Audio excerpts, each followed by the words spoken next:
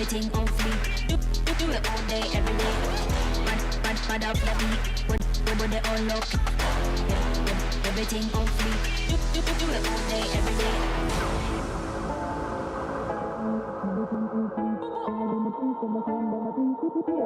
Every day of the week, I ain't come out, we feeling lively. On the dance floor, where you gonna find me? Here comes the drop, it's time to party. Here comes the drop, it's time to party.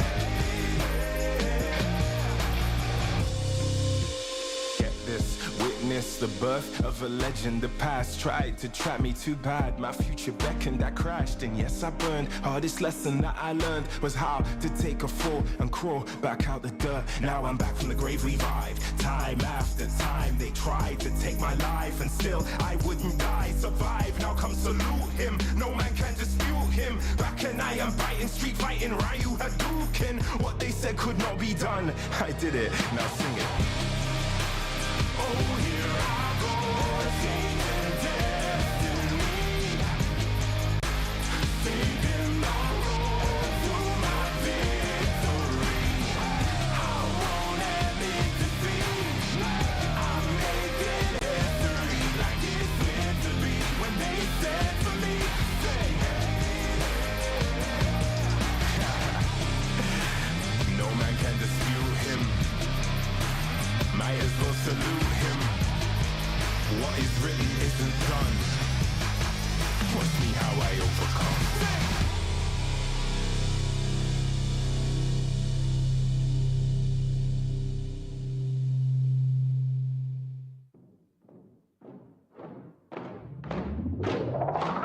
Lace up my shoes, time to get it. Put in the work, I'm with it. Paying my dues with sweat and tears. There is no weakness here. I ain't new to this, I'm a veteran. Wear my battle scars like a letterman's. I done crawled through the mud full speed, so I wouldn't underestimate me. That's a rookie move. Homeboy, I got nothing to prove. Team player, but I'm still self-made. I'm in it for the passion, not the parade. I don't need the lights or the cameras, just me and my opponent. All the work that I put in has led up to this moment. Let's go. You go hard, I go harder. You beat, I beat farther. You cannot match my speed, cause I'm out of your league. I'm out of your league. I'm out of your league. Everybody wanna get like me, better reach for the stars, cause I'm out of your league. Game time, let's go. I hit that mark weeks ago. I'm about to laugh you up. Tell me, have you had enough? You would think I had a PhD in psychology. The way I get in your head, there is no escape. Like I said, I'm out of your league. I play fair, but show no mercy. Only give my time if it's worthy, cause I keep my mind on a mission, and you don't fit the vision. I ain't cocky, okay, a little bit. I call it confident, but they can handle it. Don't blame me, it's just my lead. You better go with plan B. You taking the crown, that's a fantasy. You can't step to me. I'm out of your league. Better beef up that defense. I give you an A for effort. Now hit the bench. You go hard, I go harder. You beat, I beat farther. You cannot match my speed. Cause I'm out of your league. I'm out of your league. I'm out of your league. Everybody wanna get like me. Better reach for the stars cause I'm out of your league. You go hard, I go harder. You beat, I beat farther. You cannot match my speed. Cause I'm out of your league. I'm out of your league. I'm out of your league. Everybody wanna get like me. Better reach for the stars cause I'm out of your league.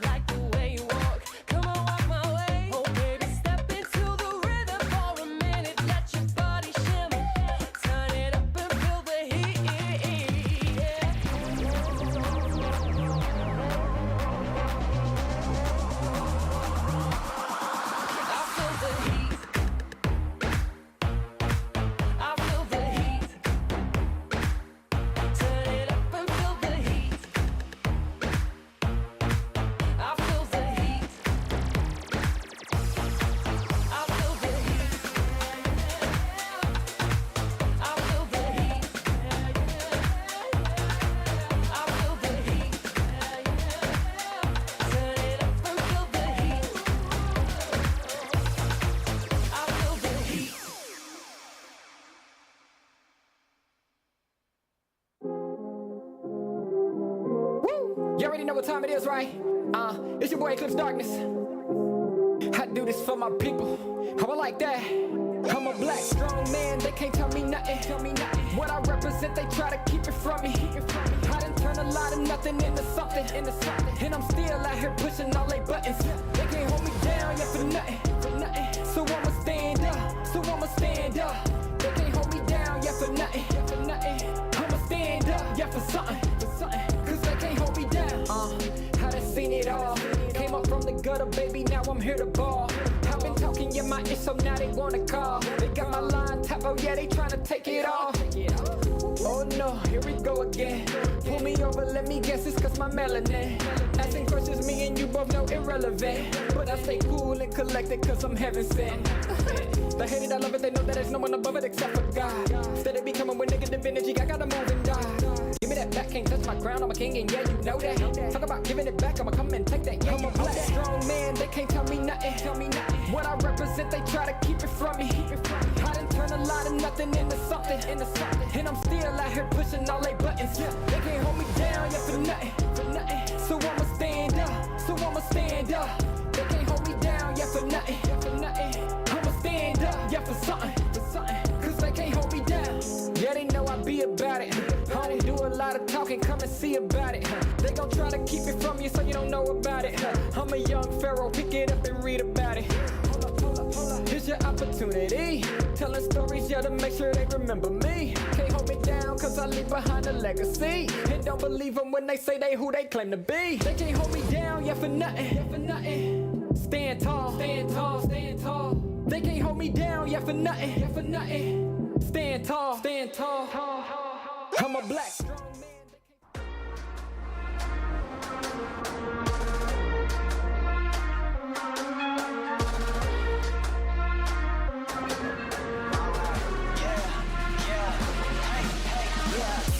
Won't stop going till a player on top know it. Rooftop penthouse suite. If you really want it, gotta own it. Fight through it, we was at the lowest. Blood, sweat, tears, the components. Riding all year, now's the moment. We are not afraid, we are opponents. Yeah, I'm coming for mine. Yeah, I'm making a play, the game on the line. Yeah, I've been on the grind. Yeah, I jump in the spot, I made it my time. Yeah, look in the sky. Yeah, the stars align, no shade to shine. Can't stop it already. Emotional work and devotion, we put in this time. Look.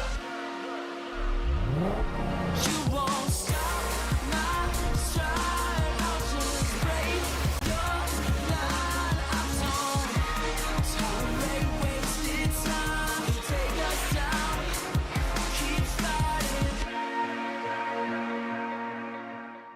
The Snapdragon Pro Series powered by Samsung Galaxy is brought to you by Snapdragon Elite Gaming, Samsung Galaxy S23 Ultra, Monster Energy, and DHL. Welcome to Mobile Legends. What is a winner? Make a promise, then I go and deliver. What is a great? They all amazed. This ain't for beginners. Back in the days, we used to dream, but now we can get it. Work. We gotta push to the limit, then work till we finish, then push to the limit, then work.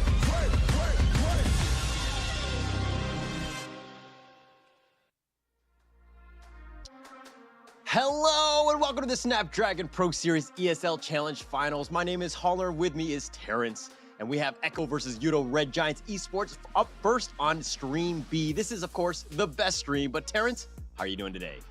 I'm feeling excited as well. It is going to be a pleasure to be casting with you as well, but at the same time, I'm extremely excited to see how things are going to be going in here as well. And if you guys are just tuning into the Snapdragon Pro Series, here's a little bit of update, guys, okay? This is the opening of how things will get a little bit interesting for the main event to come, especially when the best of the best from all around Southeast Asia is going to be competing for a slot to the main event, which is going to be happening in Jakarta. So that's something that I'm extremely excited to see there, Howler. Yeah, definitely so. I mean, it's one of those things where, I mean, we have the sponsors that's going on, hashtag bring on the legacy. Let's bring it to Snapdragon Elite Gaming when winning matters. Make sure that you do have that and check that one out. This is all about that series, and it's going to be about Snapdragon here. But again, kind of going back to your point, you know, there's a lot of teams that are from Indonesia. It's going to be home ground. It's, you know, Jakarta. I mean, the energy is going to be electric. We've kind of already seen it with the other league that's going on, MPLID. But it's one of those things where it's going to happen. But Terrence, this is 12 teams, international teams. It's going to be very different in that sense.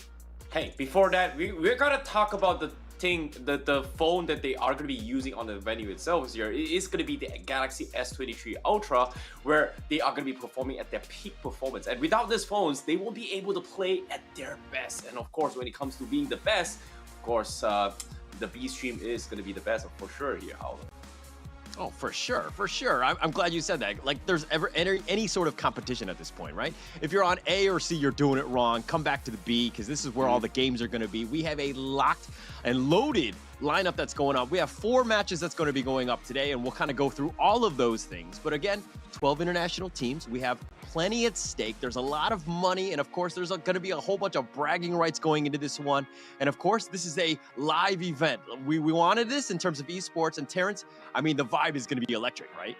Oh boy, I can't wait for it as well, because that is going to be the one to be watching out for. Like, seeing everyone, you guys here in Jakarta is going to be very, very important. And of course, the emotions when it comes to, you know, the plays, the games, you know, the wins and losses, and that's what drives the story. And that's something that I'm very, very always, you know, in all my life, in my career here, always yearn for this kind of experiences as well.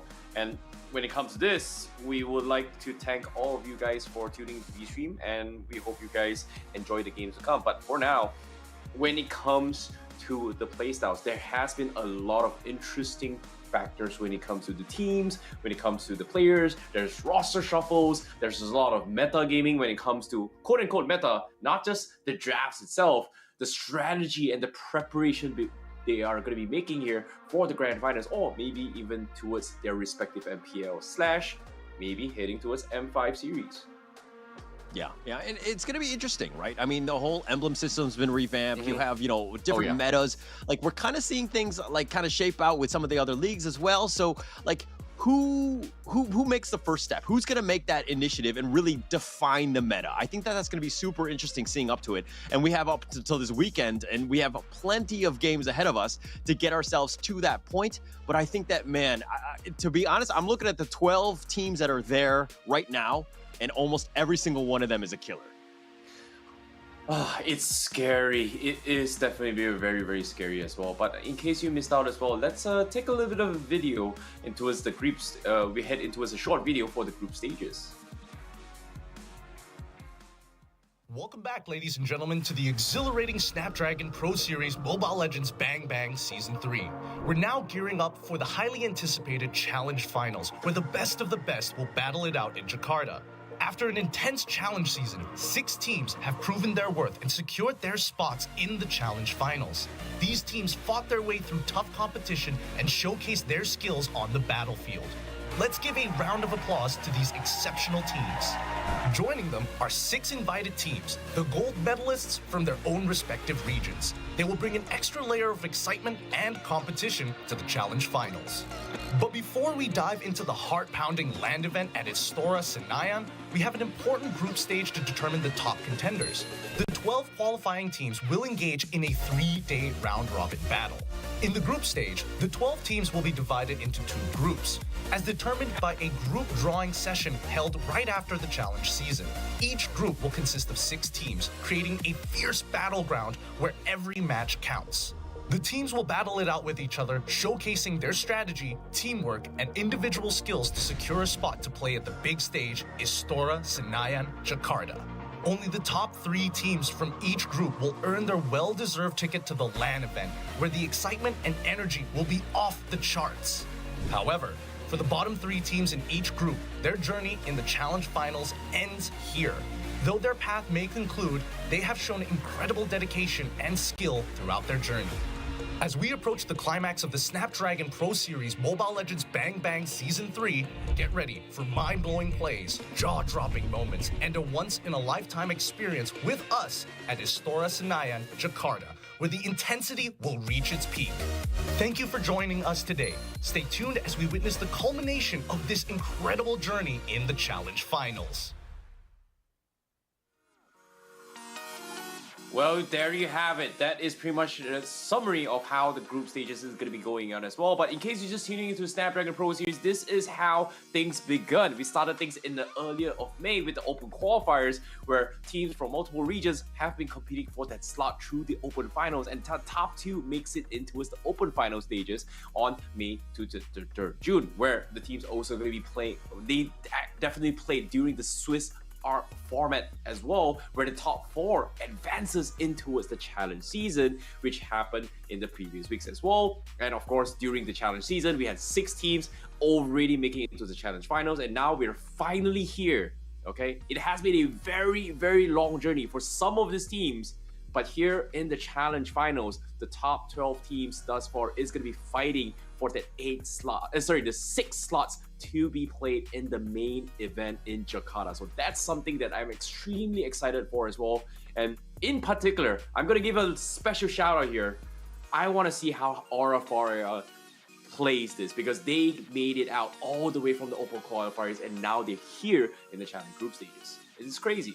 I mean, yeah, definitely crazy. I mean, they earned their spot to get themselves here. I mean, you talk about Aura Fire, that's the success story. I mean, is there a better Cinderella story going into this one? I'm not entirely sure, but hey, there's 12 teams, 5 of them happen to be from Indonesia, right? So it's a little bit of a homegrown advantage, I would say, but at the end of the day, you have Indonesia, which are probably the kings of MLBB at this point. It's one of those things where, yes, maybe I'm kind of overstepping boundaries on that one, but I think it's very safe to say that they're very in firm control. And to see them get to this level of the challenge finals and to play against the big boys, I think that that's perfect for them, because that's going to be some experience as they go on. And then, you know, who knows what they can do in the future. Yeah, I'm curious to see what kind of adaptations they are going to be made as well. Especially this is where we catch a glimpse of how some of the teams from the other regions are going to be preparing themselves before they play it as well. Of course, when it comes to Indonesia, they've already started their respective MPL, and that's something that I think a lot of us are already starting to analyze their strategy, take into its SPS in general. So that's something that I think we are going to be analyzing a little bit more in terms of the playstyles, and when it comes to rosters as well, we still don't really know who's going to be played and who. And from what I'm hearing so far, based on Group B stream here, the teams that are going to be playing, we have a little bit of a surprise where specific players won't be playing in their teams and they are being subbed out. And that's something that I want to see. Why are they being subbed out? I'm curious to see as well. Why? Is it because they're a better team, they're getting replaced, etc.?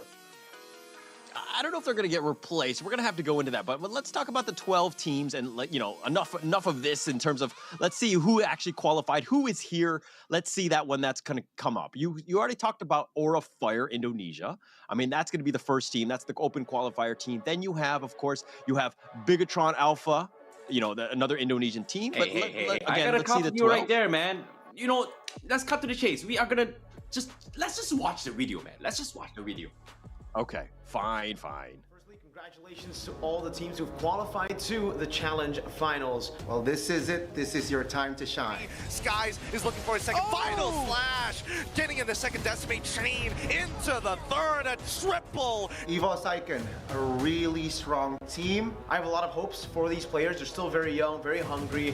In Group A, it's going to be difficult for them because they're up against a lot of veterans. Throw out everything they know. I see a lot of potential for them. They're future stars for sure. There have been a lot of people saying, a lot of rumors saying that they're even stronger than their MPL counterpart. EVOS Icon lebih banyak experience dibandingkan dengan EVOS Icon. Cuman dari kita EVOS Icon ya kita lakuin terbaik aja. Moga-moga bisa to the best sampai champion lah. EVOS Legends is a bit of a tough one. If they don't change anything and they don't change it fast, I don't even think that they'll qualify for playoffs. Belajar dari turnamen-turnamen sebelumnya yang kita mungkin kurang persiapan, sekarang persiapan buat turnamen SPS ini. They've been able to completely just regen their team, reform and refine it to a point where they're using a good mix of veterans and rookies to create this very good mold. Van in the jungle has been incredibly insane. Web Dragon dari Van masih mengejar ke arah belakang dengan ada sebuah pattern execution. Satu hit terakhir dan Van If we're talking about Kabuki, he is a prolific marksman, prolific gold laner as well. Di season sebelumnya sih memang kita belum siap aja sih, makanya kita bisa di peringkat paling bawah. Dan di turnamen ini gue cukup yakin sih dengan tim gue yang sekarang. I've always been a Biget trooper. I think this is the strongest they've ever been. This is peak Bigetron Alpha. I don't want to admit this, but I think Bigetron is a potential to win the SPS. Super Ken is a beast. All of us Indonesians, we call him actually one of the child prodigies. We're giving birth to really talented junglers that can compete on the international scale. Super Ken is back in by Yoodo. Now the door rolls on to 2. For Onyx Esports, they are the kings of kings. They recently were able to dethrone the Filipino dynasty. It's gonna be flickering. That's Kyrie who picks up the kill on the go. Red tree on point. Kyrie picks up the turtle right now. Trust them.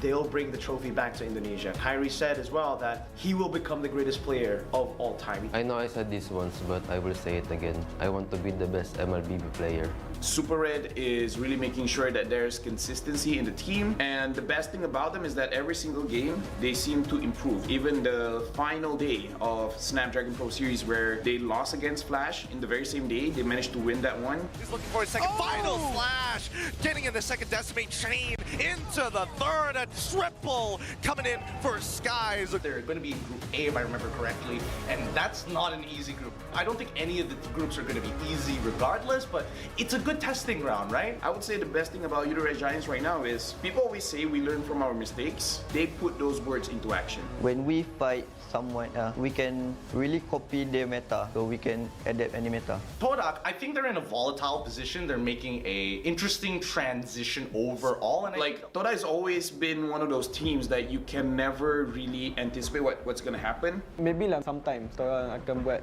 draft yang pelik, orang akan guna hero-hero yang pelik juga. Now, Burnix Flash, really interesting team, right? I think Chima, ridiculous jungle. I think this is going to be a very interesting meta for him specifically, and I want to see how the team kind of evolve. Now with the new patch, people are going to be very surprised with Burnix Flash. And ATM just in time. Meanwhile, Todak in the back with the torn apart memory.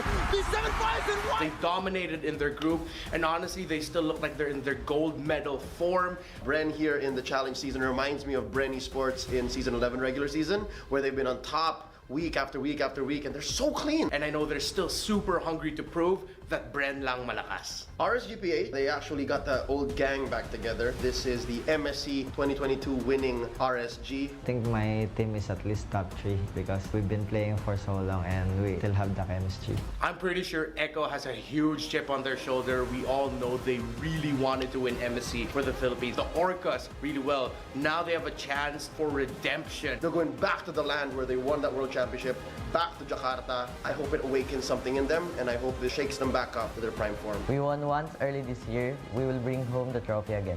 RSG is being put into Group A. I wouldn't say that it's the easiest group in the world. I definitely think it's tough, but for RSG, I think it's about preparation. That's been the biggest question of all. Diablo got away with a lot of damage fighters, and I think this particular patch will be interesting for him, but I think this time is going to be the true test of skill, right? Was it a fluke? Was it not a fluke? And the raging storm follows through. Diablo is massive. That's a double kill. Buck is going to be caught low by the So 12 teams get split up into 2 groups, Group A and as well as Group B, gives a lot of diversity, right? Literally the best of the best battle it out in the Snapdragon Pro Series.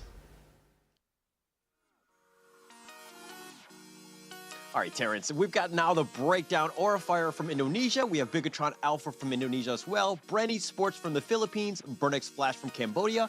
Echo from the Philippines. Evos Icon from Indonesia. Evos Legends from Indonesia. Onyx Esports from Indonesia. RSG Singapore. RSG Slate PH. Todak Malaysia. And of course, Yoodo Red Giants Esports from Malaysia as well. And we're going to be seeing Yoodo Red Giants Esports. They're going to be going up against Echo to start things off. Your thoughts on that game? And actually, let's talk about the groups first. What are your thoughts on that one, Terrence? You know, I was a little bit surprised as well, but I'm really glad the other casters did bring up a very, very good point. It seems like Group A seems to be one of the more difficult group to be watching out as well. A lot of skill play needs to be involved, and I feel like there's just so much to talk about when it comes to individual players, especially coming from the Indonesian regions, considering that it's been a while, but finally they have toppled down the Philippine dynasty in the recent M series, and the MSC as well. It's going to be something that during MMC. So can they continue this streak here in SPS and then take the W in home ground? So this is something that I think we can get a little bit more details for specific players here and there. But I'm really excited to see who is going to be the starting lineup for Echo going up against Yoodo Red Giants.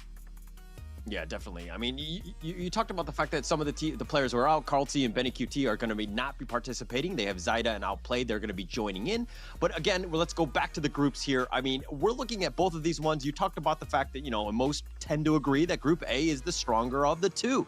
But the thing is that if you're kind of looking at it from just like an outsider, I think maybe, is it because of like a balance, a shift in balance, so to speak? Maybe Aura Fire kind of being, one of the teams that kind of snuck in, so people kind of have a bias against that, Terrence? Oh, most definitely, 100%. Like, Aura Fire started all the way to bottom, and now they're here. But the question is, can they reach the top? So that's something I'm definitely looking forward to as well. But besides Aura Fire, let's talk about a little bit more of a conspiracy that has been happening and also being speculated throughout the previous group stages as well. EVO's Icon versus EVO's Legend. EVO's Legends being the main team, EVO's Icon being the sub team, and there has been a lot of rumors as well. And I quote, for Merkel, EVO's Icon had a scream against EVO's Legends 50 times, and they have won 43 out of 50 matches against EVO's Legends. So that has been a lot of speculations, but of course, we have not seen the official matches yet. That's going to be something that can or cannot be talked about during the main event if they qualify. But of course, TLDR, Group A, Group B, top 3 from each group will advance. And of course, Group A seems to be very, very, very scary if you think about it. Yeah, there's a lot at stake. And I mean, those teams are all vying for this, which is, of course, 150,000 USD. First place gets you 65K, second 32, third place was 17, and so on, all the way down to 1,800 in 12th place. So basically, every team, if you're participating in this, you've made it. You've earned some money, and this could be life-changing money for some of them. I mean, there's so much at stake, and not only bragging rights, but also this huge chunk of change. Yeah, that is going to be a lot of money to talk about as well. And when it comes to money, who doesn't love money, And here's my question here. What would you do if you got first place with 65,000? And if you split 5 ways, that's about 10K USD. What would you do with $10,000 each, man? Honestly, I would probably get the next Samsung Galaxy S23 Ultra. That would be the first thing. I would upgrade my phone, make sure that I have the best level playing field, so to speak, and especially if I'm going to continue on. But, I think, 65K is just the beginning, right? It's just the foundation and knowing that, hey, this is the long-term plan. We're going to continue to play well and continue to go on. But unfortunately, I'm probably not going to be winning first place anytime soon, Terrence. Thanks for making me feel bad. Well, we can only dream, we can only hope. But of course, when it comes to the next thing here, I'm curious to see the schedule, and you guys are as well. And you guys currently watching on the B stream here, this is going to be the schedule for this stream that you guys are currently watching. We start things off with Echo PH going up against Yoodo Red Giants, and then after that, we're going to have Todak going up against Bigetron Alpha. Once again, we will see Yoodo Red Giants back again for the third series, but this time they are going to be facing another Philippine team, and that is going to be RSGPH. And last but not least, we will close things off in the B stream with Bigetron Alpha going up against Aura Fire. Well, I definitely have a very, very big bias towards Aura Fire, but at the same time, let's see if that's going to be an interesting one. But of course, not just the B stream here, this is also going to be the schedule for their respective streams. Yeah, and if we're looking at it, I mean, I don't want to talk about A and C. No, I will, though, because Stream B is still the best. But nonetheless, let's talk about Stream A. I mean, we got to see, what the other teams are playing on. But Burnex Flash, they're going to be going up against EVO's Icon, Onic Esports against AP Bren, Echo against EVO's Icon, Onic Esports against EVO's Legends to kind of finish out the stream for Stream A. Now, if we're looking at Stream C, it's going to be the Battle of RSG. That's going to start things off. RSG SG, of course, going up against PH. EVO's Legends going up against Aura Fire. Burnex Flash going up against RSG Singapore. And Todak versus AP Bren. I think that you're going to find, no matter what stream you are on, you're going to find a good game somewhere. Yeah, I'm pretty. This isn't the best of the best here in the group stages here. It's just a little bit of a warm up as well. You know, in case you guys are wondering what's going happening here, they are going to be fighting for that slot into the main event in Jakarta. In this case, the LAN event is going to be happening in about 3 days' time. So be sure to book your tickets. But before we talk about the tickets, the teams have to advance there because as of now, from what I'm seeing based on the schedules as well, the first day dictates the momentum of the team, and it is going to be a huge morale booster for them if they're able to take their first series to continue forward. Because as of now, you, based on the grouping respective as well, you need a minimum of 3 game wins to pretty much guarantee top 3 for yourself. So winning 3 teams pretty much guarantees for you, but 2 games isn't too bad as well if you think about it. Yeah, and it's one of those things where you don't want to be on the bottom looking up, put yourself in a bad situation, and like, it's a very stressful situation knowing that you won't get into it. But of course, you talked about how to get involved. Of course, the Snapdragon Mobile Challenge Finals is live. It's going to be July 21st through the 23rd. Istora Senayan, Jakarta. Please do come on down. The tickets are still available. You can still make your way there and of course see everything live, but again, they got us qualified. That's the biggest thing. How do they do that? How do they make sure that they're, you know, how do they balance from trying new things out in a new season versus making sure that they play well to get, you know, into the finals? Exactly. And of course, when it comes to ticket sales, guess what?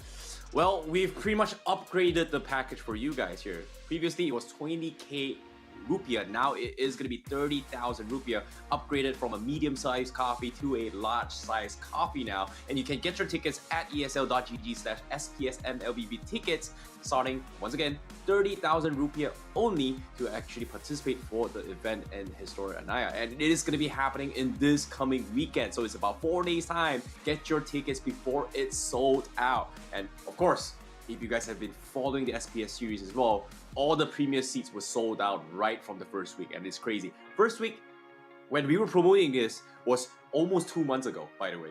2 months ago. That's crazy. I mean, it's a great opportunity to see some of the best, right? In terms of MLBB, this is a great opportunity to kind of to feel the energy, right? And there's nothing like it, especially when it comes down to that, you know, the last finals, the grand finals, everything's going on. Obviously, there's a ton of build-up. There's a bunch of storylines that could happen. Making sure that your team does get involved in getting, you know, to that level, seeing that growth, so to speak, it's unheard of. So make sure that you do get yourself some tickets, get yourself there, enjoy the show, because we have plenty of games to get ourselves to that point. But again, this is of course Stream B. My name is Holler, with me is Terrence, and of course we're going to go into this one. This one's going to be Yoodo Red Giants Esports versus Echo. Now this is 2 teams that haven't played too much. There's not a big track record between the two, but what are your thoughts on that? I don't know, man. Like, I really want to see who is going to be starting lineup for Echo as well. I really hope Benny QT as well as Kyle TC is going to be playing coming from Echo. I've heard a little bit of bird as well. I've heard a little bird that they might not be playing, which is something that I feel a little bit bummed out. Is it because there's going to be internal issues, or is it because they're preparing for something big? Because I know this is going to be, I would say, pretty one-sided. Not gonna lie, Yoodo Red Giants, they have been growing, they have been learning and adapting, but is it good enough to be fighting against the best in the business thus far? Grand finalists for MSC, and that's something that I think maybe this is the perfect time for Yoodo Red Giants to actually kind of sneak a game off the entire group stages. But if Echo doesn't have Carlsy or Benny, and I mean, they're playing, you know, 3 out of 5 of their starters, so to speak, but is that enough, you think, to take on Yoodo? You know, that's the thing, right? I feel like it may be enough, but that's the thing. Yoodo Red Giants, they have the element of surprise, and even during the group stages when they were playing, they barely qualified over. They did have a little bit of element of surprise, and what I mean by element of surprise is that Super Red is a very young blood coming in from Malaysia, shown himself that he can try and keep up with the best of the best, especially when it comes to jungle positions. So that's something that I think is very brought out as well. I think Eterna, during the previous interview, in part of the videos, he did mention as well, it's come to a stage where junglers really make a huge impact on being volatile, being precise, and also being flexible in their roles now, especially when it comes to the meta. It's the jungle, it's the tank jungle meta, it's the assassin metas as well, and especially, and like you said as well, when you brought up Emblem changes, changing the dynamic of the game once again. We might see potential assassin jungles. It's something that I think Echo as well as Yoodo Giants do play it in their composition, in their arsenal.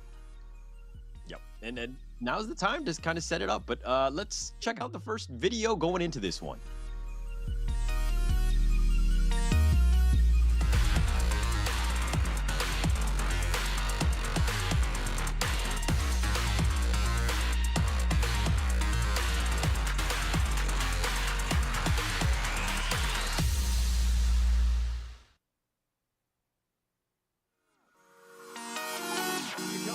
Answer, you know, I mean, unfortunately, Carlton and Benny are not going to be there. Sanford, Zaida, Sanji, outplayed. Yaoi are going to be your lineup for today. I'm still thinking they're still going to be a very strong team, and they're going to want to play very, very well in this, especially in the first matchup of this league. Oh boy, you know, when it comes to the San combo, this is something that Echo PH is still very, very scary for as well. And in this kind, you know, not having Caldeezy and Betty QT puts them in a very, very awkward position. Can they adapt in time? So I don't think it's going to be a big issue coming from Echo PH, but considering the fact that Sanford and Sanji is still going to be playing here, and they have been adapting, and it's weird when it comes to watching Echo PH because of the fact that when we talk about dual combos, it's always about the roamers and mage, but when it comes to Echo PH, somehow Sanford and Sanji always makes ridiculous plays to actually win for the team. And it's crazy because these are two completely different roles, but they somehow gel really well and securing kills. And it's crazy coming from Echo PH.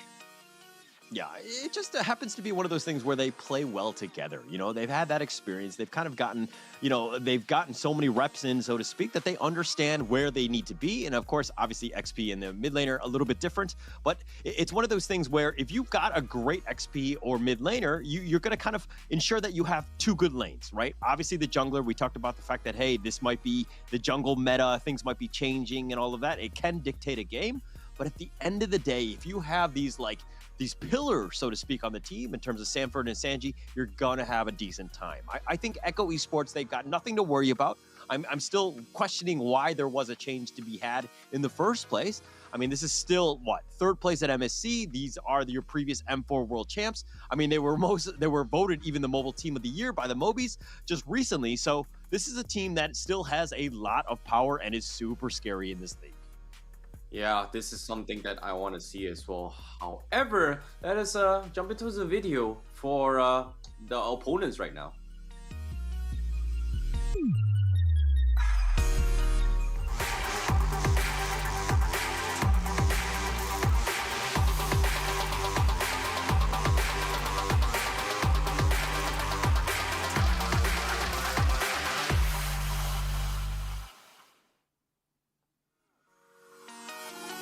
Yoodo Red Giants, this is what we wanted, right? Goja Seki's Zach, Super Red, and Pancake. And I mean, you've seen these boys in action, so to speak, and they've kind of caught your eye, so to speak. But, you know, what are your thoughts on this team, Terrence?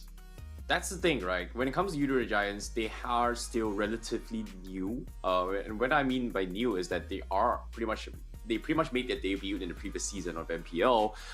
They did pretty decent, but they had a little bit of roster swaps here and there in between mid-seasons, and that is where we started to see signs of them growing. And now, after them losing Soren, they have been a very, very rocky start. But what really surprised me was that Super Red as well as Skies are two players that kind of took those losses and learned from them and tried to make their own meta to actually make a W. But the question here is it enough to compete with one of, I would say, the veterans in the scene, a seasoned team like Echo PH? So I think that's going to be the question, where is discipline going to be able to win the game, or being unpredictable, being raw, being, I would say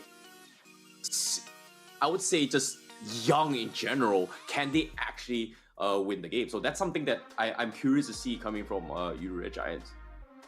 Yeah, I mean, this is a team that's kind of, I would say, almost like a dark horse, right? And the fact that they were, you know, the last spot to be qualified, even for the Challenger Finals, They lost, 1-2 to Team Flash, and then later on in the decider match, they came back against Team Flash and beat them 2-0. So you talk about the growth, the fact that they're learning and they're constantly getting better, something that, this is a team that you need to be worried about.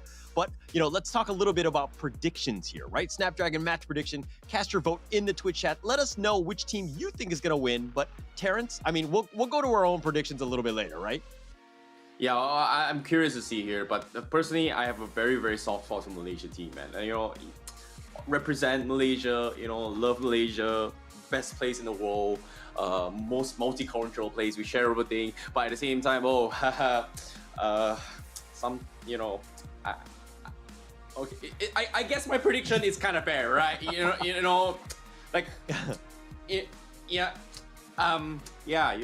get what I mean, right? Yeah. To be honest, I think that this is probably going to go to a third game. I wasn't 100% sure. This is one of those things where I kind of went with my brain in the sense of I've seen this past success of Echo. I've seen them do well. But again, it's the whole shakeup of the team that kind of has me worried. I'm not sure where to put this team. And I think that, starting it off as a match one is perfect for Yoodo Red Giants. Because, again, they don't really know, and they're going to find out what's going to happen. Hey, in my defense, if I knew that Kyle TZ and Benny QT is not playing, I would probably say Yoodo Red Giants would take 2-1. Okay? I didn't know. Ooh. I did not know. Okay. But, all things considered, every team has made their preparations.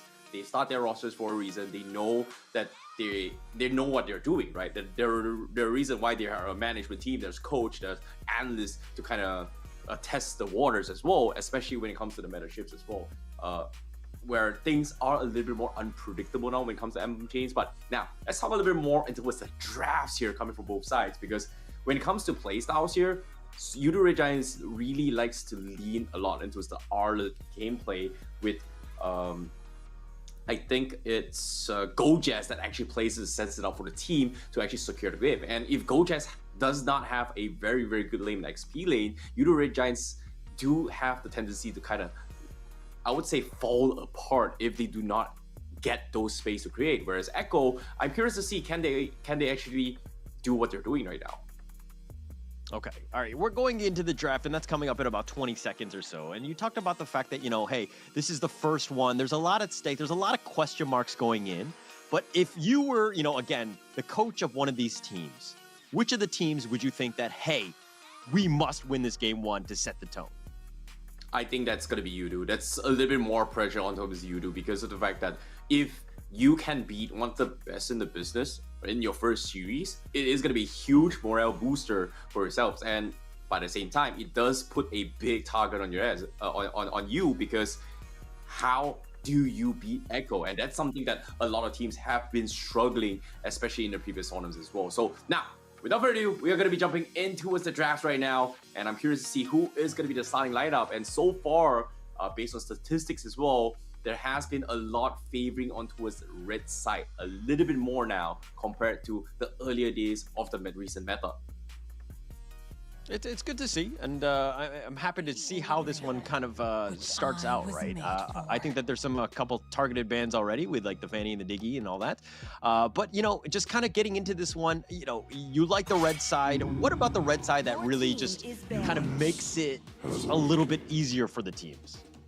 Because of the fact that if you are going to be batting, if you're not batting power pickups, definitely in the first phase draft, red side does have the advantage to actually take on towards that. Lean towards that direction. In this case, Arlot is something that you can lean on. Novaria is something that we are looking for. Maybe even Frederick Martin to a degree. So I like that, Echo, they are keeping all this open just because of the fact that they can kind of dictate the tempo they want to set here. And this Diggy ban coming from Echo is very interesting because of the fact that recently, I can't remember what was the team as well. There was a team during the group stages.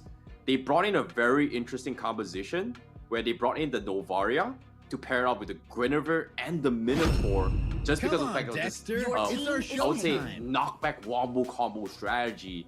And because of the fact that Novaria's out kind of increases the hitbox, it makes it very difficult to play against, especially if you do not have those purifies. Yeah, it's going to have to add up right here. But if we're looking at what the first pick happened, it looks like Echo are going to just go with the Claude to kind of start things off. Gold laner, I mean, Claude seems to be pretty popular already at MPL ID as well. But your thoughts on a first pick, Claude? That's the thing, right? Like, starting of the meta, I think Claude isn't like the first pick material because like Melissa is just good, Beatrix is just so much better. But when it comes to marksman department, you have to think about plan B. In this case, when it comes to plan A and plan B, plan A pretty much win your lane, at the perfect lane, win the game, right? But when it comes to chances of making a comeback, heroes like Beatrix, heroes like Melissa, their comeback mechanics are very limited because of the fact that it is so difficult to find farm across the map, especially when your enemy team is going to be snowballing you. Having a Claude gives you that flexibility because you have split push, have escape mechanisms, you are going to be forcing people so much commitment onto you to actually make a play. And this is something that I think the Indonesian teams and Philippine teams understands and knows how to play around this composition, and it's scary. And as of yet, interesting. Angela as well as the Ling being brought out, and recently there has been talks as well, Angela having a little bit of buff changes because of the Emblem, but for them to play this hyper carry strategy, I am not sure what Echo is thinking about this. Yeah, it seems a bit of a weird one kind of just going into this. Again, maybe they're looking to just shift things up. Again, if we're going to kind of refer back to MPL ID, which I think is a good indicator of where the meta should be because of the fact that, you know, the new Emblem system, it's a new season that's starting out. But if we're going to talk a little bit about Fredrin, he's 1-5, he's 16% win rate. But on the other side, if you're looking at what Faramis has done, he's the 5th most picked. He's won 6 times, lost once. So, I mean, between the two, they're about 50-50. Just very interesting to kind of start things off. But again, kind of first phase, first 3 picks, you can kind of see how Yoodo Red Giants are wanting to play. Give me a target. Wow, this is a very interesting draft coming from both sides. Like, the core requirement playing against a team such as Echo or maybe even Blacklist International to a degree is you have to be very, very spot on in your macro gameplay. And I like that Echo is playing towards their strengths. Their macro gameplay has been very, very expected. These are pretty clear cuts that having Ling, having Claude, they are going to be split pushing all the way through, which is something that Yoodo Red Giants may kind of struggle a little bit when it comes to committing to these fights, because all Echo needs to do is just not die and just give space away. And this is something that if they can kind of split push all the way through, Yoodo Red Giants won't be able to do too much in punishing this unless they play extremely aggressive. And having this Hilda pickup is great. And I like that Yoodo Red Giants, they're banning to kind of enable this Hilda to just annoy this Ling right from the early first 4 minutes of the game. I guess pre-4 if you think about it. Yeah. I like the pickup. I think it's pretty well rounded. I think that, you know, you want to see, you got your control, you got your tankiness, you have your survivability, so to speak. But is it good enough to go up against the Ling and, you know, and the Claude, right? Which have that potential to burst, get in, get out, and, you know, move on with their lives, so to speak. But it's one of those things where now Echo, how do they round themselves out? Understanding that the Faramis is there, you're going to see the Cult Altar. That's going to be a nuisance when it comes to team fights, and you have to work around their cooldown. What exactly are you looking to pick up here as Echo? As Echo, that's the thing, right? They need 2 very, very annoying heroes to actually push them back and buy a little bit more time. In this case, I feel like if they want to play this tanky strategy, they can still go for the Esmeralda, which is something that Sanford can actually play. And with this Angela, it kind of enables it to do its own thing. You need a space creator, and having this Uranus kind of banned off as well, it feels like they don't really need to farm. They don't need to take team fights. All they need to do is have 2 very, very annoying heroes, buy time for this Ling and Claude to be enabled. So I feel like they might be leaning on this Esmeralda coming from Echo, but Yoodo Red Giants, they need to be able to identify this. Are they going to save up their XP lane? So Beatrix, personally, not a big fan, just because of the fact that when the Ling dives into Beatrix, not really the greatest to get away. I was expecting them to go for the Melissa, but considering that there is the Claude as well, I guess you need to have some way to trade damage, I guess, coming from Yoodo Red Giants. I mean, Beatrix has it all, right? In terms of damage, it has mobility. It's one of those things where if the positioning is perfect, you know, yeah, you're safe. You're going to be fine. But it's one of those things where, can you be safe? Can you actually get away from everybody else? It's going to really come out to the you know, the supporting cast, so to speak, to ensure that your Beatrix can really pop off. But it's going to be one of those moments where, you know, there's going to be a target on her. Payback. Your team. Oh, okay. Not the Esmeralda. I was expecting as well, but the Teresa works just as good as well. Provides a little bit of CCs, does have the damage potential to kind of threaten the back lines. In this case, I don't think the Hilda is gonna have too much of an issue coming from Yoodo Red Giants, but I definitely feel like the Faramis Scout Altar is gonna be completely shredded. So based on this composition coming in from Echo, I don't really like it, just because of the fact that they don't have a very, very strong frontliner when it comes to those head-to-head clashes. But I like the idea that they have in this draft, which is macro gameplay, which is something that Yoodo Red Giants right now is very lacking here.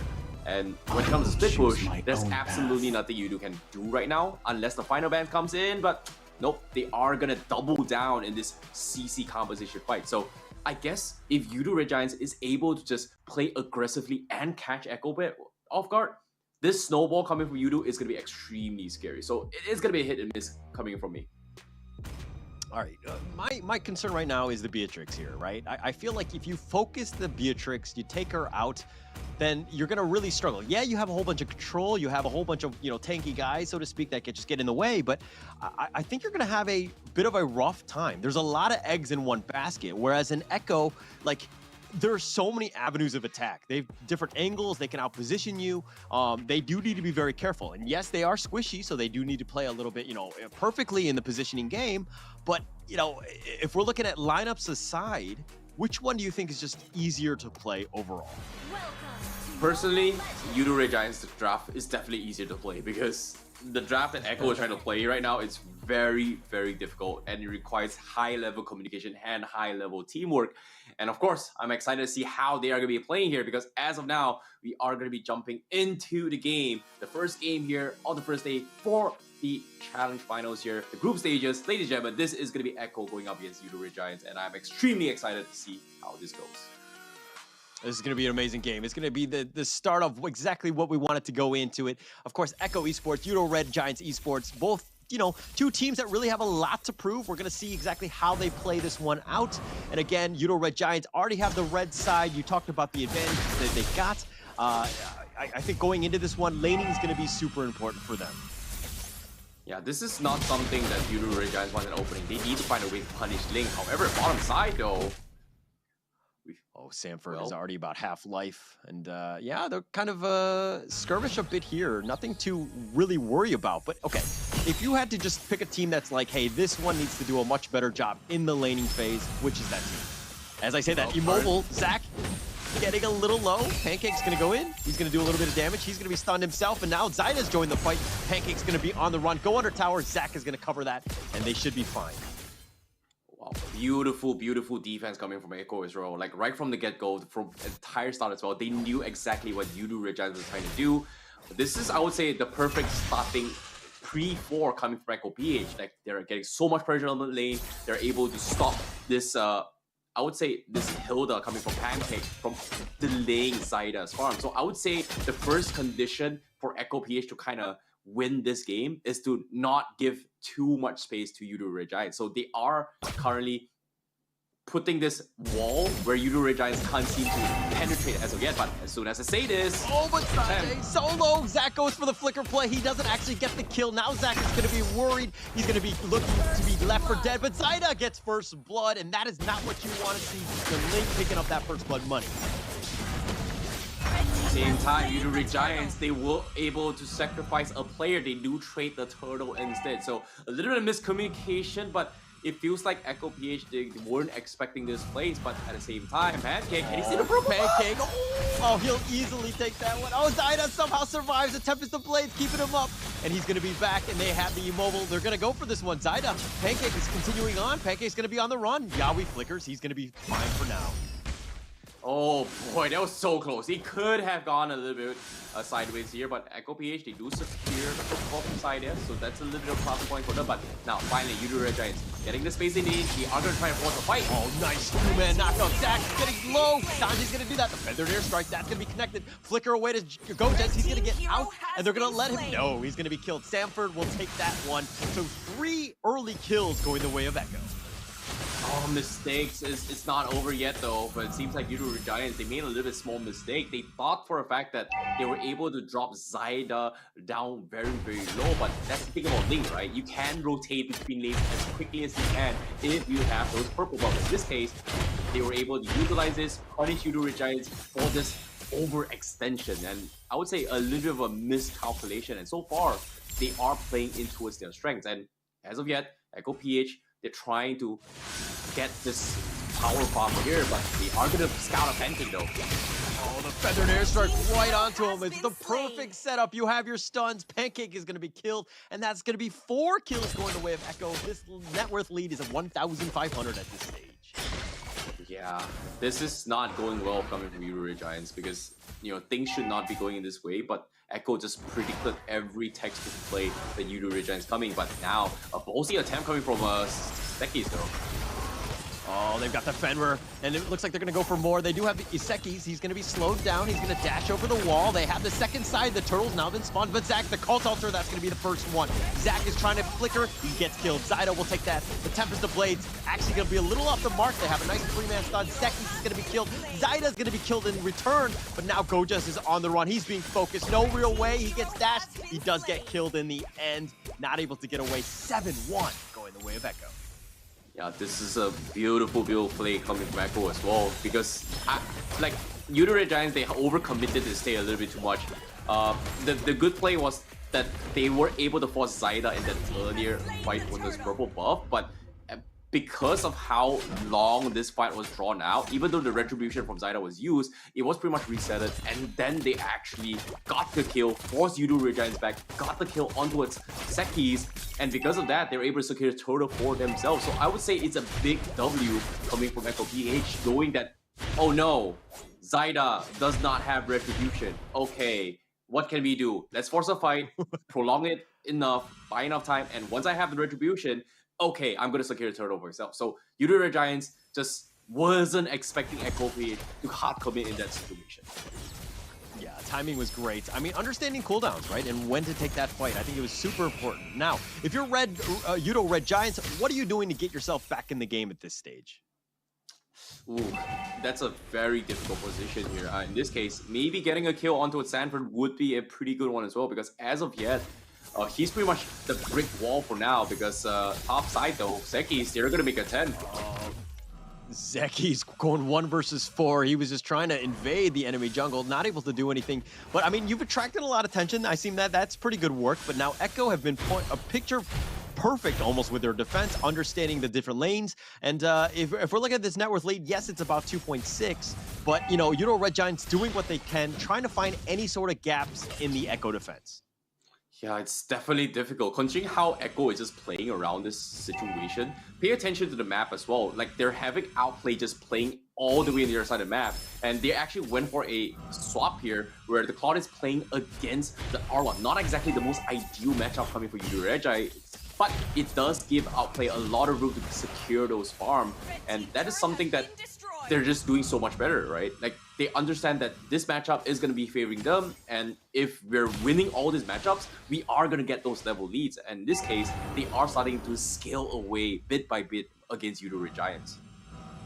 It's a very, very confident, you know, matchup, right? The fact that you're putting the Cloud up there, but I mean, he's kind of left alone. He's basically isolating things. I mean, this is going to be pretty huge in terms of the turtle, and it looks like Bennett's Rage is going to be a little off the mark. Sanford doesn't do any of this. They have the vision of the turtle getting very low. Who's going to go for this one? Sekis will secure that one. That's a good win for them. They do have the nice little knockup. Gojas is going to be knocked up in a nice 4-man stun. Sanford continuing on. The penalty zone was just on point. The feathered airstrike is going to be raining on top of them. Super Red is going to be killed, and now Yoodo Red Giants on the run. You've got nothing left. All you have is Sekis and Pancake, now just trying to get to safety.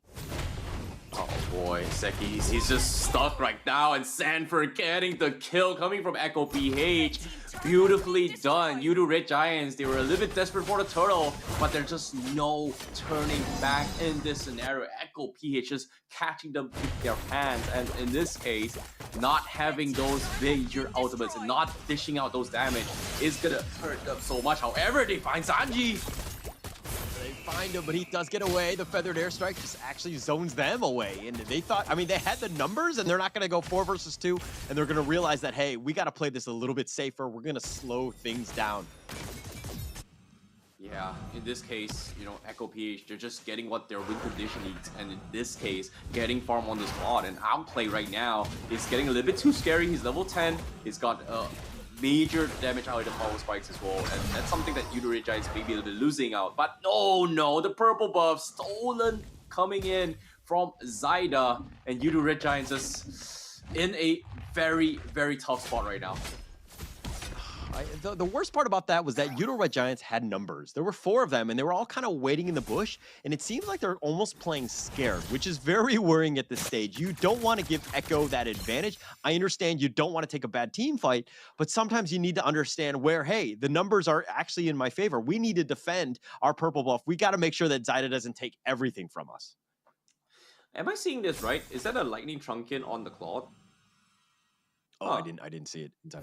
Yeah, it's a little bit weird, but at the same time, if Outplay actually played that, that's pretty much next level. I've never seen a lightning trunking being played from a Claude, but yeah, as of now, Echo, they are gonna try and test the waters here, try and threaten a fight against Yoodo Red Giants. And currently, this is not a great time for Yoodo Red Giants, because if you pay attention to Seki's level, it's level 10 as compared to Zydo's level 13. So the retribution battle, it is going to be heavily favored on towards Echo, and it's not a great time for Yoodo Red Giants to even contest this at all, if you think about it.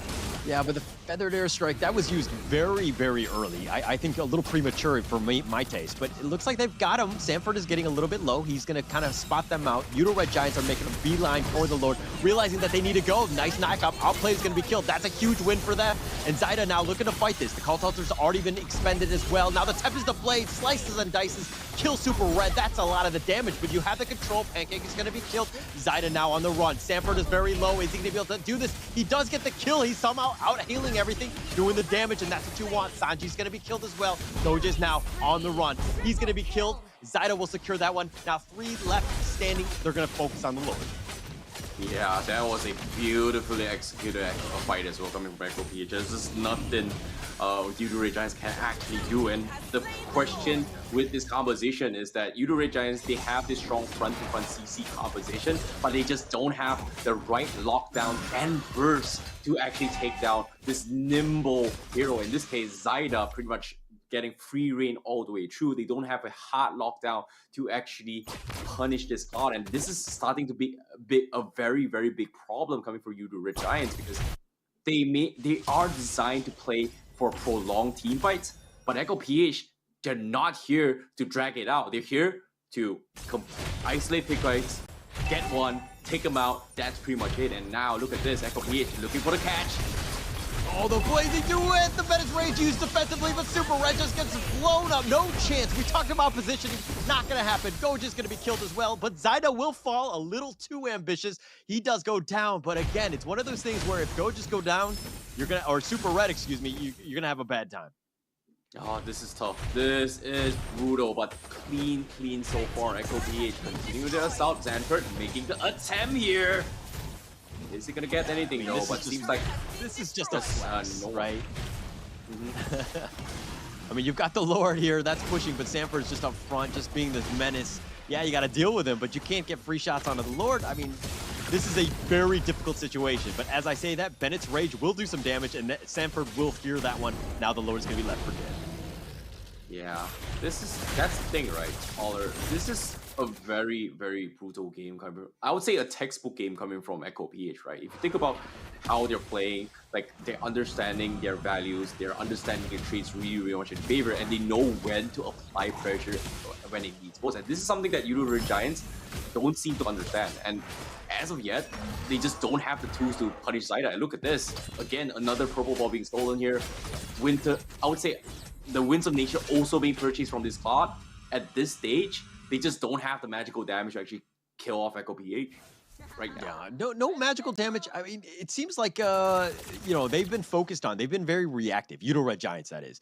Like almost every single team fight, any sort of initiation that's happening, Echo chooses who they want to kill, and they just pretty much burst you down. Don't give you any sort of chance to protect that person, right? And again, it comes back to the Beatrix Super Red. You got to keep him alive. It's been very difficult for him. He hasn't had the game that he's wanted, but this is one of those situations where, as a team, what can we do better to give ourselves a chance? Yeah, and also when it comes to this plays here, I feel like giving them a chance. I feel like Yoodo Red Giants right now, they need to find a way to enable I would say enables that he's the play. Oh, there we go. That's going to be used. Pancake, he's going to get a little bit low. The feathered airstrike, but Sanji's already been killed. Pancake's going to be killed in return. The Tempest of Blade, that's going to do some work. Zach is going to be killed in that one. Sanford getting a little bit low. Gochis is down for the count. Zyda doing some work, but he's going to fall, and Super Red did survive, at least for the time. He's doing some damage. He's on the run, but now everybody's drawing a beat on him. They want to make sure that they kill him, and Sanford will take your triple kill. He has the most damage of the game, and now 10 kills to his name. Oh boy, GG, well played, man. Like, just like that, now Outplay gonna be securing the Lord all by himself. They don't really have Zyda for this, but Yoodo Red Giants, they can't really do too much. Zach QT, the only one left, but with this, I'm gonna try to prolong this fight. Sanford, oh no, the tower is not even aggro on Sanford. Feels bad for Yoodo Red Giants, man. Yeah, feels bad, but it was one of those things where, Echo were taking the Lord. They were actually doing a little bit of, chip damage on that T3 mid. They were doing as much work as they could possibly do. You talked about how maybe they should slow things down or whatever, and it's like Echo is like, no. We just got our foot down on the gas pedal. We're just trying to end this game as quickly as possible, and you can see it. 8K network lead with the Lord knocking in. Echo PH, they're just not taking any unnecessary risks. As you can see, they're just playing this very, very slow, soft poking, securing the outer turret before taking it as well. Yoodo Red Giants, they need to force play, but it seems like Echo PH is just not giving it to them at all. Look at this, they're just not overcommitting. They're syncing up the lanes. They just want to take turrets bit by bit. Yeah, you can play it safe. I mean, you have a level net worth lead. You have, everything is going your way, right? And this is one of those things, as I say that, Gochis is going in for this one. Sanford, that is, he's just trying to get to safety. He gets back out. He somehow survives most of that. The Appraiser's Wrath, a little off the mark. Seki's going to back up with a feathered airstrike right on top, and he slams it down, kills him, and it looks like they're going to get something out of that, which is, of course, just Seki's life. That was a clutch play coming from Yaoi. Like, if the hard guard wasn't on time, I'm pretty sure Sanford would have died, but it's not over yet. Look at this Outplay, zoning them out, and Gochis as well. Gets a nice pick onto Zyda, and that might be the comeback that Yoodo Red Giants actually needs to stay alive right now. Okay, it's just one kill, right? Zyda, if anything, has been playing a little bit over-aggressive in the sense that if they've almost played a flawless game. 8 kills to Yoodo's name, and 4 of them have gone the way to Zyda, right? So if anything, Zyda's been like, okay, I can play this one. I'm going to be as aggressive as possible, give my team some space. And Echo Esports, yeah, you play a little aggressively, but we just know when to back off. At the same time here, with the turret also being zoned off, Yoodo Red Giants, they finally get the zoom that they need. However, the bigger question here is, can they replicate that play? Because Gochis now going to be making an attempt. Oh, Sanford going very deep. That was actually very, very deep, but he somehow survives. Does a lot of AoE damage, but they're going to back off here. Sanji's going to kind of, skirmish a bit, but, again, they're going to back off at the right time. Oh boy, like the amount of layers that Yoodo Red Giants needs to go through to figure out what actually works. They finally found that secret sauce, and that's going to be Gochis catching the right target with those final flashes. And Echo PH, they need to realize that if they are caught out in a very awkward position, it is going to be turning disastrous for them. However, Yoodo Red Giants, they messed up I would say, their skills a little bit, allowing Sanford to kind of use his ultimate to get out, but pay attention to his kills. This Terizla is 10-0-10, and technically this is supposed to be a tank XP laner, and for him to get 10-0-10 shows that there is a reason why Terizla is in the current meta. It's just really, really good, especially with the recent Emblem changes. Okay, you talk about the 10-0-10, but Yaoi, 0-0-18, as a fellow roamer myself, let's give a little shout out to where Yaoi's playing well as well. The fact that he hasn't died speaks volumes about this team and the way that they're doing, they're 24-8 and they have this 5K net worth lead. They have firm control. As I say, that the Lord now is going to be focused on, but it's only 2 members from Echo.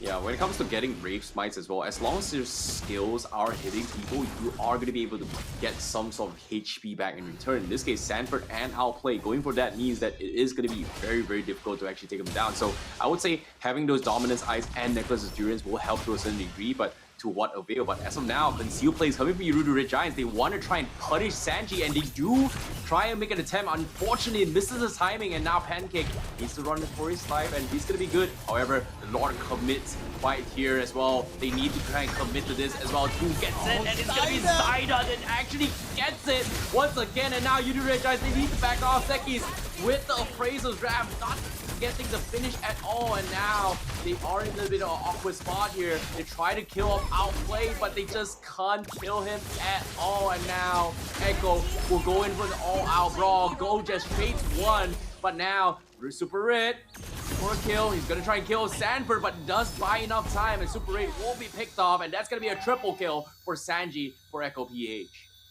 Yeah, I mean, that's looking to be all she wrote, at least for game 1. I mean, the minions are here. The Lord is going to be crashing. That was actually the perfect fight that you wanted to Echo to kind of slow things down, or to finish the game, so to speak. But the Tempest of Blade slices and dices. Zach, no real chance, and it's going to be completely wiped out. GG, game 1 goes the way of Echo. Does it in 19 minutes.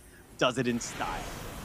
Wow, that was a big clutch coming in from Echo PH. Like, them going for, I would say, the Brave Smite Emblem up on the Marksman as well as Terizla just kind of forced them in a very, very awkward position, because this is a very unique way of drafting their composition.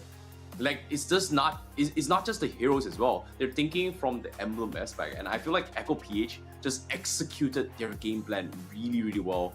And they read Yoodo Red Giants like a book in this game 1, and it's scary. It's really scary. Very scary. I mean, this is one of those things where if you're Yoodo Red Giants, like, what exactly are you thinking about at this stage? Like, how do you recover from a game like that? Is it more about the draft? Is it more about, you know, strategy and the laning? Like, what could we have done better, Terrence? You're coach. You tell me what I need to do. Go. Well, to be honest, I need to do a lot of homework on how to utilize emblems to synergize with our composition, because if you pay attention to how Echo PH plays it as well, this draft, if you're just talking hero to hero, this is how it's gonna do. But how do you enable it further? And in this case, Echo PH played this composition where, because they went for this Brave Smite on Claude and Terizla, and along with the heals coming from Angela, it's just infinite amount of heals, infinite amount of sustains, infinite amount of pokes, and there's just nothing I would say Yoodo Red Giants can actually do. So in this case, I feel like Yoodo Red Giants, instead of leaning towards the meta, pick heroes that actually has more flexibility to deal with multiple situations. In this case, they need to find a way to shut down Ling, and so far, I think, brush it off. As a coach, brush it off, rethink the draft, game number 2, and then just win the game. That's just about it. Win game. Sorry, I messed up in the draft. Let's fix it again.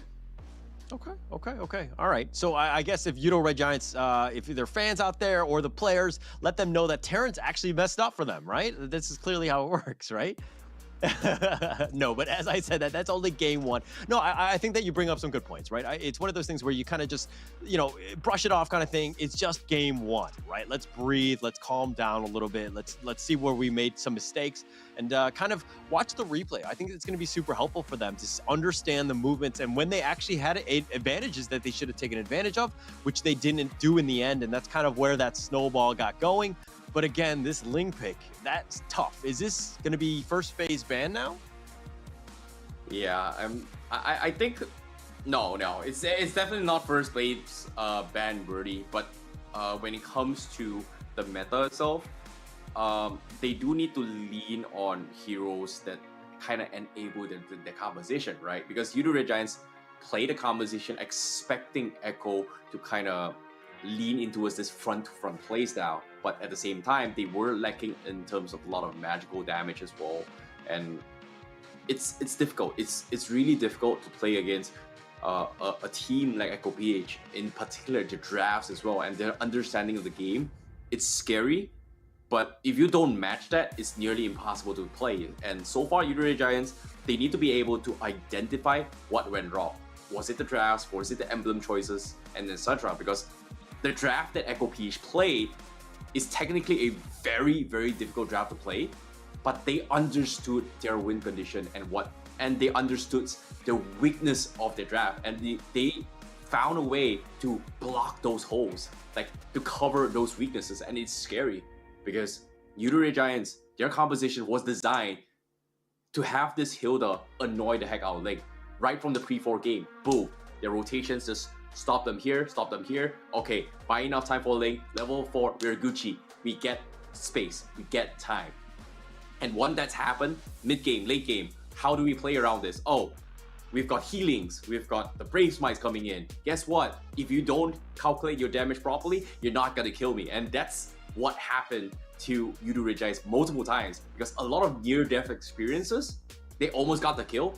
Technically, if they were playing standard Emblem playstyles, they would have gotten the kill. But because, you know, they brought in this Angela, they brought in this Brave Smite, they've gotten this, I would say, level lead, it was just impossible. Interesting that you bring up that as well as the emblems. You're basically saying that like Yoodo Red Giants are kind of still adjusting to the meta, still understanding what things need to be done. But, you know, I think a lot of teams were caught off guard, a lot of players. The draft especially, the Angela one, it kind of threw a little bit of a wrench in the wheel, so to speak, not really expected. Something that's very nice to see, right? We want to see the game evolve and kind of create its own meta. So I do like what they've done. Now, Echo Esports, let's look at it from the other side, right? They kind of won that one in convincing style. Is this more of, hey, let's just continue doing the same, or should we look to just change things up a bit? What are your thoughts on that, Terrence? To be honest, I want to see them try that again, and Yoodo Red Giants kind of counter that. Personally, I would like to see a Baxia pick up the deal with this healing composition. I'm a big fan of Baxia, even though I know the meta is a little bit weird, straying away from the Baxia meta. But it does gives you a little bit more leeway to actually go for this anti-healing composition, right? So I think when it comes to Yoodo Red Giants is that I personally don't think there's an issue with their micro gameplay. It was more on their macro aspect, and in this case, understanding what can be done and what cannot be done is something that it feels like they looked a little bit lost. And that's the thing, right? You're facing off a tier 1 team, the best in the world. So I would say it's still a learning curve. It's not over yet for Yoodo Red Giants. Like, you know, I wouldn't say that game 2 they're going to be able to that, but if they do that, it is going to help them grow even further. Okay. Now, is it going to be where Yoodo Red Giants, they actually throw something completely unconventional, just try to shake things up? Maybe you kind of, if you throw them off guard, right? You do a little bit of a different draft, or is it more of, hey, let's just stick to our tried and true, meta, try to evolve from there? Or like, again, what are your thoughts on that? To be honest, Echo PH brought in the surprise for me. Like, they picked up one of the most unique drafts. Yeah. But if Yoodo Red Giants is confident enough, why not try out their draft for a change? Like, if they go for the exact same draft for Echo PH just to deny it from them and try it out themselves, just maybe, that would actually catch them off guard, because I know for a fact that Echo PH, they know what's weak and what's strong against this composition. And even during the drafts as well, Yoodo PH had very clear intentions that they wanted to have this Hilda coming from ZQT to kind of win the game for them. That's why in the second phase of ban, they actually banned the Valir, they banned this, and these are two heroes that kind of just stop him from doing what it needs to be done. But that's the thing, right? Angela and Ling still, you think we're worried about Valir? We're good enough. We don't need you. We don't need your Valir and stuff like that. Yeah. And that's what I like about this draft, right? I think the bans that they had around it were protecting it. They were, kind of evolving as we speak. I really like how they were doing that. Now, I'm looking more towards, the future, right? This is one of those things where, as Yoodo Red Giants, you kind of go up against the powerhouse of Echo Esports, and then they have other games down the road. This is one of those things where you're playing more than one series in a day. right? It might be tiring. You might be on the losing end on a lot of these moments. But again, it's one of those things where if I'm learning, and yeah, we can blame Coach Terrence for all of these games that we lost, but at the end of the day, I need to ensure that I'm getting better, right? And it's drafting and stealing, Echo's draft is one idea, but, I need to do something in the moment right now. What is that? Pull a completely different strategy. And what I mean by different strategy, don't play the traditional front-to-front play style. Stray away from the meta that we've seen so many times in our ranked games, so many times in competition. And what I mean by that is that no Fredrin, no Arlott, no... What's the call again? Faramis. This tree, stay away from it, try something new, and you actually kind of win games. In this case, I think Yoodo Red Giants pretty much actually have this opportunity to bring in Dirov. But before we get into that here, let's talk a little bit more on the post-game match on how things went down as well. Based on items here, yeah, like I said as well, 2 Brave Spines coming in from Yawi as well as Sanford here. That pretty much gives them so much sustainability. It's great that it is up on Yoodo Red Giants, but that's the thing about this scenario, right? There were so many instances that Sanford would have gotten killed in this scenario, and Yoodo Red Giants just couldn't kill him off because the Blazing Duet is just soaking up so much HP off that alongside with the Winds of Nature, the DHS, etc. So technically from Yoodo Red Giants, they just don't have the tools to prevent this healing right from the get-go. Yeah, tough situation, right? I think just this draft overall, I mean, look, I'm going to give a shout out to Outplayed on the Angela. I think the 0023 does stick out to me. I know that most kind of look over that kind of thing. But, if you're looking at their lineup, I mean, their KDAs were on point. The Turizla was just insane. I mean, there was just so much damage, everything that they could have done. But if we're looking at objectives as well, yes, you got a couple turtles on Yoodo Red Giants, but it seemed like they really struggled in that laning phase. Yeah, they definitely did. When it comes to winning through a traditional front-to-front as well, the triple tank composition from Yoodo Red Giants technically should have won against Echo PH, but Echo PH was able to hit their timings really, really well, which came down from a starting fight as well. So I like how Echo PH, they really took advantage of their lead and having Outplay kind of play this, I would say, this Angela with complete damage items all the way through. Whenever you go for Harsgard, you are just not just supporting your teammate, you are also dishing damage and threatening the bad lines. And time again, the slows coming in from Angela alongside with X Queen 1 is the reason why Yoodo Red Giants are always getting punished for their over aggression, right? Yeah, you just casually just throw your spells time and time again. It's such a long range. You can stun lock people, you can slow them down, and Yoodo Red Giants just could not disengage. And for a Faramis, you can't really do that, right? And I would say in terms of mobility, Yoodo Red Giants just lost that straight up. And Echo, that's really nice to see how they actually took advantage in that scenario. Okay, but let's check out the highlights of that last game. That was going to be, of course, Game 1, Echo and Yoodo Red Giants. Now, when it comes to the highlights as well, like, yeah, this is what I'm talking about, right? Like, in case you're just curious, like, for you guys just watching as well, you guys are, like, don't know what I'm trying to explain as well, is that it all starts from the pre-4, and you can see Echo PH, they were able to get a level 1 lead, which kind of snowballed little by little, forcing Yoodo Red Giants in awkward positions where they just can't really do too much in this era. And every single time they almost try to get a kill, they just can't seem to get the kill. And you can see, like, it's just difficult if you think about it. Yeah, tough situation. I mean, look at all of the fights, just how well placed they are. Right, you have all of your squishies like Sanji and, like, in Outplayed kind of in the back, or Outplayed just choosing his angles of attacks. I mean, throughout the entire game. But, Sanford was just on point. His stuns were amazing. He had, 4-man stuns, 3-man stuns. He was just everywhere. He had the most amount of damage. And Sanford, he's got to be the MVP of this game, right? Yeah, he's definitely the MVP. You can even see his face on the right here. But at the same time, yeah, I agree. Sanford, he did his job really well. He was able to dodge so many spells. He was able to beat multiple spells coming from Yoodo Red Giants in this commitment with his penalty zone. Like, he uses it in very offensively and defensively, and every single time he uses it, technically he should not be able to get away with it. But Yoodo Red Giants is just, fumbling because of the mishaps. Like, Sanford is just able to bait out so much, and on top of it all, how does Sanford get so many kills? And that's something that is baffling my mind if you think about it. Yeah, definitely. I mean, look at this. Like, almost every single fight, like, outplayed. Look at this. 1 versus 4 on the back end. He does an amazing blazing duet, does some wicked damage.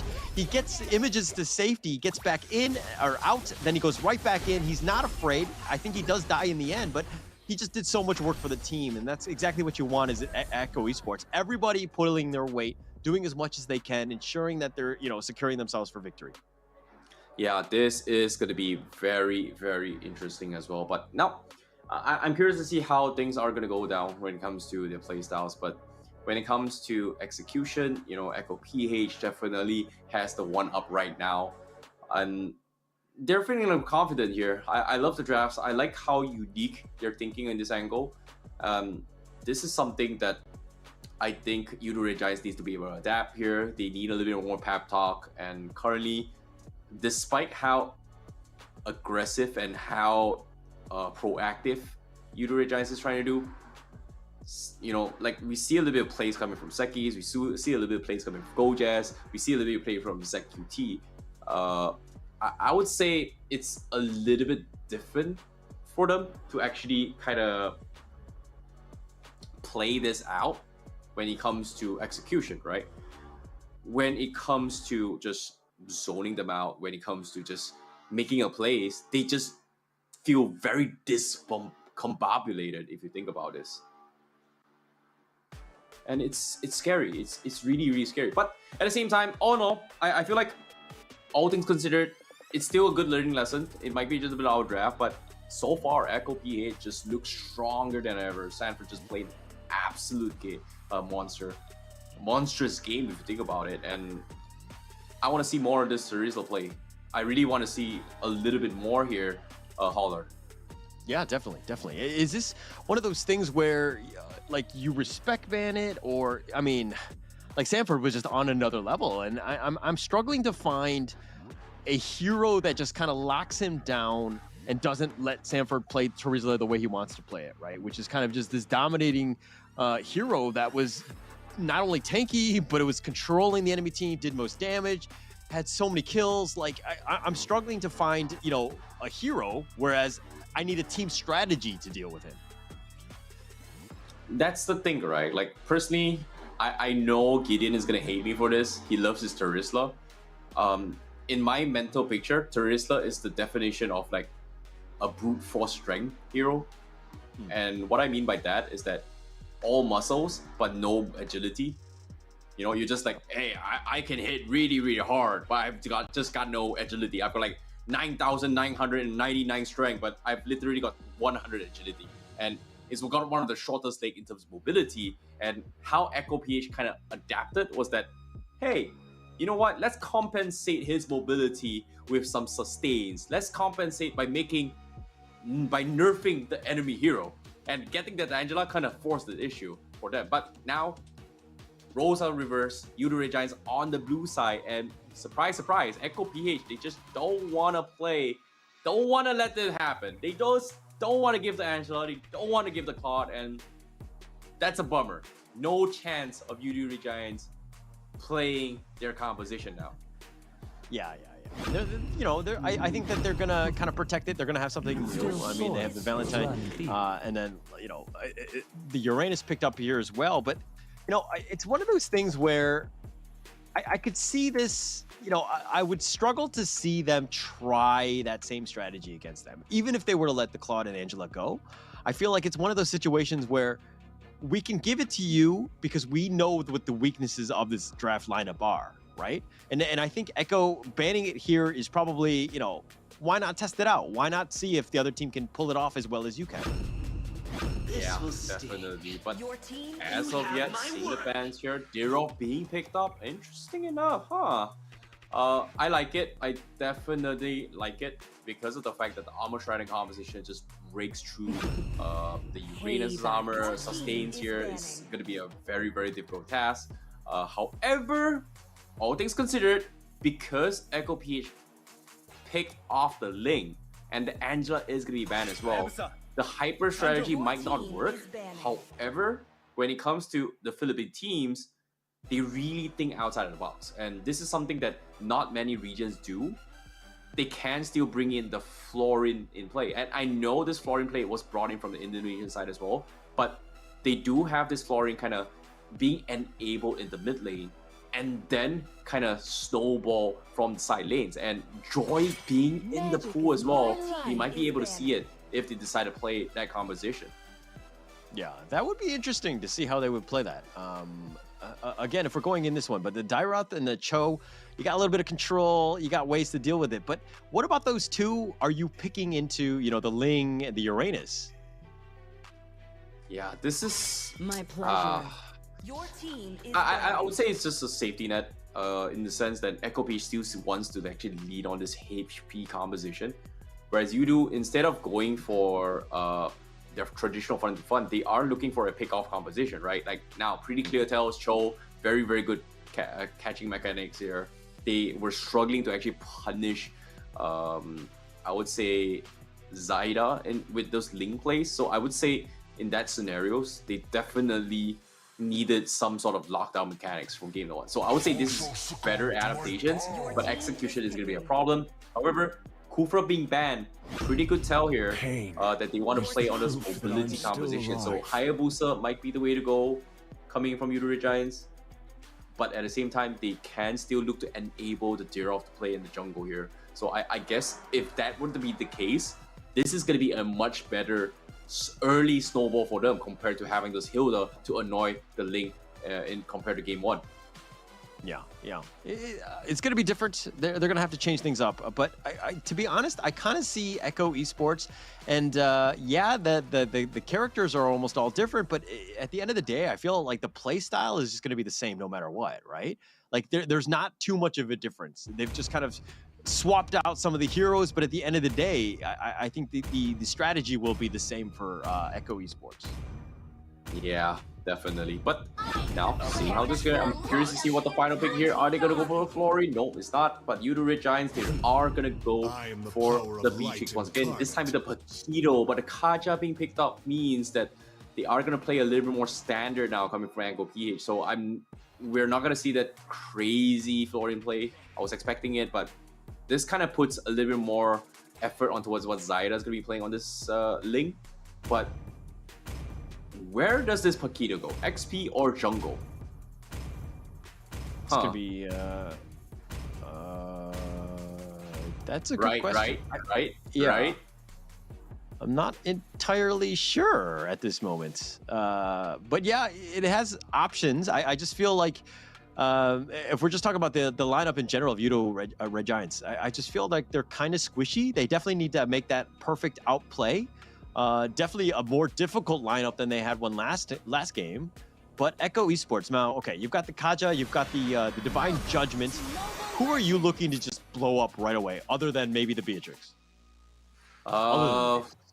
Definitely punishing Paquito for sure. Like Paquito is just a good person to actually punish the Link. So that's something that I'm really, really curious to see as well. Because when you talk about that here, the pickup potential coming from Echo is going to be punishing the Paquito as much as possible, because Paquito can threaten the Link a little bit better in terms of the KO punches. Whereas Dairoth, you have the damage, but if you don't follow up, if your combo does not connect, you are going to get severely punished with that here. But without further ado, let's see how game 2 is going to go. This is going to be the match between Echo Page going up against Yoodo Red Giants. And of course, it is going to be match point for Echo PH. Yeah, and I think that there's a lot of momentum. There's a lot of confidence definitely going into this one. That was a very convincing win by Echo Esports. Definitely something that you want to kind of start off the Snapdragon League, the Challenge Finals, that is. But if we're looking at how they need to play on this one, Zaida ensures that he gets it. This Ling is a problem, right? I feel from minute one, Yoodo Red Giants, maybe you just kind of sacrifice your own farm and just try to make sure that he has a bad game, maybe? Yeah, maybe. But at the same time, I like Yoodo Red Giants' composition from the drafts itself, but after seeing the battle spells coming from Echo PH with double purifies on Sanford and Sanji, Oh, they're just like, it feels like their only target right now to get off farm is gonna be like setting up for the perfect way of the dragon onto a Zyda, and that is if you even get a kick off Zyda in the best angle possible. Yeah, everything, like your stars need to align. You got to ensure you get that perfect engagement, and they have the potential to do it, right? If Yoodo Red Giants does it, I mean, they're going to win that team fight. But as I say that, Sanji takes a little bit of damage here. Yaoi's going to back off as well, and this is what you want. You want to kind of force the issue. Again, it's 50-50 to start this off. It's very, very early, but Sanford here, all by himself, going up against Goji's and Seki's. You know, what do you think about this Uranus? There was a lot of talk about just the emblems, the heal, the support one was just too powerful on him. But as I say that, Sanford gets away. Oh, the flicker. Oh, seems like it's not going to be over as well. Yoodo Red Giants, they thought they had the damage, but Sanford is just so much better in this scenarios here. And that's the thing, Brave Smite, baby. Brave Smite changes the game. And if you pay attention to what happened here, they had the damage onto its Yoodo Red Giant, but because of Brave Smite, I would say the first skill coming from Uranus was able to connect a tree, was able to sustain this, but at the same time, Turtle, secure from Yoodo Red Giants, they made the space pretty clear for this play, and this is a big W from Yoodo Red Giants. Yeah, that's a huge one, right? You just got to start with the objectives. You got to start small, make sure you're there. As I say that, Yaoi's going to walk into this trap, and he gets terrified. No real chance. He's been suppressed. He's been pulled, but the flicker. Oh, and Yaoi will be just fine. Wow, that was close.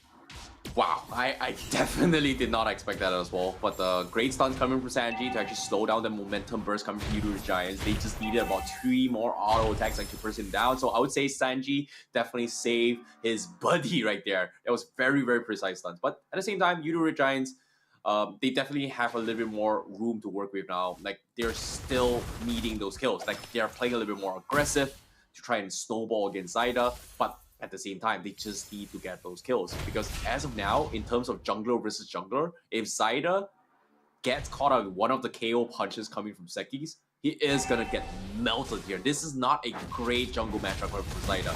So they need to play those macro aspect. But Sanford, woo! Boy. Okay. That was not the greatest. Goji's actually, you know, he actually forced out the flicker as well. I mean, he forced everything trying to get that kill, and Sanford just knowing the limits, right? This Uranus is super annoying, back to full already. No real chance, just kind of farms. Yeah, this is great. This is great. However, Divine Judgment, that's going to be it. But the flicker back from Pancake keeps him alive. Oh, that was close too. Yeah, it's all about a game of baits, and so far Echo PH is just baiting major spells here to find opportunity. And so far Echo, they're just understanding what needs to be done. But what's curious is that Yoodo Red Giants, they're sick and tired of this. We are going to try and trade a middle gold plate, so they are able to find things here and there. But Seki's, he misses the combo!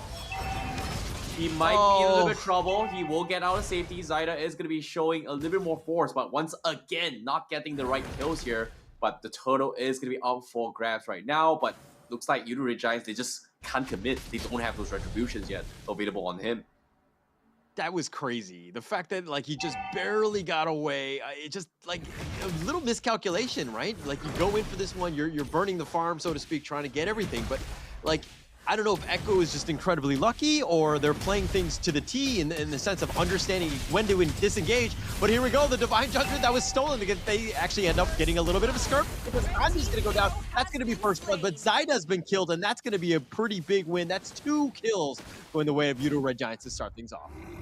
Huge plays coming from Yoodo Red Giants as well. Like, this is much better here. They've got more tools to work with here. The Valentina is able to take advantage of the Divine Judgment, the choke catch as well. There's only so much you can do with 2 Purifies. In this case, Yoodo Red Giants finally finds that opportunity. However, coming in from Echo, they need to find a way to allow Zyda to scale into his level 15. And so far, it is very difficult now, considering that he's died once, and this time not even having the purple buff in his favor. So this next few minutes gives so much room for Yoodo Red Giants to kind of punish and extend their lead right now. Yeah, and this game just feels very different. I mean, Yoodo Red Giants already up to a 2K net worth lead. This is what you wanted to have done. You wanted to force the issue. You've gotten, what, the 2 turtles, you've gotten the T1 mid, which is actually a huge objective. I mean, this is exactly how you want to play this one. You want to ensure that Zyda has a rough game. He's already been killed once already. And this is, again, they're doing things differently. They're forcing the issue. But it looks like there's going to be a concealed play going top. Oh, Pancake going for the kick. You'll find him as well, and that's gonna be outplayed. But it's outplayed. Okay. Tried to get a little bit cheeky. However, it forces Sanji to get a little bit of trade damage. However, that is still a pretty flashy play coming from outplay, but Yoodo Red Giants still gets the kill. Oh, just barely getting it. It was one of those things where, oh my god, did they mess up? But they did get it in the end. Outplay did get killed. And again, just very different game by Yoodo Red Giants, understanding how to play this one. It's scary. It's really, really scary. But Yawi, he's thinking about it. But as of now, Sanji is in a very, very awkward position because so far having Purifies is great to disengage coming from Echo PH. But when it comes to re-engaging, if you are in the wrong position, it is going to be hard considering how mobile Yoodo Red Giants is. So it is going to be a game of rock, paper, scissors. Whoever messes up the first move is pretty much going to lose the entire team fight. However, first move coming in down mid. Down mid, Pancake, he's gonna look to go for this one. He goes, and he's gonna be getting, Sekis is gonna be killed. Nice feathered airstrike. That's gonna start things off. Sanford looking to just kind of zone things out. The turtle's gonna be there. They're all gonna stay in the brush. What is the play? Go just goes for this one. The double dash. He tries to get it. Sanji gets blown up. Super Red will secure that one. He gets a double kill onto Yawi, and they're looking to actually get the turtle as well, but Zyda will actually steal that one away. Zach is continuing to fight. Zyda still on point. He's looking to go. Gojas has been killed. Now they've got Sanford, who's just basically attracting the attention of 3 members of Yoodo Red Giants. Oh no, Sanford, he might actually get a kill here because as of now, Yoodo Red Giants, they can't really do too much about him. And Sanford, look at him. He's just showing so much confidence. And Echo PH now has to play from behind here. But okay, hold up. Let's bring it a little bit more back here to how things is going over here. Because right now, Yoodo Red Giants, they have the tools to punish Zyda. They have the tools to punish the entire composition for Echo PH. But right now, Sanford is a very, very big red flag for Yoodo Red Giants because of the fact that they just, even though they have this burst composition, they just don't have the anti-heals to kill off Sanford. And this is eventually going to be a big problem because if Sanford buys enough time for outplay at Zyda, Echo PH will get back into the game. And based on the economy lead right now, it might actually happen. Oh my goodness. As soon as they say it, they find the opportunity. And Pancake, what was that? That was not good. That was not good. Zach actually saw the white van, saw the candy that was being offered, and he's like, I'll take that one. And it looks like Yawi just gobbled him up with the Divine Judgment, pulled him into the van, and they took him out. That was a very good win by Echo. Now it looks like they're back in this one, but again, objective. Very focused in that sense. And if you're seeing what Super Red's doing, he's providing a lot of space. Oh boy, that should not have gone where they really wanted to be. But at the same time, Echo PH, they do trade a tier 2 up top, so that's a little bit more economy lead, and they're slowly getting to where they need to actually make a comeback. The next power spike here is going to be on Zyda, and look at this! He still has a total buff, and Zyda has finally got himself out into his weak spot right now, and that is ignoring the fight against Sekis, because Sekis is pretty much the only one that can threaten him right now in all these engagements, and alongside with Pancake, of course. But right now, Yoodo Red Giants, they need to make a play. Do they make it though? Oh, they're gonna go. They got Divine Judgment right on the Sekis, who has the shield. He's gonna be fine. He barely limps away. But now Yawi, here we go. This is going to start things off. They do have the Ring of Order, just kind of zoning. The Lord is going to be started by Sanford. And mind you, Sekis is not in the play. He's going to be dealing with the top lane. So this is going to be very precarious here. Yeah, and now with the Lord Dance coming in, concealed play as well. But Pancake, okay, Pancake. Get a little bit spicy. He really wants to punish Zyda. And currently, Echo is just baiting them out. They're just buying time. And as of that, Yoodo Red Giants, they definitely need to find a way to stop Zyda from getting the Lord hit. And this is a difficult dance, and it seems like it is gonna be a stalemate, I guess. Like, it's just not worth it to fight right now for Yoodo Red Giants. Whereas Echo, this is playing really well in their favor, based on how they're holding the Lord right now. You're right, but it's one of those things where Zaida, where is he? Oh, the Yoodo Red Giants, they're going for the flank. They get the stun onto Pancake to start things off. The load is about half. Zaida's going to make an appearance again, but they've decided to kind of rotate their way there. They do need to be careful about the lanes, though. Yeah, they definitely do, but as of now, Yoodo Red Giants, they are in a tough predicament. They need to find a catch, and Yaoi is gonna get caught off. The dragon. They kick back Yaoi, they go for him, and it looks like he's gonna back off. They do have to conceal. Yaoi goes right back in and pulls him back. They have the feathered airstrike. Now Go just gets a little bit low. That was super close. The feathered airstrike did some work, but now Yoodo Red Giants a little bit hurt right now. Do Echo Esports force the Lord? Oh boy, they should. They technically should try, but at the same time, it's still hard because Zach QT, he's shown himself he's got the divine judgment, but he doesn't have the HP. Sanford, once again, gonna be in a stalemate here. It seems like Echo PH's strategy is still the right play. Buy enough time for Zaida to hit those 15. He just got his level 15, and they're trying to chip away at the back row aspect, and outplays only level 12. So I would say it is still all within Echo PH's win condition, whereas Yoodo Red Giants, they will slowly scale off, especially coming from Sekis and also Gojaz. So they need to find a way to allow a good team fight in their favor, and Echo is just holding them down by the throat and say like, you know what, come and fight me in this awkward position. If you do, we are gonna win this. And Yoodo Red Giants, they do make the attempt now. Judgment, they found Sanford. That's one way to do it. You got 5-on-1, no real chance. Now they've got Conceal. Yaoi looking to get his own Divine Judgment, pulls him back. They have the nice two-man stun. The Ring of Order doing some work. The Tempest of Blades is gonna be used as well. Sanji's got the Feathered Airstrike, providing a little cover support, but now they're going to back off. They did get Goges. That's going to be one for two, that is. And it looks like Echo Esports, they're going to have a tough situation here. Oh, first mistake coming in, but now here comes the Retro Battle. Does he get his Zekis? Secures it in the last moment here. A little bit preemptive measure coming from Zaida, but Zaida did not have his Retribution. So it was a little bit of a threatened moment coming from Yoodo Red Giants, but of course, this is a good sign coming from Yoodo Red Giants. They finally brought in something unorthodox, and it is working out in their favor. This Keto and as well this Derov is starting to put a dent towards what Echo PH is looking to do. Sustains and poking is not going to work out. However, can they continue with this lead? Because Yoodo Red Giants finally showing that they are a force to be reckoned with in game number 2. However, Zaida force a recall back, and the Lord is still be knocking the crystal right now. Yoodo Red Giants, do they commit? But it seems like they're not. They're just backing off. They're respecting the power of what Echo PH is doing right now. Yeah, they're playing a little bit safer right here. It's one of those things, okay, yeah, they're not going to go for that. But for that Lord play, I felt like if Yoodo Red Giants don't get the Lord there, I feel like it's so demoralizing. Like, I don't mean to say that the game would have been over, but it would have been a very difficult situation, especially since Yoodo Red Giants have played so well this game thus far. They've given themselves a lead, but had they not won that one, though, that could have been a very, very difficult situation to come back from. Yeah, definitely. But as of now, they're doing pretty well. In terms of burst potential, Yoodo Red Giants has the bigger AoE to just one-shot people.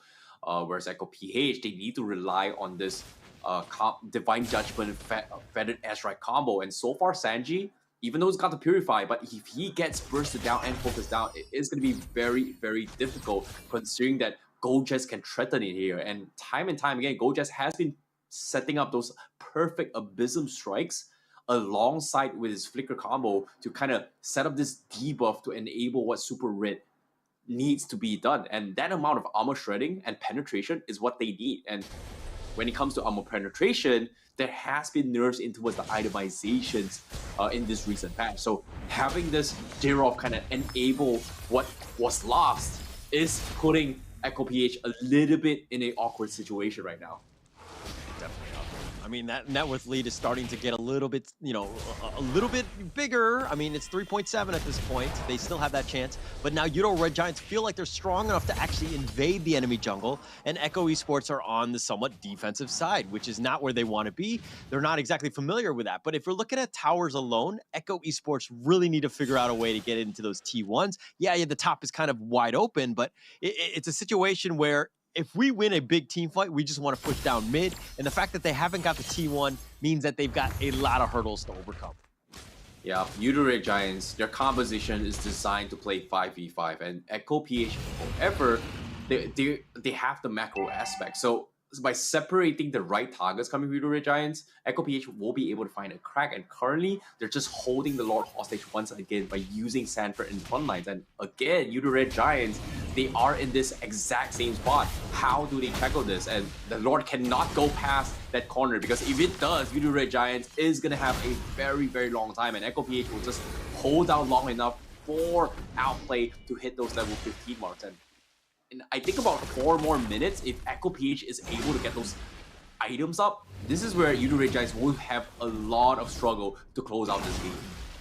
All right, one thing to take note of, though, is that Yoodo Red Giants are like kind of staying around, but they're not really farming.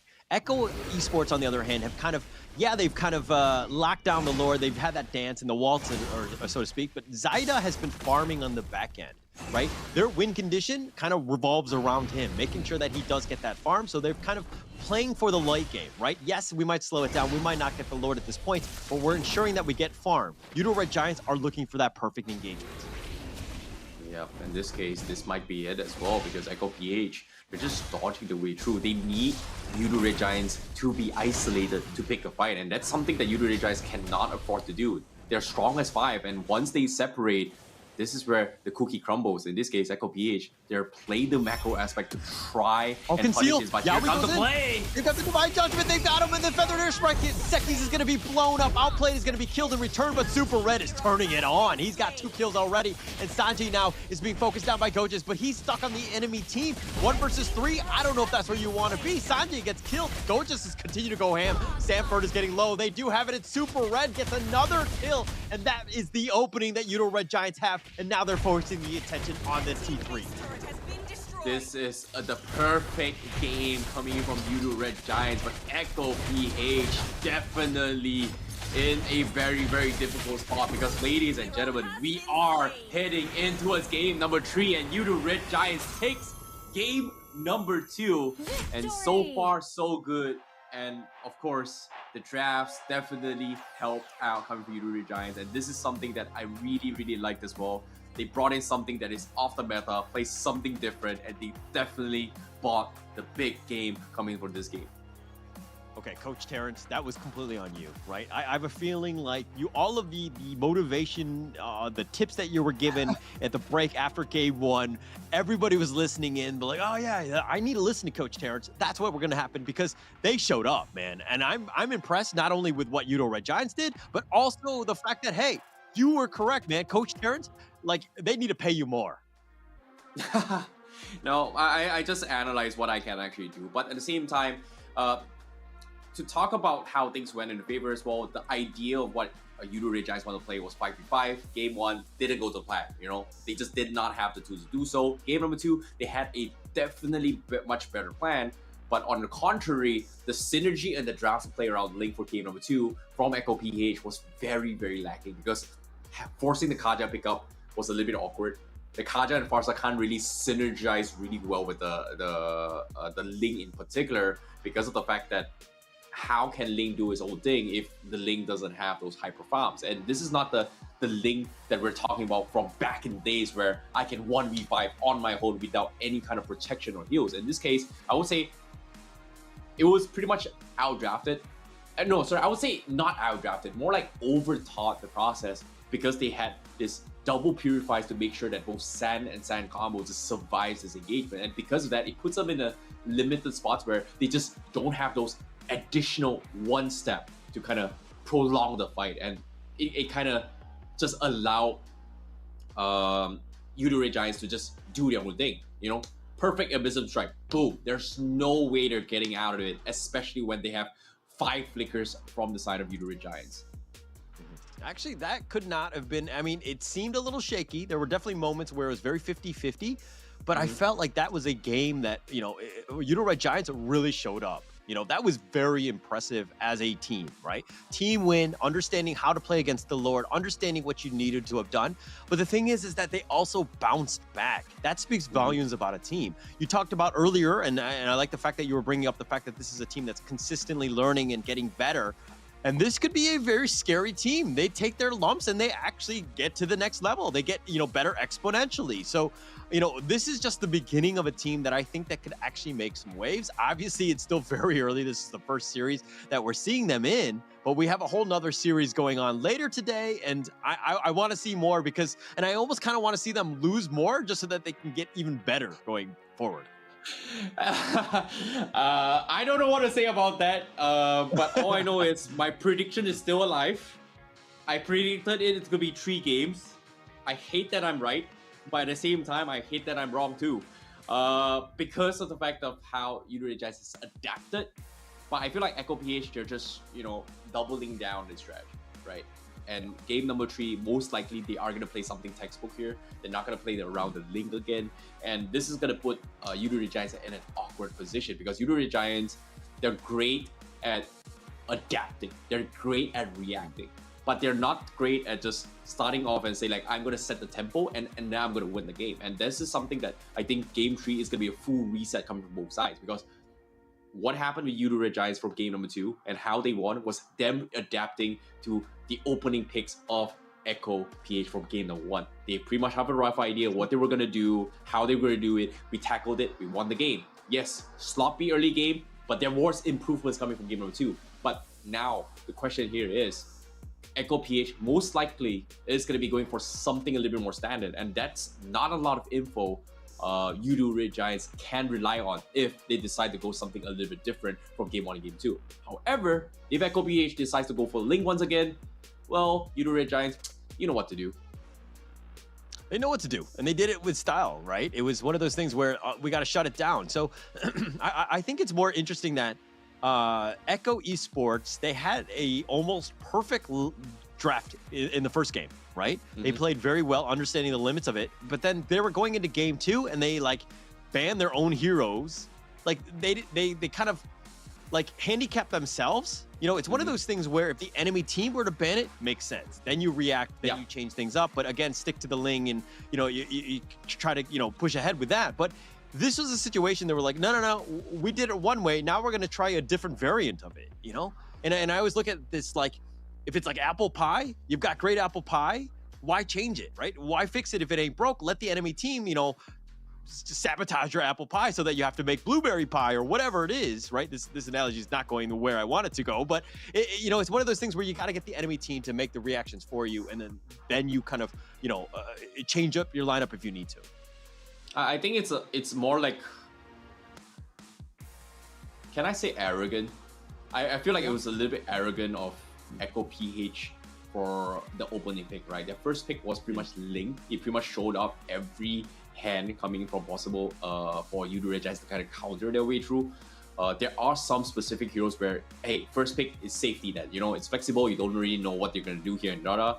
But when Yoodo Giants decided to play the last pick, Paquito, initially my mind was like, hey, Deer of Jungle, I like it. It's very snowbally, but it's not a direct counter against a Paquito. But when they moved into the XP lane and then jungle Paquito, once upon a time was known to be a very strong jungler back in last year as well, known as the assassin counter when it comes to jungler, right? Any assassin jungler, you put out a Paquito, boom, that assassin is not gonna survive, because even for a Fanny, right? You go in, double KO, bye-bye Fanny. What damage, what cables. So I like that they're playing a little bit more safer, a little bit more textbook. They understand that, hey, we are gonna win our matchups. That's pretty much it. So I think Echo PH, once they get a little bit more serious for game number 3, it is gonna be very, very difficult for Yoodo Giants. And I have a very, very good feeling that Echo might not be trying the same strategy again. But if they decide to go for it, well, like I said, Yoodo Giants, you know what to do. Malaysia, baby. Yeah, Malaysia Bolay. I mean, they know. They know what to do, but look, I don't want them to go so crazy at this point. This is still game 3. You need to win out every series, right? This is a very hotly contested, very competitive league where every series matters, right? You don't want to be playing something totally crazy off the wall. If Ling is your thing, you go with it, right? It's one of those things where you just need to ensure that you pick the right heroes, you have the right support. Maybe you go back to how draft 1 looked, because at the end of the day, yes, Yoodo Red Giants might be able to counter you, but if you have the heroes that you want, and this is the perfect lineup for you, make it very difficult for them to actually try to counterplay you. You know, personally, I'm not a big fan of the assassin meta, but there is starting to be a very, very good recurring trend because of the fact that you can take advantage of the adaptive strike coming from an assassin right now. In particular, what's that skill again? It was previously called Magic Worship. Now it's called, give me a second, Lethal Ignition, right? So the more hits you hit, you do extra damage, and you kind of give this free glowing one on yourself. And you can use this skill on assassins now, which in this case, kind of allowed Hayabusa to get that extra kill. You know, it's kind of similar to how Novaria, when he was first introduced, like, hey, I've got all this damage, something is missing, and they compensated it by getting dire hit on this Roman item. So I feel like a lot of people are starting to stray away from the traditional tank meta, but if Echo Peach decides to go for it, Yoodo Red Giants will have this answer, and that's pretty much the Paquito to solve it. But before that, let's talk about the post-game items here. I would say it's pretty standard items coming from both sides, a little bit not too crazy, but I feel like a little bit greed coming from Yoodo Red Giants here. They went full damage on Pancake actually went for only the Hunter Strike, and it was just just tank all the way through. Yeah.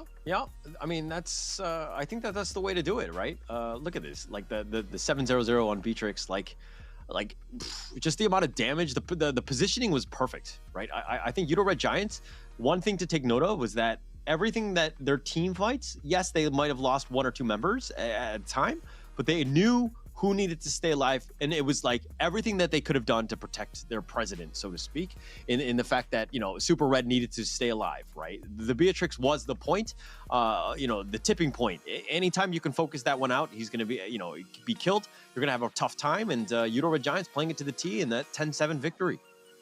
Yeah, let's take a look at the damage output as well. What's really surprising is that Yoodo Red Giants, despite them getting the crucial kills, damage dealt here, Echo PH is still faring pretty well because of the fact that Sanford is just zoning them out time and time again, and that was a big problem for them.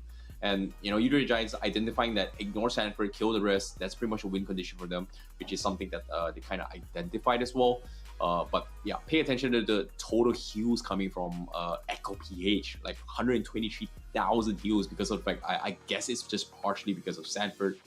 But I feel like in this scenario, based on the stats here, Echo PH technically played the macro game really well, whereas Yoodo Red Giants just understood that, hey, I've got damage, I need to win this game before things get out of control. So I would say, in terms of drafts-wise, Yoodo Red Giants just, I would say, understood that they needed to do this and this, and Echo PH was just buying time all the way through. So, well done. I know, I would say it was a pretty close game still coming from both sides. Yeah, and honestly, it could have gone either way. I think that it just shows how competitive the league is, right? The fact that Yoodo Red Giants were just be able to just kind of come back and just ensure that they made every single fight somewhat contested, knowing that how you had to pull it to the limit. But again, Super Red, we talked about the Beatrix was just on point. 700, 70% kill participation, DPM at 2,585. I mean, GPM is 806. Like, that's exactly what you want as your gold laner, right? Somebody who can carry you to take over the game when you need it.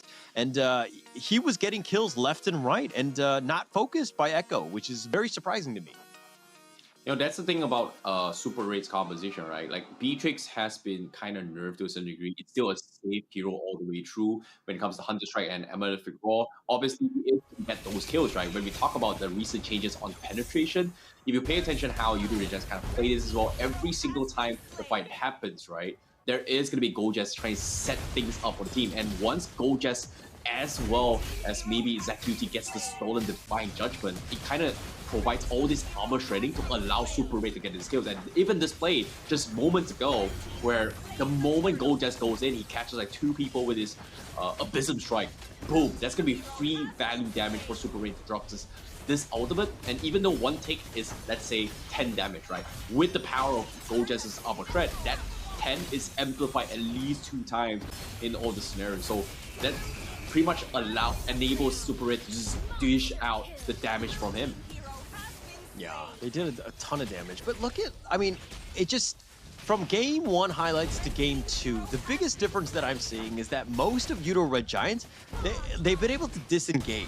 Like, they use their life bar as a meter, so to speak, in the sense of, you know, as a resource, so to speak. Everybody was low, understanding that they had their limits, but they got out when they needed to.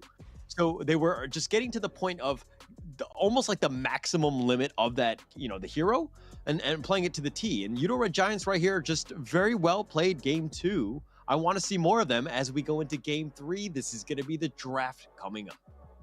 Yeah, I really I want to see how things go as well. Like, can Yoodo Red Giants keep up as well? And yeah, I agree with what you say. You actually brought out a very, very good point on they are able to disengage. That was something that Yoodo Giants could not do in game 1 because of this Angela pickup with the Ice Queen 1, right? So if we were to take into this account here, play the traditional Eve composition with those slows here, or maybe even I'd say Lilia with Ice Queen 1 to a certain degree, even though I'm not a big fan of it, might be the go-to strategy to actually take down Yoodo Red Giants. So I guess if Echo PH decides to play a little bit more standard here, prioritizing and playing around Eve here, Yoodo Red Giants might be in a little bit of a trouble, because that's something that they were lacking from game number 1. So if they will try to adapt, that might be the case.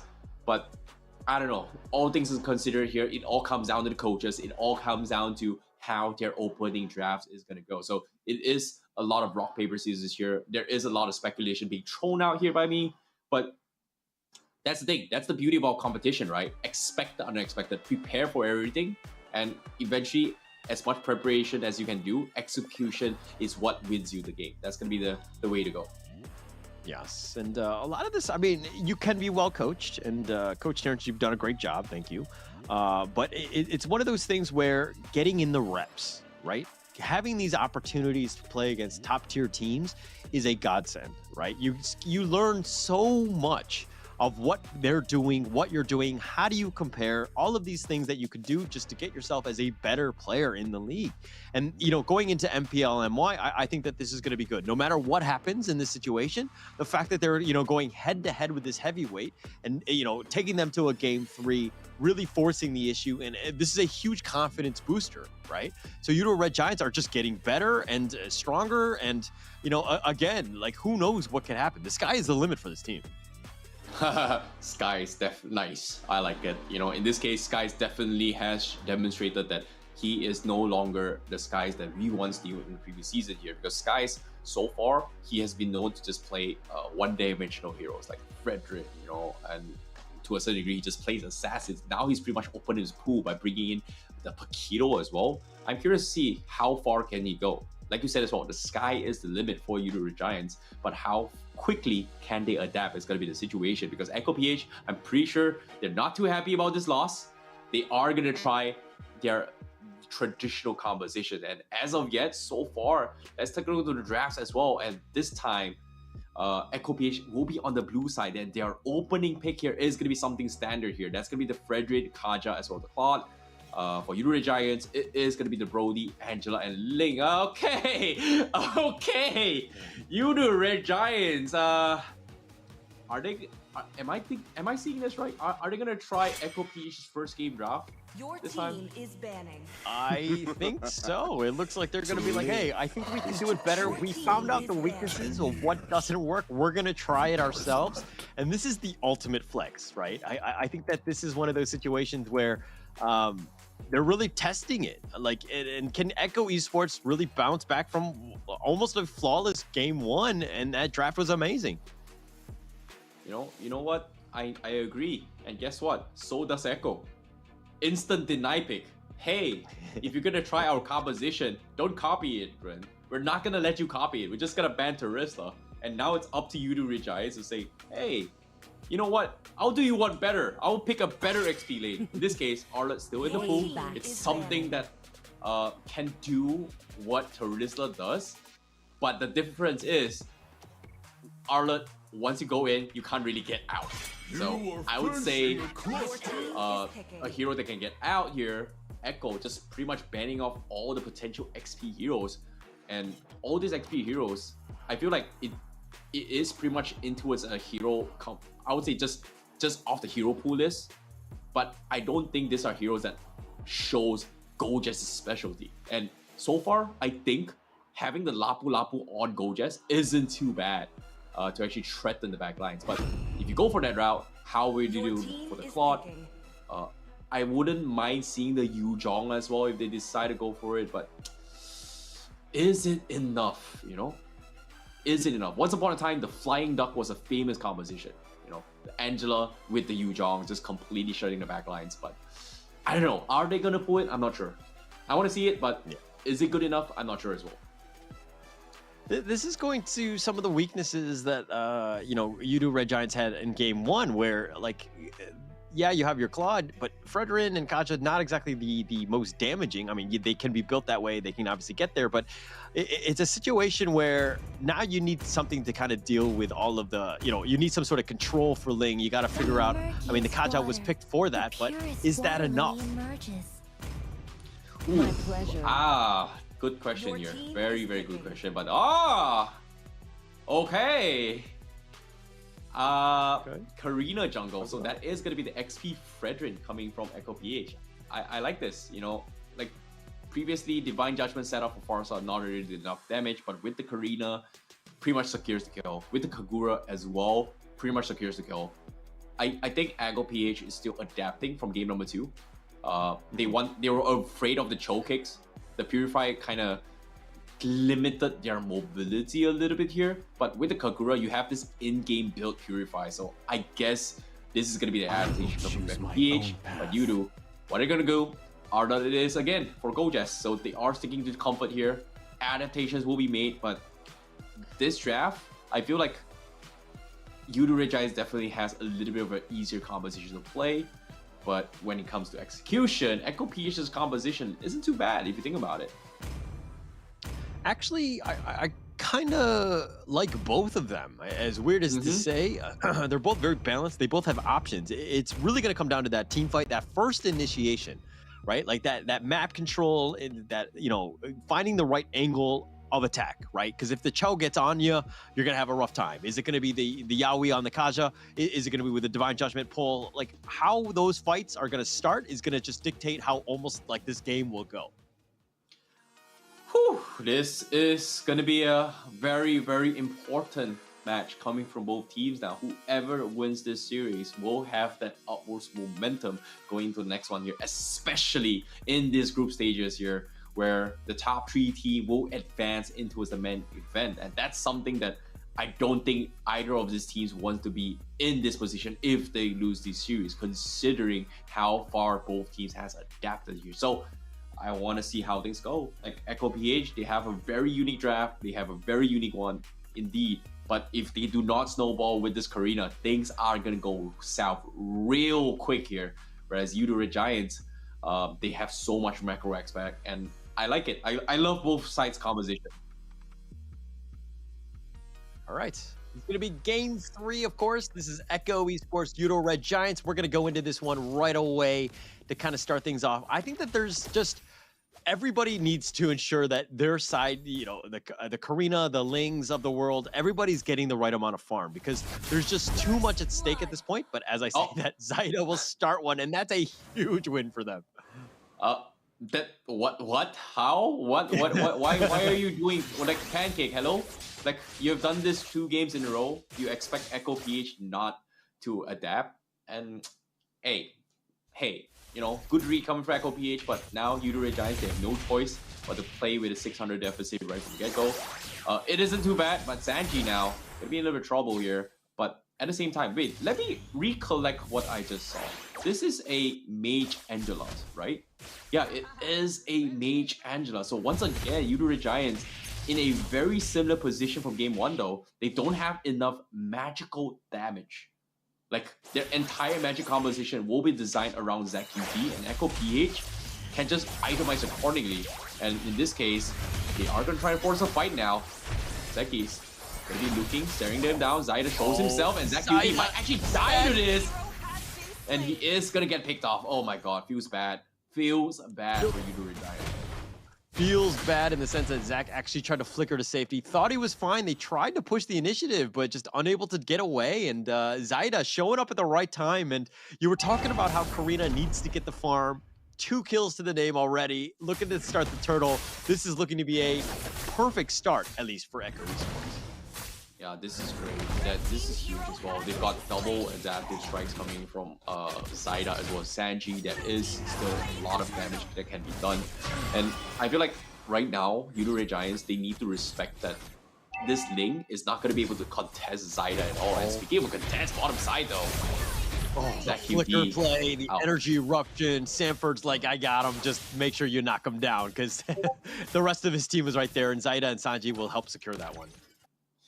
This is smart. This is smart coming from FOPH. They understand the draft of what Angela is really weak at. Like, they play this really well, but hold that thought for now. Yoodo Red Giants, though, they do get a nice kick onto Sanji. That's the longest kick I've ever seen as well. Sanford now forced to follow the fight. A Bracer Rock connects on 2. It does a lot of damage, but where's the follow-on? Here he comes. It's going to be Zaida with the mega kill. They trade him off, but Echo PH were able to get a little bit of trades here and there. Okay, this is like it looked like Sanford was trying to call for his friends, called the cop. You know, he's like, buddies, I'm getting jumped on. And then your buddies get you and you've already been beaten up. Like, no real chance. I felt like the timing on that could have been a little bit better, right? Yeah, I agree. You know, when it comes to timing, definitely they just weren't expecting to have a super red Ultra Instinct. Yaoi going for the cheeky plays though, but he will be able to get out for now. So that's a little bit of small wins coming from Yoodo Red Giants. But the question still remains, right? How do they play this? Because Echo PhD know perfectly well how to deal with this Angela Ling composition. Punish Angela when they're alone. In this case, Demon Judgment comes in. Judgment! Right onto Pancake. He's going to be killed. He just gets instantly bursted. And I mean, Echo Esports, that was a perfect like ambush. They were hiding in the bush. No real chance. Found Pancake. I mean, as Yoodo Red Giants, you're kind of like, if Pancake dies, not the worst thing in the world. At least it's better than anyone else, right? Yeah, and now Yoodo Red Giants here, swapping their roles a little bit here. They're sending Angela down mid once again. Wrong side of wrong wood, but Gojes once again, you know, showing some really man fights here. He's doing his job, but if he's not careful about this, he will be actually caught out. Zaida, meanwhile, refocusing on Turtle. That means Yoodo Red Giants, they can look to contest or look to punish top side. However, based on the macro map here, they're still debating if they can do so because top side, they're thinking of going for outplay. It's not going to happen here. But the kick comes in, Pancake. But where's the follow-up? Nope, no follow-up. Yeah. Disengage immediately coming from Yoodo Red Giants.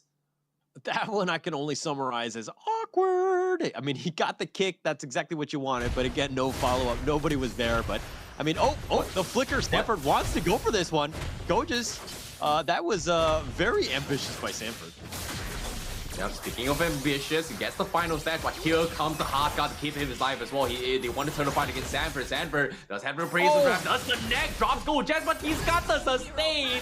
And it is going to be outplay coming from Gojes and ZQT. Echo PH just did not expect that at all. That's going to be a big dub coming from Yoodo Red Giants. Okay, that could have been so bad for Gojes. He actually went right into the Appraiser's Wrath. He got slammed down, but I mean, you know, ZQT as well, just the team up was on point. That's exactly what you want is a nice little duo in the bottom right there. Making sure that you do get that. But let's talk a little bit more about the top lane. Outplayed, largely been, you know, untouched. Hasn't really been seen much.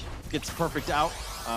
Just makes things very difficult. Now, Seki's, on the other hand, has been, it's been a much different game, I would say. Okay, this is huge. This is actually huge for NQBH. Like, they barely used any major spells here besides the Divine Judgment. They force out the Hard God. So, as of now, they're in a perfect condition. Oh, wait, hold that thought right now. Sanji, what were you thinking, man? Why are you so far away? And Pancake is going to get them very nice trade. Echo PH, can they salvage the situation? They're getting a little bit greedy with this play. They need to back out, but Echo PH just lost the kill just like that. I'm not sure what Sanji was thinking about the play. Yeah, that was not sure what that was as well, but you know, again, Pancake with some good kicks. You know, the way the Dragons have been on point, ensuring that they get themselves back into some of those games. They've defended well, and that's what you want as Yoodo Red Giants. But now Echo Esports, they do have, I mean, they have that lead, and I thought it would snowball actually much faster off of the back of Zaida, but you know, the 4-0-1, that's another good kick, throws back Sanford, but the Tempest to Blades, that's going to be used. and Yaoi will take out most of that. The energy eruption slows him down. Pancake at about half life. They have the final slash. That's going to be used. Sekis is continuing to fight, though, but Pancake is going to kill Zaida. That's his 5th kill of the game. 6th on top of that with Super Red. And now this is looking very rough for Yoodo Red Giants as Gojes is looking to go down as well.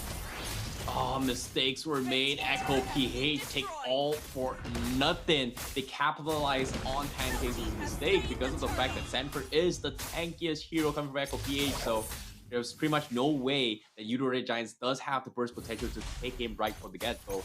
Took advantage of it, got a couple of trade-offs, got the kills, and then on top of it all, they even took the tier 1 up top for outplay on this spot. So nothing is going well. However, Pancake looking for the kick is gonna get bursted down, and so will Zaida as he goes in the back line, 2 shots the Brody, and now he's looking for more Gojes in an awkward position, but it's gonna be Sanji with the auto attack to get the kill, and it's gonna be 4-0 in favor of Echo PH. Yo, you've got 10 kills, and it's not even the 8-minute mark. Zaida has been a absolute assassin, right? The fact that he's been everywhere, ensuring that he gets all of these kills, and that's exactly what you don't want to see as a Yoodo Red Giants sport fan. You know, this Karina just being able to pop off, being super, like, again, just picking up anybody who walks alone. Yeah, in this case, the biggest threat here is going to be Zaida. In this case, Anfer now going to be starting these over the conceal play. Oh, the flicker. He do get the catch as well. Super Red just completely shut down. The damage is just unfathomable.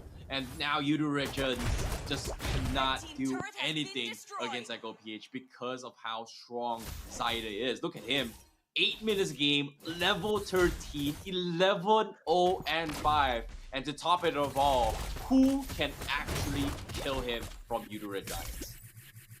This is like the Michael Jordan meme, right? Where they lost game 2, and Zaida was like, and I took offense to that, right? The fact that he's completely carrying this game, I feel like Yoodo Red Giants, the only opportunity to get back in this game is if they figure out a way to draw a beat onto this Zaida, like lock him down, let your team blow him up, because you got to stop this bleeding. This is absolutely crazy. The fact that this network lead was like 1.8 at like, 5 minutes, and now it's almost 10K at 9 minutes, all off the back of Zaida, who's literally just destroyed your team. You know, the biggest problem that Yoodo Red Giants has right now is that they need to find a way to shut down this arena, but it's near impossible because of the fact that they don't have this burst capability to just isolate him and just one-shot him. And to top it all, even if they try to, all Zaida needs to do is just pop a Shadow Dance, and everyone from side Yoodo Red Giants just cannot kill him. It's just an inbuilt game, an inbuilt skill of having a free Winds of Nature on Zaida, which you can pop anytime if Yoodo Red Giants just doesn't burst him off. And that's going to be a big problem because eventually they just can't kill him off. And right now, the only dream pickoff from Yoodo Red Giants is that they need to catch Zaida in the most awkward position and just win the game. Yeah. I mean, you talk about the problem, but now this problem's on your doorstep. They've got the Divine Judgment, pulls back Sanjay, and it looks like Pancake, he's going to be killed. Zach is going to be killed as well. Zach is going in for this one, and Super Red, Zaida just turning it up, and he does die, so that's some, semblance of hope, I would say. But the Lord now, Sekis is going to have to just run back in. And now the rest of them are just going to wait for this minion wave. 3 members, and it looks like this is going to be game 3 going the way. Seki's no way to slow this down. They focus on the base, and that's going to be it. Echo Esports pull this one out, win game 3. GG, well played to Echo PH. They played to their strengths. Very, very good draft. And you can see the enthusiasm coming in from Echo PH to actually scream their way through here. In this case, curious to see what they were saying. I'm not exactly sure. We don't have the actual sound from the players themselves. Maybe we'll get a little bit of a mic check later on. I'm not sure about that. But if we do, I'm curious to hear what they have screamed right there, because that was I guess they were not too happy that they lost game 2 about that. For sure. This is a huge confidence boost, right? Get yourself back in. There's so much momentum on this one. And you can see the passion of the players. They want this, right? The fact that they were in it, they were in full control. That was a almost clinical game, I would say. They didn't really give them much of a chance to get back in it. That's exactly what you want to do. As a top tier team, you cannot fumble the ball, so to speak. You need to ensure that you close out games and series when you can. They were given that opportunity. They played it to the T. Amazing draft, amazing play, just great game 3. Yep, GG. I really like how the adaptation has been made here. But once again, like I said as well, Yoodo Red Giants, they're great at reacting, but at the same time, it's back to a drawing board for them here. So it's not over yet for Yoodo Red Giants here. They still have a lot more games to go because it is going to be a round robin between the groups here. The top 3 is going to be advancing, but from Group A itself, Echo PH takes the dub in this first series and from these 3. But 2-1, I would say there is still more points to be earned here. And, having 2 points for them, 1 point coming from Yoodo Red Giants, it isn't too bad right now from both sides. Yeah. And Terrence, how do you feel after that prediction? You were right on. You're spot on 2-1. You saw what tea leaves were you reading where you were able to figure this one out? I'm just sad that sometimes my predictions is so good to a point that I abandon my own country, man. Like sometimes I gotta have that 100% prediction so far, and it's funny because season 1 of SPS, I had 100% prediction in all my games thus far, and that's scary. Almost near everything was 100%. It is scary, but for now, I don't like this prediction thing, man. Like it puts me in a very awkward spot. Like, do I betray my country or do I betray my brain? In this case, my brain's telling me, Yoodo Red Giants will bounce back. Not this series, but they will bounce back for sure. Yeah, for sure.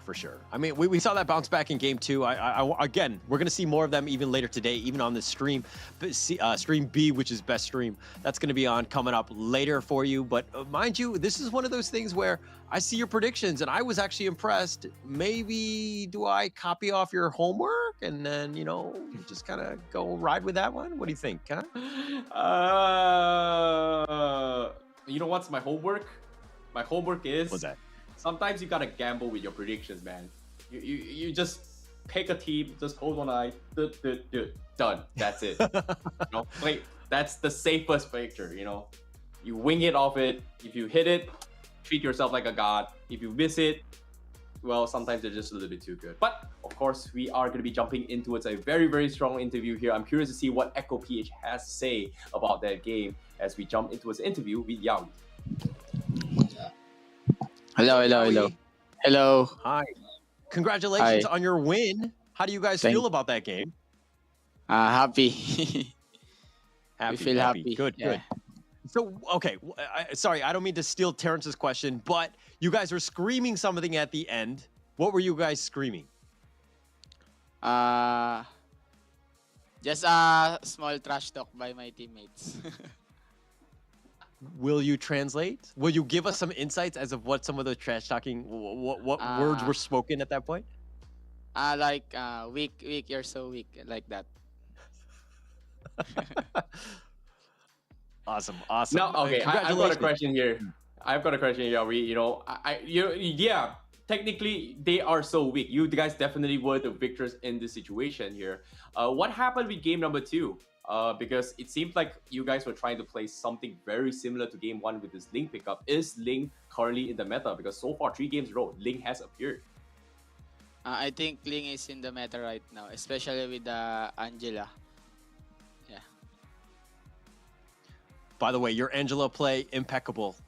Nothing but full stars from me, right? Amazing play. You were on point. As a fellow roamer, a thumbs up. You guys are amazing on that one. But now, okay. As we go into the Snapdragon League, you have more games ahead of you. Which is the team that you're kind of scared about? I think we're not scared of other teams. We just feel like the RSGPH is strong. Okay.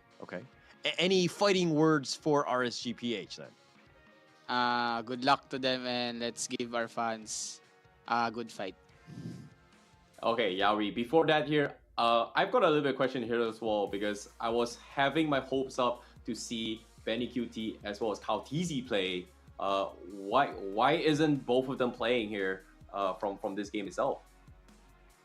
I think they will just rest for this ESL because since M4 we don't have a good rest. We have so many tournaments. That's why I think they just rest for this ESL. Yeah. Did you guys miss them? Yeah, we miss them. All right. Okay. Well, thank you for your time. Anything that you want to, any shout out you want to give to your fans, your sponsors, your team, anybody back home? Shout out to our fans, to the Philippines, and to the Echo, and keep supporting us, and we will do our best. And shout out to all our families. And yeah, that's all. Well, thank you so much, Yawi. Echo loud, echo proud. We will look forward to see you guys continue their journey here. But for now, we are going to be closing out the series here. Thank you so much, Yawi, for this amazing interview. We hope you win more games, and we will see you guys in the next interview. Hopefully, of course, Yawi. Thank you. But of course, Holler, this is interesting because when we talk about all these games, there is just so much to talk about. Like Angela and Ling being the current meta. Who would have thought this might be the dream here for all Angela players, finally? That's exactly what we wanted to see, right? Who's going to dictate the meta? Who's going to create that? And it looks like we've seen some good evidence of it. I think there could not have been a better first series. I mean, we went the entire distance. That's exactly what you want to see as a fan back home. That's exactly what you want, right? But let's go to the post game here, kind of break down some of that game 3, just see where we're at, right? Because there was so much action going on. And, how about you break some of this down, Terrence? Okay, when it comes to these items here, I feel like from Yoodo Red Giants, like they had a very clear cut, like they want to play around how Super Red just kind of, sorry, not Super Red, it was Pancake playing on the show, kind of set up this Wave the Dragon, just bursted down. But having this Angela pickup just put them in a very awkward spot coming from Yoodo Giants. Like, I know you can actually flex the Angela as a roaming position and as a mage, but they needed a very, very strong frontliner. And for them, Echo PH, that frontliner was having the Terizla base of game number 1, and in this case it didn't really work out for Yoodo Red Giants because of the fact that they just don't have this strong zoner. In this case, Gojas playing that Arlott in the early game just cannot do what a Terizla or even a Uranus do right from the get-go, which is a very, very big problem. However, what I want to talk about here is Karina. How do you kill a Karina with Shadow Dance, inbuilt Winds of Nature right from get-go, and Yoodo Red Giants just doesn't have any magic damage at all? And the reason why I say I don't have magic damage is because technically Angela doesn't have enough magic damage to threaten people. It is a utility hero, it is a support hero, it is technically what helps your teammates win games. In this case, slowing down Karina isn't going to do much. You need to kill Karina, and currently, based on the damage down as well, you look at this, Yoodo Red Giants, they've got 70,000 damage only. And how did he kill Zaida, if you think about it, if the Shadow Dance is popped off? And when that happens, Zaida is just going to one-shot everyone from Yoodo Red Giants from the early stage of the game. Isn't it funny that Yaoi's like, hey, actually Ling Angela is the meta, but then they just beat the meta with their own, draft? Like, they're like 3 steps ahead, right? Just understanding exactly how to play this one. They're like, hey, we'll give it to you, Yoodo Red Giants. See if you can outplay us, but we have the counter to that. Like, we have the Punk Buster, Buster. Like, we're so many steps ahead of you that you guys really don't have a chance.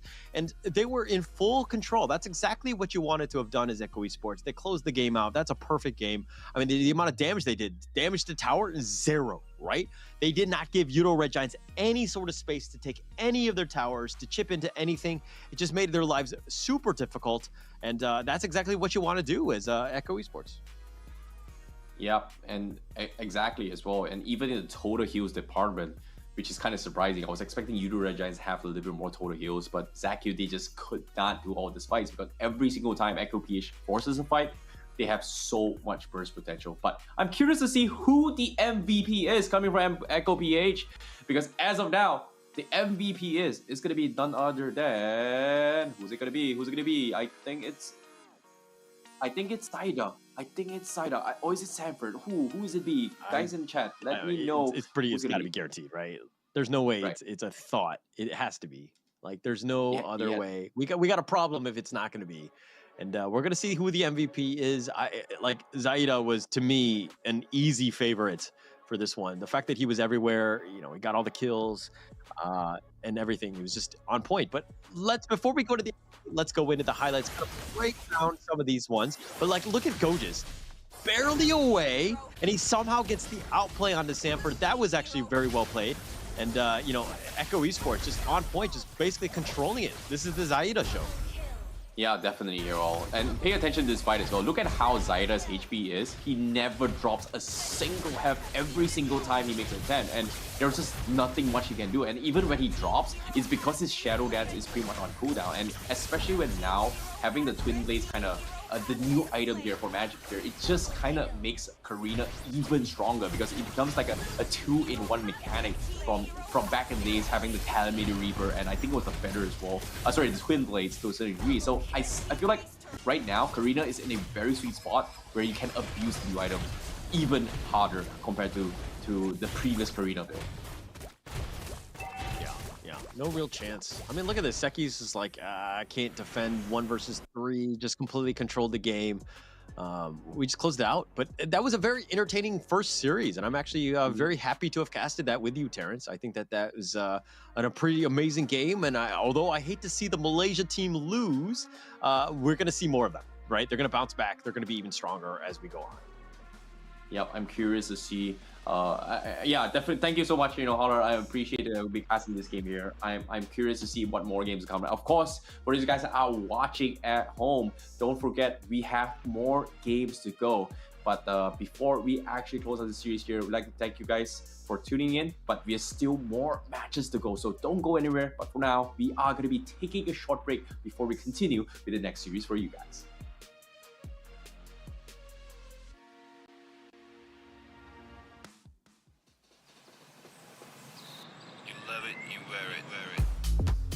Wear your passion. Share your passion. Wherever, whenever. Gaming is a lifestyle. Get your merch at shop.eslgaming.com.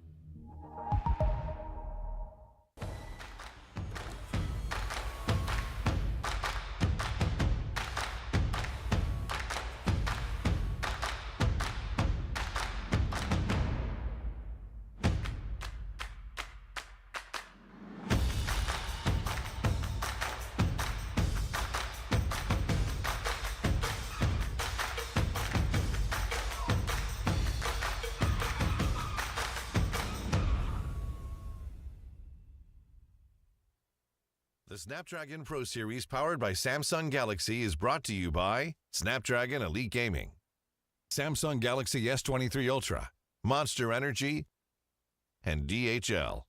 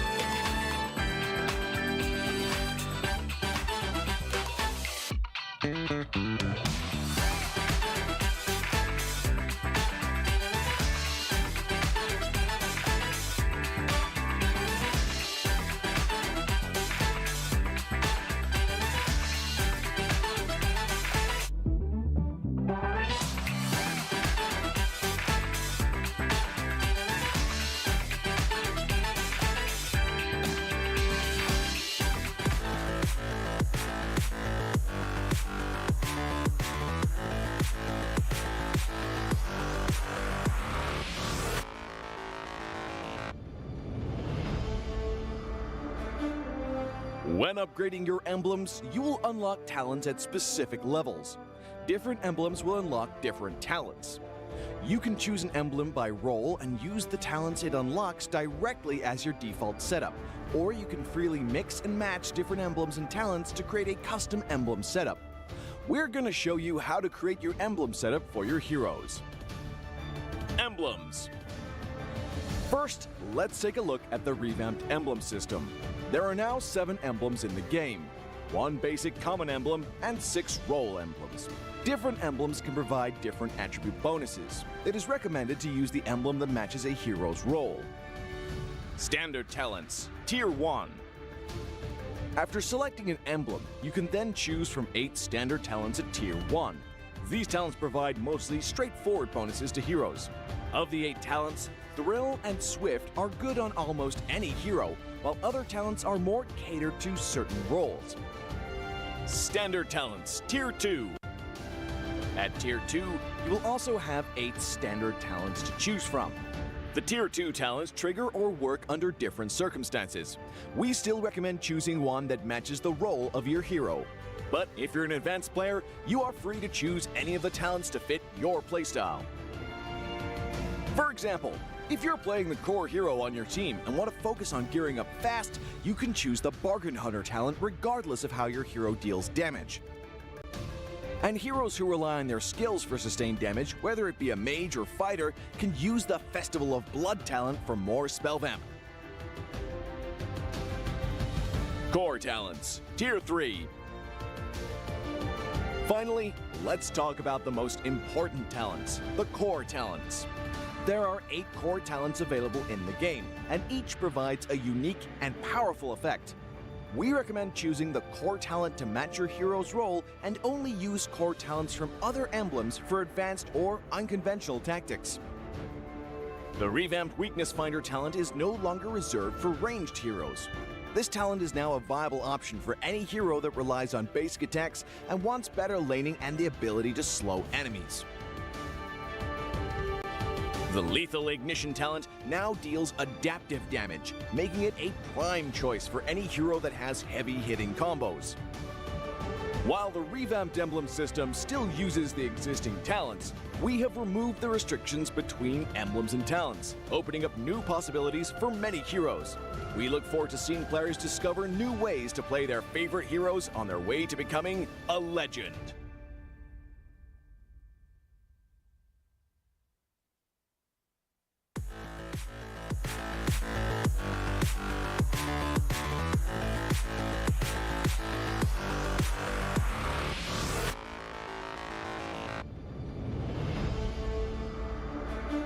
In the previous guide, we learned the basics of the new emblem system. This time, we will take a closer look at the core talents unlocked with the basic common emblem, tank emblem, and fighter emblem.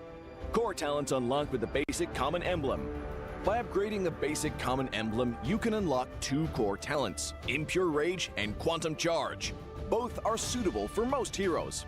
The new Impure Rage talent now deals adaptive damage, making it a good damage-enhancing talent for a variety of heroes, such as Eve, Nathan, and Diggy.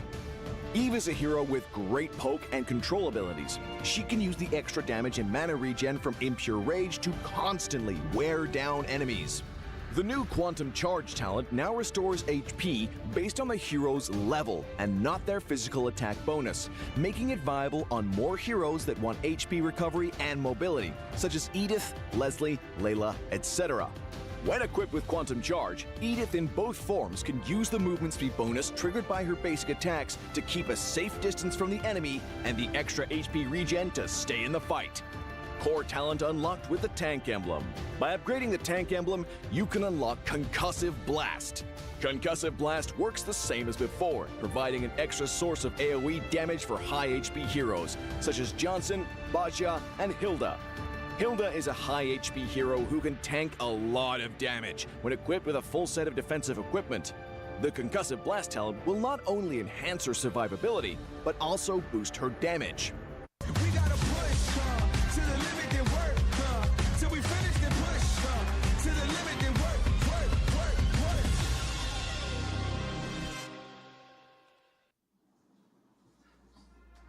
Hello and welcome back to the Snapdragon Pro Series ESL Challenge Finals. My name is Holler and with me is Monshel. Happy to have you on board. We've got a great series going on. It's going to be Todak, Bigetron Alpha. Your thoughts on that game, Monshel? Thank you, Holler. And finally, production let me out of the back room. I was like, recap the previous match. It was so intense. I was just screaming, and you guys probably can't hear because my mic is obviously muted out. But that was a really intense and long series. But back to the current series, I would say Todak, as mentioned, they have a lot of changes towards their roster, and we don't really know how to go about it. But let's give a shout out to our sponsor, DHL, FA Bot Dash Cup. So, Holly, do you know you stand a chance to win 5,000 euros if you take part in this competition? I will have to sign up. I didn't know it was something that I could do. I don't know if I'm actually eligible, but I think that'll be interesting to just sign up for that.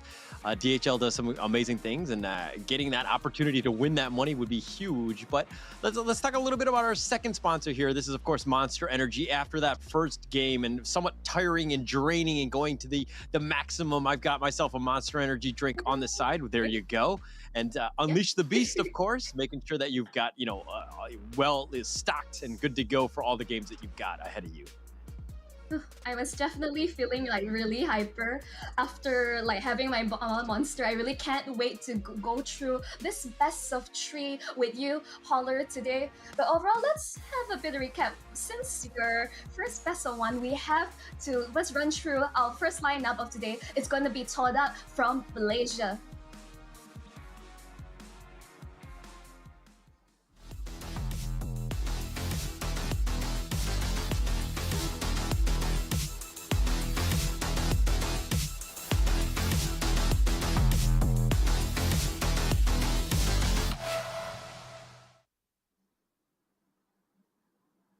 So it looks like we've got Todak for maids, we've got Malik, Marty's, Ayumi, Hazelnut, and they're giving me the thumbs down. I'm not too happy about that one, Monshel.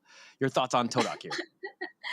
As I was saying, that this is quite the roster change from Todak, and I would say everyone, like the viewers watching at home, come into this with an open mind, because like we don't know what these news face, all the swordfish from Malaysia could bring to the table. So I would say keep our options open and expect a lot of surprises, because the way the meta has changed, it's like almost anything is viable. Like that Karina jungle earlier really shocked us. It really brings me back to like I think 1 or 2 years ago, all these like hyper carry junglers, and I like the shift from all these like tank, we'd say, just bulk from Fredwin. All you have to do is stand there and just tank damage. I really hated that. So like seeing like all these sort of high mechanical plays we get to see from these players is something I'm really looking forward to. But one thing I don't like is that the game seems to be dragging out a lot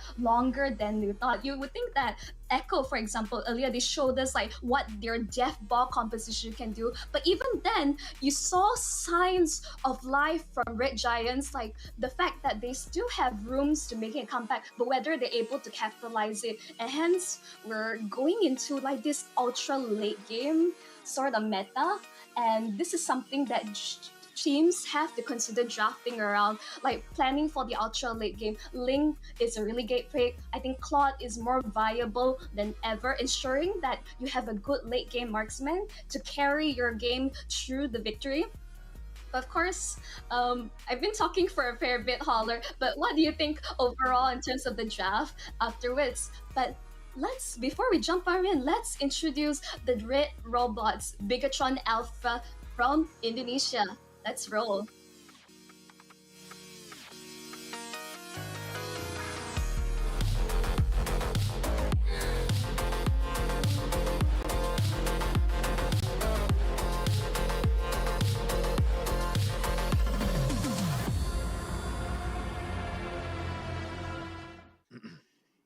All right, but Bigetron Alpha here, that's going to be nothing. Chorizo, Super Ken, Moreno, Sakin, Super Vin. This is a team that has done quite well. I mean, they qualified, of course, going into it 2-1 over RRQ and 2-0 against Team Flash. They kind of made a name for themselves. But again, this is the 5th Indonesian team that has made an appearance into the Snapdragon Pro Series. This is very home favored, especially since it's in Jakarta. This is a team that's on the up and up, so to speak, but they've definitely made a name for themselves. And with 5 out of 12 of the teams being from Indonesia, your thoughts though on this one, Monchel? Overall, I would say agree that Bigetron Alpha have really made a name for themselves, and they are also on home ground advantage. But overall, they're looking really like stronger than ever. I think like this team is known for really good like management support. Super Ken, their star jungle, this is someone they have brought up at a really young age. And I think fun fact, a lot of the viewers also know that they recently recruited this 11-year-old kid as their new trainees. Can you imagine like the amount of resources that this organization has put in to ensure that their teams had the right exposure and the right amount of training and support provided to now they're one of the up and coming teams in their local MPL. And overall, Holler, what do you think are the keys to victory for Bigetron Alpha for this series? I think they just need to stick to their tried and true, right? I think that they don't need to kind of wow us with some crazy metas or changing things up. I think that they need to just work. They stick with what works for them, right? Which is kind of like more of a traditional lineup, I would say. I think that we're going to see more of that, and I'm hoping to. I have big expectations of them. I don't want to see them falter, especially early. But again, going up against another Malaysian squad, this is the second one, of course. Let's go into the predictions, because I think that this is going to be very interesting going into this one, Monchel. Yep. And speaking of predictions, everyone, the viewers at home, cast your votes on Twitch chat to show your support your backstage team. Do you support the Swordfishes from Malaysia or the Red Robots from Indonesia? Like, just show your support and show us what you got. I think that there's a lot on that one. Sorry, I thought it was going to be our predictions. I think we both made some crazy predictions. I don't know what the fans are going to think. I think it's going to be both on side, but it looks like we both went with Todak on this one. 2-1. I was actually kind of thinking I went Bigetron Alpha, but we're going to have to, I think in the end, it ended up being Todak 2-1. But both of us going for the Swordfish. To make it, I thought it would be interesting if, we were on both sides on this. I would kind of root for Bigetron Alpha and you would Todak, but it looks like we're kind of on the same side on this one. I think this is a bit of a caster curse. If both casters like you and me vote for the same team, it could go either way. I don't know how this would work. It's like this is one of my few international broadcaster, but I would say how this rolls out. But overall, in terms of talking about history about Todak, they're known to be the comeback kings, like all the way back in MPL Malaysia, since like from, I would say their origins is like they are known to play from behind and they really have a lot of flexibility, but a lot of the fans would shut them down towards like flexibility means like really weird drafts that don't make sense on paper, and it could either work out really well or really bad, as you say. Yes. I mean, it could go either way. I think going into this one, okay, which of these two teams do you think must win this one, right? Like, because there's so much momentum going into these things, right? Losing that first series is kind of rough on them. But what are your thoughts? Like, which team do you think needs it more?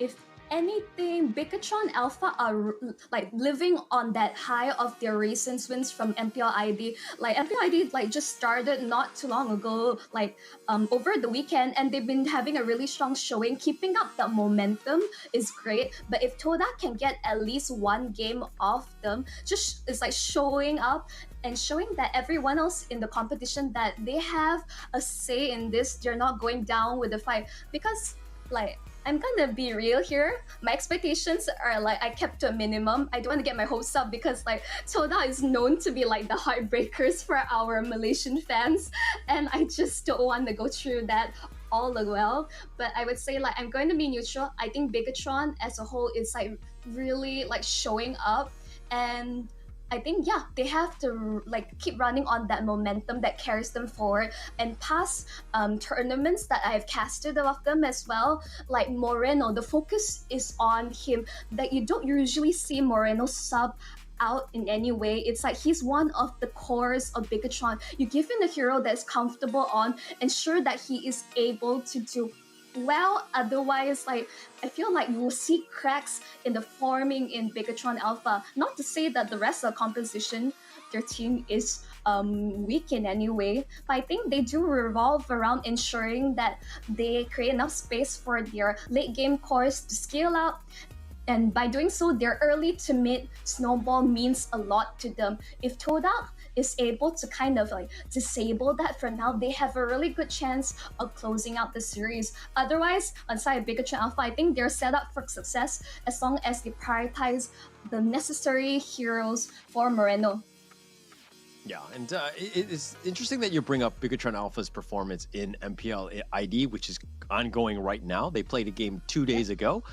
They ended up with 2 victories, right, against Geek Fam and Alter Ego. I think that this is a team that's gotten a lot of practice in the new meta, in the sense that, the new emblems, all of these things, plus the new league, you have a slight advantage. Whereas Todak, yes, I'm sure that they've been scrimming. I'm sure that they've been practicing every single day, but I don't know if it's the same level of scrim or practice that you would get from, aside from playing in a league, right? MPL MY is going to be later in the year, so they really haven't had that experience, so to speak. So going into this one, it seems like, I don't know if it's just another warm-up game or what, but Todak, I think that I think that they're a little more worried, I would say, going into this one. I would say all teams are kind of in the same camp where they're still really experimenting with meta, like trying to see what is good, what is bad. Because like even now, I argue like Angela Green Link is really great combo, like especially if they're able to get that early lead. But you also see that teams are also figuring out ways to shut them down, and instantly like they don't have answers. So I think it's rather like teams have to draft the way, ensure that they safeguard their mid to late. They have to have comeback mechanics. They have to have like good like crowd control CC abilities to catch off their opponents, because when you have hyper carry meta, you have to ensure that there has to be ways to shut them down. Otherwise, they're just gonna wreak havoc across the land of Dawn, and there's nothing done. I'm not sure what your thoughts about this, Holler. Yeah, and I mean, it could happen. So every draft comes down to it has weaknesses, right? There are things that you need to do. You need to do, you need to control things. And if there's the hyper carries that are very fast and mobile, you need a way to lock those things down, right? But I think it comes back to what do you want to do at the end of the day? Obviously, these teams have a set idea and things that were going on. And I think if we go back to game 1 of the first series that we saw on Stream B with Yoodo Red Giants, is that their lineup was a very, I would say, almost outdated draft. I wasn't too impressed with it. It didn't seem like it was as, you're touching on the points of being able to be very quick and to kind of deal with like this Ling Angela meta, and they were very far behind. They were playing catch up almost the entire game, and that's not what you want to see going into this one, right? So you want to almost in a way dictate the meta, force things out, but at the same time do it in a way that you're comfortable with. And I hope that they've been experimenting, because the game's on the line right now, right? As we go into game 1 soon. Yeah, exactly. And as you mentioned, like dictating this tempo from the start is very essential. But of course, keep a grab of your lead, ensure that you don't become overconfident and allow your opponent to capitalize on those mistakes. So it's a really fine balance. I think teams are still adjusting as much as they can, because even now we're rediscovering more things of what may be viable in this meta. I think anything could be played. I'm surprised I haven't yet to see a single Esmeralda across like day 1 as of now, but now we jump right towards the draft. Yeah, and we're going to start things off, the Fanny, Farmus, Fredrin, Ling. I mean, these are, I'm not too surprised here. Just kind of slow down the hyper carries that can kind of take over. So nothing too impressive there. But the Valentina, that's another ban. Your thoughts on that one? I think Valentina is just meant for that utility, showing that Todak does not want to pick this. Maybe they're prioritizing something else. I hope it's not Uranus. Please no. If anything, maybe contesting Lancelot away from Super Ken would be the idea to go, because Super Ken, like as I mentioned, Star Jungler is so amazing on this Lancelot overall. But I hear the Claude then over from the side of Bigetron Alpha, so they're just like playing like a matter of chess. But this also means like there are options like the Lancelot, Clue, Uranus. These are all picks I would say like they are able to play around for now. I think these are pretty good options for the side Toda. Yeah, sorry. Which of the ones you just named right now would you think to be the first pick though? Right. I think if they really respect like Super Ken's Lancelot, it's like I think he will go for it. But I hear Kadita, so instantly it tells a story of how Bigetron Alpha, like they want to be able to prioritize like going for pickups early on, and denying it away ensures that they don't get this early game snowball. Toda is playing for it, but my only beef with Kadita is that if you're unable to get this early game pickups, you tend to be just another body to throw towards the mid to late game, which I think Todak in this review is okay, but this opens up Lancelot for the side of Super Ken, and in this case, they actually pick up the Paquito as well as the Kaja early on, which is really interesting and shows that Bigetron are showing a really different side. I mean, not all that different. I mean, it's still very, I would say, a good, decent counter. I mean, you talk about the mobility and the catcher. Kaja is perfect for that, right? I think that you do have a lot of play for that. The Paquito is a little bit more, I'm not too worried about it. I still think it's very early. Yeah, you can flex it almost anywhere. But the Beatrix pick here, I think that it's okay as a gold laner, especially early. And I know that Todak really like to focus on that Beatrix. They think it's very strong, at least going on right now. A agree.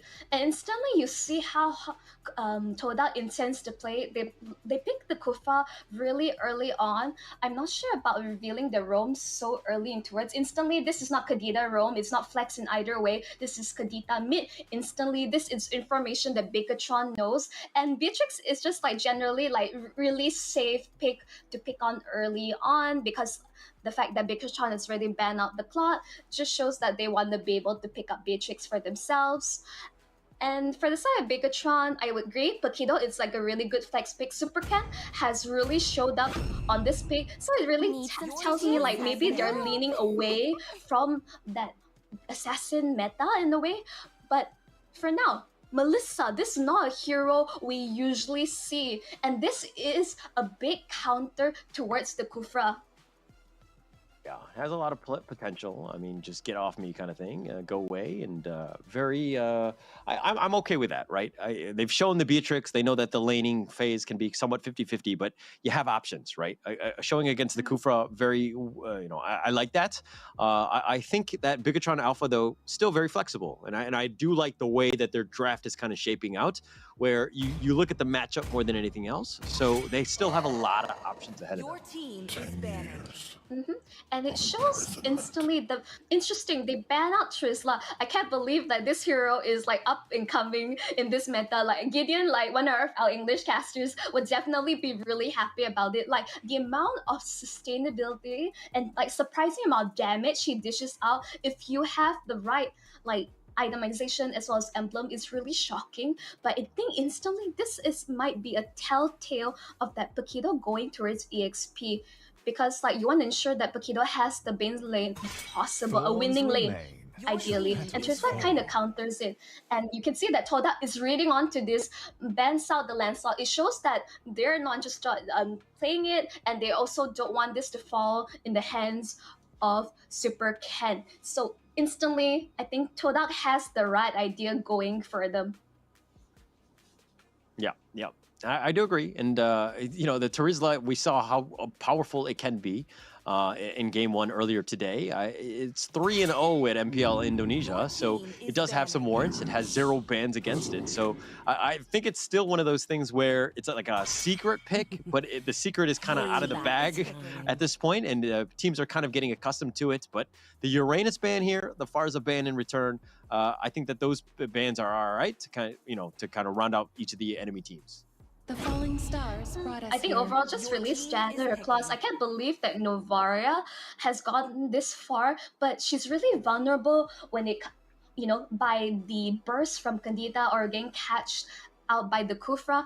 I guess maybe they'll be playing around with Sakin a lot with this Melissa to ensure that the go away protects him. But Novara is a hero that really wants to play from afar and watch their positioning.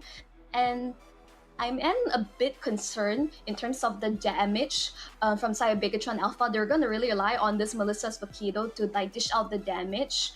And I think Farsa being banned out, I think it's like, it's alright. It's more of like Kadita is a direct counter for this hero pick. So it's rather maybe they're just closing in their options and ensuring that Bigetron does not give Moreno his comfort picks overall.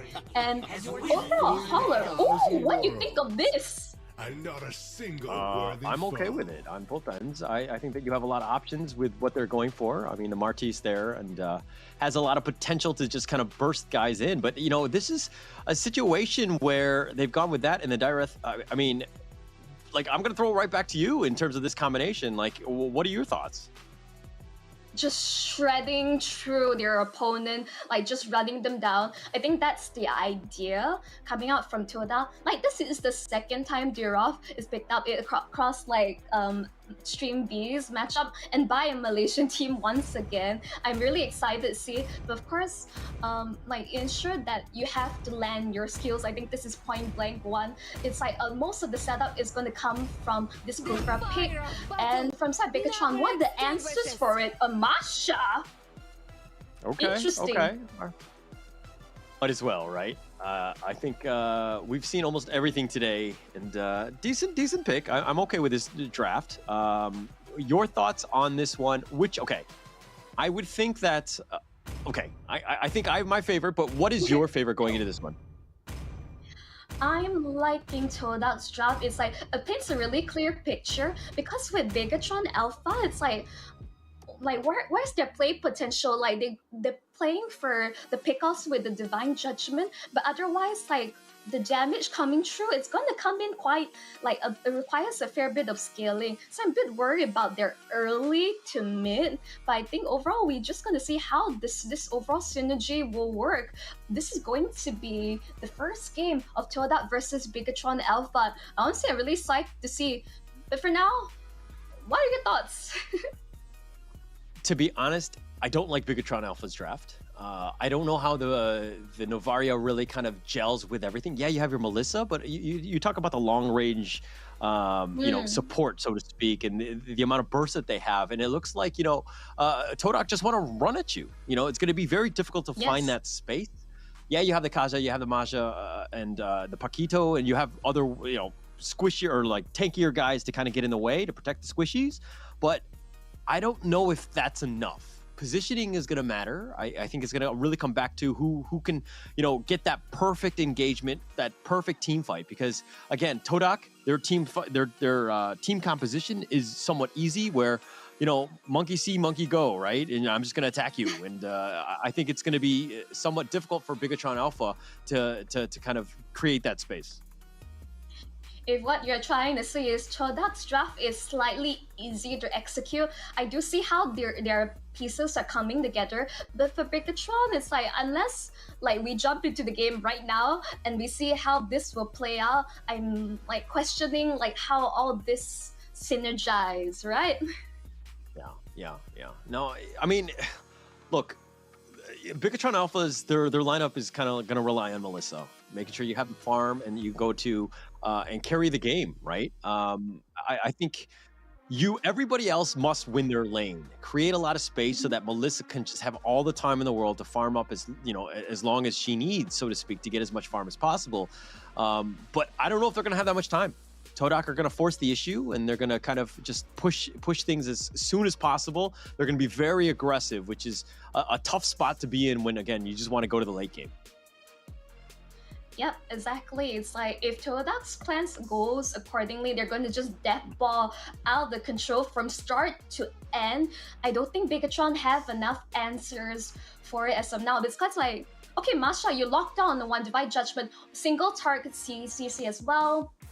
What are you gonna do if the rest of your backline is gonna get picked off one after the other? If anything, your front line is vulnerable as well. Paquito, even though I like the adjustment, he gets a lot more sustained with the amount of shields he gets with he's able to get out his skills. But even so, he's not exactly a tanky jungler. He wants to go for that one shot, one kill kind of pickoffs. That's what you want to play around. But I'm not seeing it unless Todak makes a lot of early game mistakes. I'm not sure how Bigetron's able to capitalize on the issue.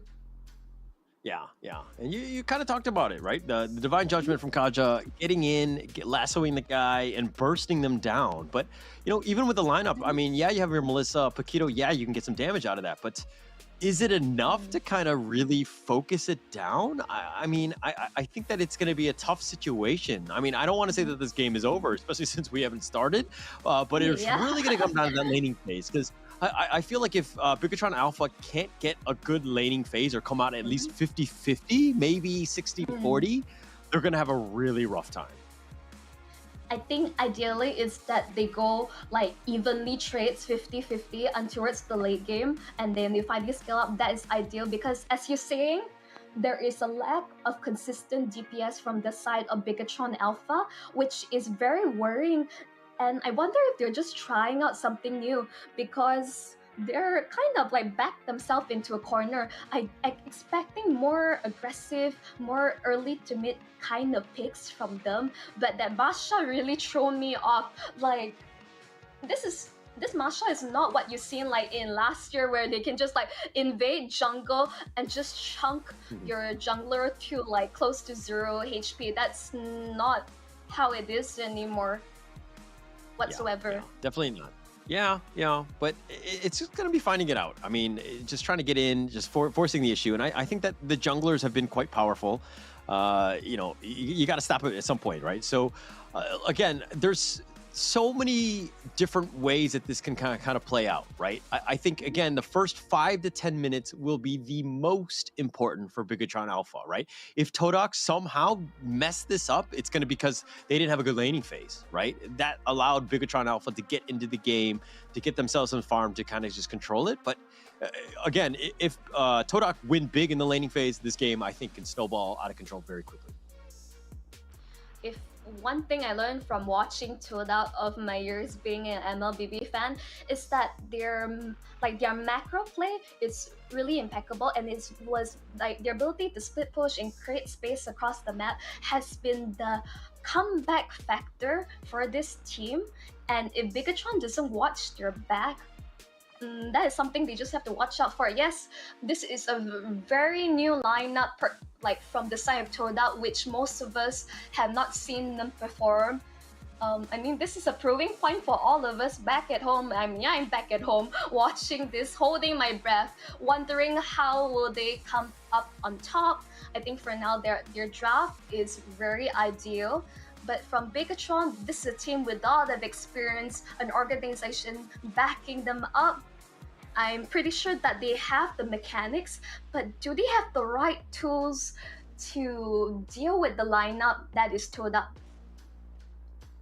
Okay, actually, let's talk about something that you brought up a long time earlier today, in the sense of Bigetron Alpha, the hiring of the securing of the 11-year-old. Can we get some more details on that? Like, who is this person? He's so cute. I don't quite remember the name. It's like about 1 week plus ago, but he's a really great kid, really polite. His Fanny play is insane, and I can't play Fanny like that. I can't even play most assassin junglers. I'm trying to learn, but man, these kids, like, you raise them to be the future prodigies for your teams. That is the future of MLBB, and honestly, it's really terrifying that they're sitting, like, you never know if they're like in your ranked games, and if you're getting demolished at the other end, it just could be this like 11-year-old kid like just giggling and be like, "Hey, GG, well played," like from the corners of his room. I think that is quite terrifying, Holler. I feel like you're speaking from experience here, right? Like, the fact that when you're losing, you're like, oh, that guy must be 11 years old. He has no life, and I hope he goes pro or something like that. No? I mean, I do want to see more, like, young people to be aspired to chase their dreams, whether either it's esports or, wanting to be like players. I'm all for it. It's like, but having so much support and backing from your a good support system, family, organization, believing, trusting you, like, this is like the future in the making, and that's something that I'm really looking forward to see. And really thankful to Snapdragon for like having this like long drawn out like tournament, from open qualifiers, open finals, to now like we're like in deep waters, and the teams that really they fought their way through, it's going to be devastating after when the group stages are over and you're just short by just a bit. Imagine that's how close you are to taste victory, being the top 6 among like hundreds of teams that played. Yeah, it's actually kind of crazy. I mean, honestly, like, all the way from May, all the amount of games that have been played, all the open qualifiers, everything just building up to the culmination of this point. The fact that you have, 3 days for the groups, and then you have 3 days for the finals, and it's going to go to the weekend. I mean, there's a lot of good MLBB that's going to be there. We've seen the precipice of all the teams. This is probably, I mean, I don't want to say that these are the de facto top 12 in the world right now. I think that there's some definitely gray areas and great, teams in that sense, but you're getting very close. Like, you definitely have the top. I mean, sorry? This is, sorry to cut you off there, but this is the best that Southeast Asia has to offer. We're not counting like the other MPL regions.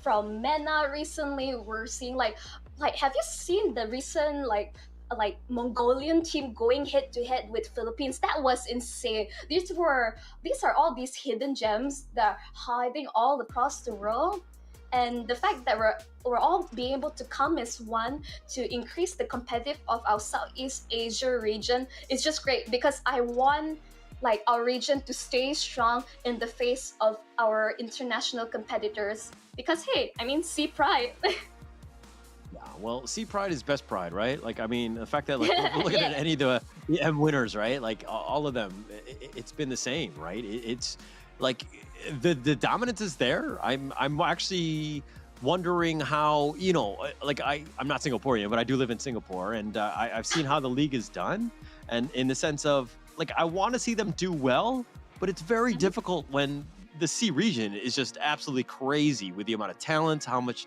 you know, how competitive it is. It's very difficult to beat the Indonesia Philippine teams, right? Yeah, it's I'm not sure, but basically it's the matter like the teams are as strong as the ecosystem that's built around them. I don't want to get too technical here. It's like I don't want to go all like, you know, oh, businesses, administration, like how this whole thing runs like drawn out. But overall, it's like you're only strong as your support system. I think this is really clear. Your fans watching at home, the organization, the sponsors, like production team in the back, we're all here because we're all passionate about the game. And I feel like I'm being really long-winded here. Bear with us, everyone. We just want to sort out all the technical issues and provide you the best MLBB experience possible throughout like the next 3 days, because you're kind of stuck with me, Holler, for the next games. All good. Happy to be on this journey with you. I mean, we've got this series, we got the next one as well, and there's a lot of MLBB coming at you. And I mean, look at this. Okay, if we have to judge the guy's posture, right? Like this guy's posture, probably not the best, right? I mean, like, you know, you don't want to be nervous. You gotta like take your shoes off, jump on your chair, be as comfortable as possible. Obviously, you know, when they get into the game, he will sit back down properly. But the idea is like to relax. Remember, this is still your favorite game. You want to have fun. I was once like in this kind of fun match kind of situation, and sitting in that chair is terrifying. My hands are shaking. I keep accidentally closing the game by accident, and that won't happen if you have the latest Samsung Galaxy. But oh, we're hearing a countdown from production. We'll be jumping right in towards the Land of Dawn. Sorry for the way, everyone. This is going to be game 1 of Todak versus Bigetron Alpha. Holler, take it away. All right, we're going to go in. This is going to be the second series, game 1. We're finally here into the game. Bigetron Alpha are going up against Todak Esports here.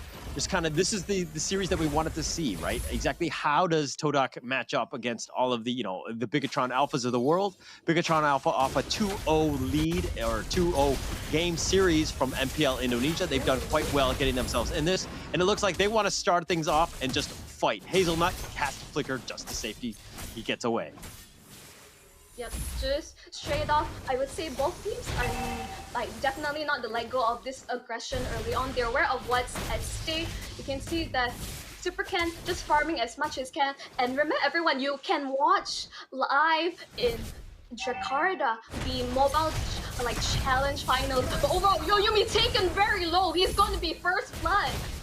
Just off the bat. Super Ken will secure that one. Yeah, that's the way to do it, right? They knew he was low. He had no real chance to get away, and ensure that they got the kill right here. But, you know, for some reason, the score is not being updated on that one. But yes, that was a first blood going the way of Super Ken. That's something that you want, and you don't want to see as a Todak fan. Yeah, definitely the best start for Paquito as Todak, they really shouldn't underestimate the damage that's coming out from Bigetron Alpha. It's like, not to say they don't have consistent damage, there's still something that they have to be wary about. Remember, objective gameplay. This Masha is actually being a real nuisance overall. Malik just like zoning the members out. This is going to be the first hurdle being contested. Malik, for now, I think overall he's a good position to take it. As long as Super Vin does not land the Divine Judgment to him, he is looking for it. Astral Echo has been popped to reveal the vision of the side of Todak. They will back off for now. Yeah, no real, I mean, you don't need to force it, right? Amos is a little low. He's going to be backing off. He's about half life. But there's the Tyrant's Revenge. That's going to knock him up. Super Vin is going to go down. Malik will secure that one. Carrizo's on the prowl, trying to just focus on the attention onto Malik. But I don't know if that's the right target. Now Carrizo's getting bursted. He's down to his last HP bar. He's getting knocked up. He gets blown up. Malik is doing it. And now this is going to be an easy turtle going the way of Todak. 3 HP bars, that's not gonna matter if you're gonna be, like, you stay for too long, you don't manage it well, you're gonna be bursted down from the side of Todak. This is something that BTR has to be worried about. And this is looking to be a really good start for Malik, like 2-0-0. This is something that, as Bigetron fan, you don't want to see from Todak. Yes, and I mean, it's fine. I think they've, Todak have done what they wanted to do. They've got 2-1. It's a negligible net worth lead at this point. But they're putting themselves in a pretty decent position. Bigetron Alpha wanted to get, they wanted to kind of make sure that they have a decent laning phase. They've done that with that first blood from Super Ken. But now they've got 4 members of Bigetron Alpha. They got the Tyrant's Revenge. He's been knocked back into the Echo, though. And I think Super Vin is not going to get the actual Divine Judgment off. And it looks like everybody's going to disengage. Opting there with Novaria, but deciding to just disengage because just so you know, Bigetron Alpha, they were in a numbers advantage on top side. They could go for a Yumi, but I'm not sure why they're deciding to just back off from there. Quite strange. Yeah, I think it was they're just trying to play a little reserve. They don't need to force the issue. Just we can play to the late game kind of thing, so we just need to slow down. But they do need to provide space for Super Ken. I think that he is your win condition. Make sure that he gets as much farm as possible. And as I say that, Saken will push the top lane and force the issue there. But the nice Divine Judgment, Marlsey not able to get away. He's going to be killed, and 2-2. Yep, just taken too much damage. Like, your iframes are not going to save you for now. And you need really, like, spotters hard on, a lot of pressure. Astra as well. Holler, watch out! Tyrant's Revenge. Super Vin, he did get knocked up. The bouncy ball throws him back in, but it looks like that's going to be pretty much the end as Malik goes for Marino, gets the knockoff. Marino trying to get away, not able to do so. Very static. Renner's Apathy is going to snipe on, but not enough damage. That's on to Saken. I did see that he used his ult, but basically not enough damage, and just one more basic attack should do the job. Super Vin just poking Hazelnut. For now, not gonna land onto anyone. Saken's positioning is really good overall now, but the turtle is going to be the focus down bottom for the side of Bigetron Alpha. Okay, 4 Mays now, so Rizzo is also there as well. They're going to kind of back off, and it looks like Super Ken did some damage on a 4 Maze. They back off. Super Ken sticking around, though. I don't know if they're going to go for this turtle. As I say that, Hazelnut is making an appearance to the turtle. Yeah, I think overall, like, both sides showing their heads, and 4 Maze, he's a very experienced jungler, but dealing with the Masha is quite a pain in the butt overall. We can see both sides are not really forcing anything. Will they reset the turtle? I think they would. Yeah, it's kind of bouncing around. Yeah, he's going to slowly start to heal at this point. Hazelnut trying to provide as much vision as possible. Malik just trying to farm, get that red buff. They do have the sphere is a little off the mark. Zarizo's still sticking up front. This turtle dance has been quite prolonged. Yeah, they're just, like, let's say, waltzing around. No one wants to take it. No one is willing to make the first move. It feels like both teams are just really respecting and being really wary of each other. But Todak, they have a timer on their hits. Marquise unable to get these early to make pickoffs. It's like, I'm not seeing the snowball come true. Astro Echo, again, just to reveal Malik. They're not sure where the side of Todak are. Malik just gonna take this with Super Ken! Steals it away! Yeah, you always need to know where Super Ken is. You need somebody, you try to go, isolate it with Malik all by himself, but you need somebody providing vision where you think Super Ken is going to be, because he's going to steal it from under your nose just like he did right there. Yeah, there's a reason why, like, a lot of eyes on Super Ken. Ooh, they're keeping an eye on Turret Hazelnut. He's taking a fair bit of damage. He's going to be alright. But Super Ken looking for someone to Divine Judgment. Oh, Malik, he went in too deep. Oh, that's not where you want to go. And Super Ken will get the shutdown. He gets Malik as well. And it seemed like they were not on the same page as Malik went very, very aggressively with Marzi, and Marzi just got caught out. Not where you want to be. Killing spree onto her Super Ken, like that shutdown was really massive. Moreno's not really landing those stars shatter. It's a bit surprising. I do remember that he has a good amount of practice on this hero, but maybe he didn't quite have enough time to surely like maximize this. But overall, in terms of the emblem choice, nothing too outstanding as of yet. You see that multiple people use Quantum Charge. It's just that you're able to get the additional amount of sustained healing whenever you use your basic attack, which is really nice. Okay, you're calling out Moreno on his lack of playmaking ability, and you don't think he's got enough practice. Monchel, where can they find you on social media?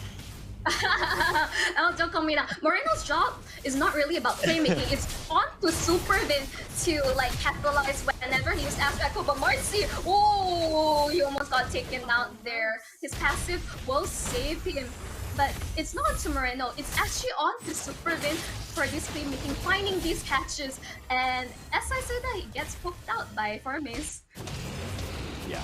No, you're absolutely right. I think Moreno just needs to be kind of like average, right? He needs to hit the occasional one. Obviously, the Echo helps. But hitting that sphere is... he needs to hit it... Like, the threat of it needs to be there. He needs that damage so that it could potentially get, like, you know, a decent chunk of change with each shot that you do. But it's one of those things where it's not everything is on him, right? It really does come down to the team. It's just about poke, you know? Like, by providing vision, that's his job. He provides to Bigetron Alpha, which he does right now. Look at that vision. All 5 of them are going to be hit there. Ayumi's on the wrong side of that, and that you don't want to see the Beatrix up front tanking most of that. He's been killed. Now the Lord is going to be wide open. Assure Aura is going to be off the mark. Ooh. Hazelnut goes in for this one. I don't know if that's the right play. The Tyrant's Revenge, they do get Vin. They get something in return. Now Formace is going to pay for his sins, so to speak, so Rizzo will secure that, but they've gotten the Lord, Bigetron Alpha, and now Todak are all on the run. What can they do? And there you go, Moreno gets the spear, gets the shot, and says, take that, Monchel. I need to actually practice? I don't think so. The fact that I'm being a bit harsh on Moreno because I'm a huge fan of his Farsa, all the artillery mages that I've seen from him, like in other tournaments which I've casted.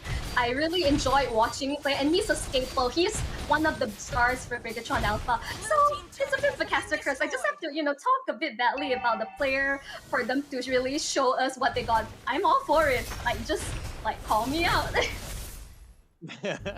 Well, you called him out. You forced the issue, and he's like, all right, I'm going to start making plays. I'm going to be second on the damage leaderboard here, just under Super Ken. But it's one of those things where, yeah, you can hit it, but the one time that you do, you're going to get a kill like that. And that's what they need. It pretty much, Bigetron Alpha, the rest of the team really need to step up and make sure that he has a good game, but the pressure is not on Moreno to make all the plays. Definitely Astro Echo. Oh, he's dead. Hazelnut is just dead. Like the Lord just crashing down. Judgment. Oh, Petrified by also multiple people. Zorizo is going to be killed, and Uyumi, that's actually a good trade for him. He wanted to do it, but Formace is going to be killed again. Moreno with another snipe shot, but it's 2-3. Bigetron Alpha actually the losers, although they did a little chip damage on that T3 top. Martisi, that was... Whoa, that Petroid knockup onto multiple people's Bigetron Alpha. You're forgetting there's a Kadena on the opposite side. That was a bit of overconfidence from Bigetron Alpha. As we're like, you know, we're praising one team and then the other happens. Oh my goodness, caster curse across the board. Well, Ayumi, that was one of those things where the positioning was better. You know, he was in the back. He was getting some good shots in. That's what you want to see more of, not like the other one where he got killed and he was kind of out of position altogether.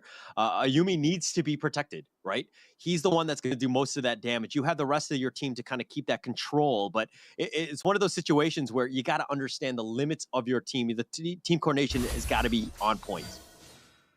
Even though that slight misstep from Bigetron just grouping up a bit too much, but they still have the map pressure across the board. You can see that the fact that Todak has not secured any turrets whatsoever is very worrying for the Swordfishes.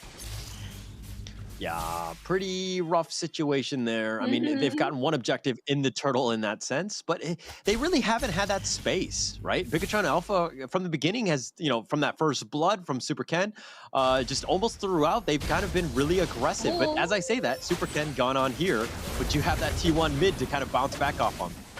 Dorizo going in, his focus is on 4Maze, and it looks like he's going to back off here.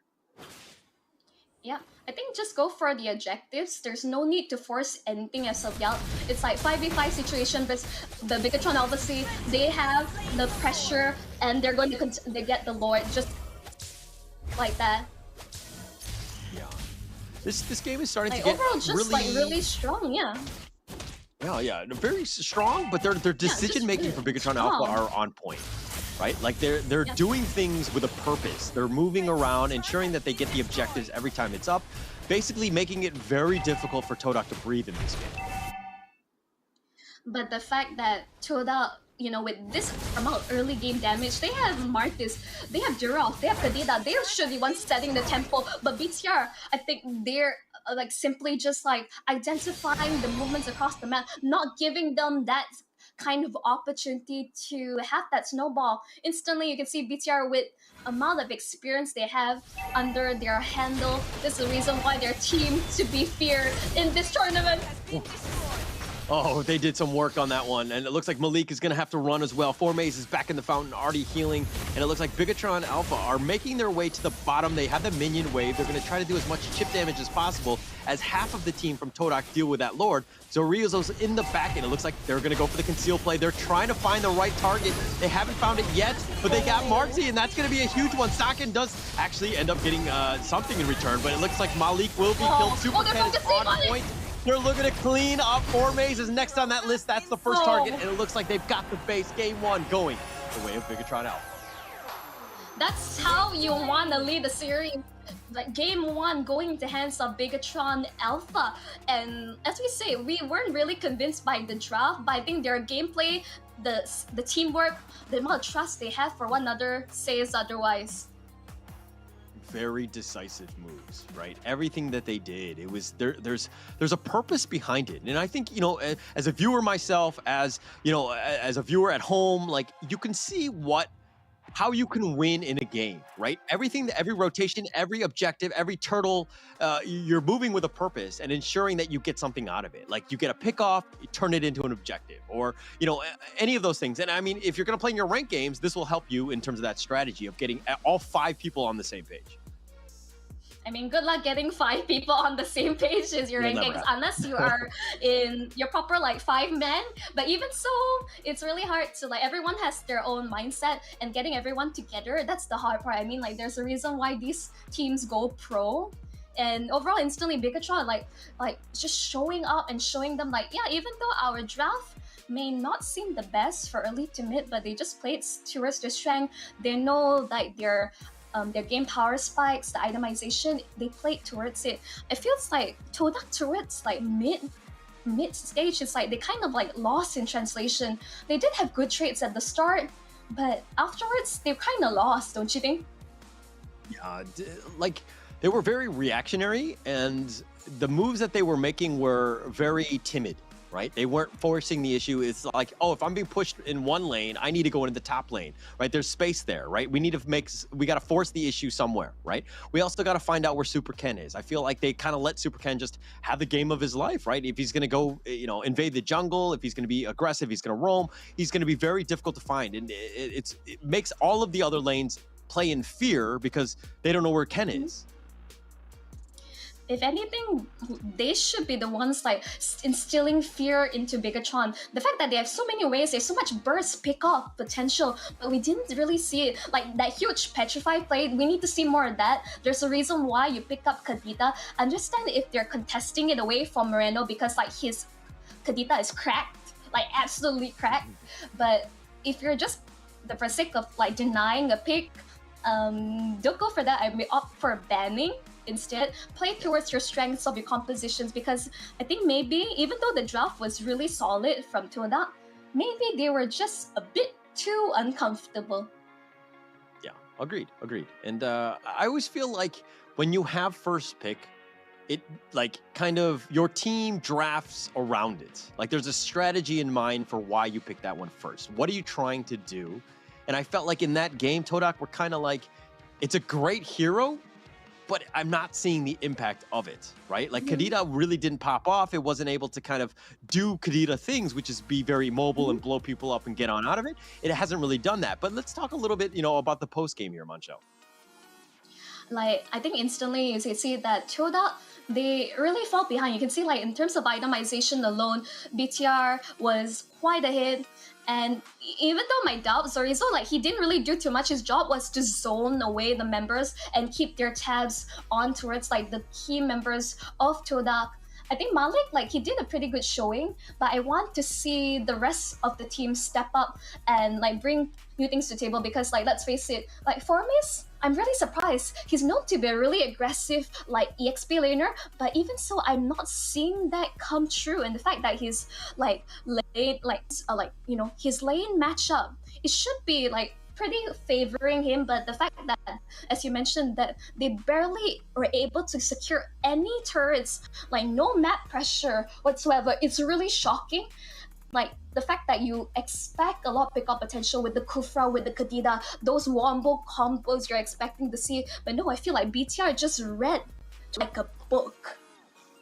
Yeah, it's a tough situation, right? They forced the issue. They made Todak play their game, which is a almost losing game. I mean, this is why Bigetron Alpha are one of the, a very good team, and you got to know where they are at all points, and kind of take the game to them, right? You can't just have like a stock standard strategy in mind and just hope that it works, because this is too good of a team for them for that kind of strategy to work, right? They need to figure something out. They need to go back to it. Now, like the first series, I did talk to Terrence about this as well, but like if you had to talk to Todak, right, as a coach, yes, what is it that you're trying to tell them? First thing, reset. Always, like, every game is new, but first is like play towards the strength of your composition.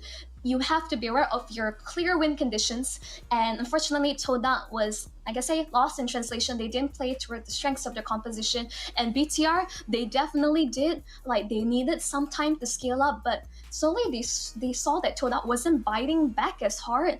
They were pushing the issue, and instantly you can see in terms of the damage taken, Todak took so much damage. Like where is this all coming from? I think it's from second, like the Melissa really annoying hero, like the AoE damage that comes through is so annoying to deal with. But that's why you want to have like this, like the pickoff potential, like you want to go and dive towards the backline. I feel like Todak had good answers. Maybe the Krufer was revealed a bit early.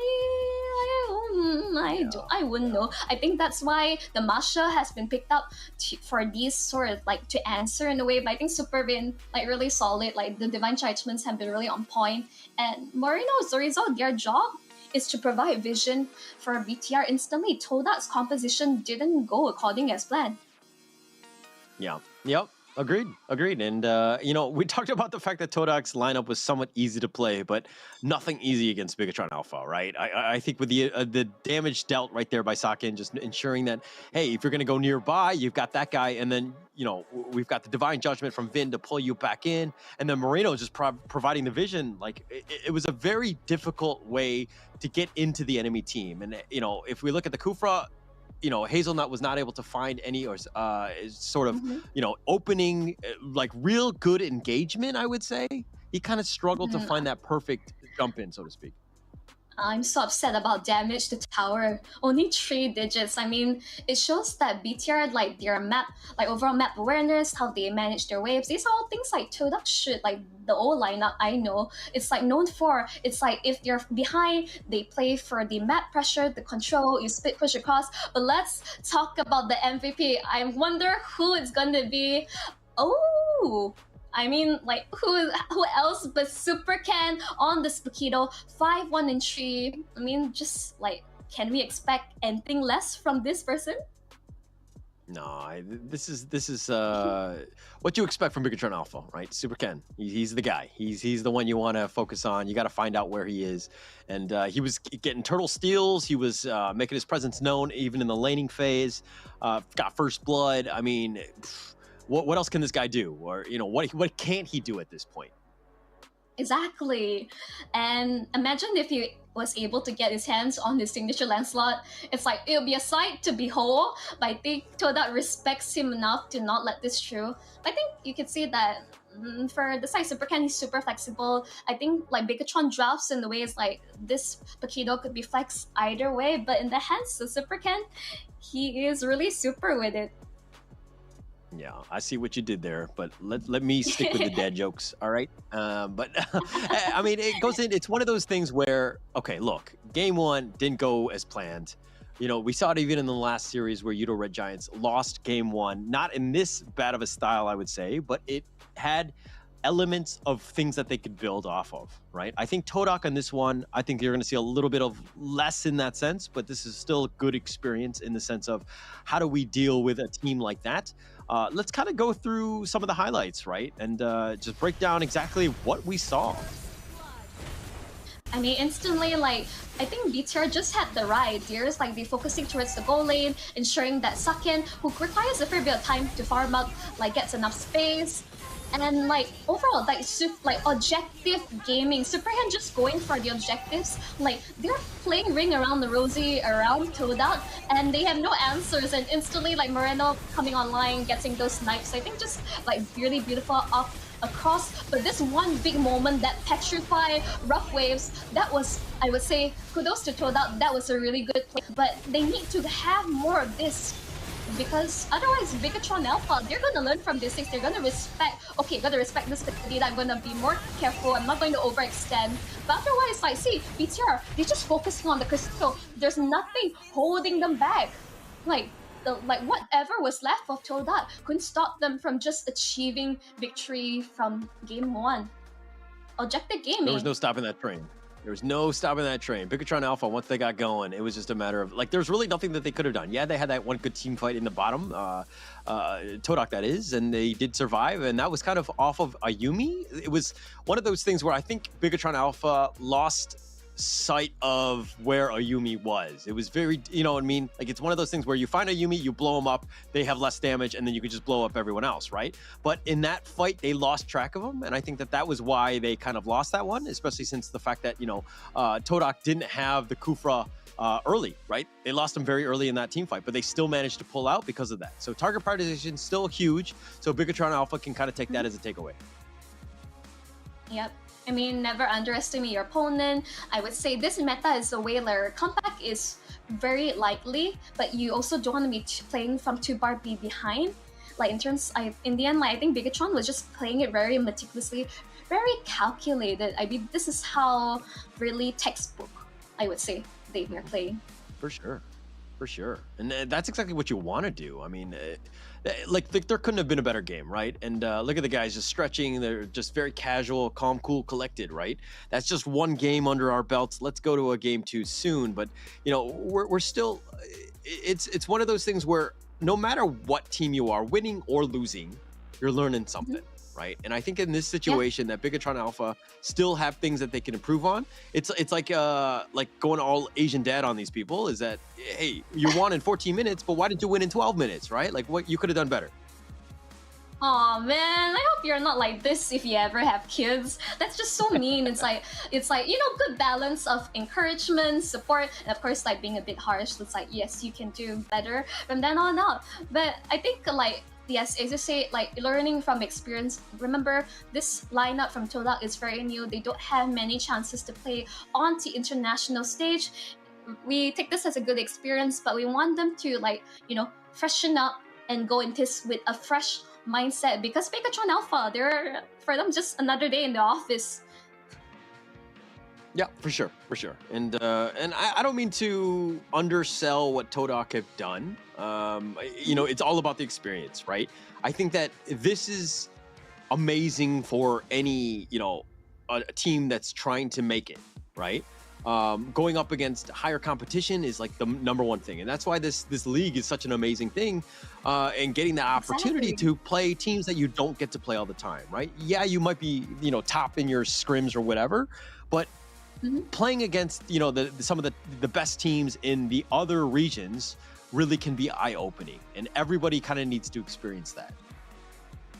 Because like, you know, there doesn't matter if you're a big fish in a small pond. Exactly, you don't know how big the world is out there, and maybe what's needed for our local like teams is like a wake-up call. But as I say, we're back in towards the draft. This can be game 2. Let's see how this would pan out. Yeah, and the draft is going to be continuing on. I don't think that, like, okay, if you are Todak, do you know, like, target any players, any sort of heroes at this point after that game 1? It's really difficult because, like, I would say besides Bigetron Alpha have a massive hero pool. I think overall it's just like what you don't want Bigetron the first pick. You eliminate those heroes that you definitely don't want to fall in the hands of Bigetron Alpha. But I would say like they definitely go for something really flexible. They could go for Prekido, you know, first pick, like for all I care, because that is just like super flex in any way. And Todak, they just got the, I will say, pick their poison, like maybe ban away the Valentina. I think again, I want to speak volumes about what this team can do. Moreno, like really, this is a mid laner I really respect. I do watch a lot of MPL, and this is a player I really watch out for. And Supervin, I think like you can give him anything. You give him Lolita, or even something more of, I would say, Enchanter style. I think he can play it really well. So in the end, Bigetron is really flexible. I think Todak, play towards your comfort. This is like, I would say, match point for Bigetron. Todak, bring out what you got. You need to take a game off this to show that the rest of the world what you can do, and just have fun and play towards the strengths of your composition. Yeah, and I hope to see Todak bounce back after that game 1. I think that they're really going to need this for, you know, just the games that they're going to play later on in the series as well. It's a huge confidence boost being able to just say that you kind of stuck it to them, so to speak. But the Valentina pick, what are your thoughts on that one?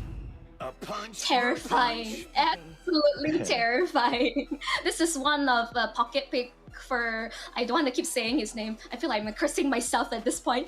Okay, so when we're going into its Toda, I think like just like they're contesting for Kaja as well as Pakido away. They're saying like, okay, maybe want to play this for themselves. These are like relatively like comfortable heroes to play.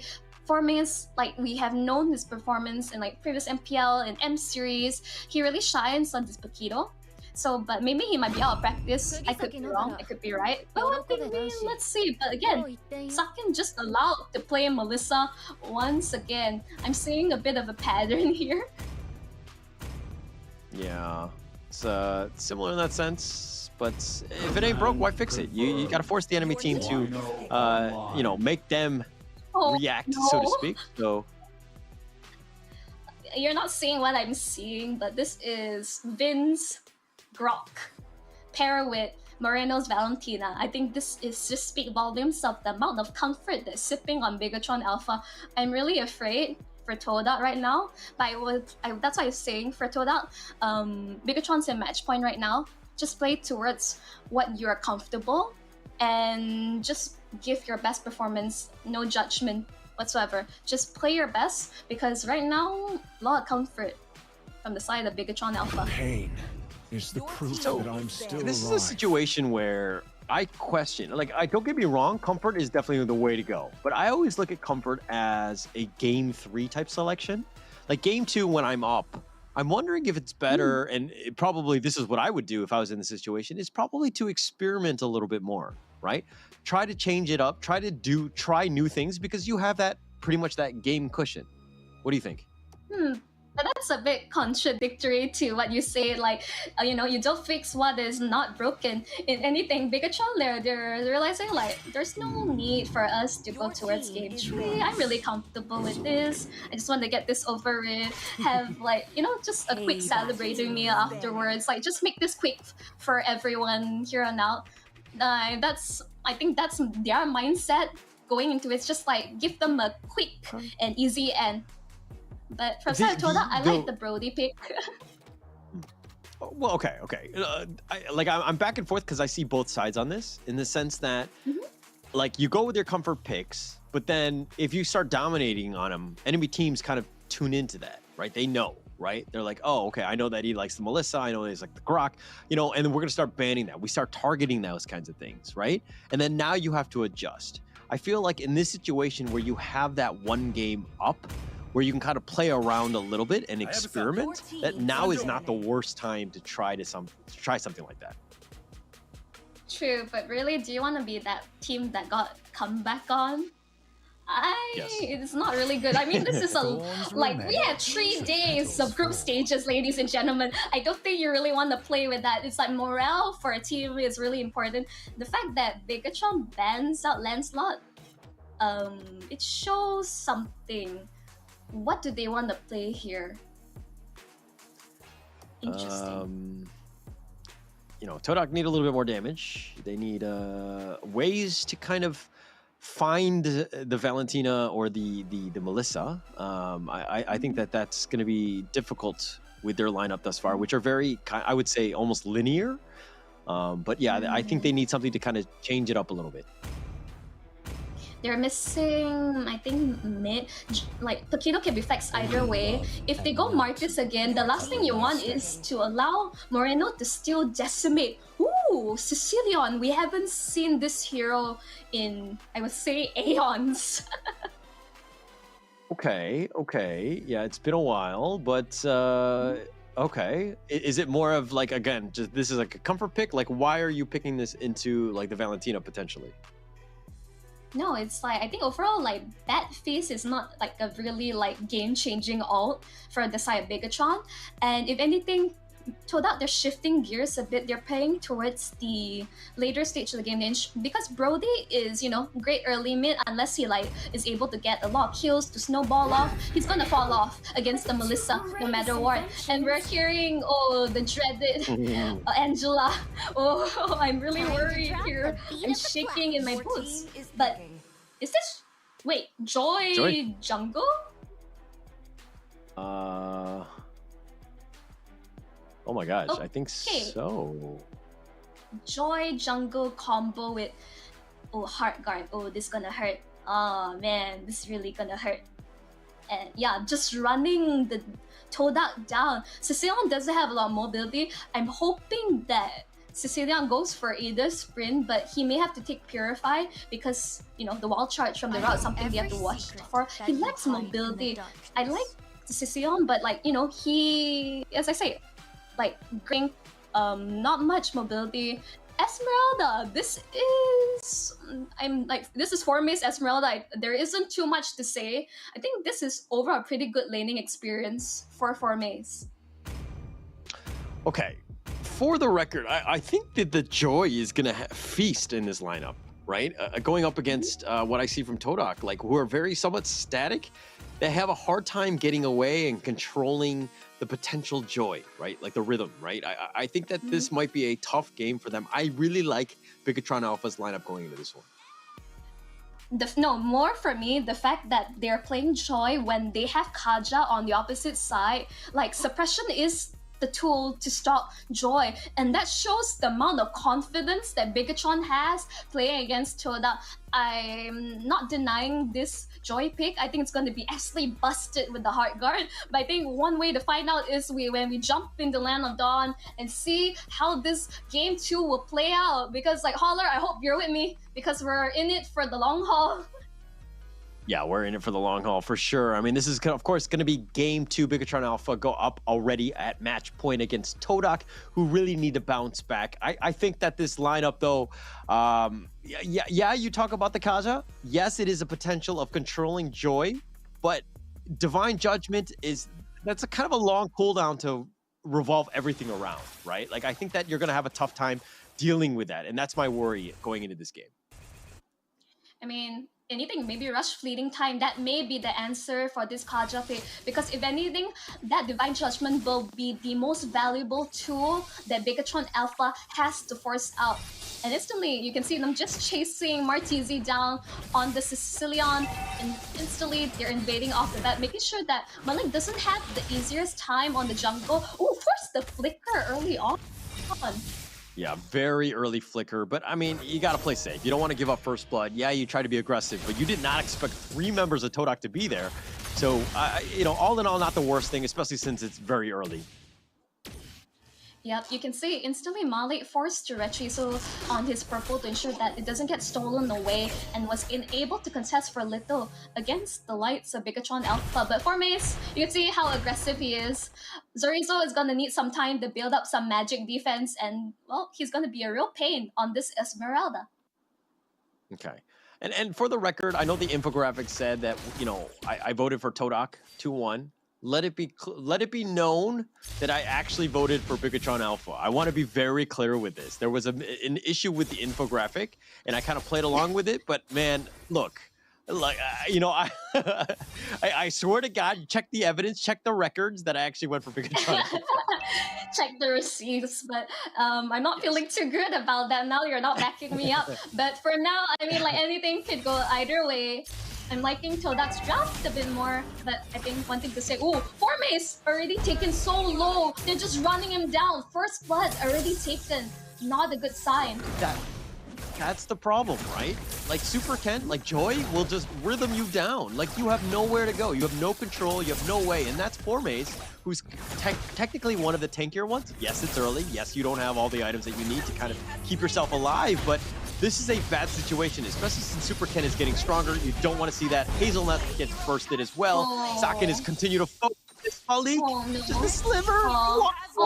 Finn will... Oh, just end his suffering. They're just watching him run away. I'm like, no, I'm just going to spam my skills, ensure you are down in the dust. But instantly, this is not a good start for Formace. I would think he knows his limits better, but getting caught out early on just ensures this Esmeralda is unable to get towards that unkillable stage earlier on. And Martisi also dying there also delays the scaling of the Sicilian pick. Very difficult situation. I mean, it's only 4-0, but that net worth lead is 1.7. But the fact that Super Ken has actually invaded the enemy jungle, forced the issue, and Todak again being reactionary, and Formace gets killed again. Oh, tough situation.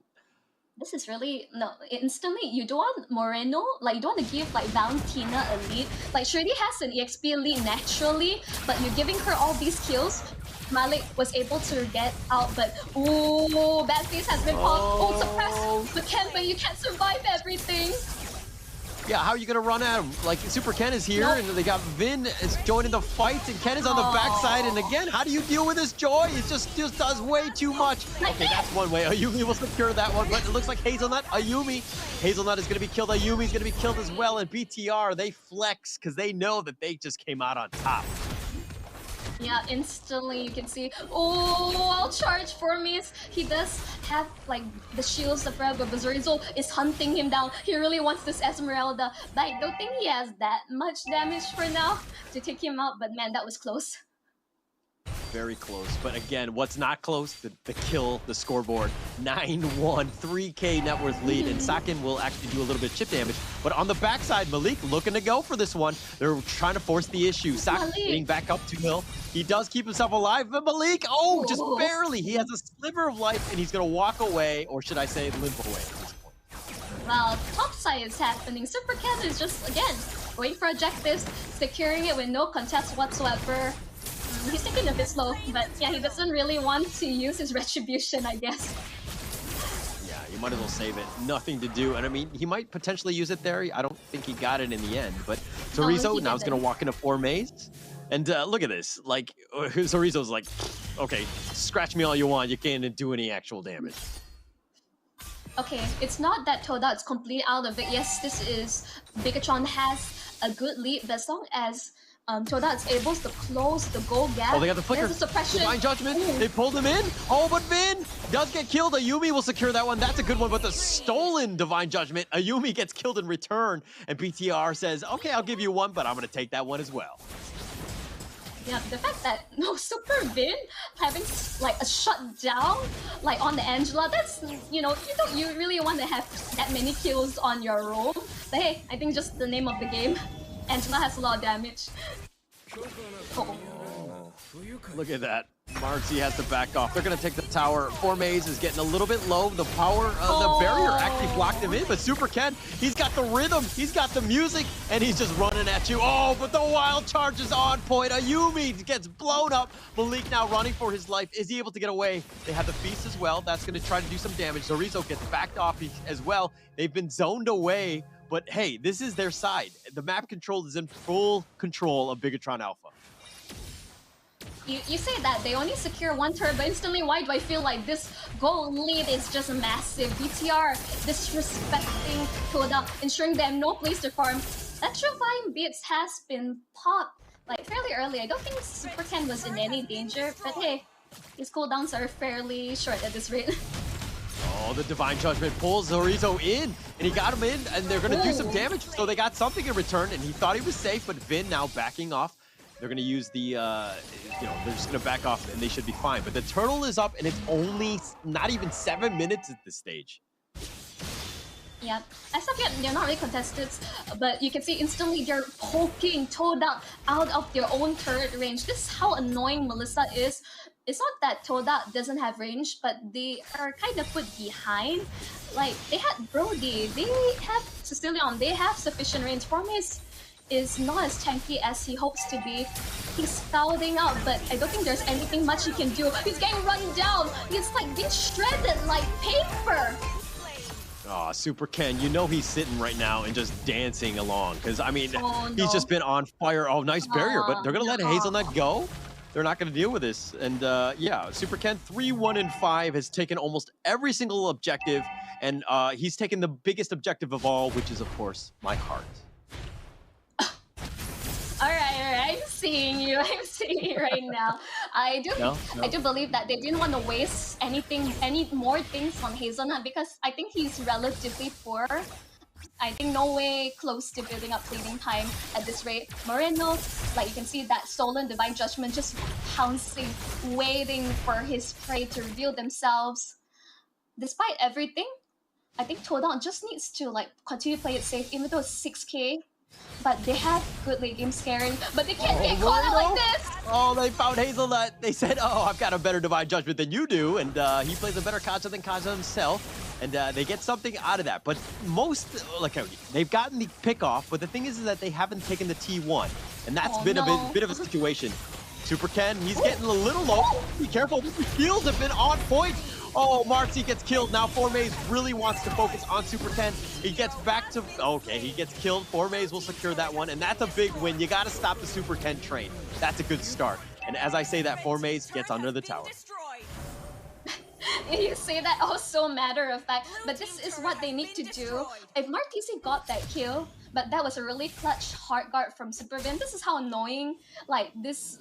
Joy combo with Angela, but you can see Mark all across the map. Ooh, Supervin getting chased down. Malik has some damage. Wow, they really wanted Vin. They came from all angles. There was like missiles coming from everywhere. That was everything. It was all in, and they got one. But again, it's only 5 kills going the way of Todak. They need baby steps. They need to find out more pickoffs like that. Work around their cooldown. I mean, speaking of baby steps, you didn't see what Malik was doing across the map plays. He was able to secure a few turrets for himself. This is the name of the game for Todak. Split push, get control back across the map. The fact that they had 3 turrets, a good start. Better than only getting 2 earlier in the first game. Yeah, definitely. I mean, they've played better than the last game, but this is still a situation where they're behind. It's 4.5k, the nice barrier there. Who's going to block it off? And Super Ken will take the Lord. Very fast fingers, and they've gotten Malik. That's exactly what you want. Formaze now on the run. Really no way to get away from this. And this Bigetron Alpha train is starting to get a little out of control. I think it's really kind of out of control from the get-go. This is really terrifying. Like, overall, how do you stop this? It's like, yes, Hazelnut, you want to be in front to get the Divine Judgment on necessary people, but if you're not going to be able to live long enough and survive and dish it out, there's no point of it at all. If anything, Todak's lineup is relatively squishy. Very squishy, and hasn't gotten enough farm to hit that critical mass where they can kind of defend and have that team fight that they want. They've been very reactionary. They haven't been able to do anything. The Sicilian, yeah, you've got the Bats Beast and all that, Bat Impact, excuse me. But it hasn't really done much other than, chipping out more of the minion wave, right? You have wave clear, which is great, but you haven't really been able to do the damage that you need. The fact that all the inhibitors are still standing, very good for the side Todak, but they can't keep being just ducking in your base and not doing anything because Bigetron Alpha, they'll push the issue. They need to just fix the lanes, right? And if you see what Malik is doing, he's pushing the bottom lane. That's the space provided, which is smart, right? You have 3 lanes. You got to push out one that maybe they're not on, right? Yeah, you might die in the end, but it looks like he's going to recall now back to safety, which is fine. Give yourself a little bit more breathing room. You need to extend the game. The fact that Zorizo rushed that Sea Halberd, that's how I win my lane against Esmeralda or Uranus. Is rush that that healing reduction, and the fact that his blade of Heptasis, so much damage coming out from this Grok EXP. Formis did not know what hit him. Yeah, no idea. No idea at this point, right? I mean, it's still a situation where Todak need to figure things out. They're just fighting for their own farm. Map control has almost been lost, but Hazelnut is providing a lot of vision, which is good. The next big fight is, of course, going to be at that Lord in about 45 seconds. But Todak need to find some ways to get some sort of farm because they are very behind right now. I can understand why Hazelnut is not surviving. I was right about rushing, but Malik! Oh no! You can't get away from this joy. That's the problem. That's awkward. Right? Really awkward. It's very awkward. It's a very difficult situation. Yep. And saying, Hazelnut's really squishy because he did indeed rush fleeting time, but that is not really ideal. You're not able to maximize your ult if you're unable to survive the situation. In fact, he should be going for more magic defense, from Super Ken, Super Vin, Moreno. That should be the main focus from the start. BTR, they don't care about Todak. They're going for the objective. They know what they're doing. They're just going to take this free Lord. Yeah, free Lord. We'll take it, right? And that's kind of how you close out the games. You stick to objectives. And Super Gen is one of the best at it, right? The fact that he's 3-2-8 has made a presence throughout. Not as many kills as he did in the last game, but almost every single objective has been because of him. So they're in prime position because of this. And this 9K net worth lead of 9,000 is actually getting kind of crazy. Super Ken is reached when it's barely 40 minutes and he has Blood Wings, one of the best items and most expensive items you can have for Joy.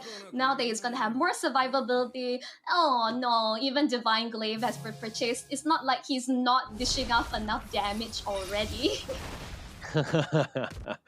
Yeah. I mean, I feel pain. Look at Bigetron Alpha's KDA and the amount of damage that this team has done. They are just incredibly rolling. They have everything in their favor. The Lord is now crashing into the T3 mid. That's going to do some damage, and they're going to stay on the back of this. They play it very smart. Let the Lord tank up as much as possible and just take things slow. You don't need to force the issue, and they've gotten a free T3 out of that, and it looks like they're going to back off for now. Just they don't really force it. They also aware that Todak does have damage, and they're not going to risk a comeback from the side of Todak. They're just playing towards their strength. They're not really forcing it. Really disciplined from side of Bigetron. There's a reason why they're one of the best teams in MPL. Conceal play from Todak. The Divine Judgment, they got found Vin. That's going to be a good start. Marksy will secure that one. Hazelnut's going to be killed because Super Ken is on the prowl and he's going for it. He gets Marksy as well, and now Chorizo. And Super Ken does go down. Malik is going to be killed, but they've got the stolen Divine Judgment. Cleans house, and that's going to be it. And Todak tried to go all in on that conceal play, and now BTR, all they need is that minion wave, which is slowly coming in the top lane to close this game out. This is going to be just a game slow, 2, painful death. BTR. Oh, it's so hard to watch. It's a wipeout for the side Todak and Bigetron, convincing 2-0 victory. Oh. Couldn't have asked for a better game. Very, very clinical. I mean, maybe, again, just going Asian dad, they just need to speed things up a little bit. I think that there are some moments where, they kind of slowed things down for some reason. I'm not entirely sure, but they could have forced it, right? That was kind of like the game would have extended for probably about another 5-10 minutes, I think, if Todak didn't go for that all-in play on that conceal play at the end. But, BTR will be happy they got the win anyways. I understand that Todak was really trying to make something happen instead of like sitting in their base like ducks, just waiting for slaughter. But you can see instantly Bigetron really turned the table around and just wiped the floor with them. Instantly, you see what happens when Bigetron Alpha has a very convincing lead, and not a good sign for the Swordfish. Yeah, it's one of those things where you just shake off, right? It's again still very early. You have many other games. It's a round robin. It's not the end of the world losing one series, right? I think that this is one where they need to kind of, hey, we need to step back. We need to figure out what we did wrong. We need to do a better job. We need to improve. But again, 3 days of the group stage, not a whole lot of time to get better. You got to find out what you did wrong quickly. Yeah. I mean, like, let's not forget, all the teams we have today are going to be half into the top 6. Ooh, it's like, but so far, Todak, unless some massive changes are coming in, I don't think there's too much to say. It's like, I say, Bigetron, I knew they were like massive opponents, but I wasn't expecting this sort of like domination coming out from them from day one. What did I saw? Bigetron Alpha, though, you're going to see a little bit more of them. It's going to be on the Stream B, this stream, so stay tuned for that. But that's going to be Game 4. That's going to be coming up later today. We have a whole nother series that's going to be up even before that one. The next one up is going to be what? Yoodo Red Giants, and we saw them play in Game 1. They're going to be going up against RSGPH. That's going to be coming up. But we still have to go through some of the post-game and, of course, the interviews and everything. And Bigetron Alpha coming out, winning that game in spades. Like, they were in firm control, like, very difficult team to deal with, I think, for almost any other team. I feel like you don't want to play poker against the Bigetron Alpha players. It's like everything is really calculated. It's like you don't know what they're going to like draft. Really meticulous, the way they play calculated. That's how you should play. I would say just really great textbook. And again, Todak, in the end, it's like really lost in translation.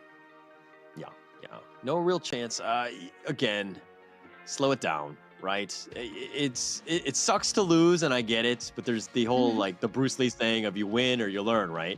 So this is one of those things where you just gotta learn, right? You gotta chalk the L up, just move on, figure out what you did, go back to the replay, see what rotations worked. Maybe it was a draft situation, all these things, but you really need to check the replay to kind of figure out what you did wrong. If anything, maybe instead of banning out like, Ling and whatnot, maybe we should ban Angela, because like we're seeing like Angela is such a huge enabler for these assassin junglers. It's honestly kind of disgusting to watch. Like just sneak them like death ball from start to end. It's really terrifying and not something I want to see in my ranked games. Well, it's going to take two to tango, and if you're like me playing the solo rank life, it's sometimes a painful one. So you don't have that duo, so to speak. You need the Angela to kind of back up your Ling. And, I'm still looking for my Ling, so to speak, as an Angela player myself. Oh, okay. I mean, like, I don't play. I play jungle. Surprise. Okay. All right. Okay. All right, but let's check out the post game. This is, of course, game 2. A lot of the stats are going to be skewed, of course, but Bigetron Alpha here, 22-7, didn't really give him much of a chance. But like two of the players, Marino and Sakin, not even dying a single time. That's an ouchie for a Todak player. Like losing side lanes is already indication that like the game is slowly going to favorites the favor of Bigetron Alpha. Like that's why like winning side lane is really important, but how quickly they shut down Formace, you can see instantly like he's giving a thumbs down, he's not feeling too great. And Ayumi, it's like BTR has the biggest target on his back. I never seen like them providing so much pressure towards the gold lane ever, rotating 3 to 4 members just to ensure that Yumi doesn't have a time of day to farm at all.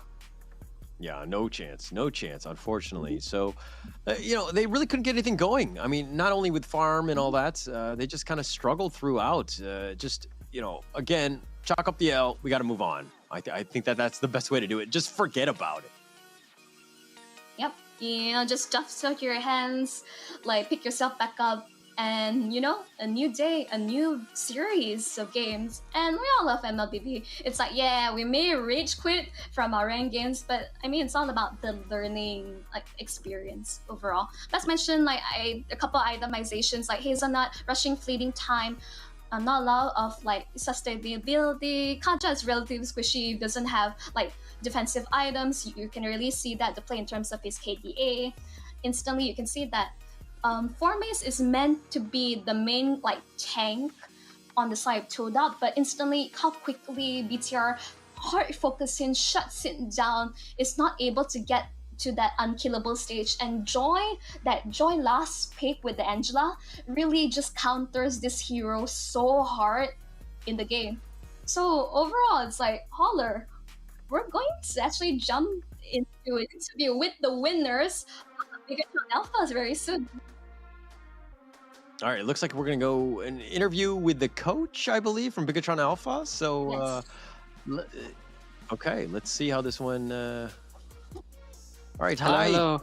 Hi. How are you? Hi. I'm good. Thank you. How about you guys?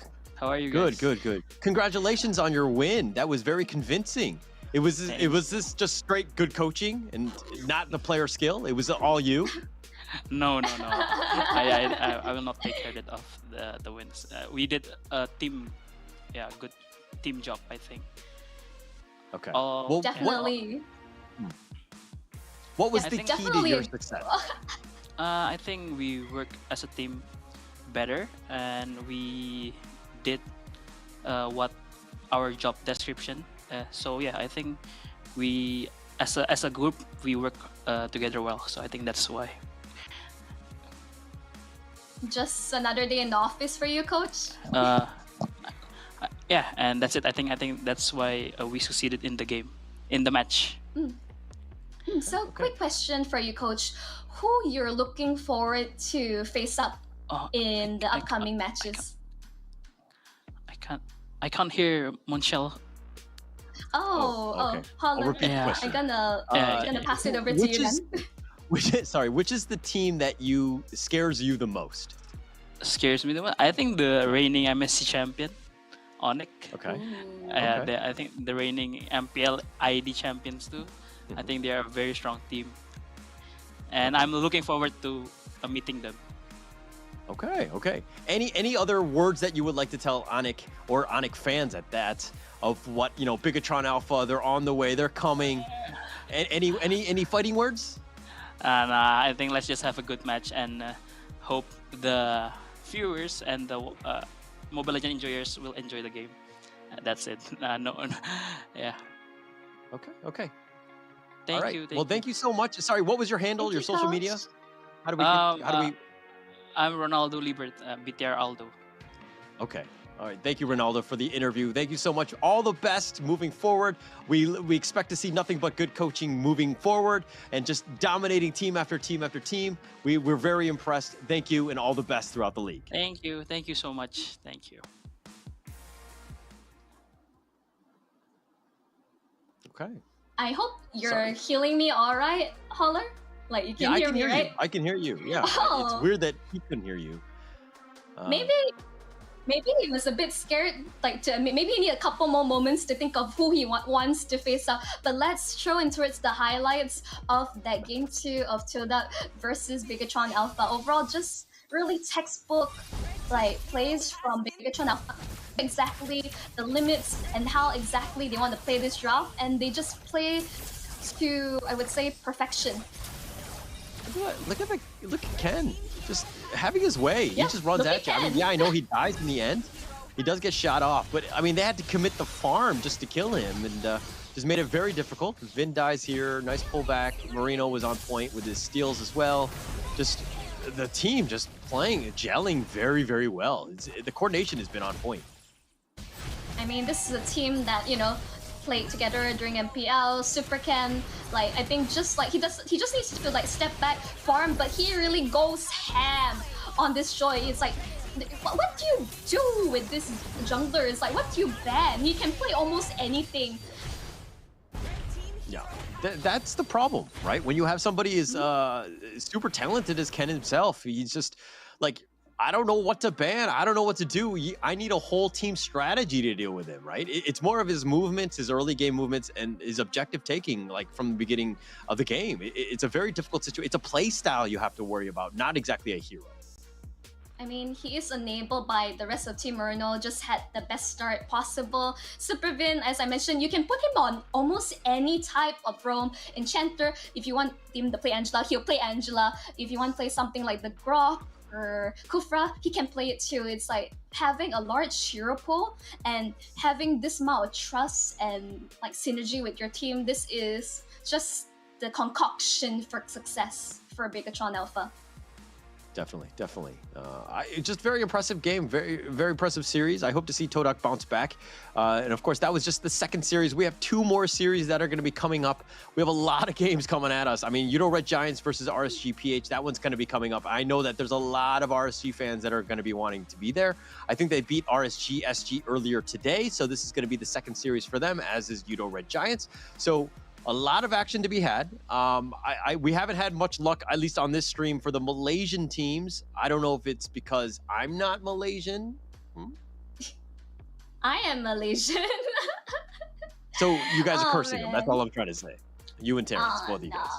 No, we're not cursing them as of yet. But yes, the next upcoming match will be RSGPH versus the Yoodo Red Giants. We'll see if they're able to adjust. I have faith in our boys, but overall, it's like, Caller, shall you throw into the break? Yeah, I think, well, that's going to be it. I mean, that was going to be the second series. We're going to go into the third series, but we're going to take a little bit of a break.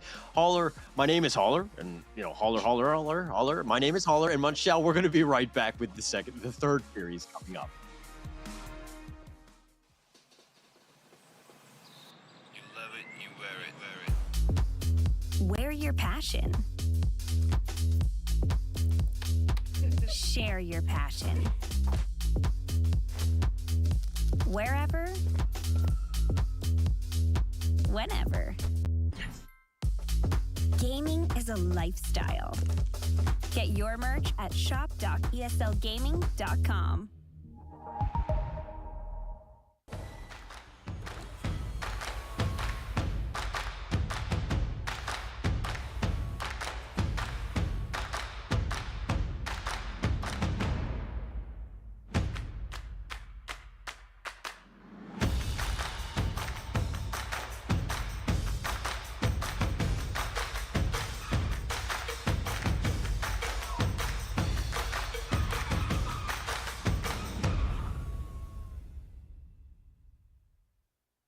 The Snapdragon Pro Series powered by Samsung Galaxy is brought to you by Snapdragon Elite Gaming, Samsung Galaxy S23 Ultra, Monster Energy, and DHL.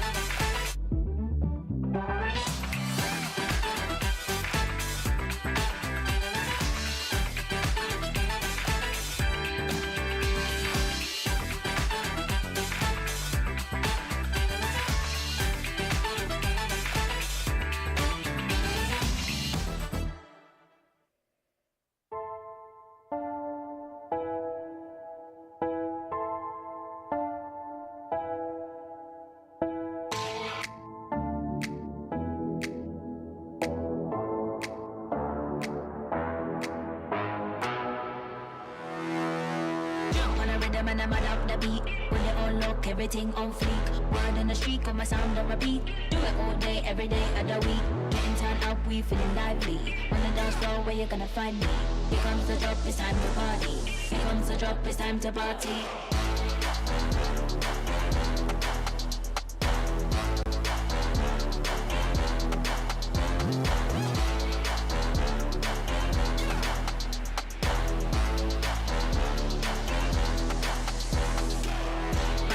Bad up the beat, when they all look.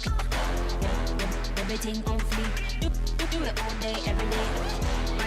Bad up the beat, when they all look. Everything on fleek. Do it all day, every day.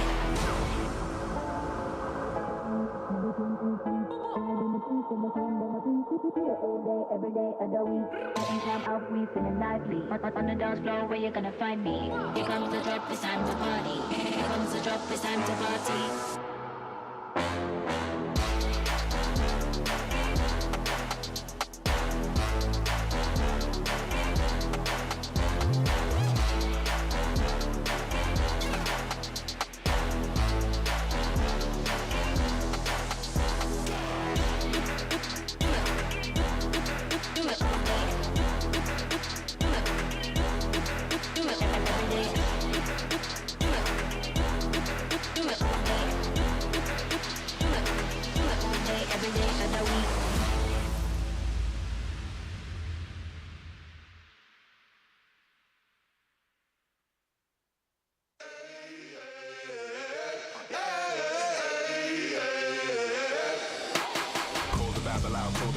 Back to life, I'm undeceased. Breaking the chain, unleashed my true power released. Reached my hand into the sky and made the stars align. Cause when I left it down to fate, it was taking up too much time. It's a miracle, it's a curse. I will not be deterred. If you predicted the worst, bon appetit, eat your words. Keep my score, fire the gun. Watch me how I overcome what they said could not be done. I did it, now sing it. Oh, here I go, changing destiny, shaping the road to my victory. I won't admit defeat. I'm making history like it's meant to be. When they send for me,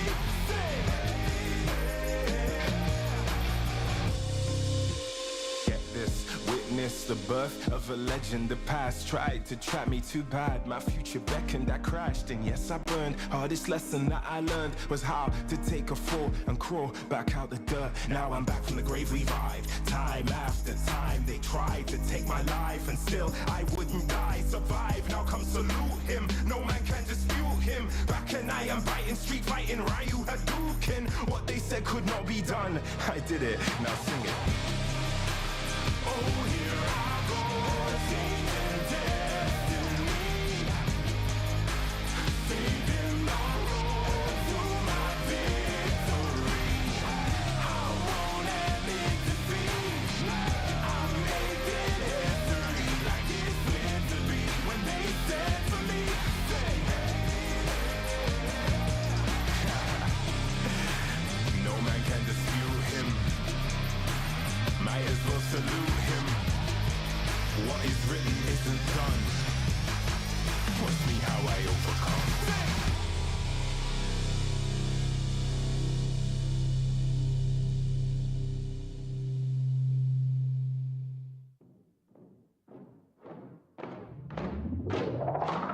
Lace up my shoes, time to get it. Put in the work, I'm with it. Paying my dues with sweat and tears. There is no weakness here. I ain't new to this, I'm a veteran. Wear my battle scars like a letterman's. I done crawled through the mud full speed, so I wouldn't underestimate me. That's a rookie move. Homeboy, I got nothing to prove.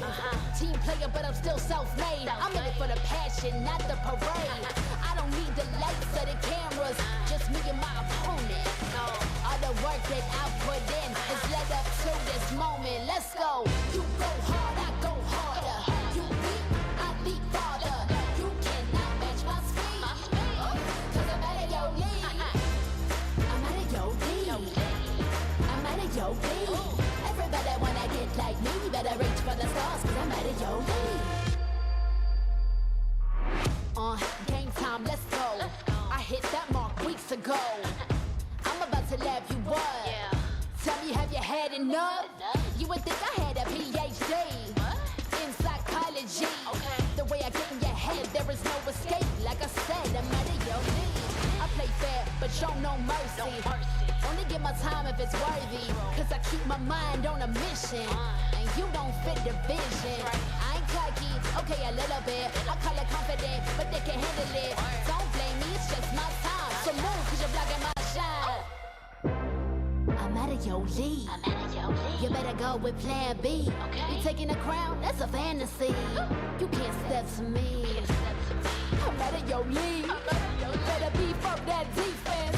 I give you an A for effort. Now hit the bench. You go hard, I go harder.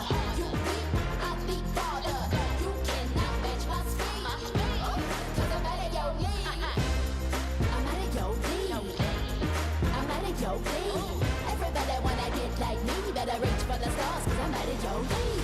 You go hard, I go harder. You beat, I beat harder. You cannot match my speed. Cause I'm out of your league. I'm out of your league. I'm out of your league. Everybody wanna get like me. Better reach for the stars, cause I'm out of your league.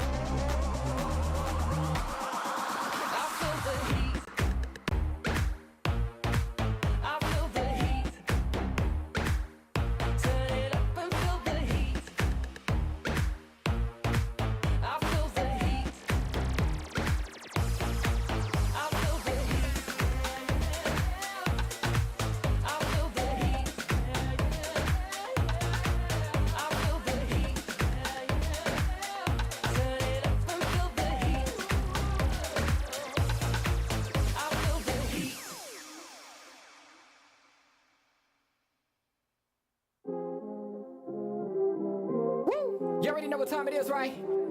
It's your boy Eclipse Darkness. I do this for my people. How I like that. I'm a black strong man, they can't tell me nothing. What I represent, they try to keep it from me. I done turn a lot of nothing into something. And I'm still out here pushing all they buttons. They can't hold me down, yeah, for nothing. So I'ma stand up. They can't hold me down, yeah, for nothing. I'ma stand up, yeah, for something. Cause they can't hold me down. I done seen it all. Came up from the gutter, baby, now I'm here to ball. I've been talking in my ear, so now they wanna call. They got my line tap, oh yeah, they tryna take it off. Oh no, here we go again. Pull me over, let me guess, it's cause my melanin.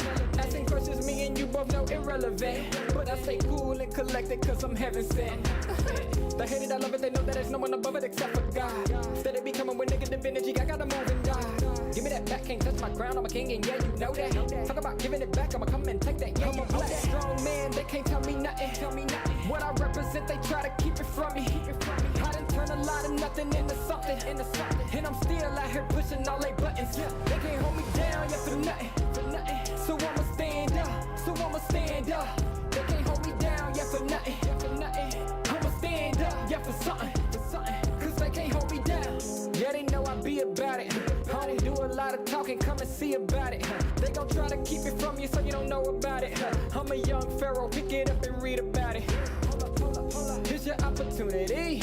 Telling stories, yeah, to make sure they remember me. Can't hold me down, cause I leave behind a legacy. And don't believe them when they say they who they claim to be. They can't hold me down, yeah, for nothing. Stand tall. They can't hold me down, yeah, for nothing. Stand tall.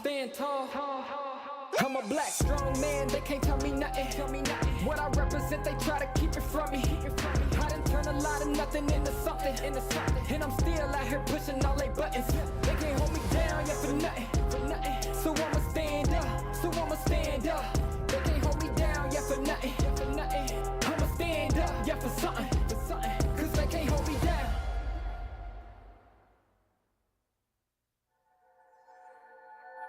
I got a thorn in my side. You can run, but you can't hide. Yeah, this is magic, you know it, but no remedy in the head. Let me go where it hurts. Hold me tight while you inside. Rip my head for the holiday. We're gonna make a mess. Baby, let me be your voodoo doll. Stick up in it like a bunch of bones. Yeah, let me be your voodoo doll. Push it in and make me scream and cry. Baby, let me be your voodoo doll. Stick up in it like a bunch of bones. Come let me be your voodoo doll. Push it in and make me scream. See me up with your eyes. I got stitches from your lies. Let me lift your spirit if you are for it. But be careful of my heart. It's best you leave that part. The end about revenge. Cause I'm a good friend. Baby, let me be your voodoo doll. Stick up in it like a bunch of bones. Come let me be your voodoo doll. Push it in and make me scream and cry. Baby, let me be your voodoo doll. Stick up in it like a bunch of bones. Come let me be your voodoo doll. Push it in and make me scream and cry.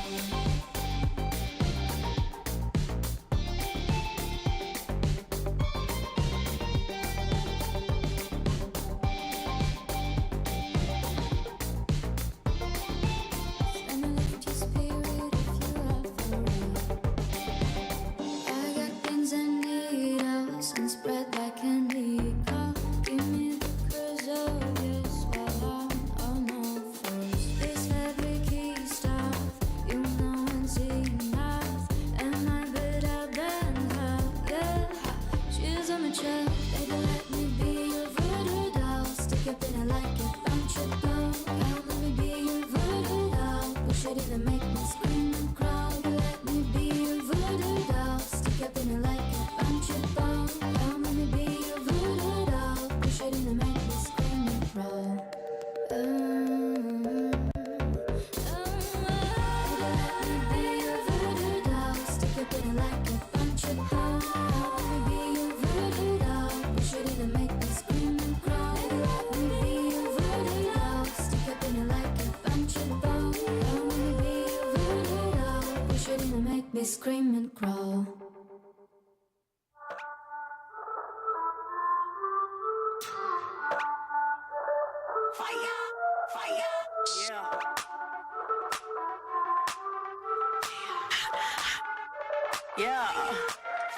We be hot, mama got game. Check my team, we like the flame. We be bougie, y'all sound the same. We be, mama got game. We be hot, mama got game. Check my team, we like the flame. We be bougie, y'all sound the same. We be, mama got game, yeah. We be cooking something new. Hear us knocking, coming through. Push the limit on them rolls, cause we don't do it like you do. We be cooking something new. Hear us knocking, coming through. Push the limit on them rolls. Yeah, mama got game. Mama got game. Yeah, mama got game.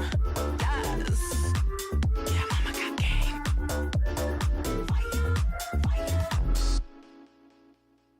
Rockin' be rockin' the game. Hear them screaming, they screaming my name. We be up on the fame. We be all of the power, we reign. Rockin' be rockin' the game. Hear them screaming, they screaming my name. We be up on the fame. We be all of the power, we reign.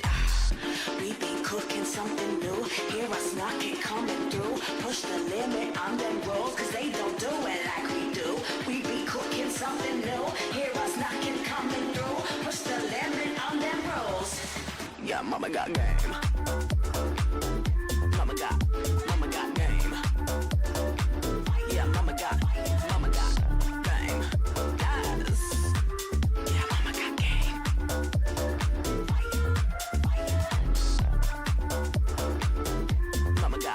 Mama got game. Yeah, mama got game. Yes.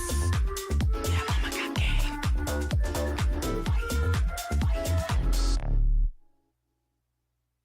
You say you're looking, keep looking for it, but you can't find it. Can't find another one to get around with. You try, but never find someone who's fine. Keep looking for it, but you can't find it.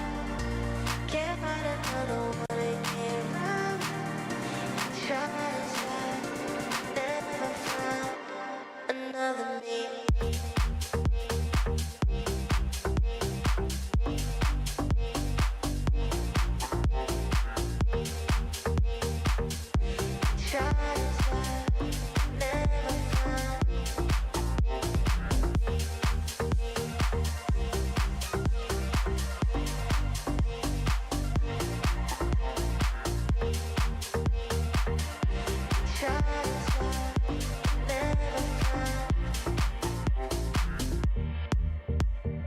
What is missing when you've been? Tell me something I can hear. Body screaming. You won't admit that you want me close. I know you need, you know I know. When you're with me, you feel it the most on the low, low, low. You say you're looking, keep looking for it, but you can't find it. Can't find another one to get around with. You try, but never find someone who's vibing. Keep looking for it, but you can't find it. Can't find another one to get around with. You try, never find another me.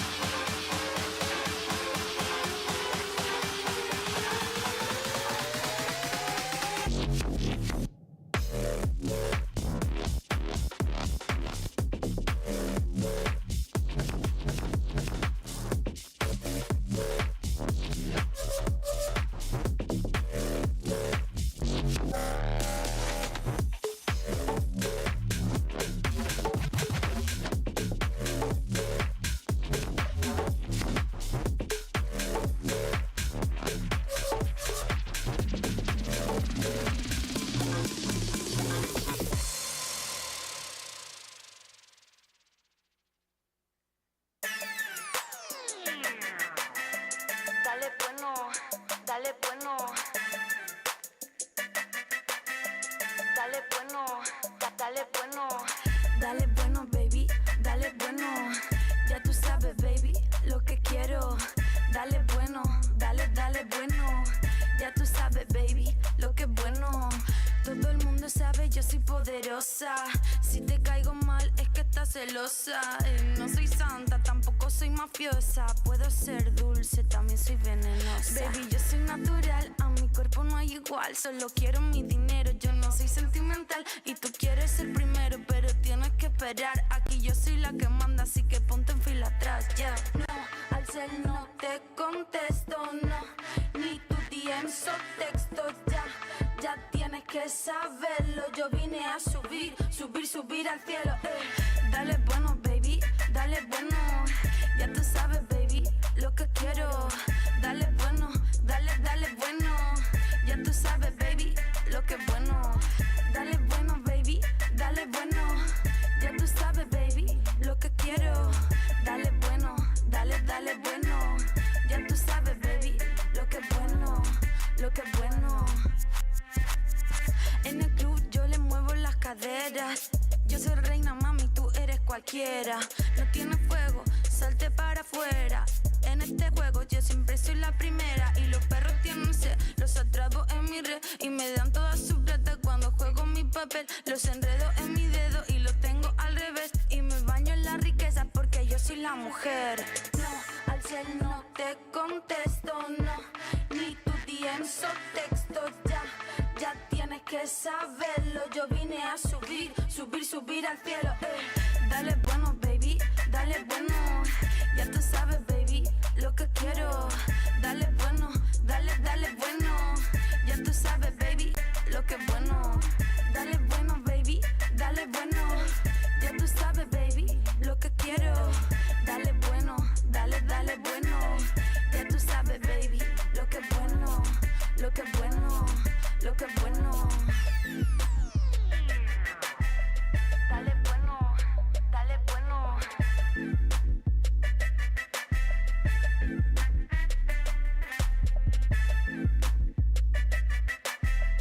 Dale bueno, dale bueno.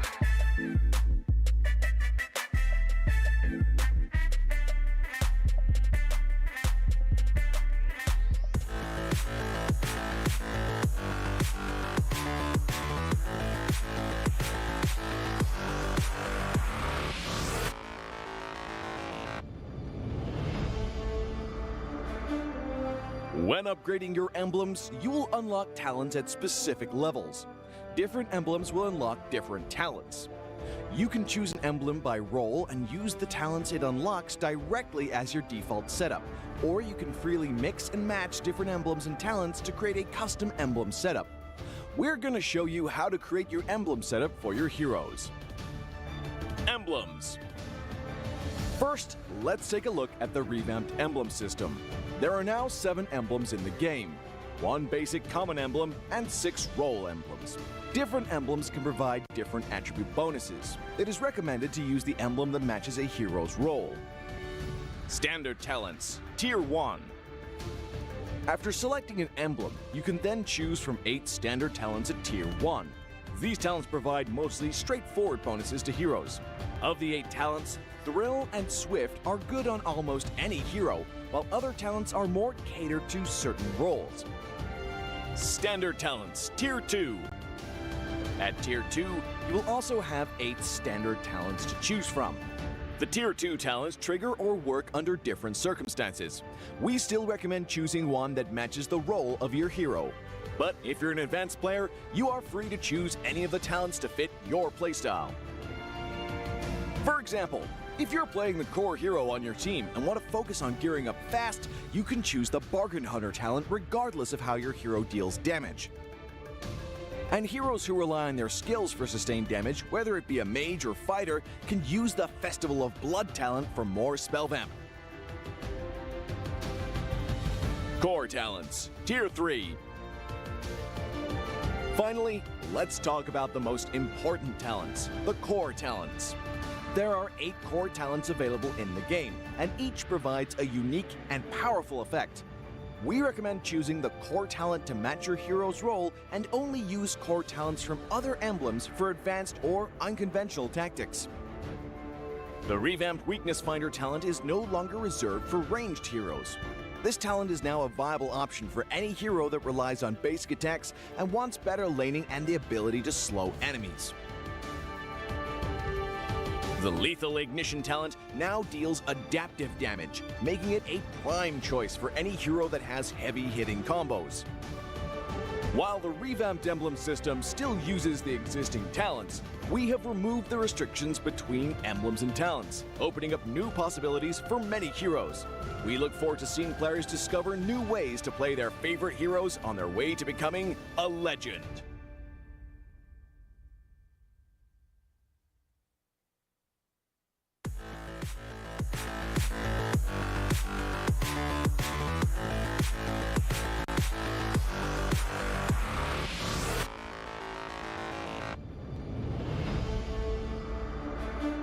In the previous guide, we learned the basics of the new emblem system. This time, we will take a closer look at the core talents unlocked with the basic common emblem, tank emblem, and fighter emblem. Core talents unlocked with the basic common emblem. By upgrading the basic common emblem, you can unlock 2 core talents, Impure Rage and Quantum Charge. Both are suitable for most heroes. The new Impure Rage talent now deals adaptive damage, making it a good damage-enhancing talent for a variety of heroes, such as Eve, Nathan, and Diggy. Eve is a hero with great poke and control abilities. She can use the extra damage and mana regen from Impure Rage to constantly wear down enemies. The new Quantum Charge talent now restores HP based on the hero's level and not their physical attack bonus, making it viable on more heroes that want HP recovery and mobility, such as Edith, Leslie, Layla, etc. When equipped with Quantum Charge, Edith in both forms can use the movement speed bonus triggered by her basic attacks to keep a safe distance from the enemy and the extra HP regen to stay in the fight. Core talent unlocked with the Tank Emblem. By upgrading the Tank Emblem, you can unlock Concussive Blast. Concussive Blast works the same as before, providing an extra source of AoE damage for high HP heroes, such as Johnson, Baja, and Hilda. Hilda is a high HP hero who can tank a lot of damage when equipped with a full set of defensive equipment. The Concussive Blast talent will not only enhance her survivability, but also boost her damage. Core talent unlocked with the Fighter Emblem. We gotta push to the limit then work till we finish then push to the limit then work.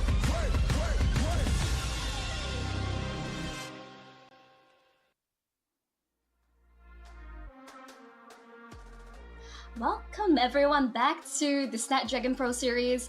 My name is Monshel, and with me, Holler. Hope you all had a good evening, a good dinner, because we sure are hungry for more MLBB action. I hope you are as well, Holler, because we're in for some spicy matches.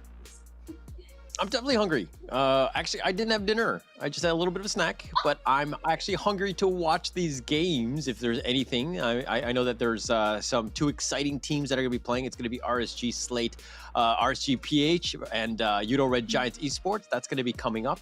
And, you know, both, I mean, RSG PH actually won, Yoodo Red Giants lost, but what does matter is Snapdragon Elite Gaming when winning matters, and that's all that matters to me, right?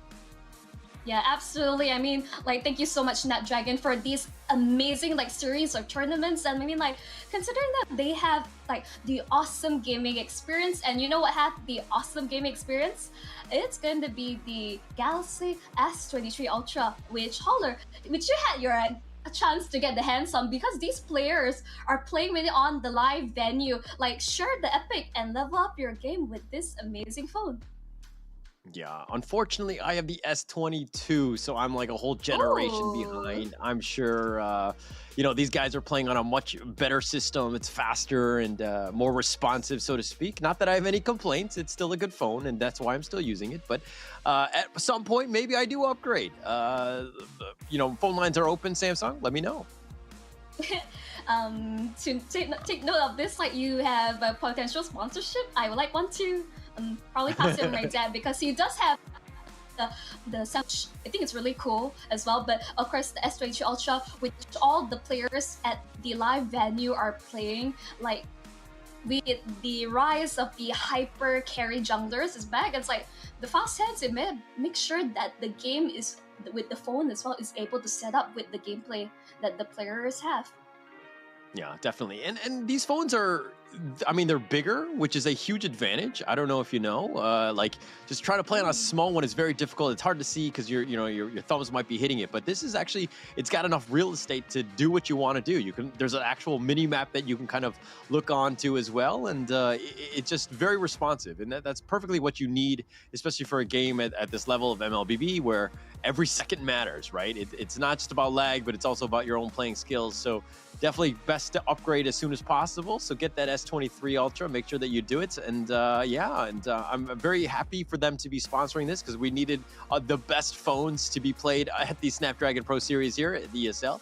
And, you know, but we're going to go into the third series. And this is one of those ones where, you know, RSGPH did pull out the victory against their brothers in RSG SG, but now they're up against Yoodo Red Giants Esports, and that's a team that lost out earlier today. And kind of, they did go to Game 3 against Echo, but this seems like a, not a David versus Goliath one, but let's first check out the video.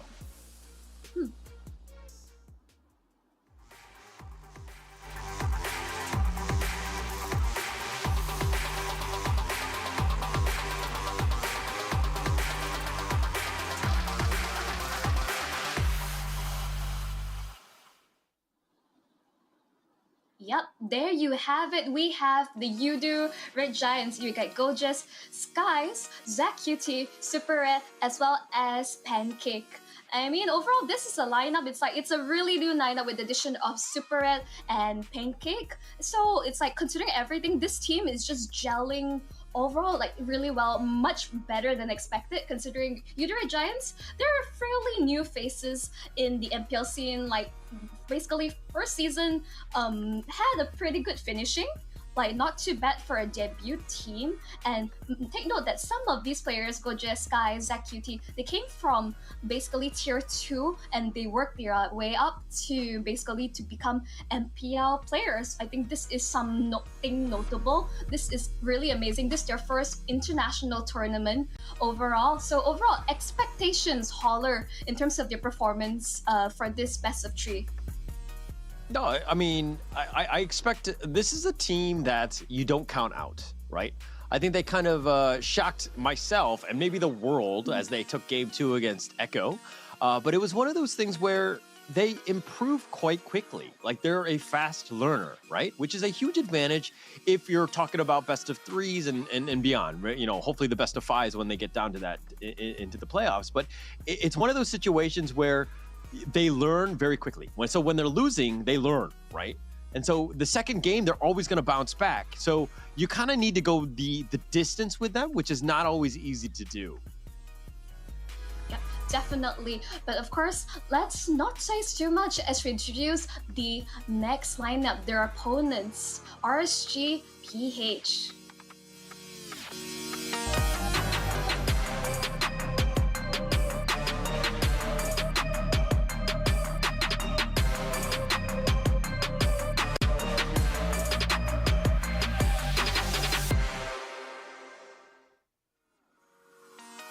Here we go with RSGPH. It's going to be NAS, Demon Kite, Aqua, Ema, and Light. I like the fact that they have the periods at the end so that you know that, hey, it's Demon Kite, period. Like, it's their serious business, right? This is a team very strong. I think that you got to always understand where this team is going to be. And, you know, I mean, I don't want to toot their horn yet. They still have a lot to, you know, get to, but the Philippines usually have dominant teams, and this is one of them, right? This is one of the teams that will probably be top three. Very strong team. Definitely a scary one that no team really wants to face.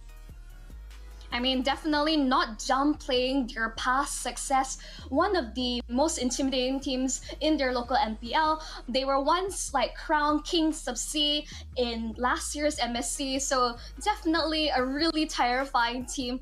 I remember the first time I lay my eyes on Nuts, and man, this might be his meta once again. It's like I recall like watching his Esmeralda. I'm just like, man, don't you mess with him. He's an absolute beast. Like even on stage, like he can get really aggressive. And this is like the meta of like, I would say like really aggressive EXP laners. And it's really exciting to see what like the meta has shifted and how will RSGPH will adjust for it. Because back towards Yoodo Red Giants, I think Super Red, if you don't know, Super Red actually came from Blacklist, like PH as well, and he has really been making waves for Yoodo Red Giants. Like amazingly, I wasn't expecting this goal laner to like just fit right in home, and the amount of impact that he brings. So I think Yoodo Red Giants, the main play, ensure that Skies as well as Super Red has sufficient space to farm up. But of course, I don't think RSGPH is gonna let that happen.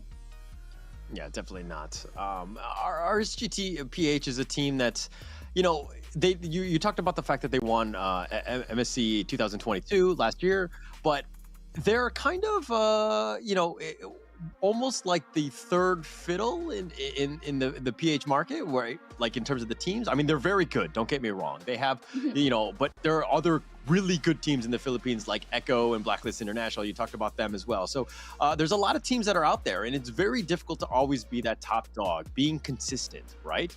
But if we're going to talk a little bit about, you know, predictions going into this one, we have the Snapdragon match prediction, which is, of course, casting your vote in the Twitch chat. Make sure that you do so. Let us know which ones that you think is going to pull out the victory on this one. And Monchel, though, what about your prediction? I mean, like personally, I was there live during last year's MSC, like watching the matches, and like respect, like RSGPH, definitely a team to watch out for.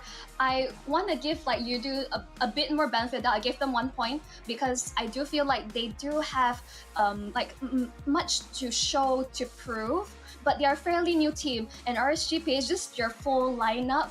And this is really scary to see. I like this that Demon Kite is back in full blast. Like this is the original MSC winning lineup. I'm loving this, and I'm absolutely terrified for the receiving end of it all. Because man, if you were live at MSC, it was quite a sight to behold. Yeah. I mean, they're back. The boys are back, and that's what you want, right? It's one thing to constantly shuffle lineups and to get new people, new blood, and then I understand why teams do it, because they want to improve, right? But there's a lot of things that's, you know, in terms of communication, in terms of synergy, just getting along with people that you've kind of, you know, you've bled in the trenches with, so to speak. it's a very different situation, right? And having those guys that have been with you for the end, from the beginning of time, so to speak, in MLBB, it's a situation where you want to go to war with those people, right? Constantly changing it up is sometimes it's a risky play. Sometimes it pays off, but sometimes it doesn't. But in this case, it looks like they're going to be sticking together, which I kind of like. I like the consistency. Yep, I think maybe for this meta, consistency is the way to go. And for RSGPH, like I said, this is their winning lineup, looking really strong. And like they have MSC champs. They also won MPL season. Can't remember exactly number. My apology, but again, this is a formidable foe, and I do think this is a David versus Goliath moment. And I do want to see more from Yoodo Red Giants. It's like, I hope they're not as easy to read as like RSG would hope. And so I want to see them come up with a few surprises of their own. Yeah, I mean, it's one thing to have the surprises. I think that you have people, not exactly the coaches. I mean, I'm sure that they will have to get to them, but they watch the previous matches of them today, right? Like RSGPH won today, right? Somebody's got to dissect the draft, what they were doing, figuring things out, and getting into that one, because a lot of that is information, right? The information is everywhere, and it's how you use it, right? Red Giants Esports, on the other hand, they ended up losing, but they went to the distance. They went to game 3. There was a lot to learn from how this team played as well, and what they can do better. So we're going to have to see this one as we go into the draft now. Yeah. I mean, like a lot of casters would agree that Yoodo Red Giants is a team that learns from past mistakes. I think overall, like, there's not too much to mention. It's just like really standard bans across. The Uranus is really interesting. It really shows that I think Gojes wants to play a really specific hero, and I think maybe they're just like making sure that he has the best time in lane. I think the win condition for Yoodo Red Giants, winning side lanes to create space to ensure that Skies as well as Super Red farms up and to carry the rest of the team. Because fun fact, you know Skies, his favorite hero of all time is Gushin, and I'd be dying to see if we actually get to see that, but maybe a bit too risky. But for RSG, they ban out the Angela Link combo, which is very surprising because I have seen Light, look at Light, he's a really intimidating, scary guy, but he does play Angela before in the past in MPLPH, so a bit surprised of that. Yeah, so one of the things is that, at least we've seen on StreamP, we haven't been able to watch all of the other games, right, on the other streams that are going on. Please don't watch them because they're not as good as this one, but nonetheless, if we're looking at Angela, we've seen the rise of it, right? I think that it's shown that, hey, this strategy is super difficult. They might be defining the meta as we go on, right? Yes, it did have the Ling one, but we saw in the last one, it actually pairs up with almost anything. Like the Joy was on point.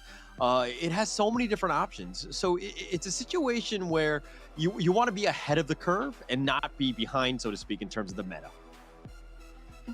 Definitely. But I think Yoodo Red Giants went for something really good. Like Super Red has really stellar performance on this cloud. Yes, he needs time to farm up, but the late game scaling is undeniable.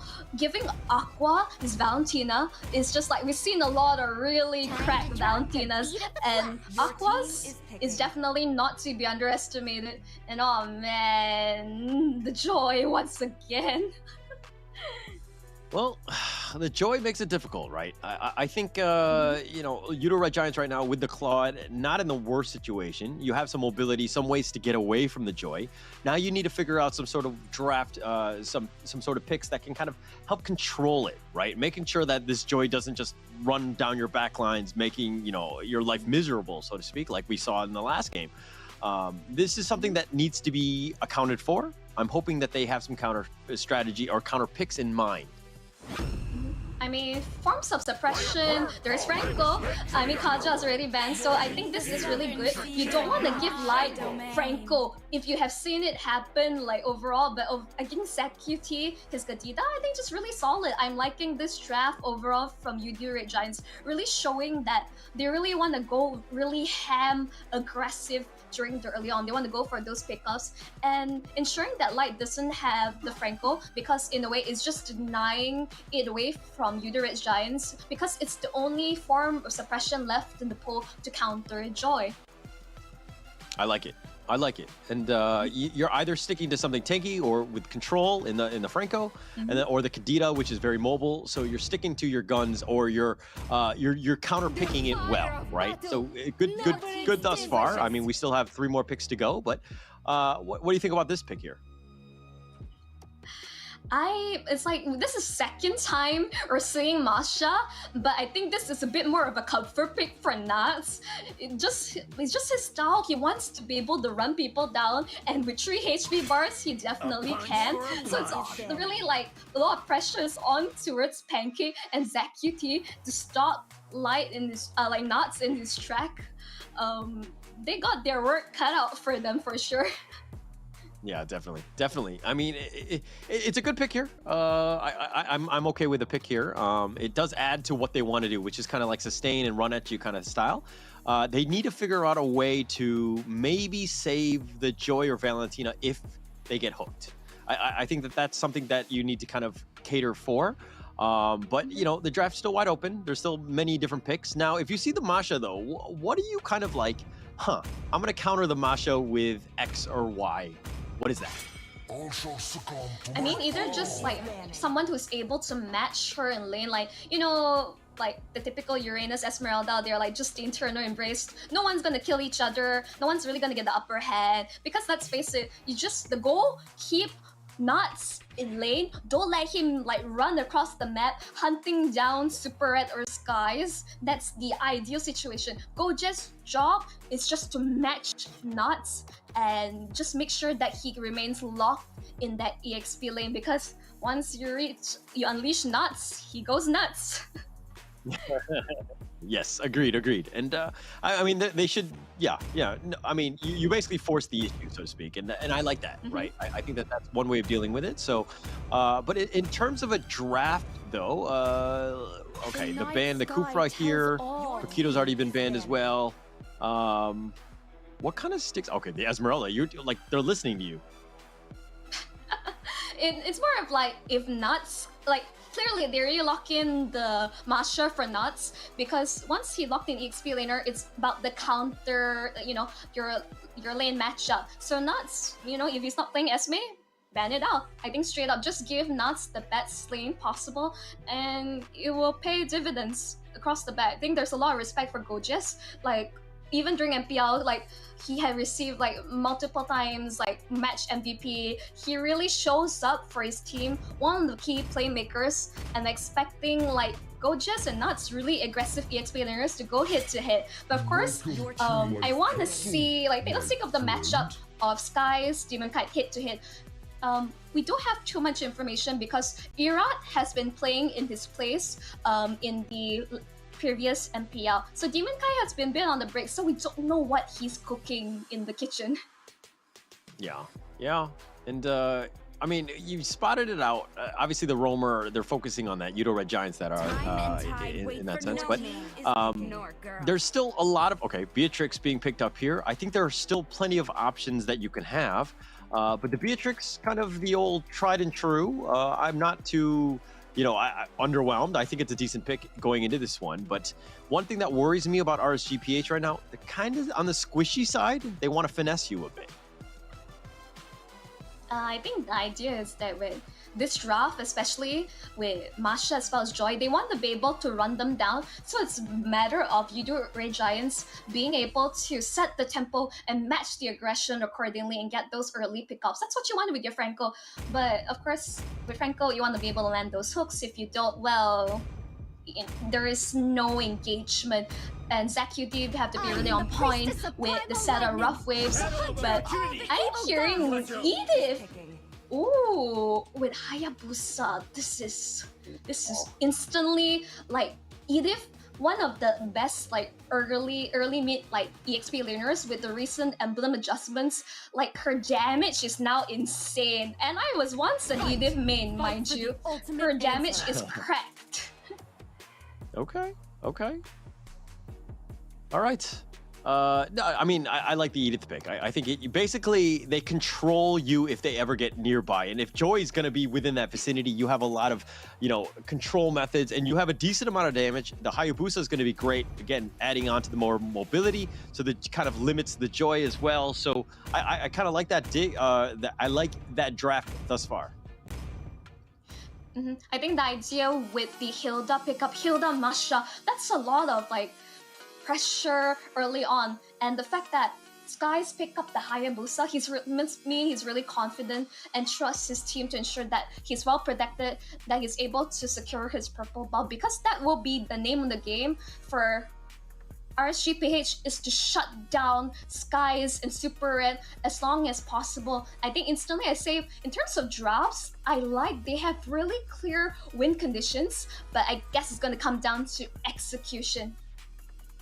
It's always about the execution on this one. To be honest, though, I kind of like Yoodo Red Giants Esports. I think it's more of a traditional draft, at least in my eyes. It seems very obvious of what they're trying to do. I think it's also easier to play. So in a way, I kind of give them a favor, but a favor going into this one. But RSGPH, though, this draft can do it. If they have a great laning phase, they're going to just dominate. And they could be a very scary draft, but this is going to be the third series of the day. Of course, RSGPH going up against the Yoodo Red Giants. We're going to be in. This is game one. Yep, instantly you can see the amount of help that Skies is getting to ensure that he's able to secure it. He does retreat because he's not going to risk the chance of Light stealing it away. But that instantly is information provided to the side of RSGPH. Yeah, they're gonna, I mean, it's one of those things where you got to take notice of, right? They've got an invader. Light is providing a lot of vision, so to speak, but 3 members of Yoodo Red Giants now know that Light is there. And actually, this is one of those situations where Light, you're just attracting a lot of attention. This is just creating space, so to speak, but although you might die in the end. Yeah, he might die in the process, but I think just to win, the fact that you're pulling so many members of Skies, Skies taking a lot of damage. Oh, Light. It's not good. It's not good. Ooh. Nice hook. Oh, that was close. Really close but actually, there. The biggest thing of all of that, though, is Skies has actually slowed down quite a bit, right? He actually had to go back to the fountain, and this is what the nuisance of Light is doing, is that, yeah, you go for the Fenrir, but, I'm going to be right here. I'm going to potentially steal it and harass you and just make your life miserable. Yeah. Yep, instantly you can see Demon Kite. Oh, gets the hook on the Hilda, but Demon Kite will draw up to steal the orange buff away from the Hayabusa. I think it's not the worst. I think if Hayabusa doesn't secure his purple buff, he's going to be handicapped for most of the game. So I think we cut our losses, right? Yeah, not a good situation. And this is why RSGPH are so good, right? They're dictating the pace of the game. They're invading the enemy jungle. What do you want to do as Hayabusa? You want to farm, right? You want to get yourself in the late game and with a bunch of items and not even able to scale up. But as I say that, they did get Light. So Light may be overstepping just a bit. Oh, goes to the Fissure. Oh, with the flicker, they do have the knockup. They kill Aqua. Nats is now going to be joining, but that's going to be the first life for him. The second one is being burned in, but they get the turtle, so Demon Kite is pulling that one off. And now they're going to use the Rhythm of War. They're going to do a little bit of AoE damage. Skies going to back off now. Skies is really playing with fire. Like, the fact that he's really staying this long, he's really confident about his abilities and the trust he has for the rest of the team to keep him alive, which I think is really impressive. I don't think RSGPH was able to slow him down as much as he wants. Pancake stealing that camp away. He doesn't get it, of course, but he also is playing this sort of farm delay, reading the side RSGPH. You can see instantly not much of a goal difference from both sides. Oh, Light on the Hilda has just been super annoying, right? That's definitely something you don't want to see as a jungler, just like this guy just constantly in your area. It's a very frustrating situation. You can see, I think the Edith pick has been really good. A lot of good early game damage. Masha's not tanky now, but Skies getting stunned out. He's able to get out. But it's Rage! E-Man gets killed on this one, and it looks like they've got the Joy just going ham. Gets a double kill. The Rhythm of War just taking out most of them. Pancake and Zach, both of them are out. I'm really questioning why is Iman like all the way out. Like I think both sides, like Super Red, Iman, they should be farming, staying in their lanes, but no, both sides they won war. That is not a good sign for the Beatrix for now. It's like they're just focusing on just ganking. Gojas taking a lot of damage, pops the ult. He can't. Can't get away, and that's that's the situation when you got the positioning. I mean, the rotation was on point. RSG just 3 members, and you kind of need to have your spider sense tingling just a little bit. Like maybe I'm a little too far here, and the enemy heroes are off the map. Maybe I should just retreat a little bit, but a little too slow on that one, unfortunately. Ooh, nice Purify from Aqua. Pancake not quite connecting that in time, but that's a really valuable resource used. But Demon Kite, PH going for the objective gameplay. Like in the past few matches, Demon Kite secures the turtle once again. Yeah, on point. Just what you want to do every single time it's up. Make sure that you secure it. Do it as quickly as possible. It's all about getting your team an advantage. And they have a 1.6k net worth lead. And Light, again, providing... Oh, he's been hooked. The Bloody Hunt. They've got him locked in. And that's going to be it for Light. He's going to go down. Nice hook by Pancake. Yep, just focusing down. I think like you may think, okay, that's a lot of resources committed on Sus the roam, but I think the way of the game is just funneling kills towards the sides of your cores, and that is still really valuable. You can see Masha and Edith just cutting ways from the side, but I wonder if Gojas might have went a bit too far. Oh, too far. Has to flicker. Is going to have a tough time, but Nad's getting blown up. Gojas, oh, is on the prowl. He thinks, oh, 2 versus 1. No, it's 1 versus 2, but I'm back into mech form. I'm going to be there. But Aqua now making a rotation, and it looks like that's going to be the end.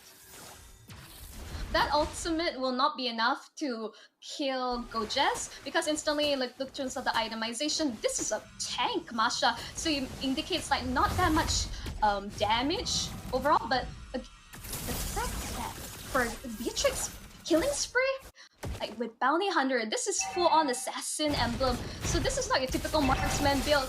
Ooh, getting a stun on towards Nats. They have the Earth Scatter, but they're diving deep for this one, and they're gonna look to go. Skies has to run away. He's been aggroed, and the turret is starting to do some damage. Zach, action is going on the bottom as well, and he's gonna be killed. Light will secure that one. And in the top lane, it does look like everybody from RSGPH has survived, but they did lose the tower T1. Yeah, I would say both teams are just answering back across the map. But overall, Red Giant securing that first turret. Good map control. Demon Kite, you're staying a bit long. Ooh, that hook almost landed. Very close, very close. Unfortunately, not going to hit though. And they're going to back off. They did a little bit of chip damage, at least on that T1 mid. But now Light is going to make an appearance. They're going to look to Pancake is probably going to go for a hook, but the turtle has been, is back up. The hook is going to be a little off the mark. Oh, they're going to go. Super Red gets blown up. Eman will secure that one. Aqua getting a little bit low. Pancake gets away, and Zach is going to be left for dead. And now the Rhythm of Joy, just let it play out, and the turtle should be easily secured by RSG. Oh, just Bloody Hunt to the face. Instant death for Super Red. Like, you gotta be a bit more careful, like, walking to a bush like that. PH bushes are dangerous.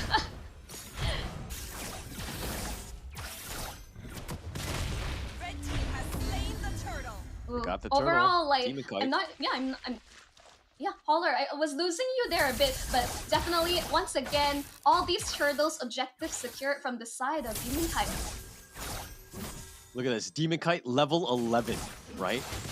He's been everywhere, but oh, they've got Nats. That's going to be just the first life. Nats now trying to make a run, but the Bloody Hunt locks him down. They have 4 members. This is a huge commitment if they don't do enough. The Shadow Kill doing some work, and Skies will secure that one as well as getting Demon Kite. So that's going to be 2, but now Gojas is left behind. He's going to flicker to safety, but they're going to sacrifice the T1 top for that.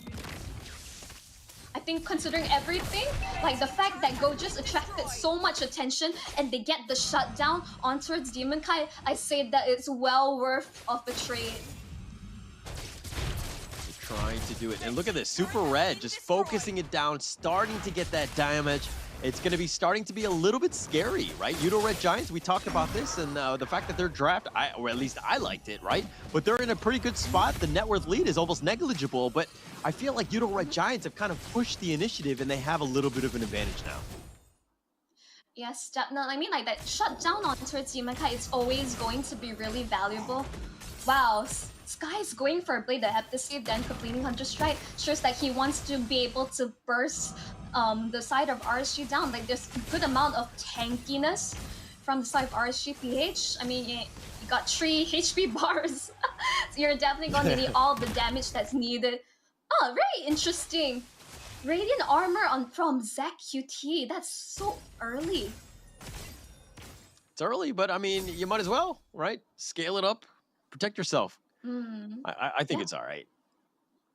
It's like, yeah, respect across the board towards that Demon-Kite Joy. So I think just a lot of respect. Because normally for Kadita, you want to go full burst. But I think Zach QT is aware that he needs to have some form of survivability to tank the damage.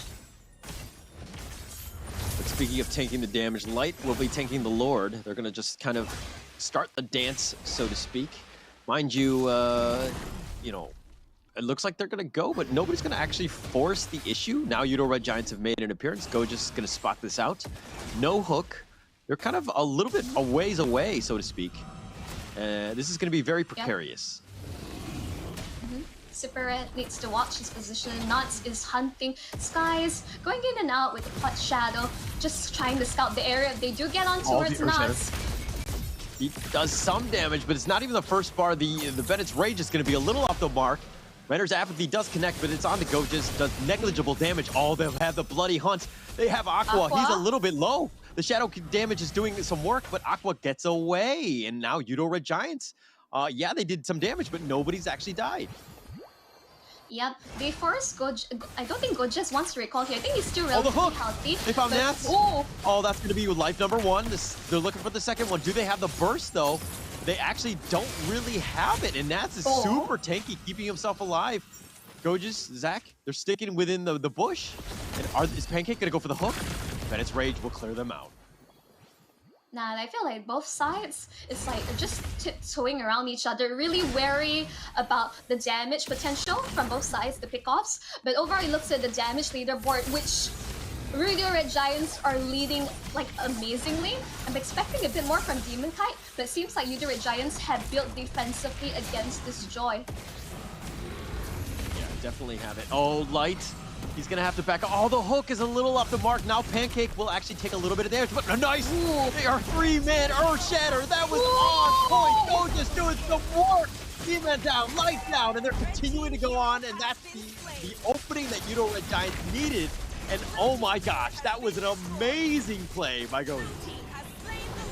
I mean, like, this is the playmaker from the side of like beautiful Earth Shatter, and I say it, the amount of damage, even though from a tank, like pseudo marksman, like the damage is crazy. A huge wave was pushing down bottom side, but Yoodo Red Giants like getting multiple opponents on the side of RSGPH and securing the Lord. This is huge for them.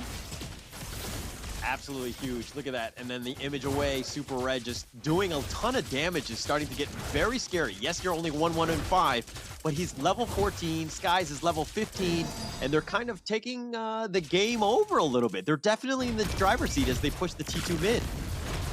Yep, they still have to be really careful. Oh, Goja's onward. Throws back Nats. He's the tanky one, though, and I don't know if that's the right call. The Ocean Oddity, that's going to be used. Zach will back off now, and they've done some damage. Skies is going in. The Shadow Kill is doing a little bit of damage, but it's being spread out. He's going to get back to safety, but they've done their damage. They've gotten what they've wanted. Now it looks like they're going to back off and regroup with the Lord in the bottom lane. It's all about zoning. Oh, the hook! They got him, and it looks like they've gotten Light. That's the one they wanted. The Lord is crashing in on the T3. Demon-Kite running for his life. Nats is trying to slow things down. Iman is going to be here. The Renner's after. He's a little off the mark. They found Nats. That's going to be life number 1. They're going to look to focus him, and he's getting bursted here, but Aqua goes in, tries to save him. He does save Nats, but Aqua dies in his stead. The base is now being focused, and Yoodo Red Giants have taken game 1. What did I just witness? That was the first Lord Circuit, and Yoodo Red Giant just forced their way to victory. I'm lost for words, Holler. All about the draft. all about the draft. my Honestly, they God. played that one perfectly. That was such a well-balanced draft. Everybody knew what they had to have done. They had so many good counter picks against the Joy, which again was very risky. It was a very early pick, and they worked around it. And Yoodo Red Giants, this is what we're talking about, right? This is a team that's learning, that's getting better, and they're getting to the point where almost they're kind of a scary team to deal with. I mean, definitely, it's like, imagine like, you know, you see those like anime like protagonists, like after every setback, they just come back stronger and stronger. I feel like I'm seeing this arc in Yoodo Red Giants, and I'm all for it. Maybe for RSGPH, back to the drawing board, some adjustment needs to be considered, because I think you gotta give respect when respect is due, man. Whew. True, Damn. true. And it comes back to the draft for me. RSGPH, I think that they had an idea, and for some reason, I don't know if it's the bans that happened by Yoodo Red Giants or what, but they seem to not really have that perfect in-sync draft that they were looking for, right? I think that was a rough game one. They were kind of playing aggressive. They were being, you know, typical RSGPH that we know, but Yoodo Red Giants understood how to defend it. They countered it quite well, and they won the team fights that they needed to have done, and they were on point. Again, the first Lord, and they end the game. It's like, it's so different compared to seeing them when we were in MPL NY, because they're known to be a team that is super aggressive, but tends to overextend. There's so many times where I feel like, oh, Skies might have gone too far, but he knows his limit. He's a prodigy, and the fact that he's banking on the fact that his team is there to back him up, that was just amazing. And Go Jess, like, more like respect must be given towards this man. It's like, you think like, oh, Edith, we can manage, we can burst them down. Not Go Jess's Edith. I'm so happy to see this play as the Edith main myself. But hey, I think overall, I think it really comes down to the draft. I think RSGPH had like the right ideas, you know, punish Super Red, punish guys. They are able to catch out Super Red that one time, but I think afterwards, you know, Super Red adjusted. They play more safely, weren't able to get those pickoffs afterwards, and with really smart itemization, respecting Demon Kai early on paid off. Yeah, it's very smart play, especially early, right? That's kind of what you want to do, and you know, they itemize properly. They realize the limits of their heroes. Just playing it well, and I want to see more of them, if anything. And I know that that's just game one, and I know that there's overreactions of, oh my gosh, RCPH, they just look like they got outclassed. But you know, again, hey, I think that this is probably going to go the distance. I think that we're going to probably see a game 3 in this one. I don't see how they don't bounce back, RSGPH, that is. But if you were the coach of RSGPH, what are you telling the team now? I think something I always think it's like, you know, next game, reset, I just adjust accordingly, because I think some of the drops, like some of the picks were definitely not bad. They were comfort, but maybe there's too much information on of RP, and I've coached as well as analysts from the side of Red Giants. They did their homework like down to the wire. I think really kudos to Azura Becky as well. Like, he's been with him, he's making like so amazing stuff happen with this debut team. Really solid stuff from Yoodo Red Giants. I think what they have to do is respect all around for Skies. I don't know why teams keep Hilda. I think Masha is fine. Like, I did see there are moments where like Gojes was really overwhelmed, and so were multiple members as well. But I don't like the Hilda pickup. There is not a lot of a consistent like CC on their side to catch Super Red, Skies. There wasn't really enough punish coming out in the early to mid stages of the game. Yeah. No, I agree with that. And it was, the lineup to me in the end was like very suspect. I thought that they were, okay, this is like next level stuff, right? That RSGPH are doing. But in a way, I think that they kind of next level themselves. Like, it was just too much, right? Like, there was, it seemed like it wasn't really like a synergized comp that they were really needing, right? And I think they need to kind of just take a step back a little bit, think about what they did. This is more of a draft issue to me. But again, you know, we're throwing stones here, right? You know, we're being very critical of them on a team that just lost. Maybe things didn't work out in terms of the game itself, but you know, let's break down a little bit about the post game here, Mancho. I feel like the Raiders, which are the fans of RSG, here's the thing, we've seen a lot of these picks before. It's nothing really out of the ordinary, but I think the fact that maybe Yoodo just had the edge against them, just like the fact that they close out this game in record time of 13 minutes with the first lore, I think that's just really amazing. I felt like RSG just got like basically they got caught off guard. They weren't expecting this form of aggression from Yoodo Red Giants, and that was their keys to victory. Like, see, not only Super got caught out only once, he was farming really well. I see like his rotations, he rotate to mid to get the farm, to ensure that no matter what, he was able to safely farm as much as possible. ZQT, at some point, he sold his Radiant Armor, deciding that, you know, they're in a comfortable spot, they're able to burst them down. He's okay to throw bodies, you know? But we can see, like, I see red across the bar. You can super red the carry with 73k damage, like, dealt.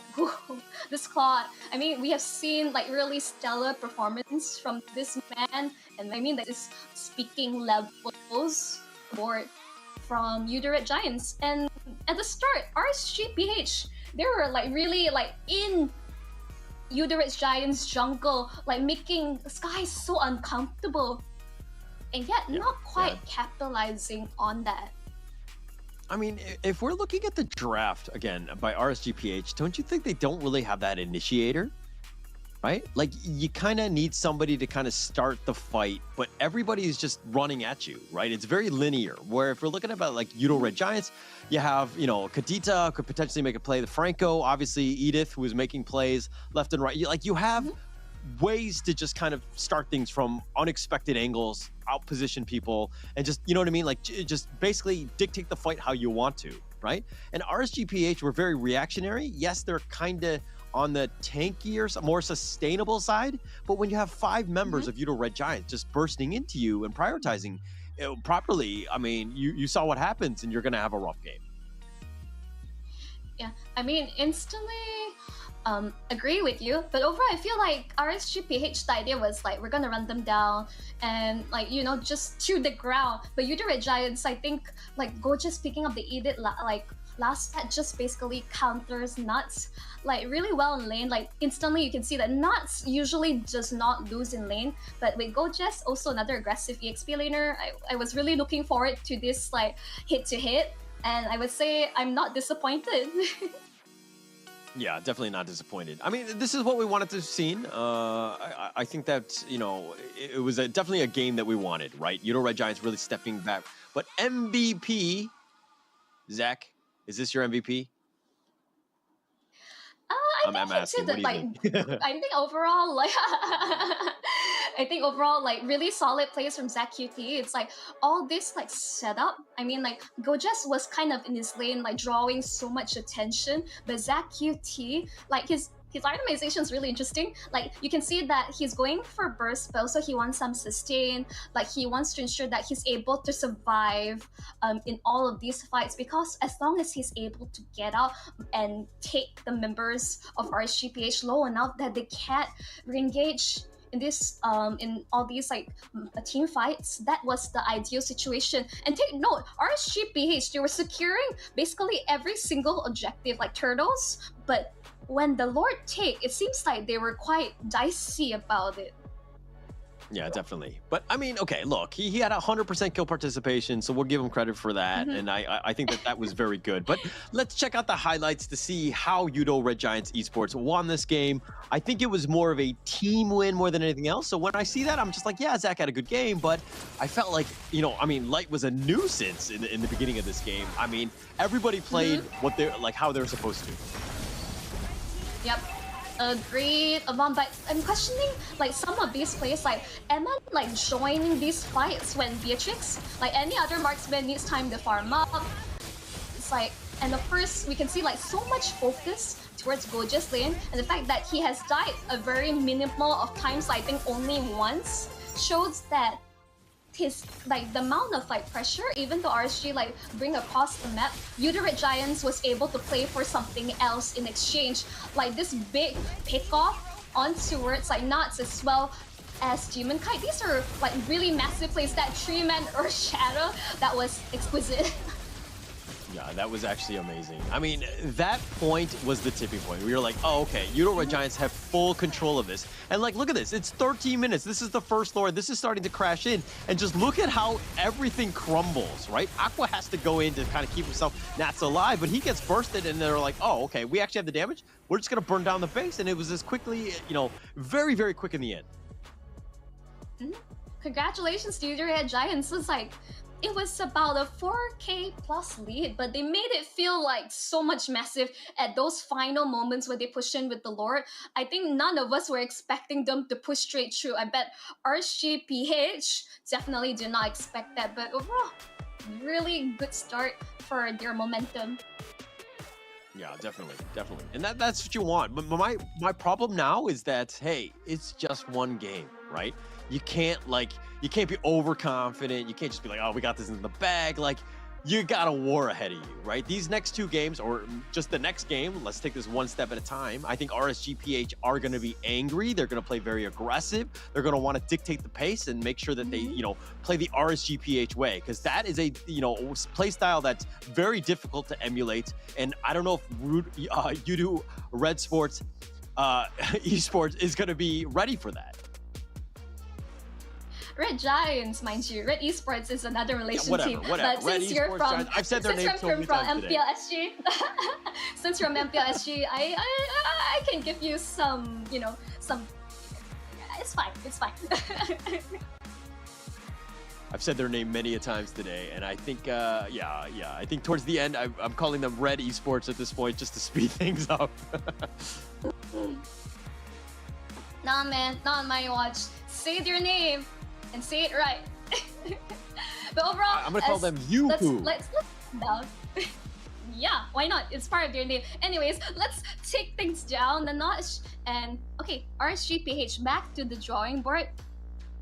Draft. What they did to adjust coming from that. It's not to say that they did not heavily focus onto skies. That's what they did. That's why Demon Kai was able to secure those earlier objectives without any contesting. But Yoodo Red Giants, there was just finding farms, scrapping, anything they could find across the map. When RSG is like playing across, which like basically ganking 3-man on towards one lane, Yoodo Red Giants was just still farming farm. It wasn't too big of a gold league gap. And I feel like once Yoodo Red Giants, there was like this light bulb that went off when they came online. Man, they hit hard. Yeah, definitely. And they kind of scaled very quickly, right? Like their Claude was just on point. He did so much damage very, very quickly. And he got to that level where, you know, nobody wanted to deal with. They just won one Lord and they just ended the game. They had the damage to just burst through everybody. Honestly, it's like I said, Super Red, his signature at this point is gotta be his Claude. The way he's farming like a madman. Like, the amount of damage he was dishing out, basically it was almost maxed out on items. Like the way, like I feel like it's a really PH way of farming. Like we always like see how do they farm so fast across the map? Like what are these like jungle rotations? And that's something that a lot of teams are trying to copy or perfect. But I think it's just like something they are known really well for. You can see like Light, he's thinking really hard how to adjust accordingly against Yoodo Red Giants, because now they're seeing like, okay, we can't underestimate this young team. You can't underestimate any team, let's be honest, right? I think at this stage, everybody has, you know, earned their spot here. There's a reason why they're here. And this is going to be game 2. This is going to be the draft as well. And you have to respect everybody. You got to play your best, you know, best lineup almost. And, you know, you got to make sure that your A game is on point, because things like that will happen. Right, really interesting stuff across the board. Kaja, Yves, Kadita, it shows that a lot of focus towards Aqua. Maybe they really want to force him to play as a hero. My guess is as good as yours, Holler. Yeah, I mean, it's one way to kind of just force the issue, so to speak. But, you know, the Angela's still out there. It'll be interesting to see if RSG ban that one out. We've seen success. I don't think it's lost today, at least on the B stream. Let me backtrack and try to think a bit hard whether that has lost. I think maybe once it did, but overall I think RSG, they had banned Angela Ling early on, so it could be just standard bans for them, and yep, I guess you predicted that, right? Yeah. It's one of those things where if you don't pick it, you gotta ban it. I think you gotta, you know, there's a lot of potential, and banning everything that he complement or Angela goes well with, which is almost everything. So it's a very difficult situation. We've seen just how powerful it is. So I do like it, right? But I don't know if Yoodo Red Giants was gonna actually pick it up in the end, but it's definitely something to think about, right? It forces the enemy team to ban something. I mean, like, I'm quoting Caller, don't fix what's not broken, just giving Super his Claude is the win condition, one of the biggest win conditions for the side of Yoodo Red Giants. And also another that personally, like, you know what's worse than Angela Ling? Yeah, it works. But now you got the Franco on the other end. You need a little bit of control. I like that pickup. So, you know, good pickup by RSGPH. Value in me? Your team. You should. I think something that's really terrifying if you pair Angela with a tanky jungler like Fredrid or Boxia, like become unkillable. And there was one point in MPL MY that was a thing, and I was casting that, and I got so upset because I was predicting a kill but did not happen. But I think RSG, they're switching it up. Fred could be flexed either way, and I say that Light's Franco is to be respected and feared. And overall, because they picked that up, Yoodo Red Giants gets to lock in ZQT's Valentina. Interesting that they would allow that, right? I don't know. I mean, it's not something that you pick up against as a counter pick against Claude, so it kind of sets themselves up. But now you got the Kufra here. You know, it deals with Franco in a way. You have, you know, he's going to be standing still with the Bloody Hunt and everything. So I do see the merit of it. Plus, it does have a lot of control. And you need that initiator. So very powerful in that sense. Very strong in that sense. Yep. Picking up the Farsa, I'm not sure if you really want to play that into Valentina, because another one of ZQT's signature pick is the base Farsa. But I think for Aqua, it's just really like comfort across the board. You're sticking to it. It's really great combo with the Franco. You land the hook, you burst them down. I think that's the name of the game for RSG. Yeah, but picking that into the Valentina, I mean, I don't know. I struggle with that. I mean, if you can make it work, yes, but you're sitting duck, and at times Valentina can be a better Farsa than Farsa herself. So this will be very interesting.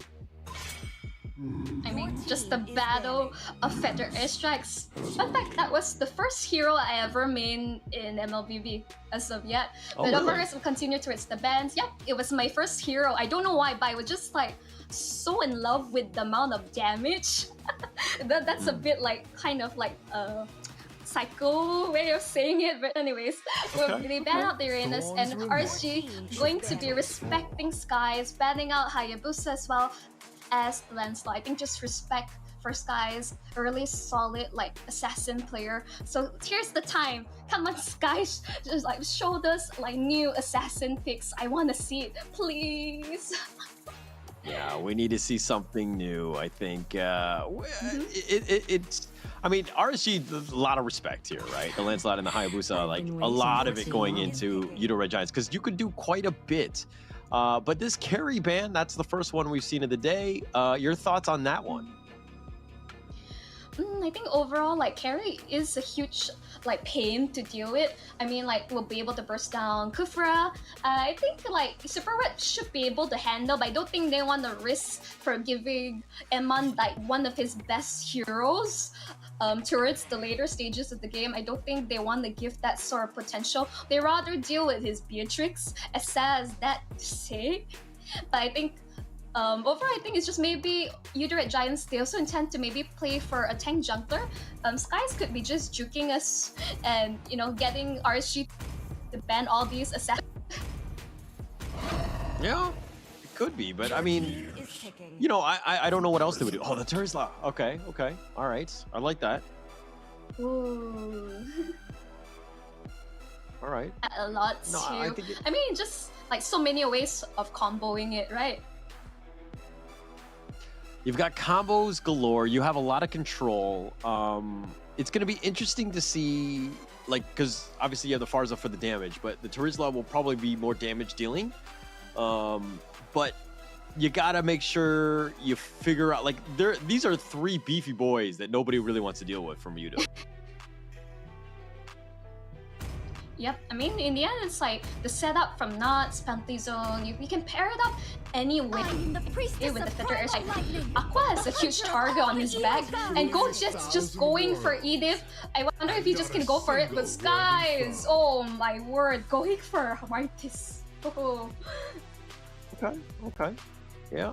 I mean, you wanted damage, you wanted some melee, somebody to kind of stand in front. I think that's the right way. I really, again, we saw the Edith Goges in the last game. I think we're going to see a little bit more of that.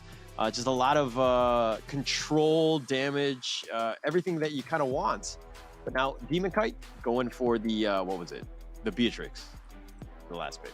Yeah, I think like all reliable. At this point, I see like Eman, like, you know, he played this hero like many times. We've seen this overall like really solid performance in MPL, but I think it's really going to come down to how you do is and whether RSG now with.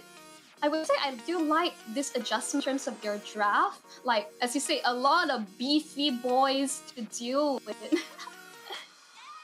Yeah, it's gonna be. I don't know. To be honest, I like the beefy boy draft.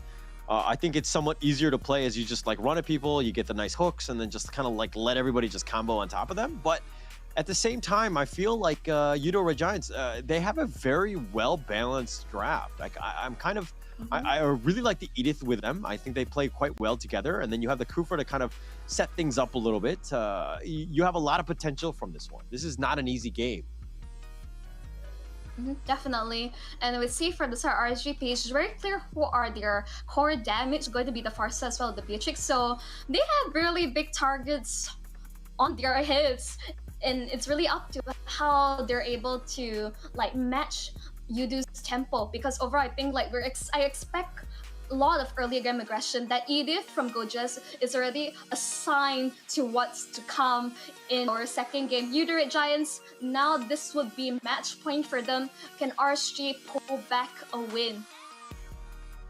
We're gonna have to hope so. We want this to go to game 3, right? I think that's the only way, the only avenue of attack. This is all scripted, right? No, I'm just kidding. But as we go into this one, this is of course going to be game 2. There's a lot at stake on this one. Does Yoodo Red Giants, do they just give them the 2-0 shutout and move on? Or does RSG PH actually come back after somewhat of a lackluster game 1? This is going to be an interesting game as we go into the second game here.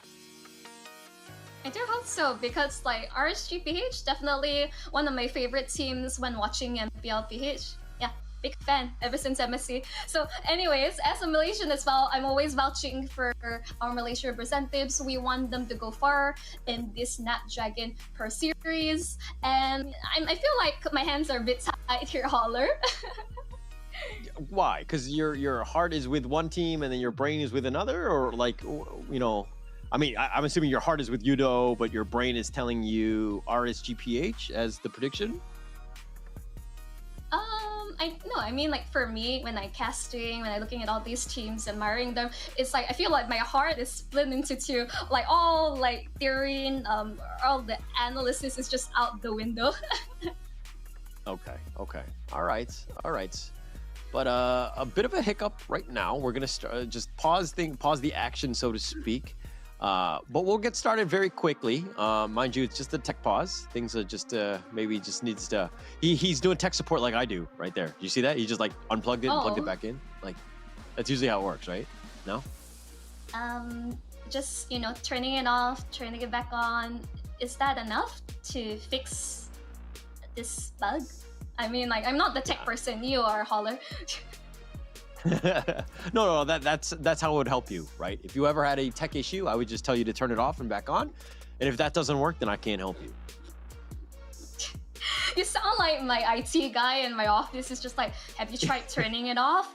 Have you remembered to clear cache? Have you like switched the router on and off again? No, so usually he's I would absolutely do all correct. that and tell I do all of that. Imagine like I'm still having issues. Yeah. So basically, I always used to say it's not a tech problem; it's a personal problem. Oh, so you say we have issues, huh? We Yes. don't know any better because we are. I just I have a business degree while you're a tech guy, huh? I'm actually not a real tech guy, for the record, but I have helped people like that. I've done tech support with my own mom, and I have to say that was probably one of the most miserable experiences ever. Oh no. Yeah. Have you ever Why, helped? Like, I was tried to she help my having- mom.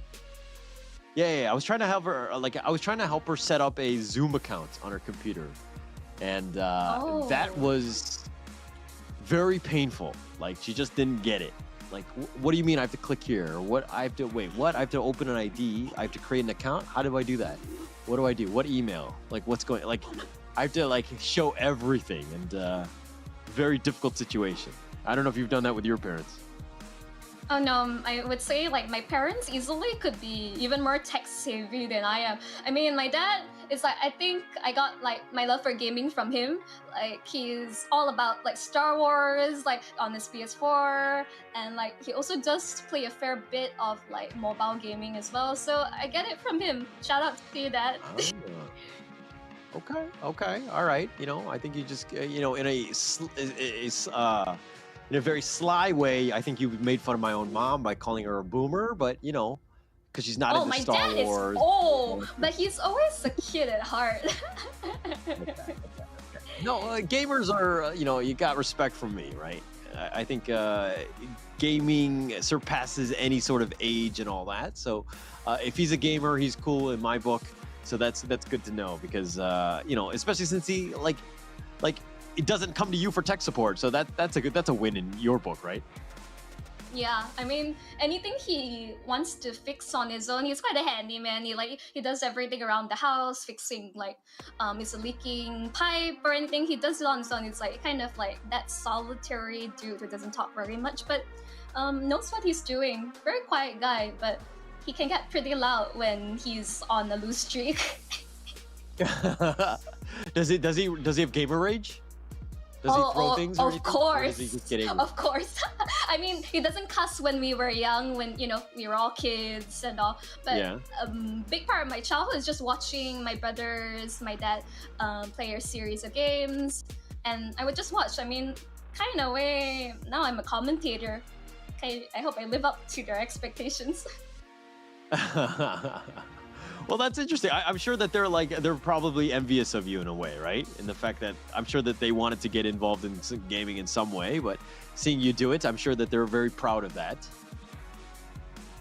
Yeah, I mean, I didn't really get to game much because I could only watch. Like, they wouldn't give me the controller. For goodness sake, I could only watch. And right now I'm just watching these pro players on stage doing their stuff and making these incredible plays, which I wish I can do too. Yeah, for sure. I see it too, and I'm like, man, if I had, if I was their age and able to play the game, 12 hours of the day, I'd be kind of good at this game too. But, unfortunately, I'm not, and that's my story, and I'm sticking to it. Okay. For everyone in the audience, basically every caster backstory is like, I'm not good enough to be a pro player, so I'm just going to shout at the screen and act like I'm know-it-all, and basically we know exactly how the players should be playing it. But hey, we're not the players. We don't know what's going inside their head. They have to consider various factors, map awareness, drafting, like the gameplay. I mean, that's why they have coaches and analysts designated to help them. But once they're in game, it's a whole like mental thing, Holler. Yeah, for sure, for sure. I mean, jokes aside, you know, the level of stress that these guys need to go into and making sure that everything's perfect is obviously, it's huge, right? There's a level of, you know, coordination, communication, camaraderie. Like being a pro player is not easy, right? And I have to give props where props are due, especially to these people. I mean, at the end of the day, they are doing something that, you know, we can only imagine doing, right? And getting to this level and being at that high level for a consistent amount of time is definitely not something that, you know, you can do on a on an easy basis. Like they've all earned it, right? They're here for a reason. And getting to this level and getting into a position to hopefully make the playoffs for this weekend is a whole nother story. I mean, there are athletes, as much as everyone's saying like, oh, esports not an actual sport. It's like, try, like I say, gaming, like practicing for 12 hours straight. That's like a lot of like physical, mental, willpower you have to go through. And everyone is expecting you to perform at peak performance every single day. And I don't think I can handle that pressure. I can't handle that pressure in my ranked games. I can handle it. Put me in, coach. Let me know. Come find me and I'll play on your team. If you ever need a good, like, actually, I'm more of a marksman. I'm a marksman main, but I do roam. So I'm kind of flexible in that sense. So come at me, teams, huh? I adjusted, basically. I started off mid and decide that even though, you know, as a secondary core, I feel like I'm too vulnerable. I have to rely on my to protect the backline. So slowly I stepped up, tried different roles. Slowly I'm now into roam and jungle because I want to make plays happen. I want to be able to be the win condition for the team. And sometimes when you're solo queue in rank, that's what you need to do to come on top. But of course, I'm more of a tank jungler. I can't play assassins. I would love to learn. I would love to learn from all these pro players. But yeah, that's just like me rambling a little bit about my gaming experience overall. And of course, yeah, Holler, you started gaming, I assume, really young. Well, for me, I only started gaming like, you know, properly a few years back. Really? What was your first game? Yeah. This is my first competitive game. Oh, wow. Oh, wow. Yes. Okay. This is my first competitive game. So how do you define competitive game then? Right? It's like you're actually like lobbying against actual people and, you know, playing against them in real time. So that's, for me, that is competitive. Okay. I think then in my case, and I'm going to age myself when I say this, is probably going to be StarCraft 1 then. That's the, I mean, I was gaming even before then, but playing people and, you know, online or whatever, I think, yeah, StarCraft 1 was the original for me. Damn, Wow, it's like I watched like I know I watched the gameplay. It's like, how do you manage like so many units at once? I think we're getting a bit sidetracked, but it's like the capacity you need to have to manage so many units like collectively all at once.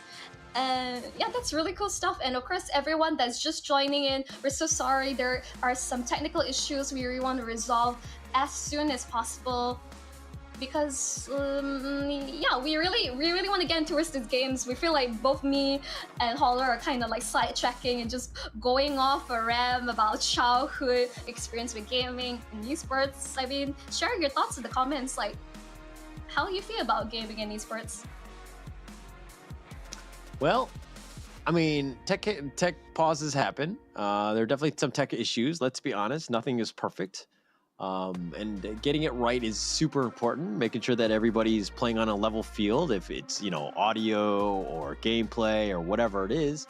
I'm not sure what exactly is the issue at this point. We can see some of them kind of playing under the table, so I don't know if there's some like black box or something that's, you know, whatever it is, but things are not working 100% as it should be right now.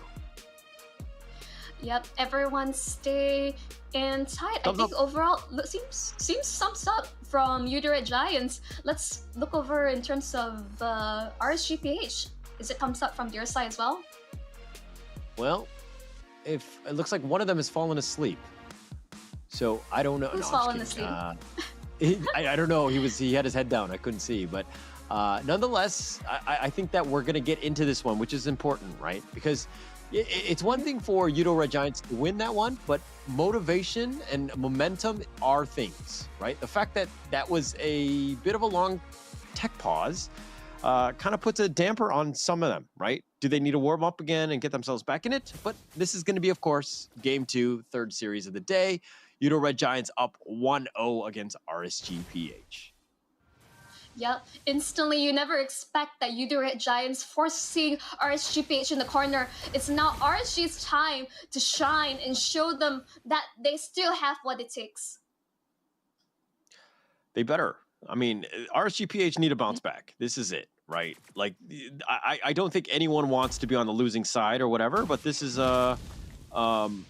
definitely a situation that they need to improve on, right? They need to. They were leading in the last one. They did a good job of the laning, but then the wheels kind of fell apart in the end. So I'm hoping that RSGPH bounce back. Yeah, I think having a good amount of flexibility, but right, going on towards Pancake, thank goodness it's just Pancake in this case. He'll be able to get out in safety, A-okay. Yeah, if anything, it just provided a little bit of vision, just kind of showed where he was. But Pancake kind of, is one of those things where you need to know where everybody else is. And getting vision on the enemy team, super important, especially against somebody like Light, who likes to be on the enemy side and just looking for steals or whatever it is, just being a nuisance. And Pancake is going to get back to safety. Yep, I think just earlier on we saw that like Tree rotated onto Super Red, but I think they're just dropping the idea because the turtle, the first objective of the game is up. Not going to be heavily focused down. And that's going to be it. Skies will take that one. That's a nice kill. Yeah, Jessamine just to finish up. First blood falls into hands. First blood drawn by Yoodo Red Giants. So in that kill, I like the fact that Yoodo Red Giants, what have they done? They've turned that into a turtle. It's an objective. Demon Kite realizes that, hey, we can't actually do this. I'm going to work on my Fenrir so I don't give up everything. And the Feathered Airstrike used just to kind of potentially snipe it out, but that's going to be a little too late. Yeah, like Sky is just being able to take it. Really good start for Yoodo Red Giants as of yet. But I think RSGPH with the adjustments, they definitely have ways back into this.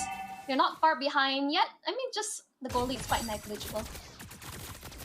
Yeah, it's 50-50, RSG. But one thing that you've noticed is that from the first game to this game, that RSGPH are playing a little bit more passively. They're not invading the enemy jungle. They're not being, difficult like Light was in the last game. But they're trying to, prioritize for some of their heroes like Aqua. But as I say that, Light, he's getting terrified. Oh, he's going to flicker. He gets to safety. And the Feathered Airstrike will be stopped. And okay, there we go. That's the real one, excuse me. So they're going to do some damage here, and it looks like they're going to back off. Yep, we're seeing double, and Zach Cutie was the first to pop the Feather Strike, securing the kill for himself. Overall, they are really pushing the issue, as you would say, against RSGPH. And I would say RSGPH, they're just adjusting. They can't play as aggressively as they want. They do have the right tools. Ooh! Yeah, they've got Demon Kite, though. They had the nice little knockup. They had the control, and Yoodo Red Giants come out the victors, and they're up 2-0, continuing on them with that momentum of the last game. I saw Demon's Kite live flash before our eyes for Sky's securing it with Decimate. As easy as that. And Aqua, I think, just providing the Feather Strike just easily to be stolen by Zakyuki. But suppression comes through, and they take Pancake. Man. Pancake got squished. No real chance there. That's exactly what you wanted as RSGPH. Get that kill. Make sure that you make them pay, so to speak. I guess that's how RSG likes your flapjacks. Flat like a pancake. I see what you did there. I'm bad. I know. It's like, I gotta stop with the dad jokes. All good. It's all good as they go in for this one, but Demon Kite's been killed. Skies will take that one. Nats has to flicker just to keep himself alive. Skies is sticking around. Gojas is looking for the shot. Not able to do it, but it looks like it's going to be a free turtle going the way of Yoodo Red Giants. Again, like Sky is just being able to secure these objectives as well as kill 3-0-0 on this Martis. Very ideal game from him. Like just trying to get anything, catch anyone, but Pancake is here to zone him out of his original position.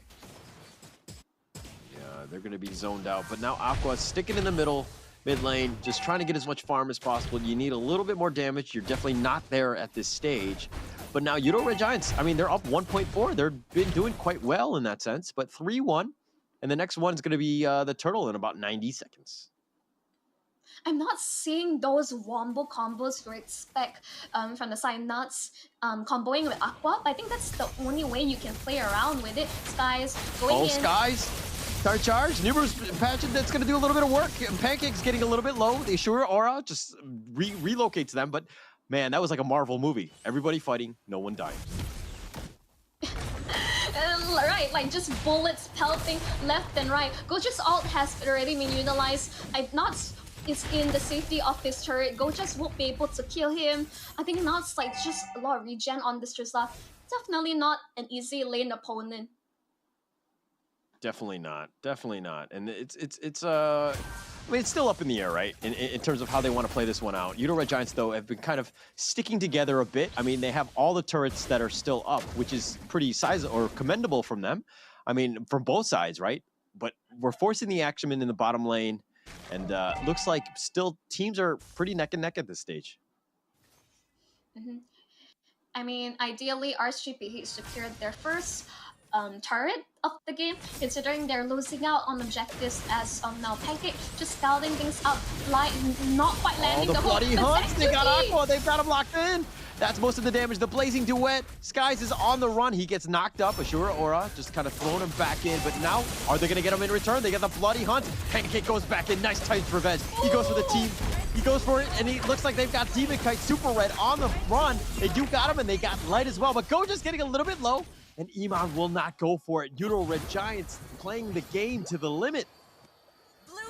I would call that a little low. I would say very low from Gojas, but he's gonna be a-okay, just like escaping with his like skin on his teeth.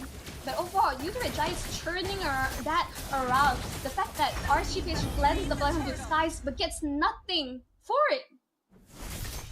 Nothing at all. But Yoodo Red Giants, they will take their third turtle, and that's going to be huge for them. Now they've got a bit of a sizable lead. 3.3, Titan's Revenge, a little off the mark. He's going to be left for dead. Pancake going in. Ham, Flicker, he's got the bouncy ball. He's going to try to run away. Aqua trying to go for the feathered airstrike, does have it. They do at least get something. Pancake, who went a little too deep, Zach is going to recall back to safety.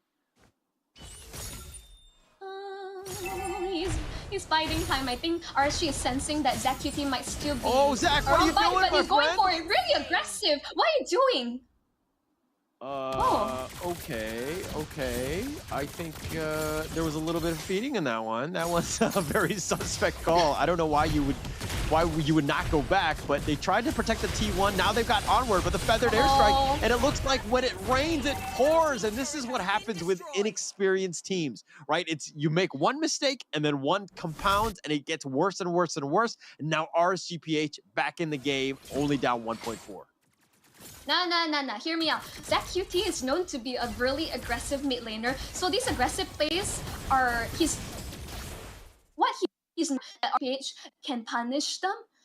But I felt like he was scared he was gonna get caught out. He say, okay, myself like take them by surprise. At least I die, I trade. But that was not the case. He overestimated the amount of damage that he had. Yeah, overestimated, but just getting out of position. But they found, Nas, no chance. He gets blown up and like blind walked into that bush, so to speak. No real chance. They made him pay for that one, and Yoodo Red Giants makes him pay really hard, actually, especially since 12 more seconds, and now the Lord is going to be up. I don't think I see a single penalty zone. They go for this. They got the bloody hunt. They got him locked in. Gojas, no real way to get away. Zach has gotten something in return, so that's not the worst thing, but they trade the T2. Is that an even trade?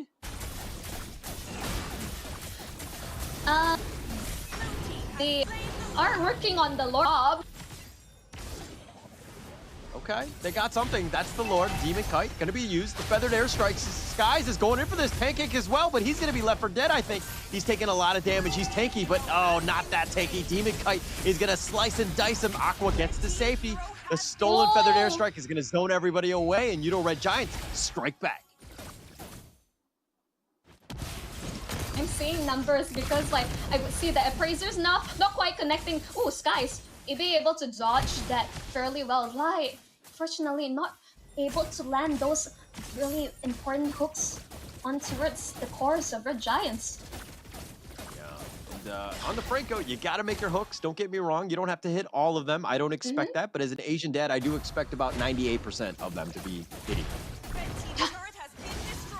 If Franco and Palps is able to land 98%, I'd be shaking to my boots, and this is a hero that you should always ban. But again, Light, we know him, like we all know and love Light, and this is a hero that he really pops up. Unfortunately, Yoodo Red Giants, I think they may be reading them like a book as of now, which is really surprising. Yeah, he's reading them like a book, but look at this. Yoodo Red Giants have stuck to this very well. They've done this objective-based gaming. They've got onwards. They throw back Goges. He throws the Earth Shatter. They found Demon Kite, who's kind of tanky at this point, taking a decent amount of damage. Aqua uses the Feathered Airstrike to kind of help support, but again, no follow-up. Okay, here's the conceal. Light trying to... Okay, he's not going to go for this. No. Yeah, no.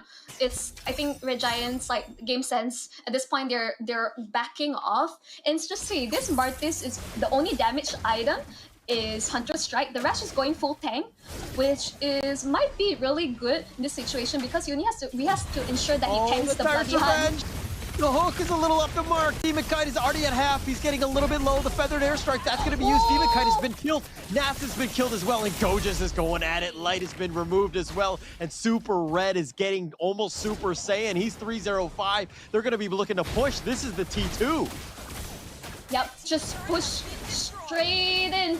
But they still have to be careful. RSG has really good high ground defense with Eman as well as Aqua. The Feather Airstrike is still a really good way to deter them away. And RSG, they're just going to clear out their camps, go for the objective place, secure the Lord if they can. Because right now, RSG PH, and I never thought I'd see this. They're back in towards the corner. They're such an aggressive team. They are, and again, they were not playing like, you know, they were in game one and other games, right? That, like, it seemed like game one had really affected them and their strategy and how they wanted to take this one out because that, you know, it's a very different play style. They're playing very reactionary and they're playing very cautiously. And Yoodo Red Giants being aggressive, having the team fight composition that they want, and have been able to choose whatever fight that they want. Here's the thing, like, we're so used to seeing Nuts like win out against his lane. That's how he is. That's not that we all know. And the Tyranitar revenge with the flicker. They found him with the onward. They've got Demon Kite and he's going to be killed. Nibiru's Passion is going to be used just to zone them away, but they've lost one. It's going to be 4 versus 5. Who takes the Lord? Skies will take that one. Zach is looking to go in for this. He goes ham. He gets the knockoff as well. Light is going to be killed. Skies is going to make him pay, and they've made him pay. They've gotten the Lord. They've gotten exactly what they want, as well as 2 members of RSGPH. They got the hook onto Zaki. He has no Purify. He still had Bloody Hand even as he died. I'm really questioning this right now. Ooh. Oh, perfect disengage, right? You force out the Feathered Airstrike from Aqua. They use it, and they're like, all right, we're gonna zip on out of that. We got out.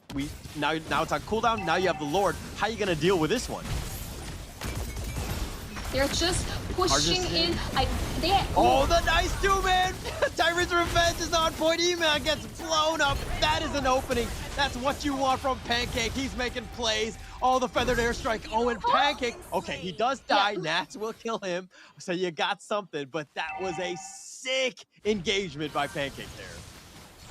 Like, Pancake making the plays. Nuts. You're Nuts 10. You hope you would be. Ooh, penalty zone used defensively to get out there. he's staying alive. He's sticking around, but the T3s have fallen. You are running out of time and space, and Yoodo Red Giants are on point. Oh, nice hookup, but it's going to be on the Edith. The Gojas, he has to flicker. He's going to try to get out. That's going to be the first life. He's going to back off now. Iman is back up. Now they need to be careful. The Yoodo Red Giants need to run. They're going to be left for dead, and it looks like Skies is going to be killed. You got something, and you got Zach as well. Yep, instantly RSGPH, as I mentioned, you have to be careful about the high ground defense that they have like packed in that Feather Airstrike, and instantly, like, yes, Yoodo Giants clears out all the inhibitors. Like, let's look in terms of the GOAT leaderboard. Like, Eman is actually forming up like fairly close against Super Red. Super Red's still in the lead, but man, that Beatrix still packs a punch. Yeah, still packs a punch, but you know, it's still a situation where can he stay alive? He needs to be safe, right? You need to be staying away. If he gets focused, that's all your damage, everything, all of your eggs in that one basket. Eman died one time already, and you know, the team had almost crumbled at this point, and seeing as that, you know, the base is wide open, there are 0 T3s even alive, RSGPH are on a knife's edge.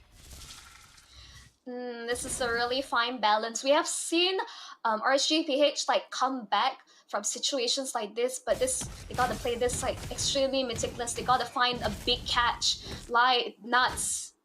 It's all onto them. I mean, it's gonna be like a huge mistake if Yoodo Red Giants they walk into some brush, you know, unnecessarily, right, and they get caught out or whatever. It's a situation where that's like the only win condition, I would say, by RSGPH, because somebody always has to go back and fix the lanes because every lane is pushing right now. So it's a very bad situation, and now the Lord is going to be up, making it even worse. One of their main damage dealer is all the way at the base, ensuring that the minions don't crash. Remember, no infrastructures, their crystal is vulnerable. It's vulnerable right now, and look at Aqua's not even there. The Lord is at half-life. Zach is sticking around. Who's gonna make the first commitment? Demon Kite's going in. The Earth Shatter for Super Red takes the Lord, and that's gonna be it. And Demon Kite now is gonna be killed. Skies is gonna kill him. Light is gonna be next on that target list. Sekis is killing them out, but Iman is Marquis gonna fall in return, and Sekis is clean in house. Aqua is gonna be left for dead. Sekis is on a mad hunt. He's gonna look to kill him. He slices him down, slices him up, gets the Maniac. Nas is now running for his life, can't get over the wall. Zach is gonna do this, and it looks like with the Lord pushing the middle, this looks like it's gonna be the end. That's gonna be the first life for Nas. Do they get the second one? Not able to do it, but they're gonna back off here, wait for the minions, and that's gonna be GG going the way of Yoodo Red Giants. Game 2, they do it, and they do it systematically. I'm shaking in my boots because this was not the outcome I expected. Congratulations to Yoodo Red Giants taking on RSGPH, one of the top contenders in their country. Holler, what happened? You know, I don't know. I don't know. I mean, Yoodo Red Giants in full control, just completely turning that one on. This is what we're talking about, how this team has grown, how they've gotten better. Every single time they've taken a lick, they've come back. They've gotten, you know, with the drafting, their play style, just the control that they have. This is a scary team. And I think for the next 2 days, even in the groups, you're going to hear a lot more of this team going in. Are like Yoodo Red Giants a contender, one of Malaysian representatives?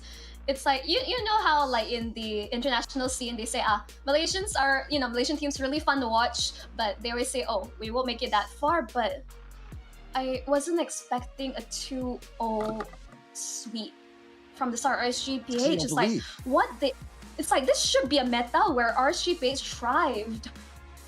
Especially when there's so much focus on towards Nats. But I think that was the idea that Red Giants has shut down Nats before he can become the menace that he is. Maybe that's the play.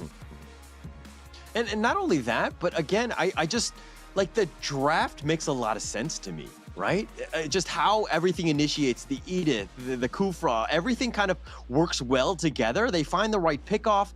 I mean, this team is starting to gel, and like I love to see it, because when the teams get better, like you can tell, like they're growing. Like even from the first series to the third one, they've grown, like almost not exponentially, but definitely they've leveled up. I kind of feel a bit like a proud mom because I casted like back then when they were still in tier 2, a couple of their games when they were still basically, tier 2 level. Now that they're here performing internationally, man, I'm proud. But also partially huge fan of RSGPH. That kind of sucked. Oh, my heart. I don't know how to feel. I watched this team since last year. Oh no. Yeah. I mean, look, it's just one game. I don't think it's the end. I mean, they did beat RSG SG, right? So they're still kind of in the running. Let's not, we have plenty of games to go. It's a round robin, of course. And I know that there's going to be a lot of drama throughout, but I think it just speaks to the competitiveness of the league, right? Where everybody has a chance. You can't count people out. You got to do the research. You got to figure out what the other team is doing because, you got to get yourself an opportunity to win. I mean, again, Red Giants is a really new team. While RSGPH has been around, this lineup has been around for a while. Like, I wonder how much, how much they cracked open the code to figure out, their habits, their rotations, like how much work was put in behind the scenes. Because compared to Red Giants, there's a lot of information out there to potentially counter RSGPH. So they gotta adjust from here. I don't think they will take this much as an upset, but yeah, going twist, they gotta watch out. Okay, all right. Well, let's see what happened. Hopefully the postgame kind of makes a little bit more sense in terms of what exactly did happen. Because, I mean, the 19-11, yeah, it looks bad and definitely in favor of Yoodo Red Giants. But look it, the Martis 11-1-7 and the Super Red Claude 4-0-10. Mind you, that was the first pick from the Yoodo Red Giants, and yet he almost had a flawless game. I think moving forward, all these games, everyone's just gonna keep banning out Claude. There's no way Super is gonna keep being allowed to play Claude unless they really have a plan to deal with him. Otherwise, just like Yoodo Red Giants, I feel like really flexible. Goja's not really revealing too much of his hero pool when he keep going to pick Edith. RSGPH, I feel like this is a time-tested draft which we've seen back in the MPL days. So I am just shocked by Yoodo Red Giants having really solid. Of course, there was a moment where RSGPH could have that room to come back, but I think they were really too far behind. They lost too much map pressure, and Demon Kite was just unfortunately unable to contest for objectives. Yeah, and I mean, it's one of those situations where we called out Demon Kite quite a bit. I mean, he did a decent amount, or took him out a decent amount of damage, tried to force it, but you need to have your team kind of backing you up. And I felt kind of like Aqua with the Feather Airstrike. Don't get me wrong, it's good, but the positioning needs to be a little bit more upfront. I feel like where Demon Kite is getting jumped on, you have the Feathered Airstrike right at the tip, right? Like you want it a little bit deeper than that. And he kept getting like not in the right spots. Like there were definitely some parts where the team fights were happening where not every one of your team members were in the proper place. Yep, and again, I was expecting like crazy wombo combos, not Sanakwa, or with Eman, but we didn't really see that. I don't think Yoodo Red Giant was just given them a chance at all to do what they want with this draft. They just run them down. Again, Super Red, you can see instantly the damage to tower, like 24k just from him alone. My goodness. Yeah. I mean, he was blowing them up. It was so easy, right? He would just melt them. So, he just had a really good game in that sense. But, look, when we talk about the last game, who was the MVP, who kind of stuck out to you?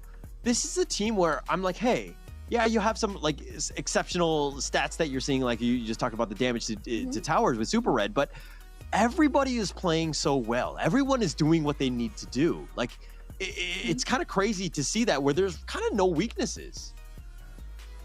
I feel like definitely there's still weaknesses. Red Giants can be too overzealous, really aggressive. That's how RSG was able to punish for a little bit. As well as ZQT being too over-aggressive, that's just in his nature. But Yoodo Red Giants, they knew the limits of the heroes they play, and they push it to the max, and RSGPH was just not expecting that. But of course, we're going to award the MVP to Skies on this Martis.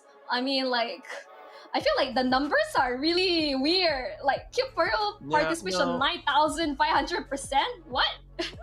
Okay, I think with those numbers, he literally joined my rank game, and he was killing everybody in my rank game somehow. Like, no, obviously those numbers are not correct. I think it's 95%. Okay. We added a couple zeros there, but nonetheless, 11-1-7. I think that speaks volumes about Martis. He was all over the place.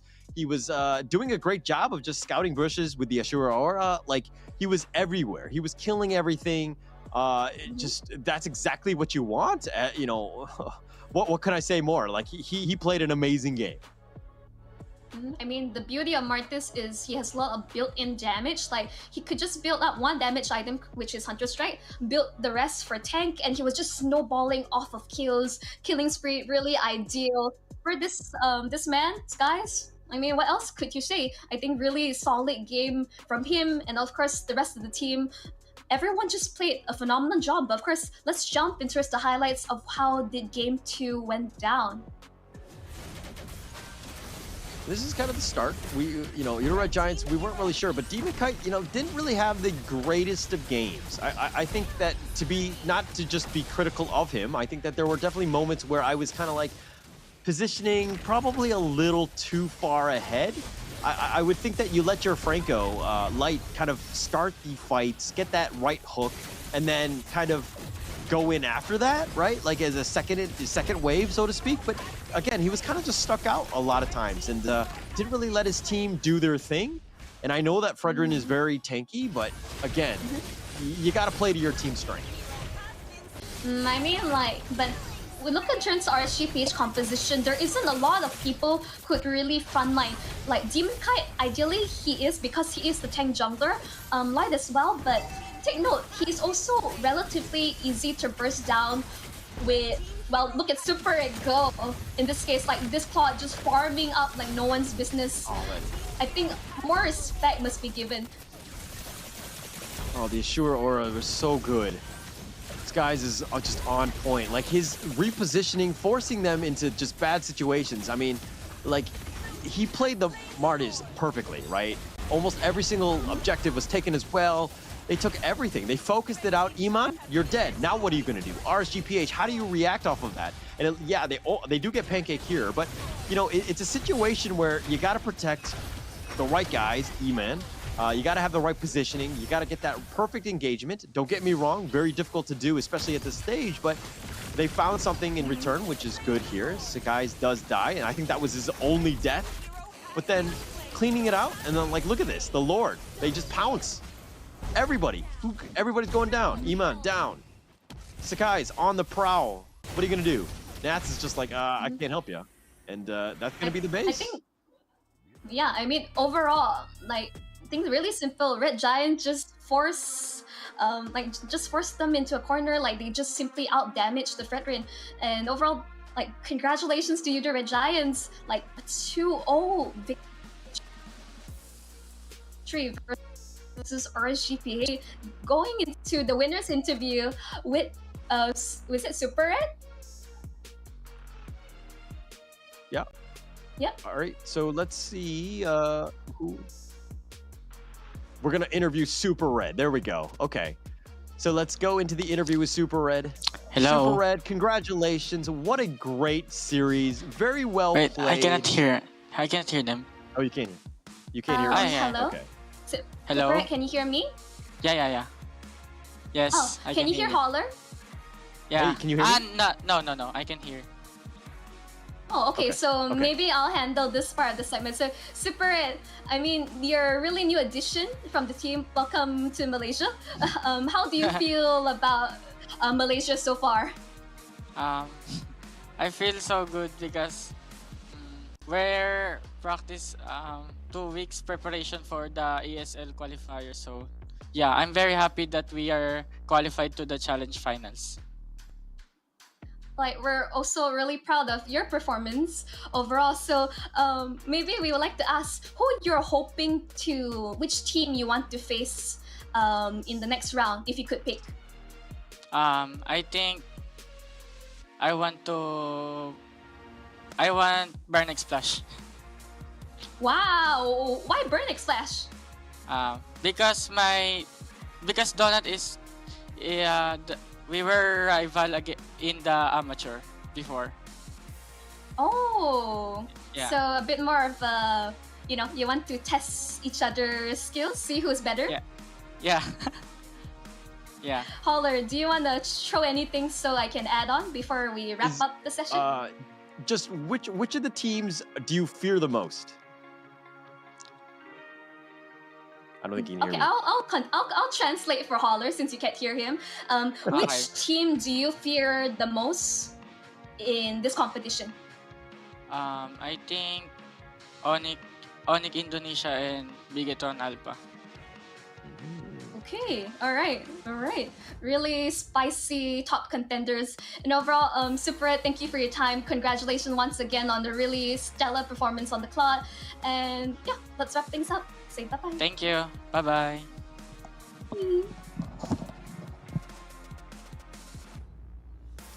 What a nice guy. I mean, he's just like killed everyone, and then he's like calm, cool, collected, not like celebratory. He's just like another day at the office. Just very well played by Super Red. Yep, just calm, collected, but such a monster in the game itself. Oh my goodness, it's like, after this Holler, we have one more best of 3. Kind to provide me the details? The last series? That last series of the day is going to be Bigetron Alpha, and it's going to be up against Aura Fire Indonesia. Both Indonesian teams. It's going to be very interesting. That's actually, this is going to be my last series of the day. I'll be back tomorrow, but you're going to be, I'm going to be replaced by Terrence, who's going to come back in and take it away with Monchel for the last one. Of course, that's going to be the 4th series. But yeah, we're going to go to a break, and until we get into that 4th series, come on right on back, and I'll see you in about 5 minutes.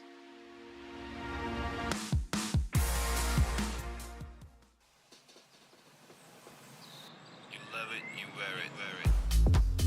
Wear your passion. Share your passion. Wherever, whenever. Gaming is a lifestyle. Get your merch at shop.eslgaming.com.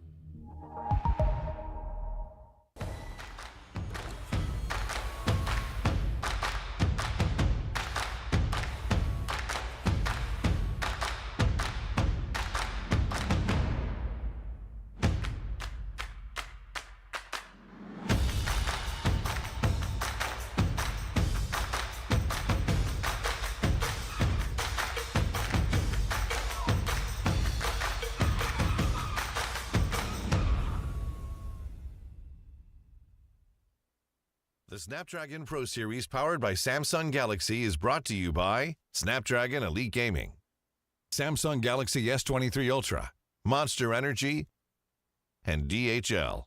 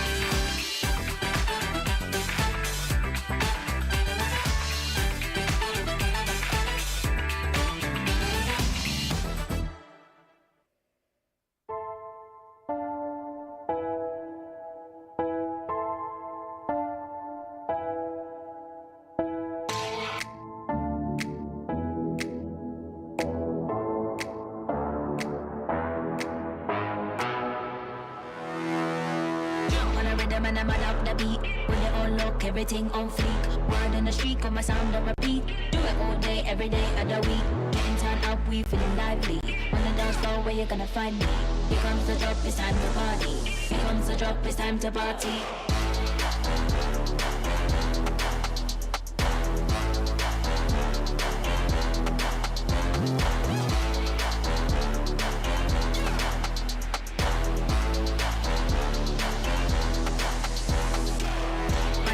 Mad up the beat, when it all look. Yeah, everything on fleek. Do it all day, every day. Mad up the beat, when it all look. Yeah, everything on fleek. Do it all day, every day.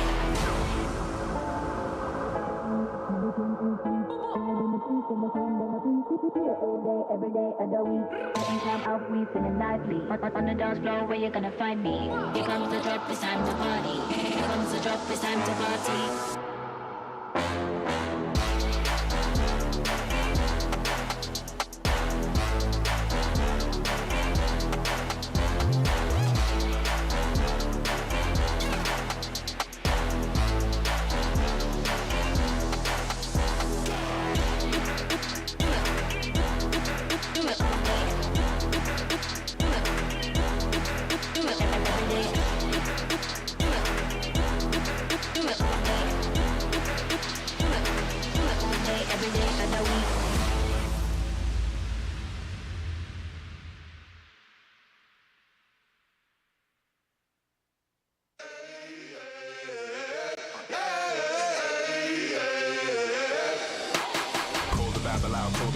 Back to life, I'm undeceased. Breaking the chain, unleashed. My true power released. Reached my hand into the sky and made the stars align. Cause when I left it down to fate, it was taking up too much time. It's a miracle, it's a curse. I will not be deterred. If you predicted the worst, bon appetit, eat your words. Keep my score, fire the gun. Watch me how I overcome what they said could not be done. I did it, now sing it. Oh, here I go, changing destiny, shaping the road to my victory. I won't admit defeat. I'm making history like it's meant to be. When they send for me, say, get this, witness the birth of a legend. The past tried to trap me too bad. My future beckoned, I crashed, and yes, I burned. Hardest lesson that I learned was how to take a fall and crawl back out the dirt. Now I'm back from the grave, revived. Time after time, they tried to take my life, and still I wouldn't die. Survive, now come salute him. No man can dispute him. Back and I am biting, street fighting, Ryu Hadouken. What they said could not be done, I did it, now sing it. Oh, here I go, changing destiny, saving the road to my victory. I won't admit defeat. I'm making history like it's meant to be. When they said for me, say, no man can dispute him. Might as well salute him. What is written isn't done. Watch me how I overcome.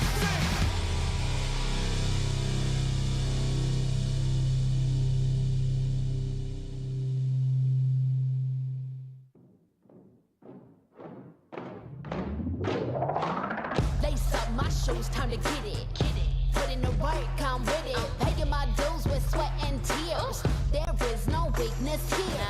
I ain't new to this, I'm a veteran. Wear my battle scars like a letterman's. I done crawled through the mud full speed, so I wouldn't underestimate me. That's a rookie move. Homeboy, I got nothing to prove. Team player, but I'm still self-made. I'm in it for the passion, not the parade. I don't need the lights or the cameras, just me and my opponent. All the work that I put in has led up to this moment. Let's go. You go hard, I go harder.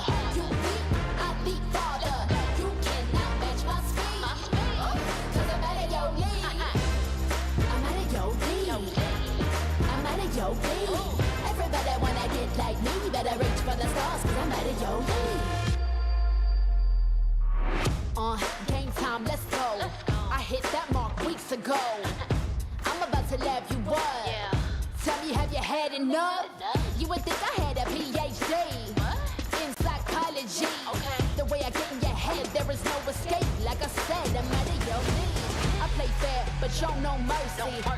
Only give my time if it's worthy. Cause I keep my mind on a mission. And you don't fit the vision. I ain't cocky, okay, a little bit. I call it confident, but they can handle it.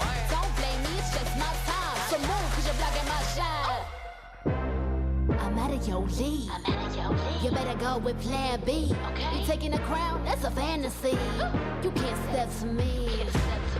I'm out of your league. Better be from that defense. I give you an A for effort. Now hit the bench. You go hard, I go harder. You leap, I leap farther. You cannot match my speed. Cause I'm out of your league. I'm out of your league. I'm out of your league. Everybody wanna get like me, better reach for the stars, cause I'm out of your league. You go hard, I go harder. You leap, I leap farther. You cannot match my speed. Cause I'm out of your league. I'm out of your league. I'm out of your league. Everybody wanna get like me, better reach for the stars, cause I'm out of your league.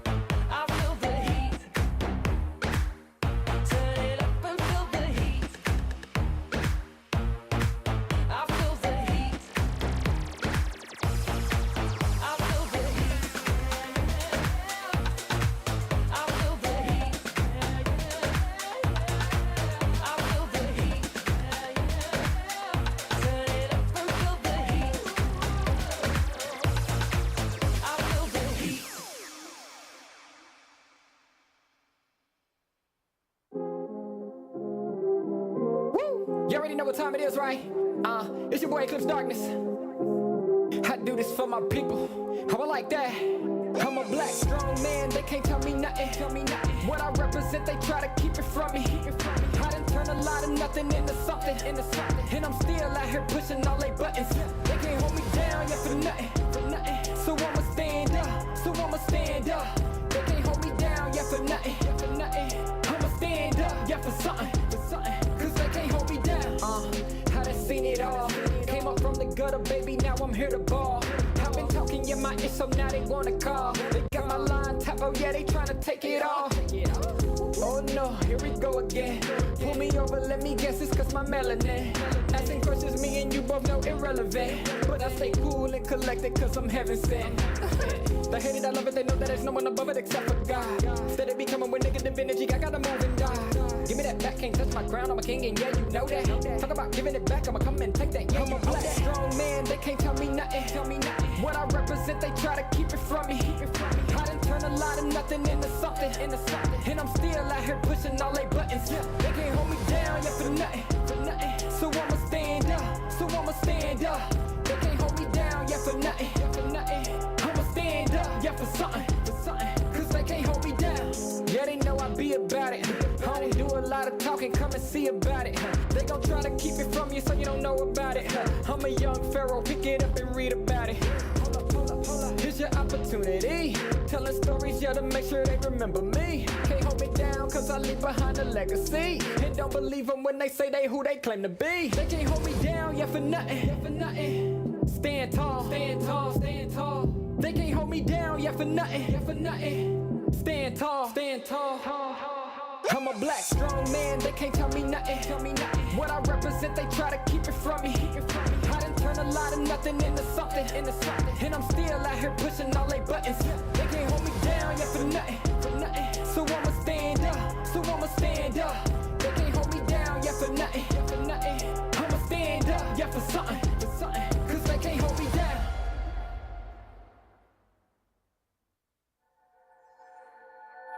I got a thorn in my side. You can run, but you can't hide. Yeah, this is magic, you know it, but no remedy in the head. Let me go where it hurts. Hold me tight while you inside. Run my head for the heavy. We're gonna make a mess of it. Baby, let me be your voodoo doll. Stick up in it like a bunch of bones. Yeah, let me be your voodoo doll. Push it in and make me scream and cry. Baby, let me be your voodoo doll. Stick up in it like a bunch of bones. Come let me be your voodoo doll. Push it in and make me scream. See me up with your eyes. I got stitches from your lies. Let me lift your spirit if you are for it. But be careful of my heart. It's best you leave that part. The end about revenge, cause I'm a good friend. Baby, let me be your voodoo doll. Stick up in it like a bunch of bones. Come let me be your voodoo doll. Push it in and make me scream and cry. Baby, let me be your voodoo doll. Stick up in it like a bunch of bones. Come let me be your voodoo doll. Push it in and make me scream and cry.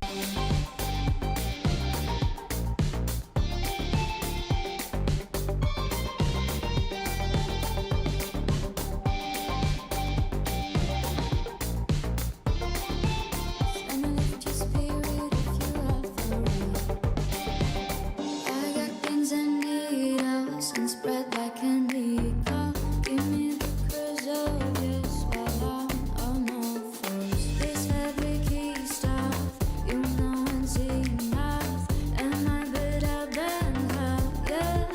She's on my trail, baby, let me be your voodoo doll. Stick up in it like a bunch of bones. Come let me be your voodoo doll. Push it in and make me scream and cry. Baby, let me be your voodoo doll. Stick up in it like a bunch of bones. Come let me be your voodoo doll. Push it in and make me scream and cry.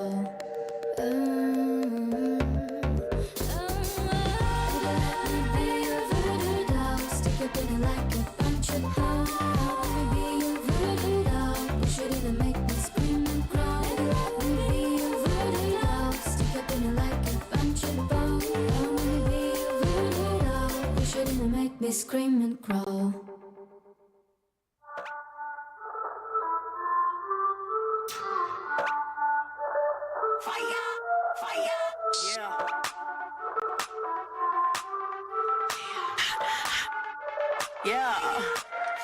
We be hot, mama got game. Check my team, we like the flame. We be bougie, y'all sound the same. We be, mama got game. We be hot, mama got game. Check my team, we like the flame. We be bougie, y'all sound the same. We be, mama got game, yeah.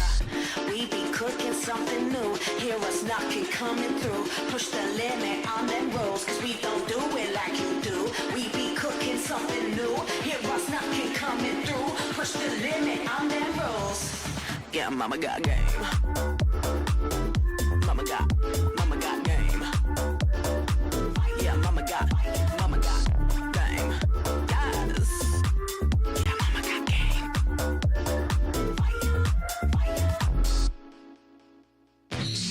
Rockin' the game. Hear them screaming, they screaming my name. We be up on the fame. We be all of the power, we reign. Rockin' the game. Hear them screaming, they screaming my name. We be up on the fame. We be all of the power, we reign.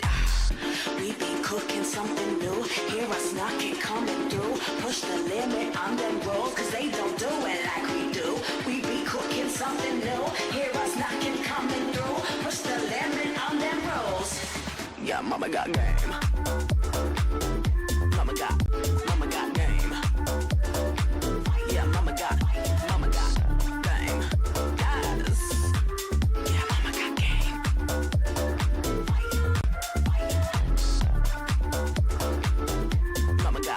Mama got game. Yeah, mama got game. Yes. Yeah, mama got game.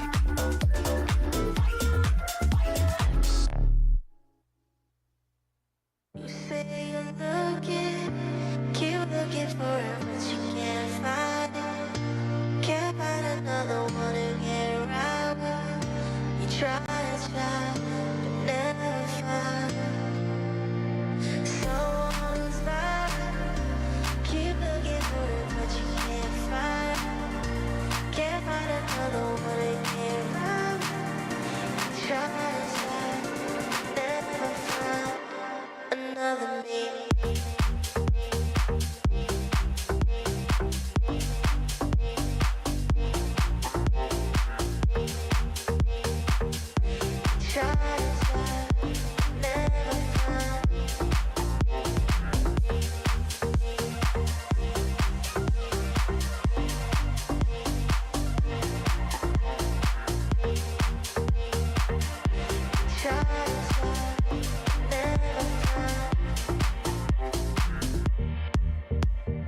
What is missing when you've been? Tell me something I can hear. Body screaming. You won't admit that you want me close. I know you need, you know I know.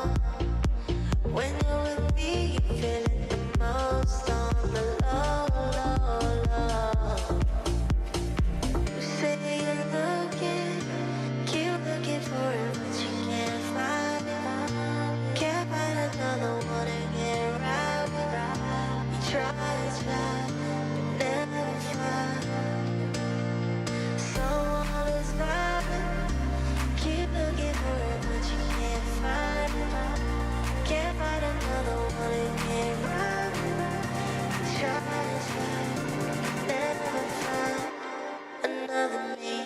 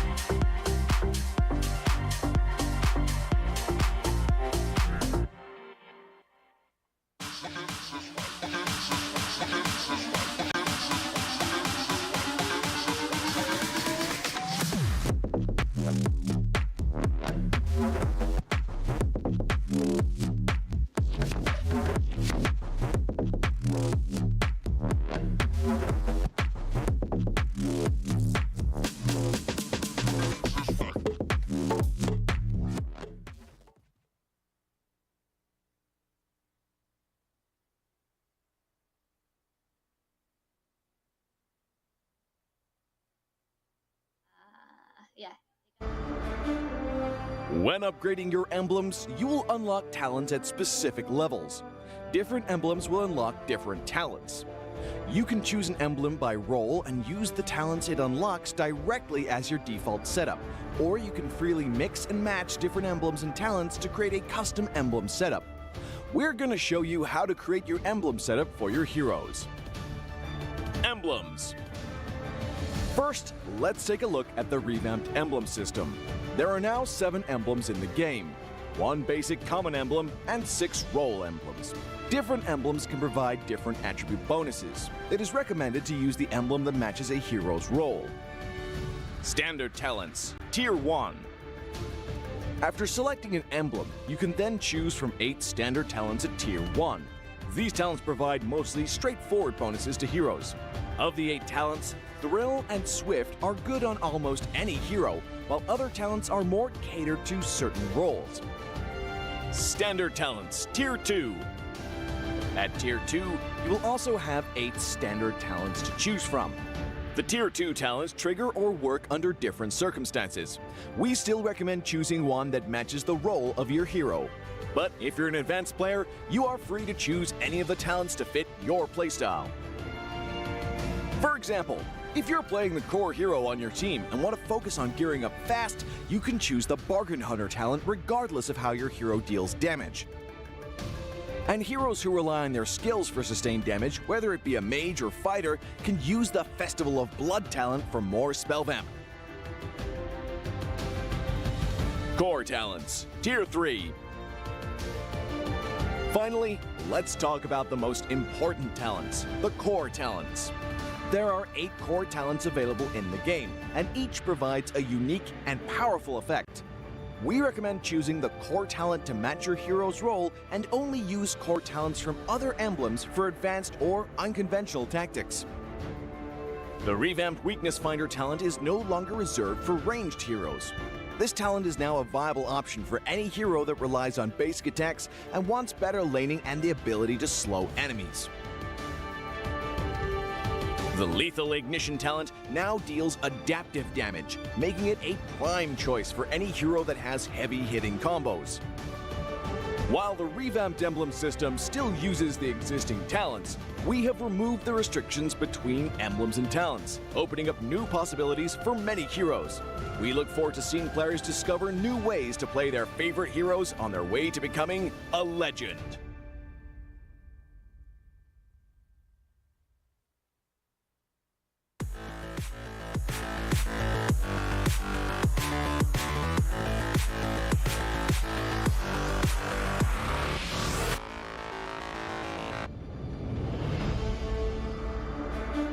In the previous guide, we learned the basics of the new emblem system.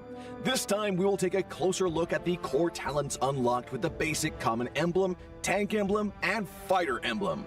Core talents unlocked with the basic common emblem. By upgrading the basic common emblem, you can unlock 2 core talents, Impure Rage and Quantum Charge. Both are suitable for most heroes. The new Impure Rage talent now deals adaptive damage, making it a good damage-enhancing talent for a variety of heroes, such as Eve, Nathan, and Diggy. Eve is a hero with great poke and control abilities. She can use the extra damage and mana regen from Impure Rage to constantly wear down enemies. The new Quantum Charge talent now restores HP based on the hero's level and not their physical attack bonus, making it viable on more heroes that want HP recovery and mobility, such as Edith, Leslie, Layla, etc. When equipped with Quantum Charge, Edith in both forms can use the movement speed bonus triggered by her basic attacks to keep a safe distance from the enemy and the extra HP regen to stay in the fight. Core talent unlocked with the Tank Emblem. By upgrading the Tank Emblem, you can unlock Concussive Blast. Concussive Blast works the same as before, providing an extra source of AoE damage for high HP heroes, such as Johnson, Baja, and Hilda. Hilda is a high HP hero who can tank a lot of damage when equipped with a full set of defensive equipment. The Concussive Blast talent will not only enhance her survivability, but also boost her damage. Core talent unlocked with the Fighter Emblem. By upgrading the Fighter Emblem, you can unlock Brave Smite. Brave Smite is no longer triggered by inflicting CCs. It now takes effect upon dealing skill damage and is suitable for most fighters and tanks that need more HP regen. Ruby, Lapu Lapu, Tigreal, and similar heroes can choose this talent. Ruby can trigger Brave Smite repeatedly by casting skills, and with her own regen abilities, she'll have even greater durability in teamfights. Choose the core talent based on the strengths of each hero to maximize their effectiveness. We look forward to seeing players discover new ways to play their favorite heroes on their way to becoming a legend. We gotta push to the limit and work till we finish and push to the limit and work.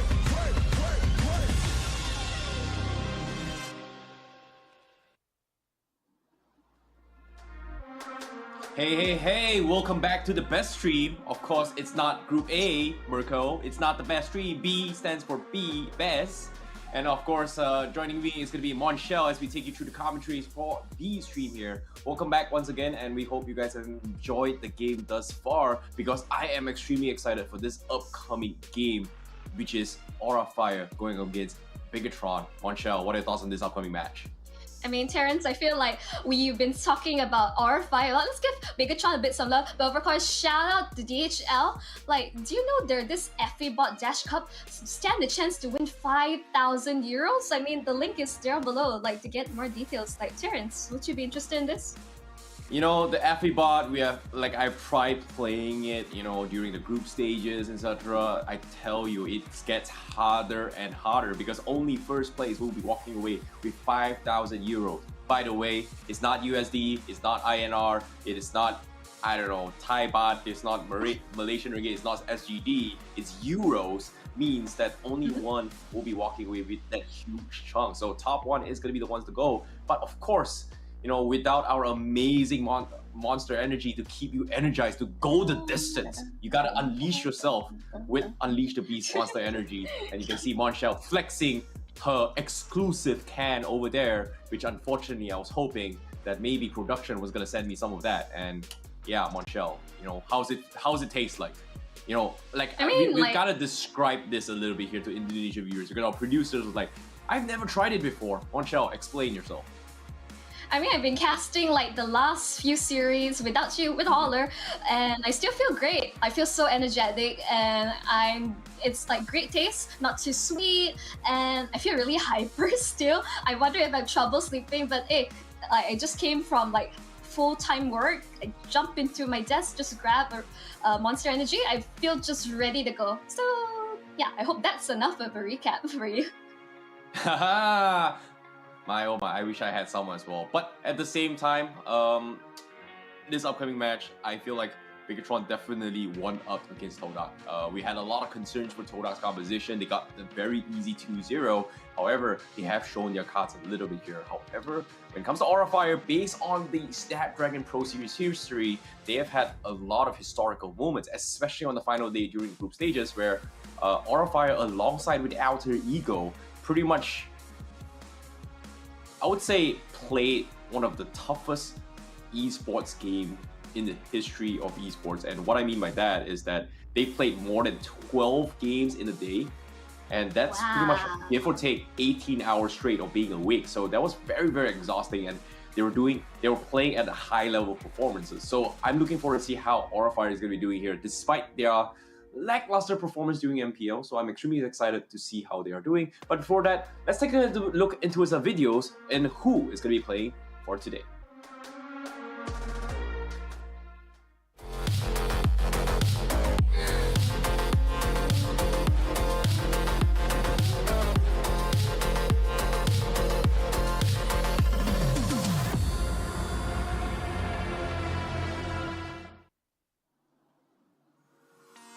There you have it. You have Bigetron Alpha, the Red Robots. You got Zurizo, Super Ken, Moreno, Saken, and last but not least, Super Vin. You know, when it comes to Bigetron, we've seen them during group stages. They look like an unstoppable force. Despite a little bit of loss here and there, which forced them into its like LCQ, they still topped the numbers and still made it back into towards this the group finals. However, they are still one challenge away from making it into the main event, which is going to be happening in Jakarta itself. So I don't know about you guys getting a ticket, but being in home ground, it sucks not being able to play the main event on such an occasion, especially when you're representing Indonesia. So I feel like there is a lot on the line coming from both Bigetron and Aurafire. Both of them definitely wants to take a dub here. In particular, I think Outer Ego would definitely want to take a even score against Bigetron so that they don't really, I would say, make it easy for Bigetron to actually make it their way through.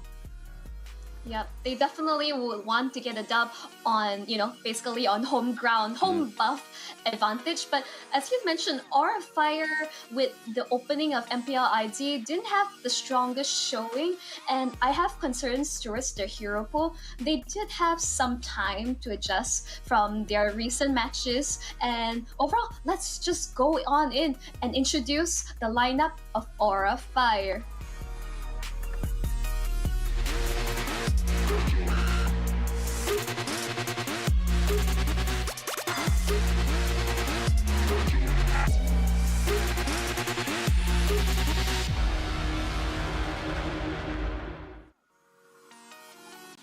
Wow, there you have it. Starting off with Aurafire, we have Kimura, Van, Sin, Kabuki, and Hai.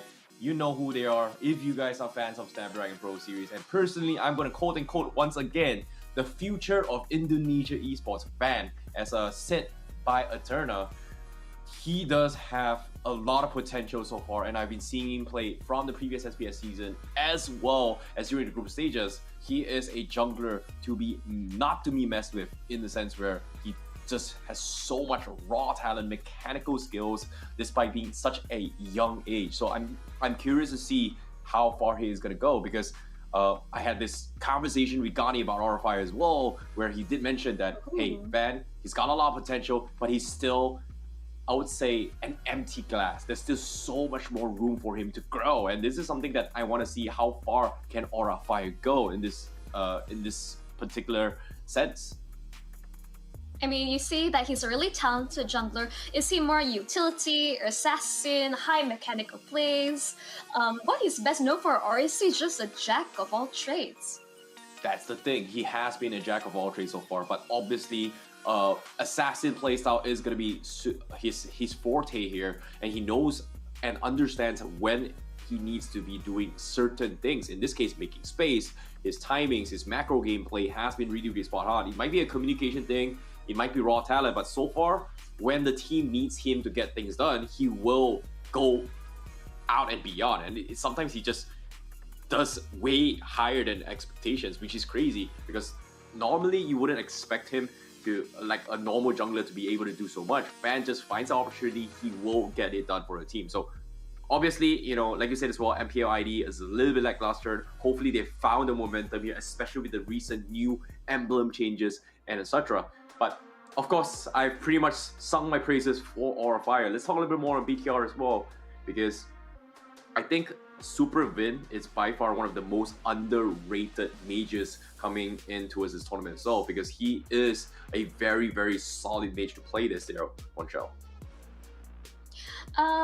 If you're talking about either Moreno or Supervin, so Supervin, like really solid roam overall. Moreno is like, I have been talking a bit too much about him. I probably clamped up a bit more. Let's talk about Malvin. You can force him to play something like Enchantress style, Angela, or he can just play your usual like front to back, whether it's Kufra or Lolita. It's like he could play just about anything what is needed for his team.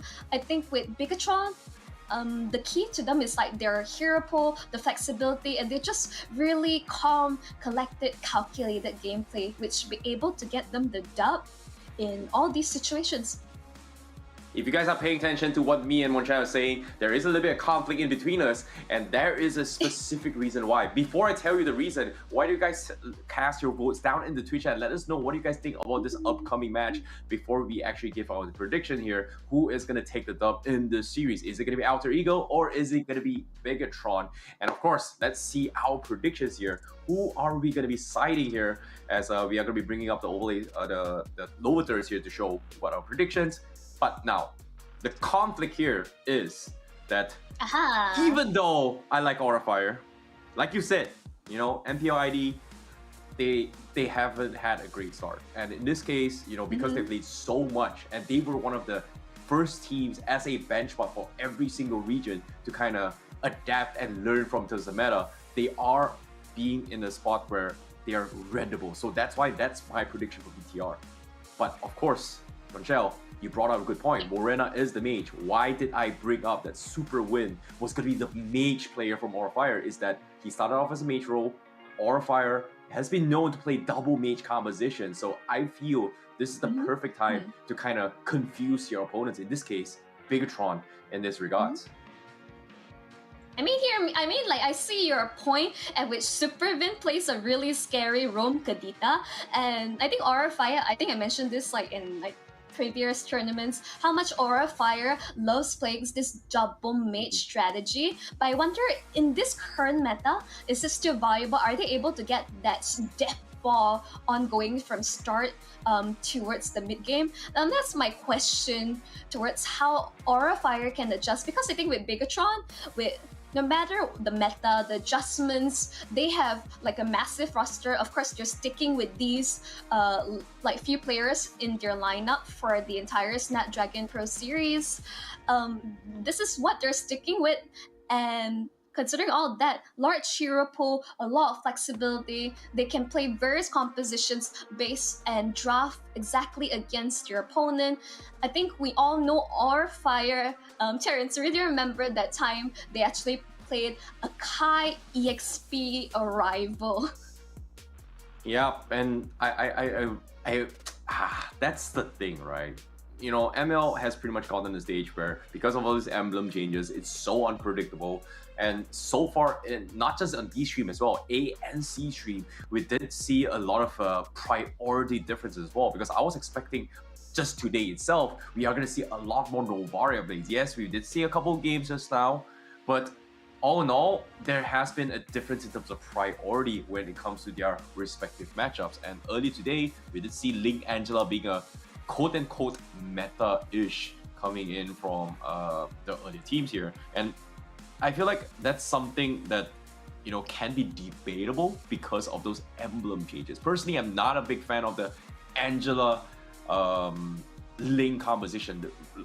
I think you did bring this up as well, hyper jungle strategy. But of course, when push comes to shove, it can be switched around as well. In this case, hyper mage is also something that I think a lot of us kind of forget back in the days as well. But what I mean by hyper mage is that so far, Joy being in the mid lane with Florin's Bloom there kind of gives you that impact to kind of snowball in early game. I see where you're coming from. I mean, recently we just saw Joy Angela, and that was absolutely terrifying. So, like, just like having playing Enchanter style supporting your core member, like just to snowball out of control, that might be the play. Going for a more tanky side lane survivability, and I'm not sure who just lost his item across her. Not sure what was that about. I hope we can get it back. But right now, Terrence, what are your predictions to when we go towards the draft? Because overall, I think Aura Fire has a very fixed way of how they like the draft. I wouldn't call it very unique. It is unique in the sense where, yes, they like to play like Kadita pair with Farsa or Novaria pair with Yi. We see these sort of combos and it can be quite terrifying. But at the same time, mages are very vulnerable to assassin junglers or even a Natalia roam. You know, that's the thing, right? I can see where you're coming from. I personally feel that Aura Fire is still going to be leaning on the double mage composition. Kadita is going to be a top priority ban when it comes to playing against Aura Fire, just because of how Vin tends to flex it here. So for safety nets to make things a little bit easier during a draft with BTR, I'm pretty sure they are going to ban the Kadita, if not pick it. But I wouldn't be surprised if they don't as well. But personally, I think Aura Fire has a little bit more room to work with because of the fact that Vin and also Moreno, they do have a little bit of history in between. So I think when it comes to the playstyles and gameplay, Aura Fire, you know, when it comes to a child prodigy, Van does have his capabilities, but you need to understand this, that Mobile Legends Bang Bang is a team game. So as much as one person can kind of carry the game and do your fancy pokies with your Lancelot, you know, going for those flashy plays, I would say anime, manga, fight scenes, etc. But when it comes to discipline, Bigetron is a robot, and that's something that I think they have adapted over the few weeks to come, and even in MPL ID as well, they have slowly learned and tried to figure out the right process. So this is something that I think it is going to be a battle between individual skills versus team play, and so far that's the reason why I felt like this was a difficult game to actually predict. And I predicted BTR to win 2-1 because for me, talent can only bring you so far, but discipline wins you championship. That's something that I'm looking forward to see. Discipline, teamwork, like being very calculated, very objective oriented. I mean, these are the keys to victory. Of course, we also have to combine like talent as well as hard work, good game sense. I mean, just listing out all these like what ways to be able to win a game. But even all set may not be enough. I think it's going to come down to how their coaches, their analysts is going to come up with the best draft possible for their respective teams. Because first off, a game of chess to see who comes on top. Because once your pieces are locked in, all is set to go. Yep, I guess that's gonna be the case. But of course, there's just so much on the line. I hope the coach coming from BTR has something installed as well. During your interview, he did mention that there is a lot of teams they are looking forward to, especially coming from coach. He did mention that the team that they are afraid of is pretty much the MPL ID's previous champion. So that's something that we are going to be looking forward to see how they are going to be able to perform. But for now, you know, it's really difficult. But without further ado, let's jump into the drafts. And to start things off, Aura Fire going to be on the blue side, and Bigetron going to be on the red side. And of course, the starting bands here is going to be Fanny, Joy, Angela, Fredrin, as well as Claude. And I'm really surprised, Kadida completely ignored here. I think in this side, I think maybe a bit focused towards Van. I don't think you want to let the link to go through and towards their hands. They can easily first pick it. Yes, they don't have the Angeline combo, but easily they could maybe pick up something like the Florin or, oh God knows, perhaps the Estes to combo it. It's not that High can't play it. I think there's like, I think there's still a amount of flexibility, but no, Bigetron, they ban out the Valentina instead. Huh. Well, I guess that's going to be a safety net as well. They still want to prioritize the Kadida to a certain degree. I might be wrong, because Bigetron can actually pick them for themselves. But Aura Fire, I thought they were going to try and play Facehugger, but it seems like it is going to be Sin that actually starts off coming from Aura Fire. Van, on the other hand, you know, he is going to be something that going to be a force to reckon with, right? Like we talked about, like a lot of, I don't think we really brought this up too much. The tanks a lot in this current patch, but it's still a very viable option coming from him. Now I'm gonna make an argument against the tanks a lot. I think in the way where he, yes, having a good amount of sustain is great, but the damage output needs to come true. Aurify locks in the link first pick. I think overall just a really great start, but instantly Bigetron, they need ways to lock down this link from the sky. I really hate this opening coming from Aurifire.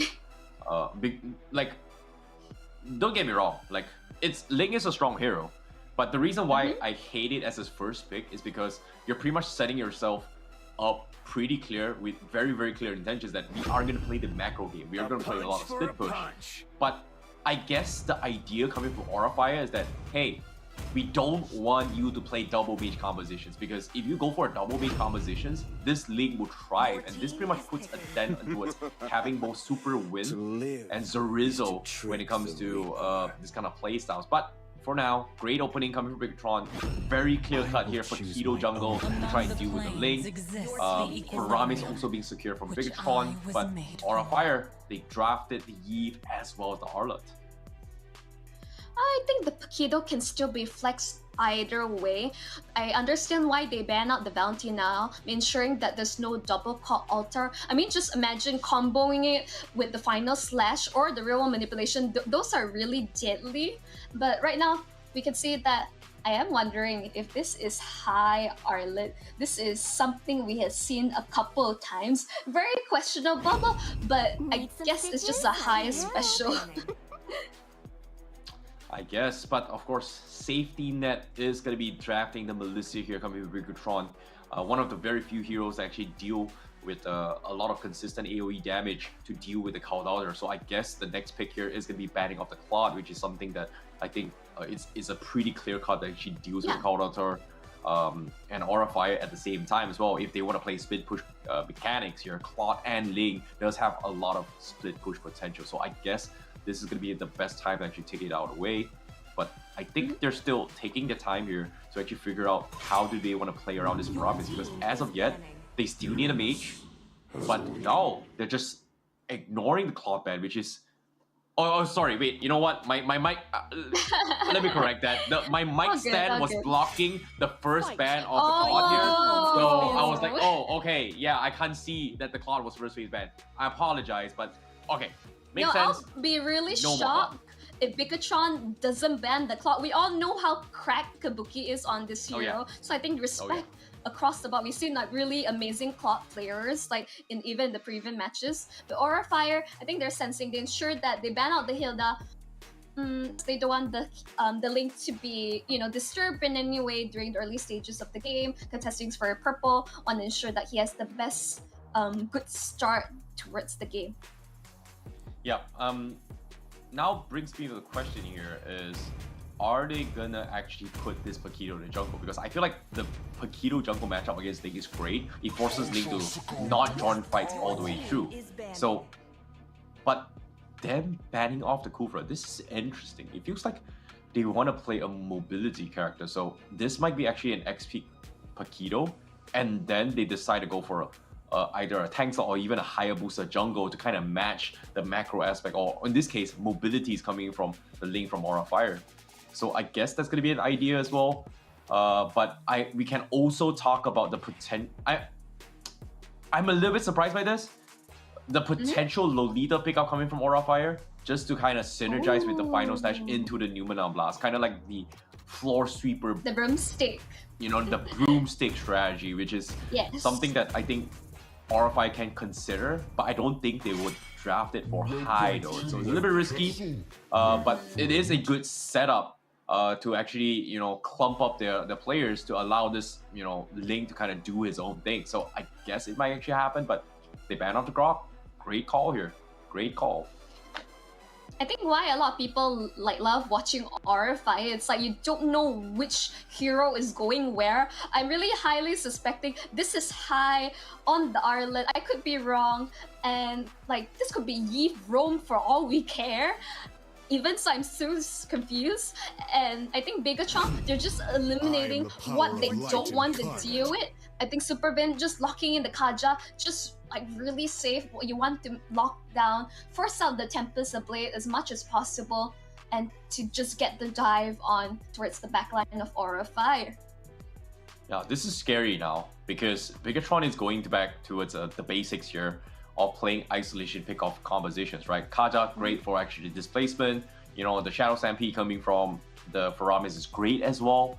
I think this is going to be a big problem because if they want to play a Lord Dance where they have this Uranus to actually stop the way through, it's not going to work out. But, okay, Phobius being played coming from Aura Fire. So I can assume that this is going to be a Rome Arlot.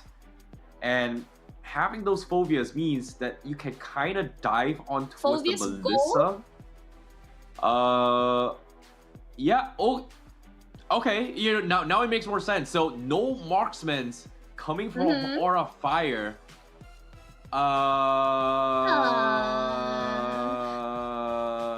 We're both stunned, ladies and gentlemen. It's like I never thought I'd see Phobius. Usually the best counter towards 1-1, but doesn't feel like there are a lot of dashes. I mean, yes, the dash from Melissa, multiple dashes from Yoodo, but Esme is the counter for Phobius. Oh my god. You hate to see it, but no marksman coming from Aura Fire means that they have to close this game as quickly as they can. And with the Phobia's pickup, I don't know how Aura Fire is going to win this game, but my money is definitely on Bigetron for game 1. But if somehow Aura Fire wins this game, they might be playing the new meta, and I want to see how this goes, because this Esmeralda is going to get so much value off this shield. Like instantly. I mean, okay, I can argue that Phobius has like really good scaling towards the later stages, but Aura Fire's style is that they want to close this game out as soon as possible. I mean, that's why they draft like Kadida Yves. You know, that's the whole idea behind it. But I'm stumped, Terrence. You know, that's the thing, we're both stumped, but at the same time, I really want to see Aura Fire make this work. Like, I've never seen it before. The fans are sharing like, hey, double fighter meta is the way to go. I want to see how this goes. Like, if Aura Fire takes this win, I want to see how they do it, because this is a very, very difficult draft. And I'm excited to see whether or not they can do it, because ladies and gentlemen, you guys are currently watching the B stream, the final series for today.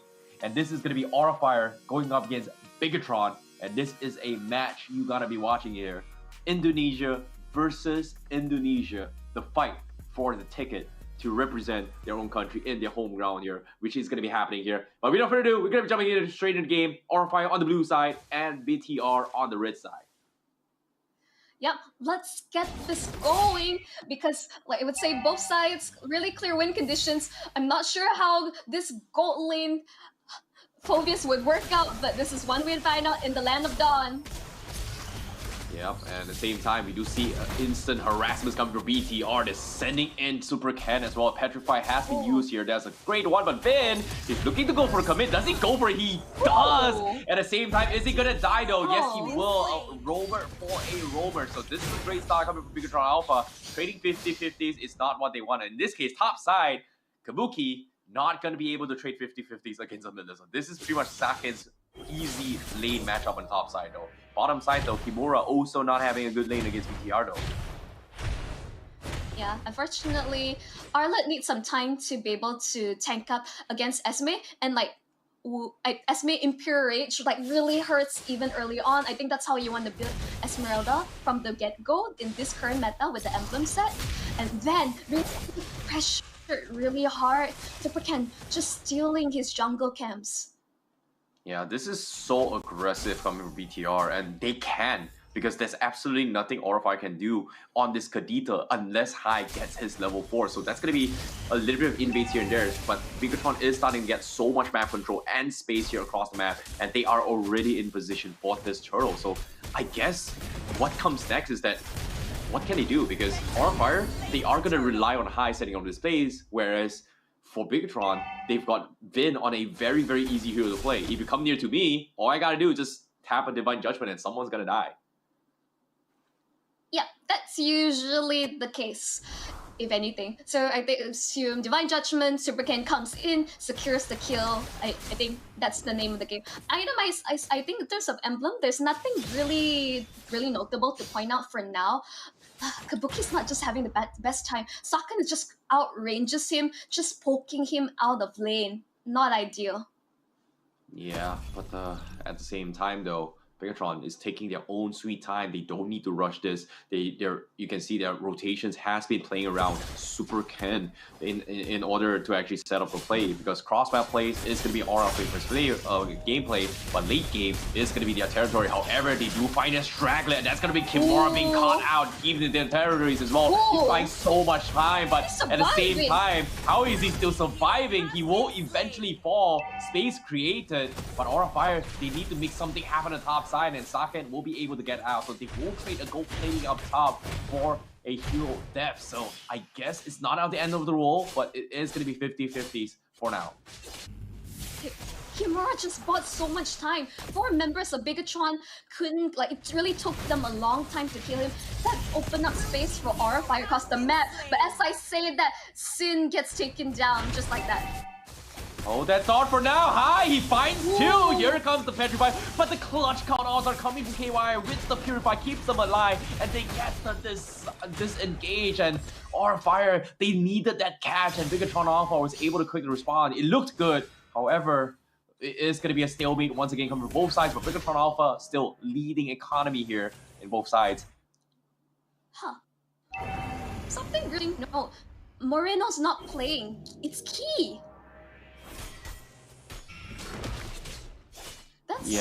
That's quite interesting. We know Key as one of the roams from Bigetron Alpha, so Moreno, I think, taking a backseat, tempos to play fairly early. Kimura diving towards the back, forcing them back on. Turtle dropping low. Oh, Super Ken also stealing the retribution as well for Bigetron Alpha. Meanwhile, Kimura finally takes down the Roma, but look at this. Zorizo, he doesn't have a lot of mana, but he is starting to be extremely annoying. And Sin now, he needs to run for his life. But looks like he doesn't want to take this extension here. Zorizo doesn't have the mana. He's getting kited as well. Sin, he needs to get out, but Zorizo thinking a little bit hopefully as well. But KY, oh, the Ghostbusters barely clips onto Sin. So that's going to be the disengage coming in, but can they stall a little bit more time? Because as of yet, BTR, wow, this skirmish looks good, is making so much space for Ken to pressure the bottom lane. Kabuki, an awkward position. Can he get out though? KY, he's looking for it. He's taunting him, but nope, not going to be enough to kill him off. Like Fan earlier, just getting focused down, hunted down by Super Ken. This lane not having the start that he wants. Instantly, Bigetron Alpha, all these cross-map plays, playing really meticulous, like getting the catch, but high on turret Super Bin. No all killing spree for Super Ken. Oh, this is so difficult for him, but at the same time, they're invading the purple jungles as well. Kimura is here to provide a setup. Final set comes in. Van finally comes in. Does he secure the purple buff? No, it is stolen away by Super Ken. But now they're going to try and force the issue. Kabuki going for the Sam as well. The demonic force finds win. He still somehow has the chain reaction and he can't get out. Saken wants to prolong this fight. Zorizo finally showing himself as well. He's going to take advantage of the shields and Kabuki will finally get taken down. And Bigetron Alpha will try and salvage the situation. But he looks for the counterplay, but that KY just walks out with the Purify. Yeah, I think it's just he just nullifies the impact of the rough waves. Just one call altar, really timed with the Purify, you're out of that situation. Again, like the similar issue RFI has when they play this Kadena, if they don't get these early pickups, that no doubt the high is so good on this Kadena gameplay, but he just nullifies all of that damage. Yep, this is gonna be hard, but now Turtle in control against Ken, secures the Turtle once again. Fire not gonna be able to do too much, but wait, what a minute, what, huh? Where did Ben go? He just got deleted. How? Yep, just deleted. Just, I assume scary. Divine Judgment, get whacked in the face by Super Ken. I think that should do it.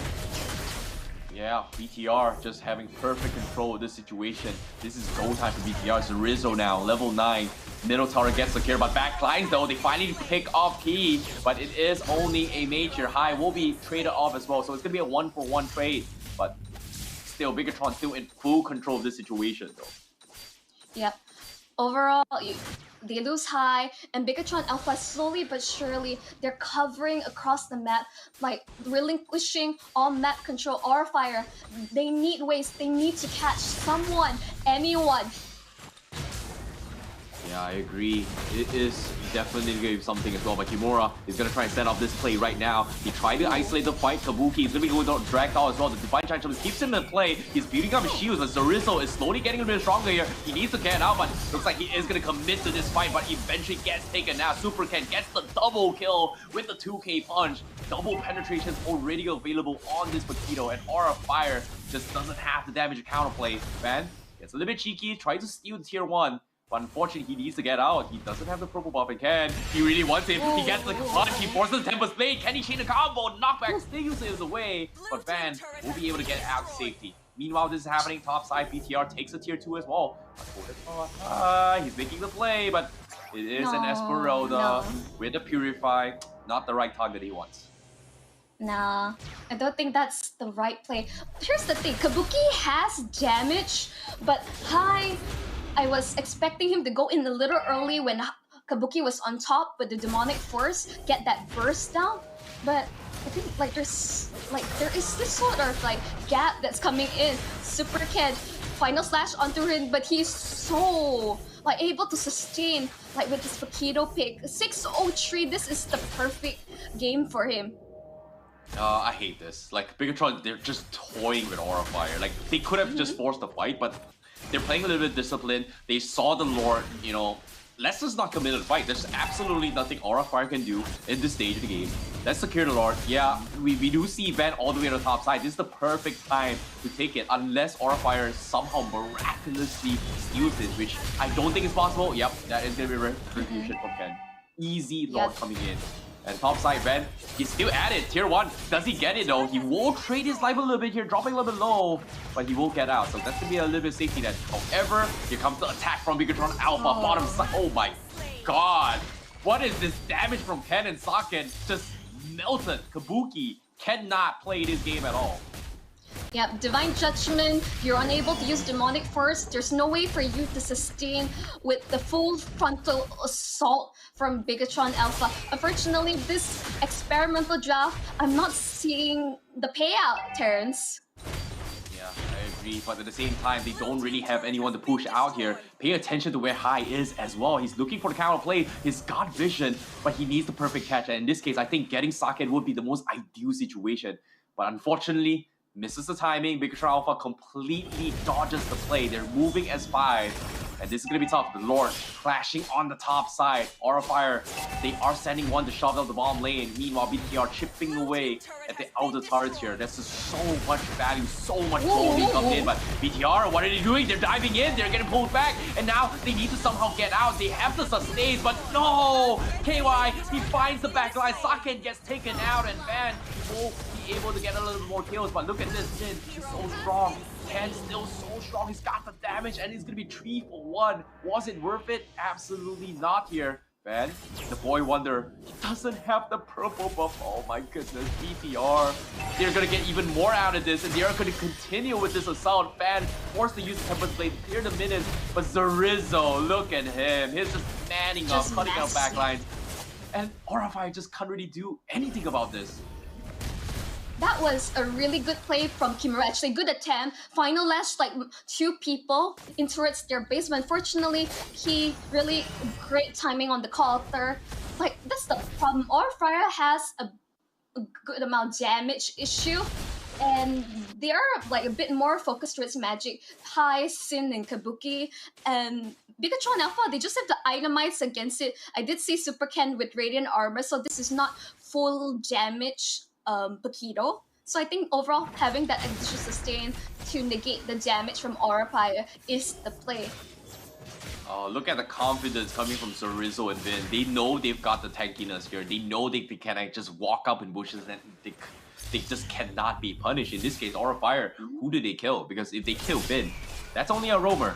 They kill Paramis. That's technically a support page. If you kill Zarizo, yeah, you can just walk out and Purify. Where's your catch initiative? Because as of yet, Aura Fire, they need to find the perfect wombo combo. And regardless of whoever they catch, they just have so much damage all around from Bigetron. It can be coming from Zarizo, it can be coming from Saken, it can be coming from Super Ken.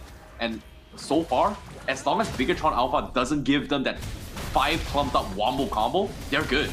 Game's in the bag. Lord already being taken down as well, very quickly coming from Bigetron Alpha. Yep, just standard objective gameplay, and even like you say level gap and Aura Fire being like whopping 10k gold deficit, they aren't able to itemize like any anti-healing to deal with the likes of Bigetron, Zarizo, and Key. Yep, in this case, Bigetron, they are going to push the advantage. They are going to try to chip away the tier 1 bottom. Aura Fire is going to be quick to defend. Not just worth it here. They're waiting on the Lord to actually collapse onto the base. Aura Fire, what can he do though? Look, Hai is pretty much very, very, I would say, in an awkward position because whoever he catches, they just have so much tools to deal with him. And this is something that Aura Fire is just very comfortable with playing the Kadita. And I kind of expected this, but Bigetron definitely drafted this really, really well in terms of itemization. Tier 1 will fall in the bottom lane. Lord collapsing on the top side. Aura Fire, they might be losing this game. Final Stash comes in, catches on Vin. Is going to be able to disengage. Kaja forces the flicker here, and he will be able to get out unless the Revolution connects. No, he survived with 1 HP, so it's going to be a 4v5 now. Bigetron, they're going to force the issue, so Rizzo comes in, but no, the push away, shoves Eye away, and that's going to be him not going to be able to connect with the rock wave, so BTR will be able to reset this fight, take the outer turret. Aura will be able to hold on, but do they want to continue? Kimura forces the final slash, he's taking a little bit too much damage, and Ken bursts down with a 2-punch KO. Oh, no. Next to fall is going to be red, this is high over. as well, getting picked off. Super Ken just completely destroying them, and that's going to be game 1 in the hands of Bigetron Alpha. Uncontested, game 1 goes in the hands of Bigetron Alpha. I do feel like Aurify unfortunately kind of boxed themselves into a corner with your really interesting draft, which unfortunately did not pay out. We did see the damage coming out from Kabuki in certain moments, but unfortunately Bigetron Alpha just had all the answers for it. Indeed, it was a very, very difficult draft to play. And I'm sad. It's sad to say, even though I have a soft spot for Aura Fire, but that was not the draft here, because immediately Bigetron, all they needed to do, final pick Esmeralda. Whatever item composition and whatever ideas and hopes and dreams that Aura Fire pretty much crumble the moment we see this Phoveus getting completely dumpstered, right? He's got the damage, he's got the sustains, but what's sustain when Esmeralda just takes away a majority of the damage with the first skill from the Frostmoon Shield, and from his second skill to be breaks through the shield and directly attack your max HP. So that's something that I think puts him in a very, very difficult spot. So I'd say, shrug it off. I expect it to be a full 3 game, but that was definitely not the draft here for Aura Fire to actually win this game. Definitely questionable. I think Esmeralda just the best counter draft towards Phoveus, even though they weren't directly lane matchups. Even Sakin was having a pretty okay down. He only has 1 dash. He's pretty alright. It's not enough for them to really keep proccing Demonic Force. There were moments when they group up when against Super Ken, they were really getting on top of each other. The key, really great timing for Alter. I think just overall blends really well. The fact that Esmeralda is so hard to kill and you give her a second life, this is just a rough one for Aura Fire, losing out on the draft. I agree, BTR definitely played as well, but let's talk a little bit more on Super Ken as well, because the jungle Paquito is one of the very few heroes that has one of the earliest power spikes in the early stage of the game. Great, strong early power spike, great mid game, great late game, but when it comes to end game, which is the super late game where everything is max, this is where the power spike kind of falls off. So I guess Aura Fire wanted to drag that into the situation, but they just couldn't. If you think about it here, which role is going to be the strongest during the super late game? That's going to be the marksman. In this case, they didn't even have a marksman. So I'm sorry to say that was not it. Bigetron definitely, won this with, I would say, a charity game. If you think about it, it was just pretty much a one-sided game in their favor. They just, all they got to do is just play textbook. Like you said as well. Melissa having one of the greatest times, Saken on the top side, just uncontested. And even then, I think, the thing about tank compositions playing off lane or even side lanes, right? Especially like heroes like Esmeralda, heroes like Phoveus, you kind of want those avarice to give you that additional gold value to actually make it into the mid game to kind of snowball from there. But they didn't really actually have that, which is a big problem for them, because there's no way you can benefit even if you get the emblem against a Melissa who's just so far away, like 2 hitbox, maybe almost 1.5 screen away, whereas your range on a Phoveus is just pretty much a finger, literally just 1 tap like that, which is almost nearly impossible to get any much value if they even go for the average, which unfortunately, ironically, just completely messed up their composition. I feel like the Phoveus was picked, I don't know. It was like Phoveus is usually picked up to counter very specific heroes, like the 1-1. There is argument to counter the Paquito, but when you put it the goal lane against Blissa, you can't even really farm safely. You don't really have that much sustain. You need to get items. The rest of the team just able to like just gank your lane instantly. You're not going to reach that like power spike that BU desire. And for Phoveus, it's going to take a while. He does have like good scaling towards the late game, but unfortunately RFI was unable to achieve this. What was the timing that they closed out that game? It's pretty much about 10 to 11 minutes. It was a pretty quick game coming from both sides, but that's the thing, right? Let's talk about the win conditions coming from both sides, right? The win condition coming in from BTR is just so much more opportunities. They can play late game, they play mid game, they can play early game, regardless of whatever situation, right? So there's just so much flexibility in their drafts. But coming in from Aura Fire, there was pretty much only 2 win conditions for them, and that was pretty much 1, Kadita getting the early snowball, 2, Phoveus being able to just get out of control and do a little bit more damage, because there's no way Van is going to be able to win the early game. So 2 of them pretty much got shut down based on the draft. It's just absolutely nothing they can do. And pay attention to itemizations as well coming from Supercan. Very early penetrations here.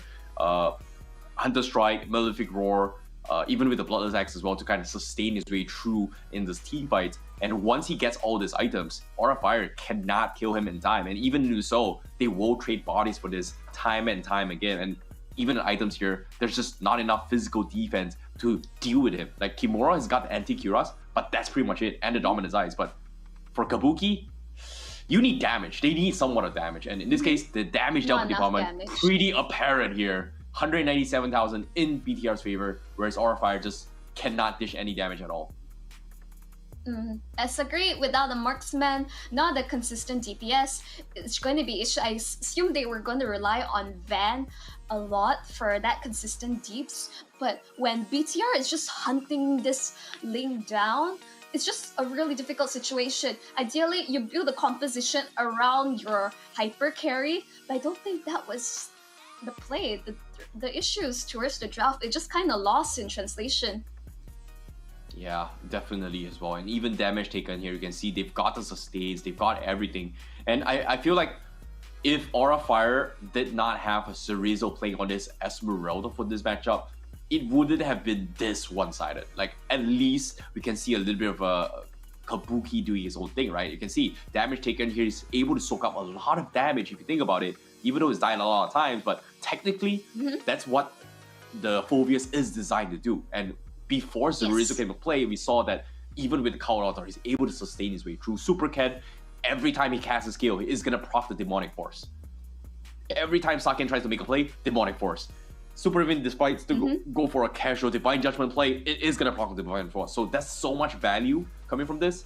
But the moment Esmeralda came down, all that value pretty much gets countered, gets stolen away by Cerezo. It's kind of like having a Valentina where, oh wait, you've got Real World Manipulation? Sure, let me take that.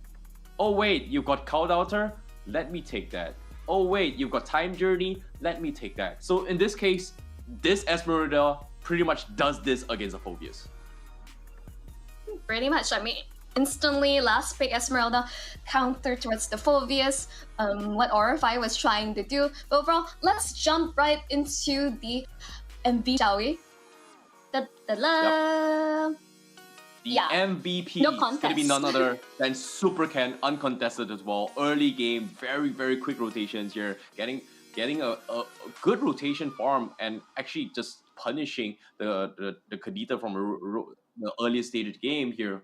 But when the game progressed as well, he took advantage of the lead and continued to apply pressure across the map with his double KO punch, 9-0-7. And I'm curious to see how the highlights look for here, because you can see a lot of instances. I don't think we were going to see one of the kills there where I'm not sure how the hell Van just got deleted in one shot in less couple of seconds here. So that's something that I think it's not going to be shown here, but that's the thing. Like, taking a kill against your opponent's jungler is the most ideal situation you want to be in. Think about it. Yep, definitely. The fact that the Bukido, like Super Ken, 14 minutes in the game, he's maxed out in terms of items, shows that there are no true ways of dealing with it. I feel like this was a fight that was pretty alright from both sides. That Kimura was able to like attract so much attention towards him, but afterwards you can see slowly the sustain, the counter engagement from Bigetron Alpha was too much for Aura Fire to handle. Like, look at this! What are you going to do when you get caught Altar? Rough Waves, when the High is unable to get that sort of early snowball lead, there's no damage. Yeah, it is indeed. But yeah, when we talk about damage, High is pretty much the only one left. But at this stage, when High was able to find the perfect catch in the backline, it was already too late. Bigetron Alpha, 8,000 lead at that point in that clash. And I would say all hope is pretty much lost the moment Aurify lost and gave away like an 8,000 gold network lead. So all in all, GG well play coming from Bigetron. They definitely played this really well, coming in from Bigetron for game number 1. Drafts definitely an issue, but at the same time, we hope Aurify bounces back. But for now, they are in the lead to take the series because as of yet, it has been a smooth sailing game coming from Bigetron just for today in particular. They took a 2-0 against Todak, now taking one game ahead of Aurify, and if they take the 2-0 against them, that means they are in one of the perfect position to be the top seed by end of this day. And as of yet, like I said as well, top 3 from each group will be playing in the main event, and that's something that you want to be in, especially when I think I think the first 2 weeks when we released and announced the tickets, all the premium tickets were pretty much sold out right from the get-go. I mean, that's what the audience is looking forward to see. Like, may the best man win, I would say. But overall, like, we talked about adjustments. Aura Fire, I feel like if they have drafted slightly differently and they have some form of combat mechanics, like Link could easily, like, you know, farm out, scale, split push, like do cross map plays. There will be at least some space created to buy time for Aura Fire to back in towards this game. Is this not the first time like High is like put behind on his Kadita? We see this multiple times are being, you know, his plans to one-shot people getting derailed, but he's never, you know, demotivated of doing so. So overall, I think adjustments is needed to really make sure that this composition works in their favor, because right now Bigetron just have all the right answers to them. Yeah, I want to see how this goes here. Definitely they need to switch up the drafts a little bit coming in for game number 2. And so far, I think this time Bigetron is going to be on the blue side and Aurify going to be on the red side. We got to see how they actually make this call later on. But of course, you know, adaptations definitely needs to be made. Bigetron pretty much shown their hand so far, and they look really impeccable in today's performance here for the SPS Challenge Finals. Because with the current meta as of yet, the chances of comeback is real, and I think the last thing you want is to give your Koban that one chance. And you see how quickly Bigetron is just closing out this game, like just meticulous, calculated gameplay, because they're aware of what's at stake. Like the top 6 to progress to get the coveted title. There's too much at stake. There's no point risking it. It's time to go towards the draft. Yeah, I want to see how things go as well. But now, when it comes to first pick here, Bigetron, do they want to deny that Ling away? And so far, we've seen a lot of Ling first picks throughout this day. Looks like it's not going to happen here. They are going to prioritize on that Angela. And to my surprise, I'm not a big fan of this, but Angela is going to be officially in the meta. Everyone thinks that Angela is the strongest hero, and I can see why. I can see the resemblance. You can do so much more value with those horse cards, especially because you can mix and match your emblems to kind of accelerate the cooldowns as well as utilities that an Angela can bring to the table. So this is where things will get a little bit interesting, because Angela can free hit you and provide so much utility globally compared to heroes like maybe a Yi or even a Farsight to a certain degree. But once again, Aurify this time, they take the Paquito and the Ling away from Bigetron. I think this is just like they forced their hand, they showed their Angela. If you do not pick Ling, we're gonna pick up the Angela Ling combo. And I think that's the last thing Aura Fire wants to do. So they pick up the Paquito, can be flexed towards the EXP lane, Van on the Ling once more. Maybe he have a better showing. I think like enough adjustments needs to be made to make this work, but really flexible can be, I think, even pair with Lancelot or a tank jungler just for the additional sustain. And very much so many people tend to build like damage Angela in a way because she just provides sufficient healing. But man, I'm not looking forward to Angela Uranus. Ugh. Oh wow, I was expecting maybe Angela Esmeralda, but let's talk about the thought process that's going through Bigetron, right? Like, we've hyped up how crazy Van can be in terms of his jungle role, you know, his playstyle, etc. Like, I feel like Bigetron drafted this first pick Angela with very, very clear intentions, like saying that, hey, you know what? I want to play an Angela Ling.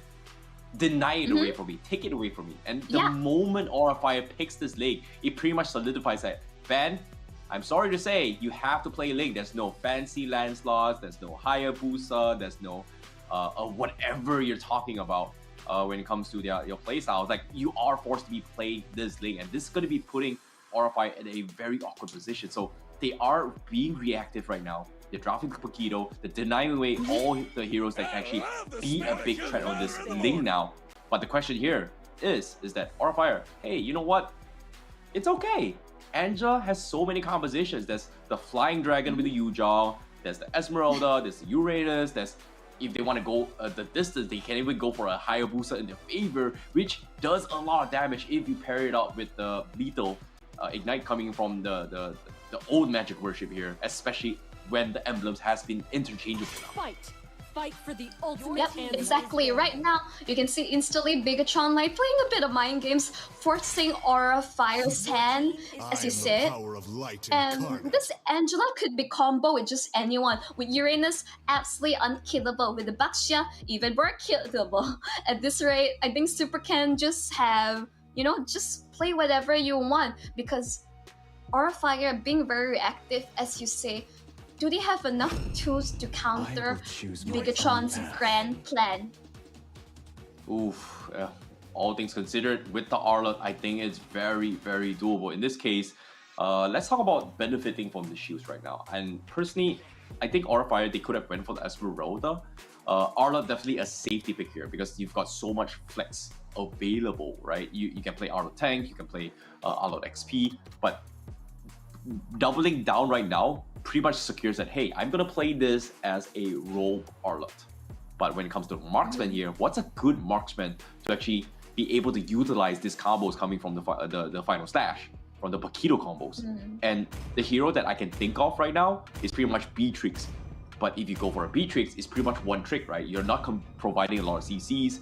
You're just going for this one-shot combo. Can you chip down the shields? And you have limited ammunition, so I think that's gonna be a big problem for them. But Bigetron, oh boy, they take the Kadena for themselves. They have a Grok.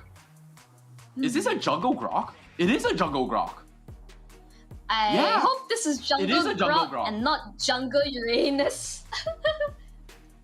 Yeah, I don't think it's not like we have not seen it before. We have seen jungle Uranus. Not my first pick in my books, definitely. But hey, I think if Bigetron wants to experiment, they're one game up. This is time for them to play around. But I think most likely it's going to be jungle Grok. We have seen really great for countering and like just contesting for objectives. Kabuki, I think overall just really safe. Going for Brody. I hate this. So like, I think overall, really hate this. Like, they were put in a spot where, hey, I want to play the Beatrix. Great, I can set it up, but I've got two really tanky heroes and I got a lot of shields. Beatrix can't tank through so much damage. And the next hero I thought of was like, hey, maybe I can go for a carry. Maybe I can go for a Leslie. 2 damage here. But the moment you've got all this composition that is so in your face, I can't go for a carry because if I go, I'm gonna get completely melted in this scenario. And instead of forcing the carry, they chose the safety option. Brody gives you a little bit of a disengagement tactic. You can still kind of chip damage from afar. But personally, I feel like Bigetron had a very, very scary draft. They definitely played into the hands of in the drafts here right from the get-go in this draft. Game 2. Yeah, I mean, carry would have been really great, but the minute they reveal the Kadita, I mean, as well as the Gronk, these are not great options for the carry, even though like being able to stretch through armor lacks a lot of mobility, has to be really wary of the positioning, even though it's one of Kabuki's best heroes. But I think Brody is just safer, but I'm also kind of worried about the overall impact of this goal laner. Yep, at the same time, this pretty much has to be decided as well. Bigetron currently match point from taking 2-0 against Aura Fire. Will Aura Fire bounce back? This is the perfect time to do so because as of yet, Aura Fire has the better twos compared to game 1. Ladies and gentlemen, welcome to Mobile Legends, and we are heading into game number 2 between BTR versus Aura Fire. Right, BTR, let's remember they're one game up. They can be a bit more experimental, and oh my goodness, I didn't want to be right, but Super Ken's on Uranus. Come I hate that I'm on, right. man. Like, Oh no. okay. Hey, I hear me out. guess- Hear me out. Uranus jungle like farms surprisingly fast. I guess, you know, with the Ionic Shield kind of doing this well, and as long as you're hitting jungles, you are getting those stacks. But speaking of harassments here, Super Ken just taking advantage of those Ionic Shells' stacks here to kind of apply pressure. And Van, well, can he do much here? But Super Ken, oh, okay, he misses sidestep. It's all good. You know, he needs to build up his stack a little bit more. But for now, Aura Fire, they have to dodge all these fights. There's just no way they can kill a Uranus this early on. The fact that, you know, he's being the jungler, being able to get those like items, he's going to be really unkillable. Combo it with the hot guard, I'm really worried for Aura Fire and their composition, even though it's better. But High already forced to flicker early on, so that is like basically their main source of engagement. Flicker with the final slash is out of the picture for this turtle take. Yeah, I think the win condition here coming from both Aura Fire and Bigetron Alpha is a little bit more vast now. That Bigetron Alpha, all they gotta do is snowball with this Angela Uranus, right? But when it comes to Aura Fire, all they gotta do is just buy time. Hold that thought for now. Flicker, ball charge, boom, one shot. Kimura cannot disengage here, and this is how you play the Kadita composition. No purifies, best time for Kadita. However, Van, they're a little bit cheeky. They are going to try and steal away the purple buff from this Uranus, and I would say it's a big dub considering that Van will be able to get it, but the turtle still a little bit too slow. But nope, Ken already takes it down very quickly as well. I don't think it's worth when Super Ken can just invade your jungle and take your purple away. Can they kill him though? I don't think they can actually kill Super Ken. Look at him, he's just building his stacks, he's building his regen. What can you do? But at the same time, here comes the hot guard, boom, instant full health, and he's gonna try and build up his Ionic Shells as well. 2 stacks on Van. Van cannot continue. He's gonna try and disengage, but at the same time, from behind, Kimura could not chain up the combo. Zarizo goes in for Ultra, saves the day. He will sacrifice his life for Super Ken, but they do trade 1-for-1. Van for Zarizo, absolutely worth it in the hands of Bigetron Alpha. Absolutely. This is really what I worry about. I feel like Bigetron Alpha, this bullying, this is not good. Oh no, Vin! Oh my goodness, Kabuki! You're looking at the wrong direction. Surprise, Vin goes in for the one shot, and now Van is gonna try and trade off his life as well, and that's gonna be a little bit of a overextension coming from Bigetron Alpha. They trade 1-for-1, so that's gonna be a little bit of a glimmer of hope for Aura Fire. That's what they need. Yep, I think overall, Super Ken just overstaying his welcome. Yes, Uranus, but you still, even though you're jungle Uranus, you still need time to farm out. Zarizo getting like pushed out lane. Kimura wants some form of revenge, but no, wild charge onto Kimura. Hardguard is ready, but I don't think both teams are gonna force the issue. This isn't too bad of a matchup coming from Zarizo. Yeah. Like, damage versus damage is great, you know. Damage on the Bakio means you can one-shot people, but damage on Zarizo means that I can do damage and also be tanky. So that's pretty much the good side about Zarizo, but at the same time, look at bottom lane. Okay, as soon as I said that, Kimura gets the outplay here, but once again, Super Ken being a nuisance here. He's gonna try and buy time. Hardguard comes in, tries to steal the purple buff, and he does! No purple buff from Van! Oh my goodness, you hate to see it on this lane, and BTR, they're just going out of control. Turtle secured. Now Aura Fire, they need to make room across the map here. In this case, BTR, they're not even collapsing on the turtle buff. They're just mirroring Aura Fire, not giving them the space that they need to get farm in this game. They're not too far behind in terms of the gold lead, but it's really going to come down to Van being able to like steal objectives way, but with no purple buff on this lane. This is cooking really loud. Super Ken taking a fair bit of damage. Hard guard is not available. Beautiful final slash this time as well. Stops him with the retribution. That's gonna be Kimura going for the chain as well, and he gets the flicker out. Very nicely done coming from Aura Fire high with the perfect timing to set up for Van to steal the turtle. So this is a little bit of glimmer of hope, but it is still 50-50. So I would say this is as close as it gets. It comes down to execution. However, let's talk about the win condition late game here. Kabuki versus Saken. Now, Saken, one level ahead means that Aura Fire needs to find a way to secure Kabuki's farm into the later stage of game. Well, here's the thing. In order to enable Brody, he has to farm kills. But as I see that Vin taking out beautiful Feather Strike from Aura's Sin.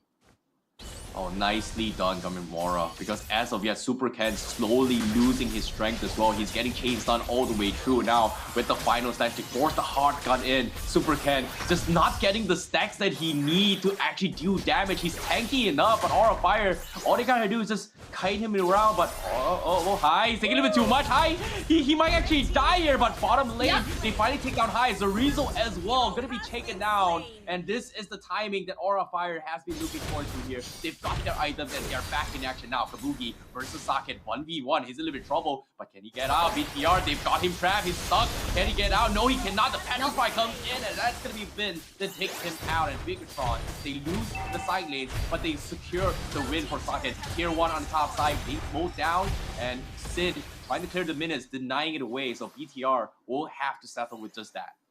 Kimura. Saken. Oh, okay, he's fine. Saken saving his dash just because like the threat of the Paquito is still a thing. He does have damage. But overall, I think what Aura Fire needs to play around is the timing of the hard guard. You only got one hard guard, you only can protect one person, whether it's protecting Saken or protecting Ken. You gotta be the choice. Right now, it's up and available. They're aware of this.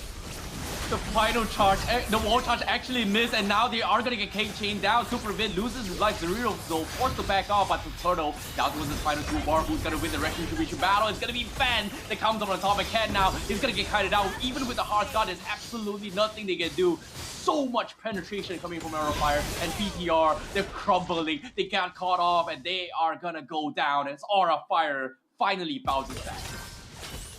Well, this is the time for them to shine.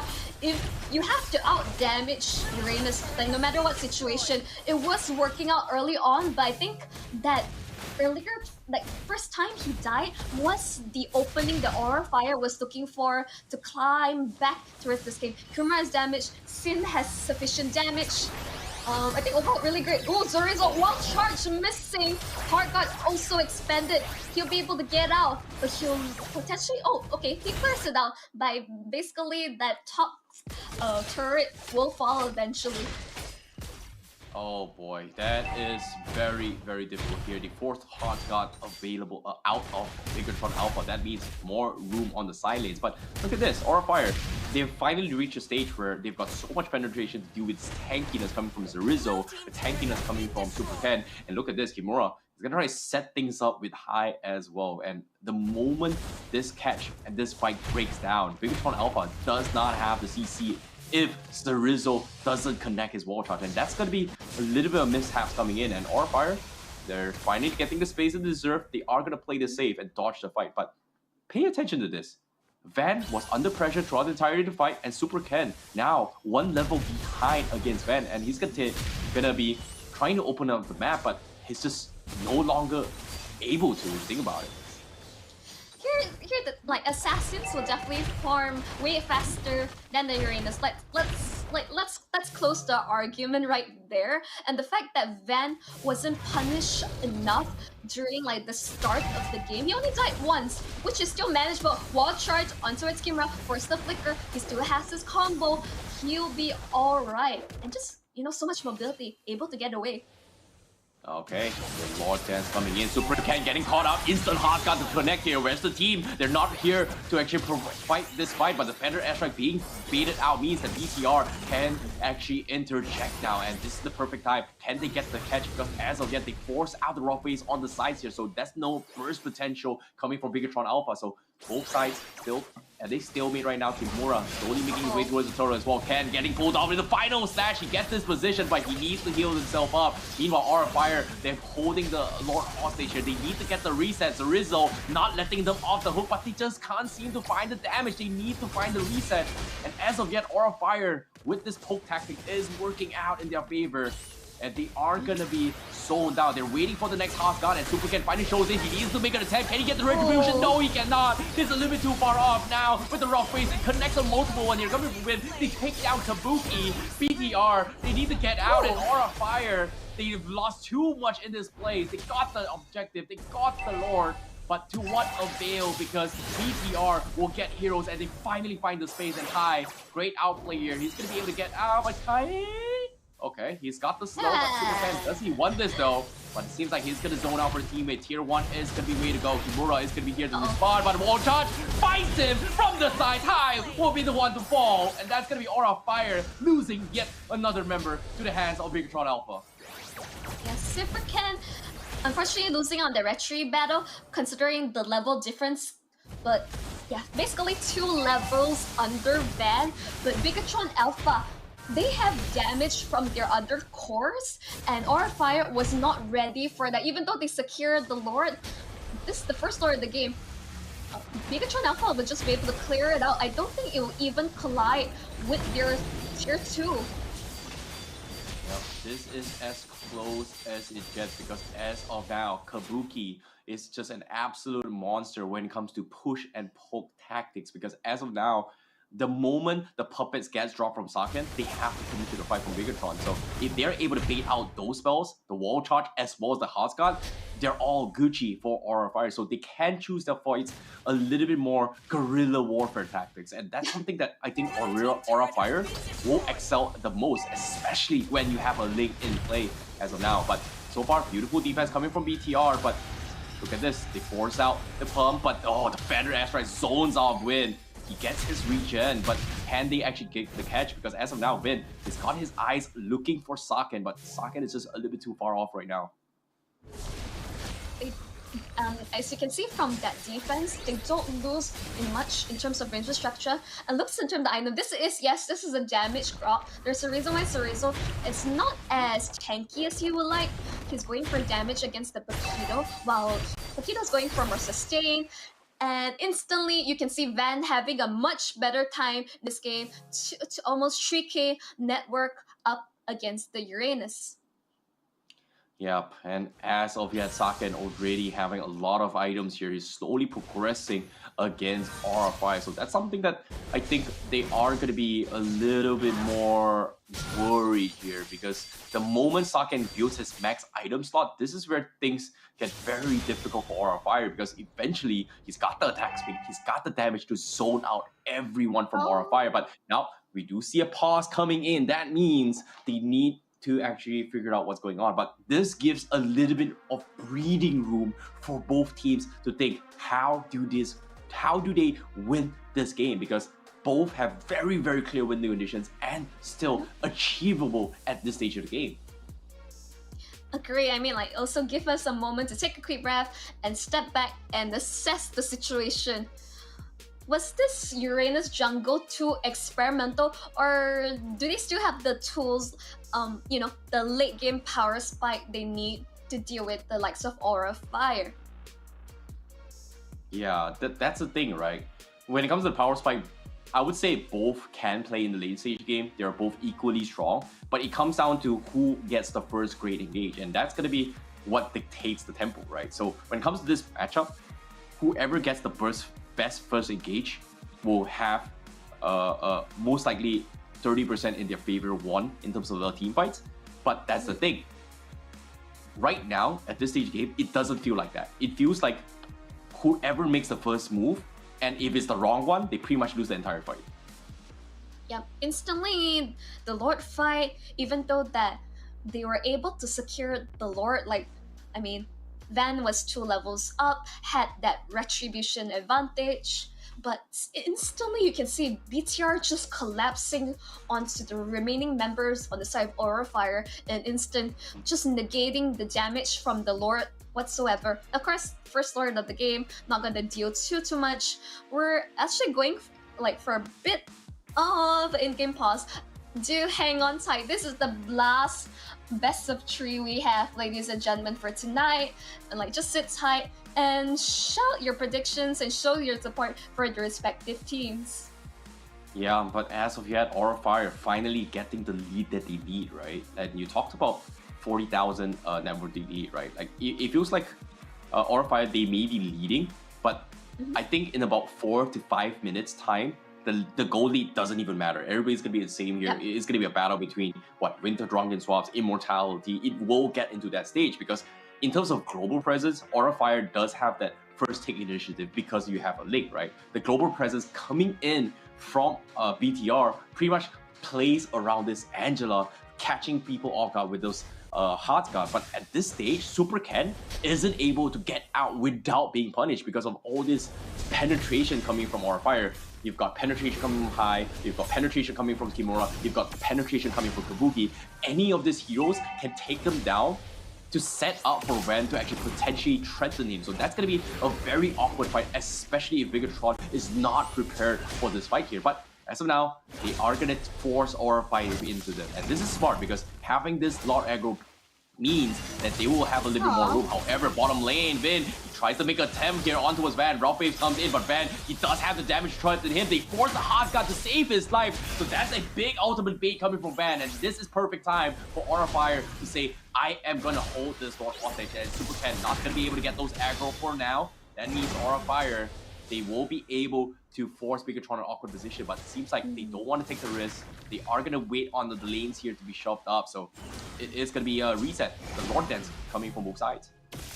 I think Vin, even if he died earlier, he did his job. He forced out the Tempest of Blades from Van. But as I say that, the cooldown is back online. That's up for the taking. See Halbert purchased to deal with this Uranus as well as Angela, because he's gonna need as much damage to shred through the armor of this Uranus. At the same time, the Lord is about to collapse as well. They need the Lord Pit here, and that's gonna be Sake to steal the play. And now BTR, they're gonna go collapse onto his Aura Fire. They're not prepared for this wombo combo, and Super Ken completely overruns them with Sake. And now the Pull Yourself Together comes in. Kimura cannot kill Sake at all. But at the same time, the Iron Sheet comes in. They do catch him off guard, but the Aura Fire, they will lose this fight. Beautiful stuff coming from BTR. What a clutch coming from Sake. The fact that Saken, out of everyone, was able to secure the Lord Big W for Bigetron Alpha, and it's 1v2 trade. Van, Kabuki, their main source of damage, is out of the picture. Hard Guard is available once again. Super Ken just zoning Aura Fire under the turrets. Oh my goodness, look at the puppet Sin almost dying as well. Oh my goodness, Aura Fire. This is not looking good because Bigetron, like I said as well, drop one spell and if you're in it, you're it. It's over. Sake is gonna get completely run rampant here. Final side pulls Super Ken in. Aka keeps him alive. But Turret, he's doing a little bit more damage, but they just don't have the combos. But no, Hai, he got caught out by Vin. He's gonna get taken down. The Lord is gonna channel his way through. But Vin, again, the back line. He fights another. They get Sin. They get Kimura. It's over. Aura Fire. He got caught off guard. And that is gonna be a clean 2-0 for Bigetron against Aura Fire. What a clean game for Bigetron Alpha. Overall, just as you say, clean sweep for Bigetron Alpha. Congratulations. Bigetron Alpha, the Red Robots, they're on the roll today. What a day one. Indeed. Insane. Undefeated in day number 1. 2-0 Aura Fire, 2-0 Todak. That pretty much guarantees Bigetron Alpha in the top of the leaderboard by the end of day number 1. But can they keep up with this momentum? But like I said as well, top 3 is where you want to be in to actually make it into the challenge finals. And so far, Bigetron is on the right track for day number 1 here for Snapdragon Pro Series here, Michelle. I think not just that, like they're on the best possible track ever to get towards like top 3 within their group. They're unstoppable force. And even though that this is easily the most experimental draft they had, but man, was it a pain to do it. How do you feel about that? I predicted it. I did not want to be right, but man, Jungle Uranus. You know, I was hoping it to be a 2-1. You know, I was hoping that Orify was able to bounce back, but definitely game number 2, they had a little bit more tools to work with. Unfortunately, when it came down to executions and timings here, this is where Orify just could not find those opportunities to close out this game, because the moment Saken reaches the end game, Melissa is pretty much unstoppable, and that's something that I think Brody was sincerely lacking here. We saw a lot of early engagements coming from Orify, great stuff coming from them. They were able to bait out major spells coming from BTR, but eventually, once you hit the later stage game, this tank's coming from Uranus, this tanky that's coming from Grok is going to be a big problem for the side of Orify, because they just don't have the damage to quickly take down this tanky heroes, and Brody is just not designed to be like that. I mean, yes, you can rush like Blade of Heptaseeds, Blade of Despair, but as you say, his damage is just lacking when you compare it to the AoE damage that Melissa commits, and the fact that Grok was going for full damage as well. So I think what happened was that Orify was just caught off guard. They're so focused, like I think they tunnel vision, and they're just focusing on making sure that Super Ken is dealt with. They kind of forget everyone else in the background who had enough damage to deal with the rest of Orify. Yeah, I agree. You know, we saw a couple plays coming from Van as well. You have to give credit towards the Angela player here in regards, because that bottom fight here, if Super Vin was caught off, that would have been a very, very non-favorable position for Orify to actually secure the lot here in the Pride fight. So I would say, sorry, for BTR, my bad, not Orify. But at the same time, you know, props towards BTR, very clean game, but it's back towards the drawing board for Orify. Game 1 was a complete stomp because of the draft. Game 2, just a little bit of mishap, but they're feeling their nerves here. But at the same time, you know, I don't think Orify is going to be out of the tournament yet. They still have the capabilities to actually make it, but it's not going to be against BTR today. I mean, definitely not the best Monday for Orify considering their performance in MPL ID. I really thought this was going to be meta because it's so new, experimental. I was expecting like better stuff from them. Yes, they had a better draft overall compared to game 1, but in the end, Bigetron Alpha just had like other options, better answers than what Orify had offered. Hey, Monchel, it's about the Monday blues, man. In this case, a great Monday start coming in from BTR. Unfortunately for Orify, that's not a great start for them, you know. They just need some time to warm up, you know, even for us as well. If working class people, if it's a Monday, we don't really want to work on Mondays. I know that feeling is terrible. They just need a wake-up call. So it's not over yet. But of course, let's talk a little bit more shop here as we go into the details on the itemizations coming from both sides. Like I said as well, Saka had full item slot here. The Golden Staff, Lilith Raw, DHS, Winds of Nature, as well as Corrosion Side. These are items that are one of the strongest into his late game, which kind of allows Saka to excel at what he does. And the thing about the Melissa is that once you drop the puppet, you have to get out of it. And in this case, I think during the highlights as well, there were a few instances where they were able to bait out Saken's puppet rather early. And the moment his puppet is on cooldowns, Orify immediately collapse the BTR and take the win. So, like I said as well, whoever has the best first engage will most likely win the game. But if you miss the first engage, you are pretty much going to be completely destroyed. And and this game in general is a perfect example on both teams trying to find those perfect scenarios for themselves. I mean, it's just a matter of like forcing baiting cooldowns, and I think Orify had the right idea. Like the minute they see that Heart Guard has been utilized, instantly, okay, this go time, we can focus on certain members. Super Ken, I think he was a bit too overzealous. That's why he was getting caught out and getting like shut down. Instantly, Aura Firework had ways to come back in the game. This was a lot closer game. I think the fact that Saken, out of everyone, was able to secure the Lord in those circumstances, just basic attack, free hitting the Lord, was able to get like just the final nail into the coffin for this series for Aura Fire.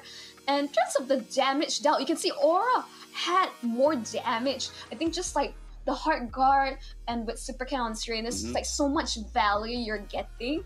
And I think if anything, this Angela pick needs to be respected and banned. Like, you can let the link through, just don't combo it with the Angela. It's still like, you know, it's still ways to deal with it. And overall damage taken, I mean, no surprise. Super Can's absolute like sandbag in this situation. Look how much damage he took. I agree, and the composition from BTR was pretty much programmed to win. If you think about the draft here, this entire composition coming from BTR was designed to drag this into the later stage of the game. The moment Sake comes online in the later stage of the game, there's absolutely nothing Aura can do, because that's the downside of the drafts coming from Aura Fire. Paquito, great early game, great mid game, great late game, but when you reach end game, well, there's only so much a Paquito can do, because eventually the burst potential of the Paquito gets completely shut down. In this case, Saken's burst is just a little bit stronger in this kind of scenarios. Even for the Link as well, late game, not necessarily the greatest. But whereas for Super Ken, yeah, he doesn't have the damage, but I felt like a lot of times where he actually sacrificed himself, like you said, being very, very overzealous in the scenarios, was all intended to take away pressure from Saken to allow him to get farm. And that's something that I think throughout the entire stage of the game, we did notice that Saken was always one level ahead compared to Kabuki. And this is a very awkward spot for Aura Fire, because you need Kabuki in this early engagements to pressure BTR. But all that is said and done, let's show our match MVP for today. I mean, like, drum roll please. Oh, okay, No it's way. gonna be key.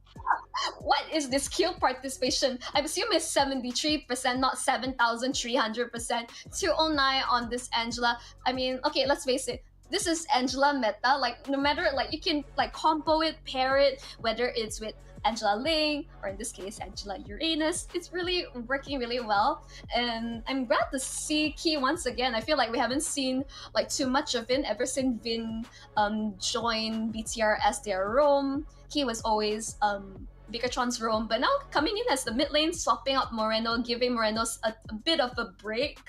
I think overall this is just a great showing from Key. And now let's just dive into the match highlights of this game too. Yep, in the highlights as well, in case you missed out early game here, you can see Supercat just showing so much confidence here. They were able to make so much space, and even in this play here, they sacrificed Chorizo.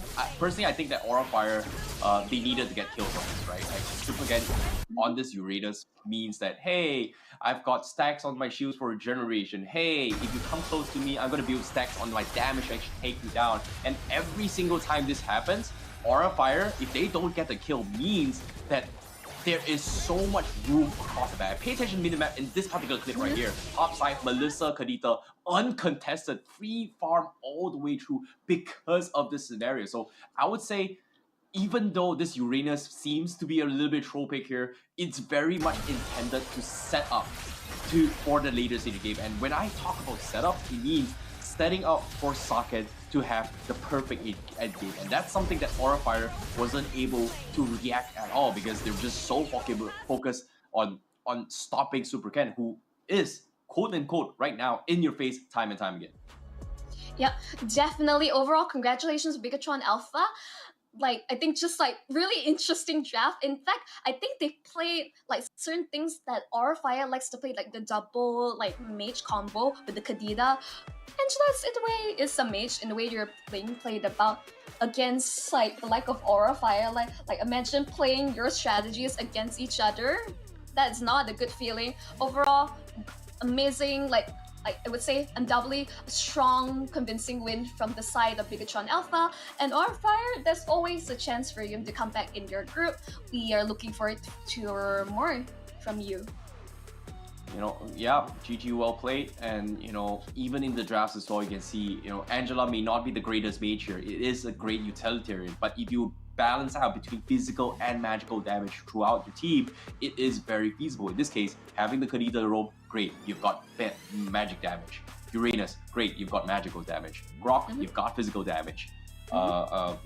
Melissa, you've got physical damage. So I would say it was a very, very well-intended draft. I was hoping that it would go for Esmeralda, but it feels like I think the Uranus just worked out in my favor. Like, I was expecting this to be a tank Uranus, right? And if you go for the traditional standard build, having that Uranus, having Grok, oh, okay, this is a Mage Angela, this is a Roam Grok, but that didn't exactly happen for BTR. They understood what could win them the game, because if they just go for Uranus XP, they go for Angela, they will lack a lot of magical damage. So I like this composition. Very nicely done from BTR. However, can anyone stop them? That's going to be a question here, because eventually somebody's got to figure out how to take them down. Because as of now, 2 series wins coming to BTR means they are top in the leader here for Group A. Not sure the top of the top, but definitely guaranteed top 2. I mean, getting 2-0 for their 2 matches today, I think it's a really strong start. Putting them, I think, first in their group for now. I would say, I think the best way to counter Bigetron is that just draft your best, because I think right now, the coach, the brain behind BTR right now is like drafting like a madman, and I like it. Even though I think everyone else in pubs are like, oh, I don't want to see tech like Jungle Uranus or Jungle Baxia, Parrot Angela. It's going to be huge pain for every one of us in our pubs. But I think that's how the meta is now. It's so flexible with the recent emblem changes, and hopefully with the addition of new heroes as well, we see how all this will shake up the Land of Dawn. Yeah. And I'm curious to see how the standings is going to be going up here, because even though they got 2-0, but let's take a look at the temporary standings for now, because there are still upcoming matches that are still ongoing right now in the other stream matches, in other Stream C or Stream A. So for now, the best stream pretty much finished all the game. But as of now, this is the standings. Bigetron Alpha #1 in Group B, alongside with Ren, who's currently 6 points as well in second place. But for Group A as well, we have Echo having 6 points, Yoodo Red Giants on second place here with 4 points, alongside with Burn X Flash, RSGSG, as well as RSGPH. And well, I don't know what you guys were talking about. I don't know what the other casters in the group were talking about as well. What happened to Onyx Esports and EVOS Legends? People said Group B was going to be a difficult game. But guess what? Group A seems very competitive right now. Oh my word. Look at how close it is right now. Oh my goodness. It's weird to see both Evos Icon as well as EVOS Legend in the bottom in day number 1. We've heard so much rumors here, especially coming from Eterna, from Mirko. EVOS Icon, arguably the better team compared to the main team from EVOS Legends, but for both teams to be in the bottom, this is not a good start. Like, I think people are starting to adapt and bring up new variations in their draft and compositions, but all in all, it's not over yet. The standings is just temporary for now. It's not the official scores, because there is still matches that is ongoing on the other streams. So I want to see how things progress over the days. But for now, what I do know from the side of Group B is that Todak technically should be in the bottom, because they've pretty much lost all their series thus far. Definitely not looking good for the Swordfishes, and overall a lot of concern towards EVOS Icon as well as EVOS Legends not having the best play. Of course, there's still ongoing matchings as of yet. With the current standings, there is definitely a sense of pride seeing Yoodo Red Giants just like 2 points behind Echo, knowing that we are coming pretty close behind. You know, it's not over yet, but of course the early upsets here coming from Yoodo Red Giants against RSGPH. Wow, that was something that I did not expect as well, if you think about it, because technically RSGPH, when they came down to MSC for 2022 series, they just got champion and dominated the way through, almost near identical composition. So I was very surprised that actually happened. But of course, you know, every time, you know, meta changes, things change, playstyles has to be adapted. So I guess Yoodo Red Giants, they are on the right track for now, representing Malaysia. I'm a little bit happy about this, but it's not over yet because eventually it's still the group stages. Where it matters most right now is qualifying in towards the grand finals, and that's going to be happening in Jakarta, and that's going to be something that it won't matter the most. Qualifying is just the basics, but winning champion is going to be the long run. Like 65k first place, oof, I want that chunk of money. That sweet, sweet cash that they'll be able to get their hands on. Of course, as people mentioned, like this is only day one, and we're really getting so many surprises, upsets with the recent meta that's currently ongoing. Overall, Terrence, what rare picks do you hope to see in the upcoming days? I want to see Ixia, but at the same time, it's pretty much not allowed for this tournament for now. Not allowed. It's relatively new. Unfortunately, we don't get to see it. I played it, hate it, absolutely don't really like it. I don't think it's going to be meta anytime soon. But at the same time, for you guys watching at home, if you guys want to know updates, you guys want to know whatever is happening here for the Snapdragon Pro Series, be the first to know and get your latest updates and news at esl.gg/MLBB/newsletter. So if you guys want the juicy, spicy info, you guys want those cringy moments video contents here, especially from the talents coming from Group A and whatever insider scoops of the teams, this is the perfect place to get your information. Not Instagram, not Facebook, not TikTok, not whatever. It's not from your friends. It's gonna be from this website. You want those very, very juicy content, it is gonna be there.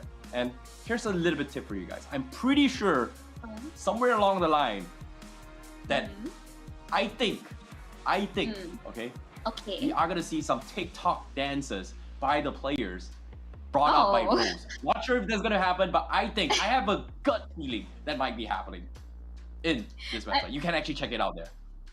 Okay, that's something to look forward to. Our host, Rose, I would say one thing she does best, forcing our really shy, passive players out of their shell and have some fun. Yeah, you know what? Here's a little bit of fun one here. I'll do you one better here. Which player do you guys want to see do a TikTok dance? Go over to Rose's Instagram, message her, spam her, and then say, send my regards from ICBaby12. Tell them that and force her to do it. That would be really, really ironic though. That would be really fun. I like it. I think she's getting spam, like regardless, with people with requests to do TikToks, do certain dances. But tell us more in the comments, or maybe just message ESL, like follow their socials. I mean, other than newsletter, to stay up to date, because you don't want to be lagging behind the meta, because we're ever changing in the land of Dawn. Exactly. Two things you can do: spam Rose, spam ESL. Because why? Like it or not, if you spam Rose, she can choose not to do it. You spam ESL, hey, you know what? Too many people are bugging me. Too many people are annoying me about this. You know what? I'm gonna force Rose to do it. You know what? I'm the boss. I'm gonna, hey, which talent is free? I'm gonna need you guys to force a TikTok fans to some of the players. Whichever player, just spam, throw down, do that, I know producers are gonna kill me if they are listening. If they're not paying attention, good. I don't want to be called out for this. Okay, yeah, producer is listening. I'm scared now. But of course, let's talk a little bit more on the overall general things that's happening here for Group B. We have the 3 top players of the highlights for you guys to vote for. On who do you think is the best player for day 1 in B3 here thus far? Right, I mean, first off, Sanford, like, his performance on Trizla was just impeccable. Like, this easily every Trizla's main's wet dream. like perfect KDA, unkillable, so much damage across the board. What more can I say? Yeah, that's the thing, when it comes to the individual play here, Sanford definitely a force to be contender here. The San combo, they definitely showed up what they are capable of. And for him on this Terizla, he was one of the more predominant players in this game because of the fact that Echo PH did not have this roaming composition. He did his role as the XP, the perfect setup. He was able to beat up multiple spells on his team to actually win the game, to win the fight. So I would say Super Ken is going to be the next contender as well as those 2. If you guys like him, you can also vote for him. This is going to be some of his highlight moments when he was playing his I would say Angelo play. Like just this game in general here, 2-0 against Todak, 2-0 against the recent game here against Aura Fire. It just shows you that he's such a great jungler when it comes to snowballing and identifying what he needs to be done. And like for your Malaysian fans, also there is also Skies. As you see, really predominant on this Murdis pick, and this is a young like prodigy in the making. So these are all, I would say, are they all? No, except for Sanford, the rest are junglers. So Sanford really holds a special place in production's heart. Yeah, definitely here. That was one of the best plays here coming from Group B. And of course, Skies coming in from Yoodo Red Giants. No one expected them to actually go this far, but taking a 2-0 against RSGPH with Skies on that Martis, that was a crazy game here. But you guys have got to vote for those clips. But before that, guess what? I'll do you guys one even better. If you guys are looking to see some really good MLBB action, you want to be in your face, potentially see your casters, your favorite players, you can actually watch it live in the Snapdragon Mobile Challenge Finals in Astoria, Senayan, Jakarta. Same place as where M4 is designed here. It is going to be on the 21st to 23rd of July, which is coming in an upcoming day. So if you guys are currently watching these games, these are currently the group stages here. It's a little bit of warm-up matches here, give you guys a little bit of taste on how one of the best Mobile Legends are being played on screen. This is just the warm-up, but if you're gonna feel the actual experience, you can get your tickets at esl.gg SPS MLBB tickets starting at 30,000 rupias. And the reason why is that tickets are getting very limited now. Like, we've upgraded the seats for you, we've upgraded the spots for you guys. From a medium-sized coffee, it's now a large-sized coffee. In this case, get it now, because from what I've heard, 2 months ago, premier seats, all the top seats, the front row seats, sold out in the first week, and this was 2 months ago. So I would say, if you guys are looking to actually watch your favorite pro players, your casters in particular, this is the perfect time to go for it. You know, watch your pro games. You're gonna have it in this coming week. For now, yeah, that's pretty much for me. Yeah, watch out. I mean, Terrence, overall, are you planning to fly into Jakarta as well? I want to. Unfortunately, saying my wallet is saying otherwise, and in this case, you know, if I were to fly there, it is going to be in ESL's budget, or maybe even Snapdragon Pro Series budget, but most likely may or may not happen. Pray for me, but I most likely not going to be happening. All right, production, hope you're here listening to us. We would like some free tickets. Anyways, jokes aside, now we're going in towards the winner's interview with the coach of Bigetron Alpha. Production, is the coach ready for us? Okay. Well, you know, I'm excited to see what kind of interview here. In particular, I want to ask, you know, how they're doing for sure. I'm curious to see what was going through their mind putting the Uranus jump. This is something that I did not expect as well, and you know, it's technically shouldn't work, but it was just designed really well, and I really like the drafts, the opening drafts coming from BTR 2.0, and so far, they look very prepared, and I want to see it pick the brains behind the games here, and I want to see how they actually draft this game. This is something that we don't really have this kind of opportunities when it comes to identifying the players, identifying the brains, who's the bronze, who's the meme, who's the troll. In this case, I might be the troll here, but at the same time, you know, you guys don't want to see me. You know what? I'm done. You know what? Enough of me. Nobody wants to talk about me. Let's take a look at what the guys from BTR think about this one. Yep, let's throw it in. Hello there. Hello. Coach. You know, how are you feeling today? You know, so far, very clean 2-0s, 4 games in general here, Coach. Can you hear us, Coach? Can you hear? I can hear you, Monshel, but I cannot hear Terrence. Okay, so we're having this issue where only one person can talk. All right. So, Terrence, repeat your question. I lost my train of thought. Very simple, you know. How are they feeling, you know, 2 series in a row? Please translate. So overall, how are you and the team feeling winning 2-0 for your day 1 matches? We're feeling good. We're happy, of course, and yeah, looking forward to the next matches for sure. Okay. Yeah, Personal question. Monchel, you want to translate back to me because I don't understand that. What did he say? What did he say? No, I didn't understand. Feeling He's good. really Okay, I get it. happy Okay. and really comfortable. Yeah. So personal question. So coach, are you happy to see me? I have casted both matches, and well, we'll see how this goes. I think it's just a mere coincidence, but of course, kudos to your brain and how you really drafted around. But was the Uranus jungle planned? Yeah, we planned that. We practiced that already, and we want to see if it works in a professional environment. And yeah, if it works, it works. If it don't, it don't. So yeah, we're just kind of trying out what we have practiced. All right. Okay, so basically you're saying that everything that BTR does right now has been like time tested, scrim. Yes, right? yes. You're an absolute madman for doing this. But overall, Terrence, any last questions you have for Coach Aldo here?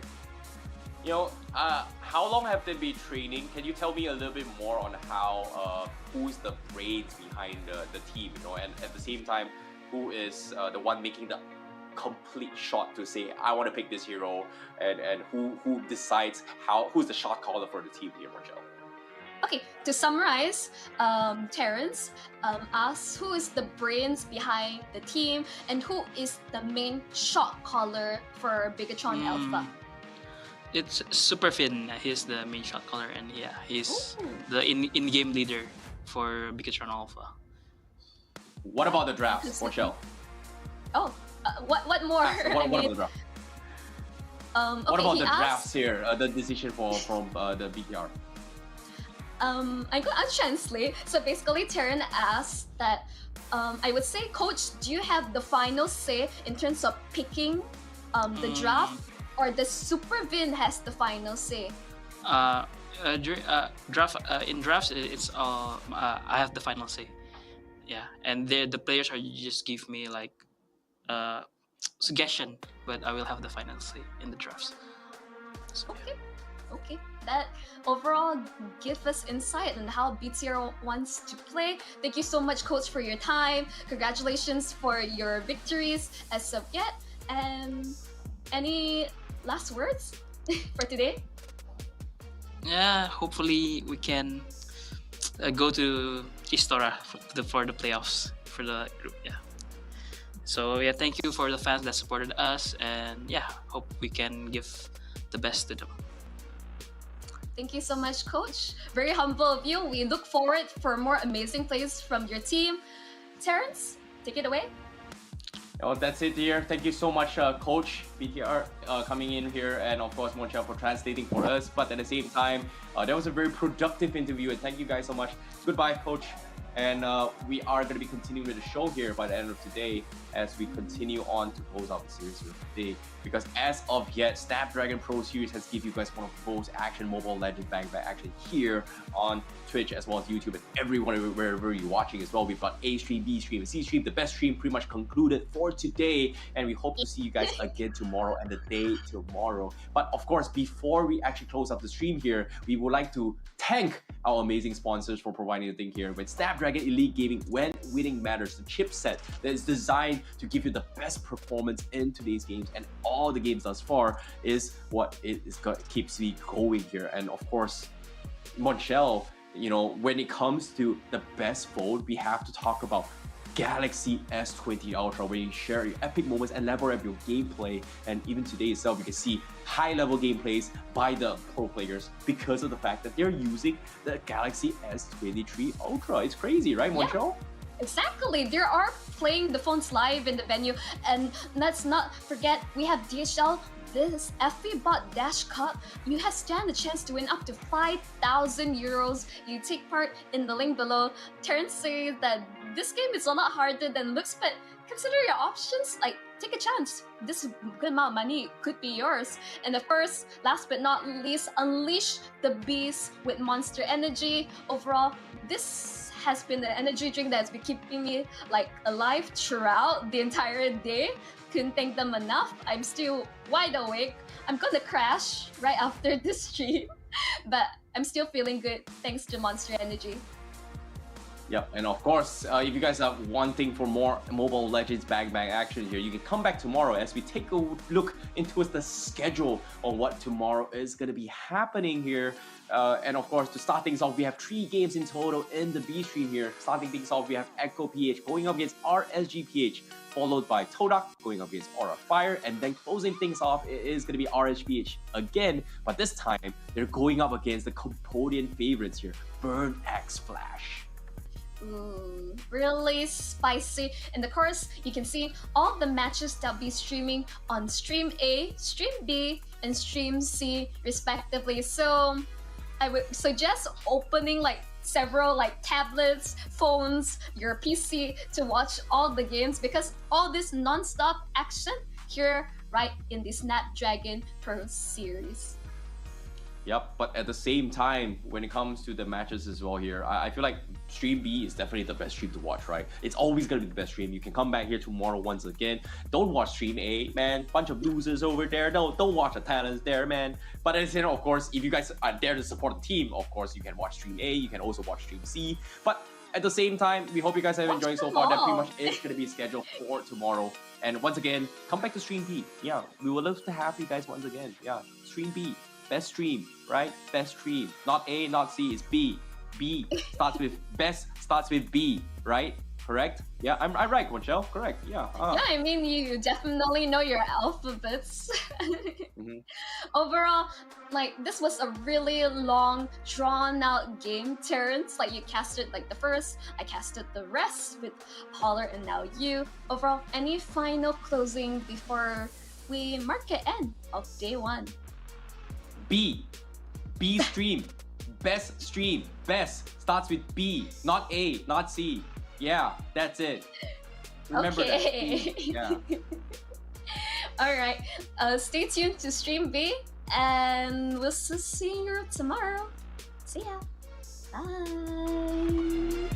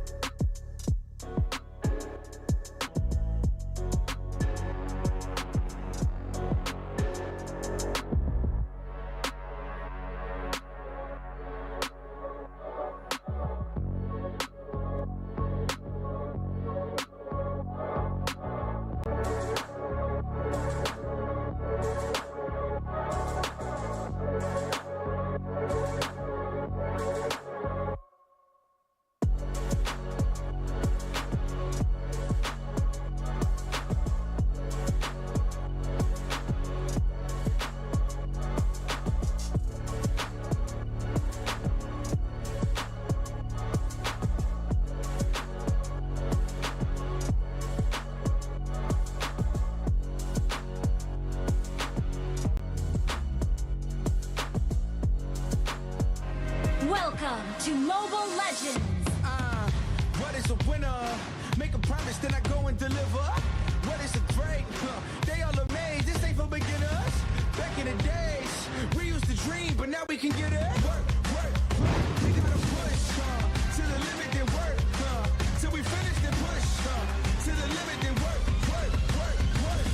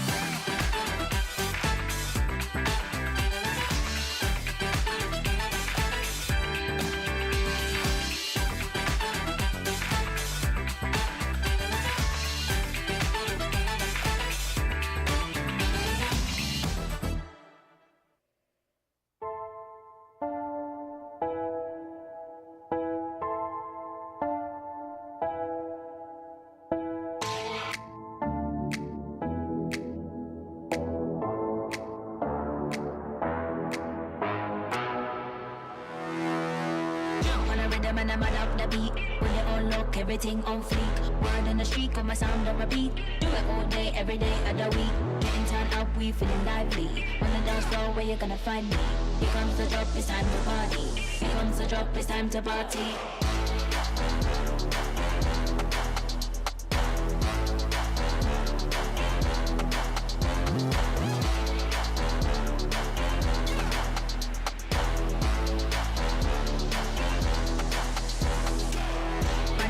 Mad up the beat, when they all look. Everything on fleek. Do it all day, every day. Mad up the beat, when they all look. Everything on fleek. Do it all day, every day.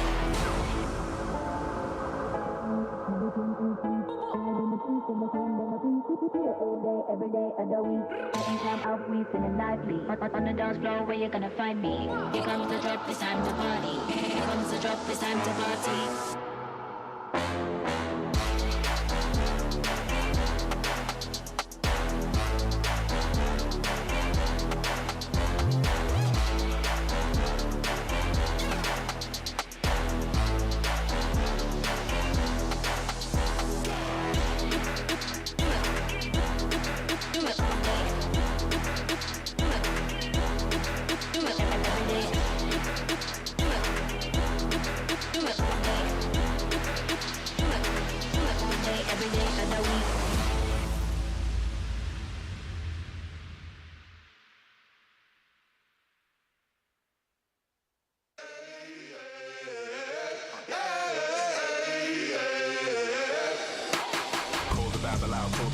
Back to life, I'm under siege. Breaking the chain, unleashed my true power released. Reached my hand into the sky and made the stars align. Cause when I left it down to fate, it was taking up too much time. It's a miracle, it's a curse, I will not be deterred. If you predicted the worst, bon appetit, eat your words.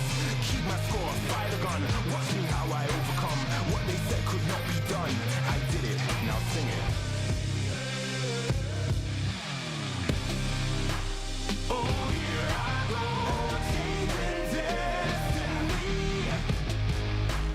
shaping the road to my victory.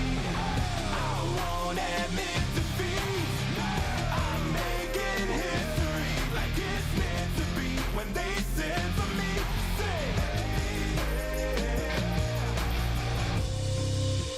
get this, witness the birth of a legend. The past tried to trap me too bad. My future beckoned, I crashed, and yes, I burned. Hardest lesson that I learned was how to take a fall and crawl back out the dirt. Now I'm back from the grave, revived. Time after time, they tried to take my life, and still I wouldn't die. Survive, now come salute him. No man can dispute him. Back and I am biting, street fighting, Ryu Hadouken. What they said could not be done, I did it, now sing it.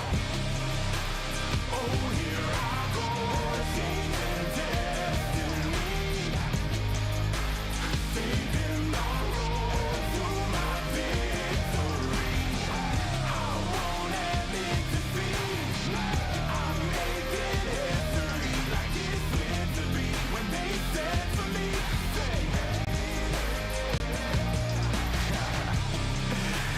no man can dispute him. Might as well salute him. What is written isn't done. Watch me how I overcome.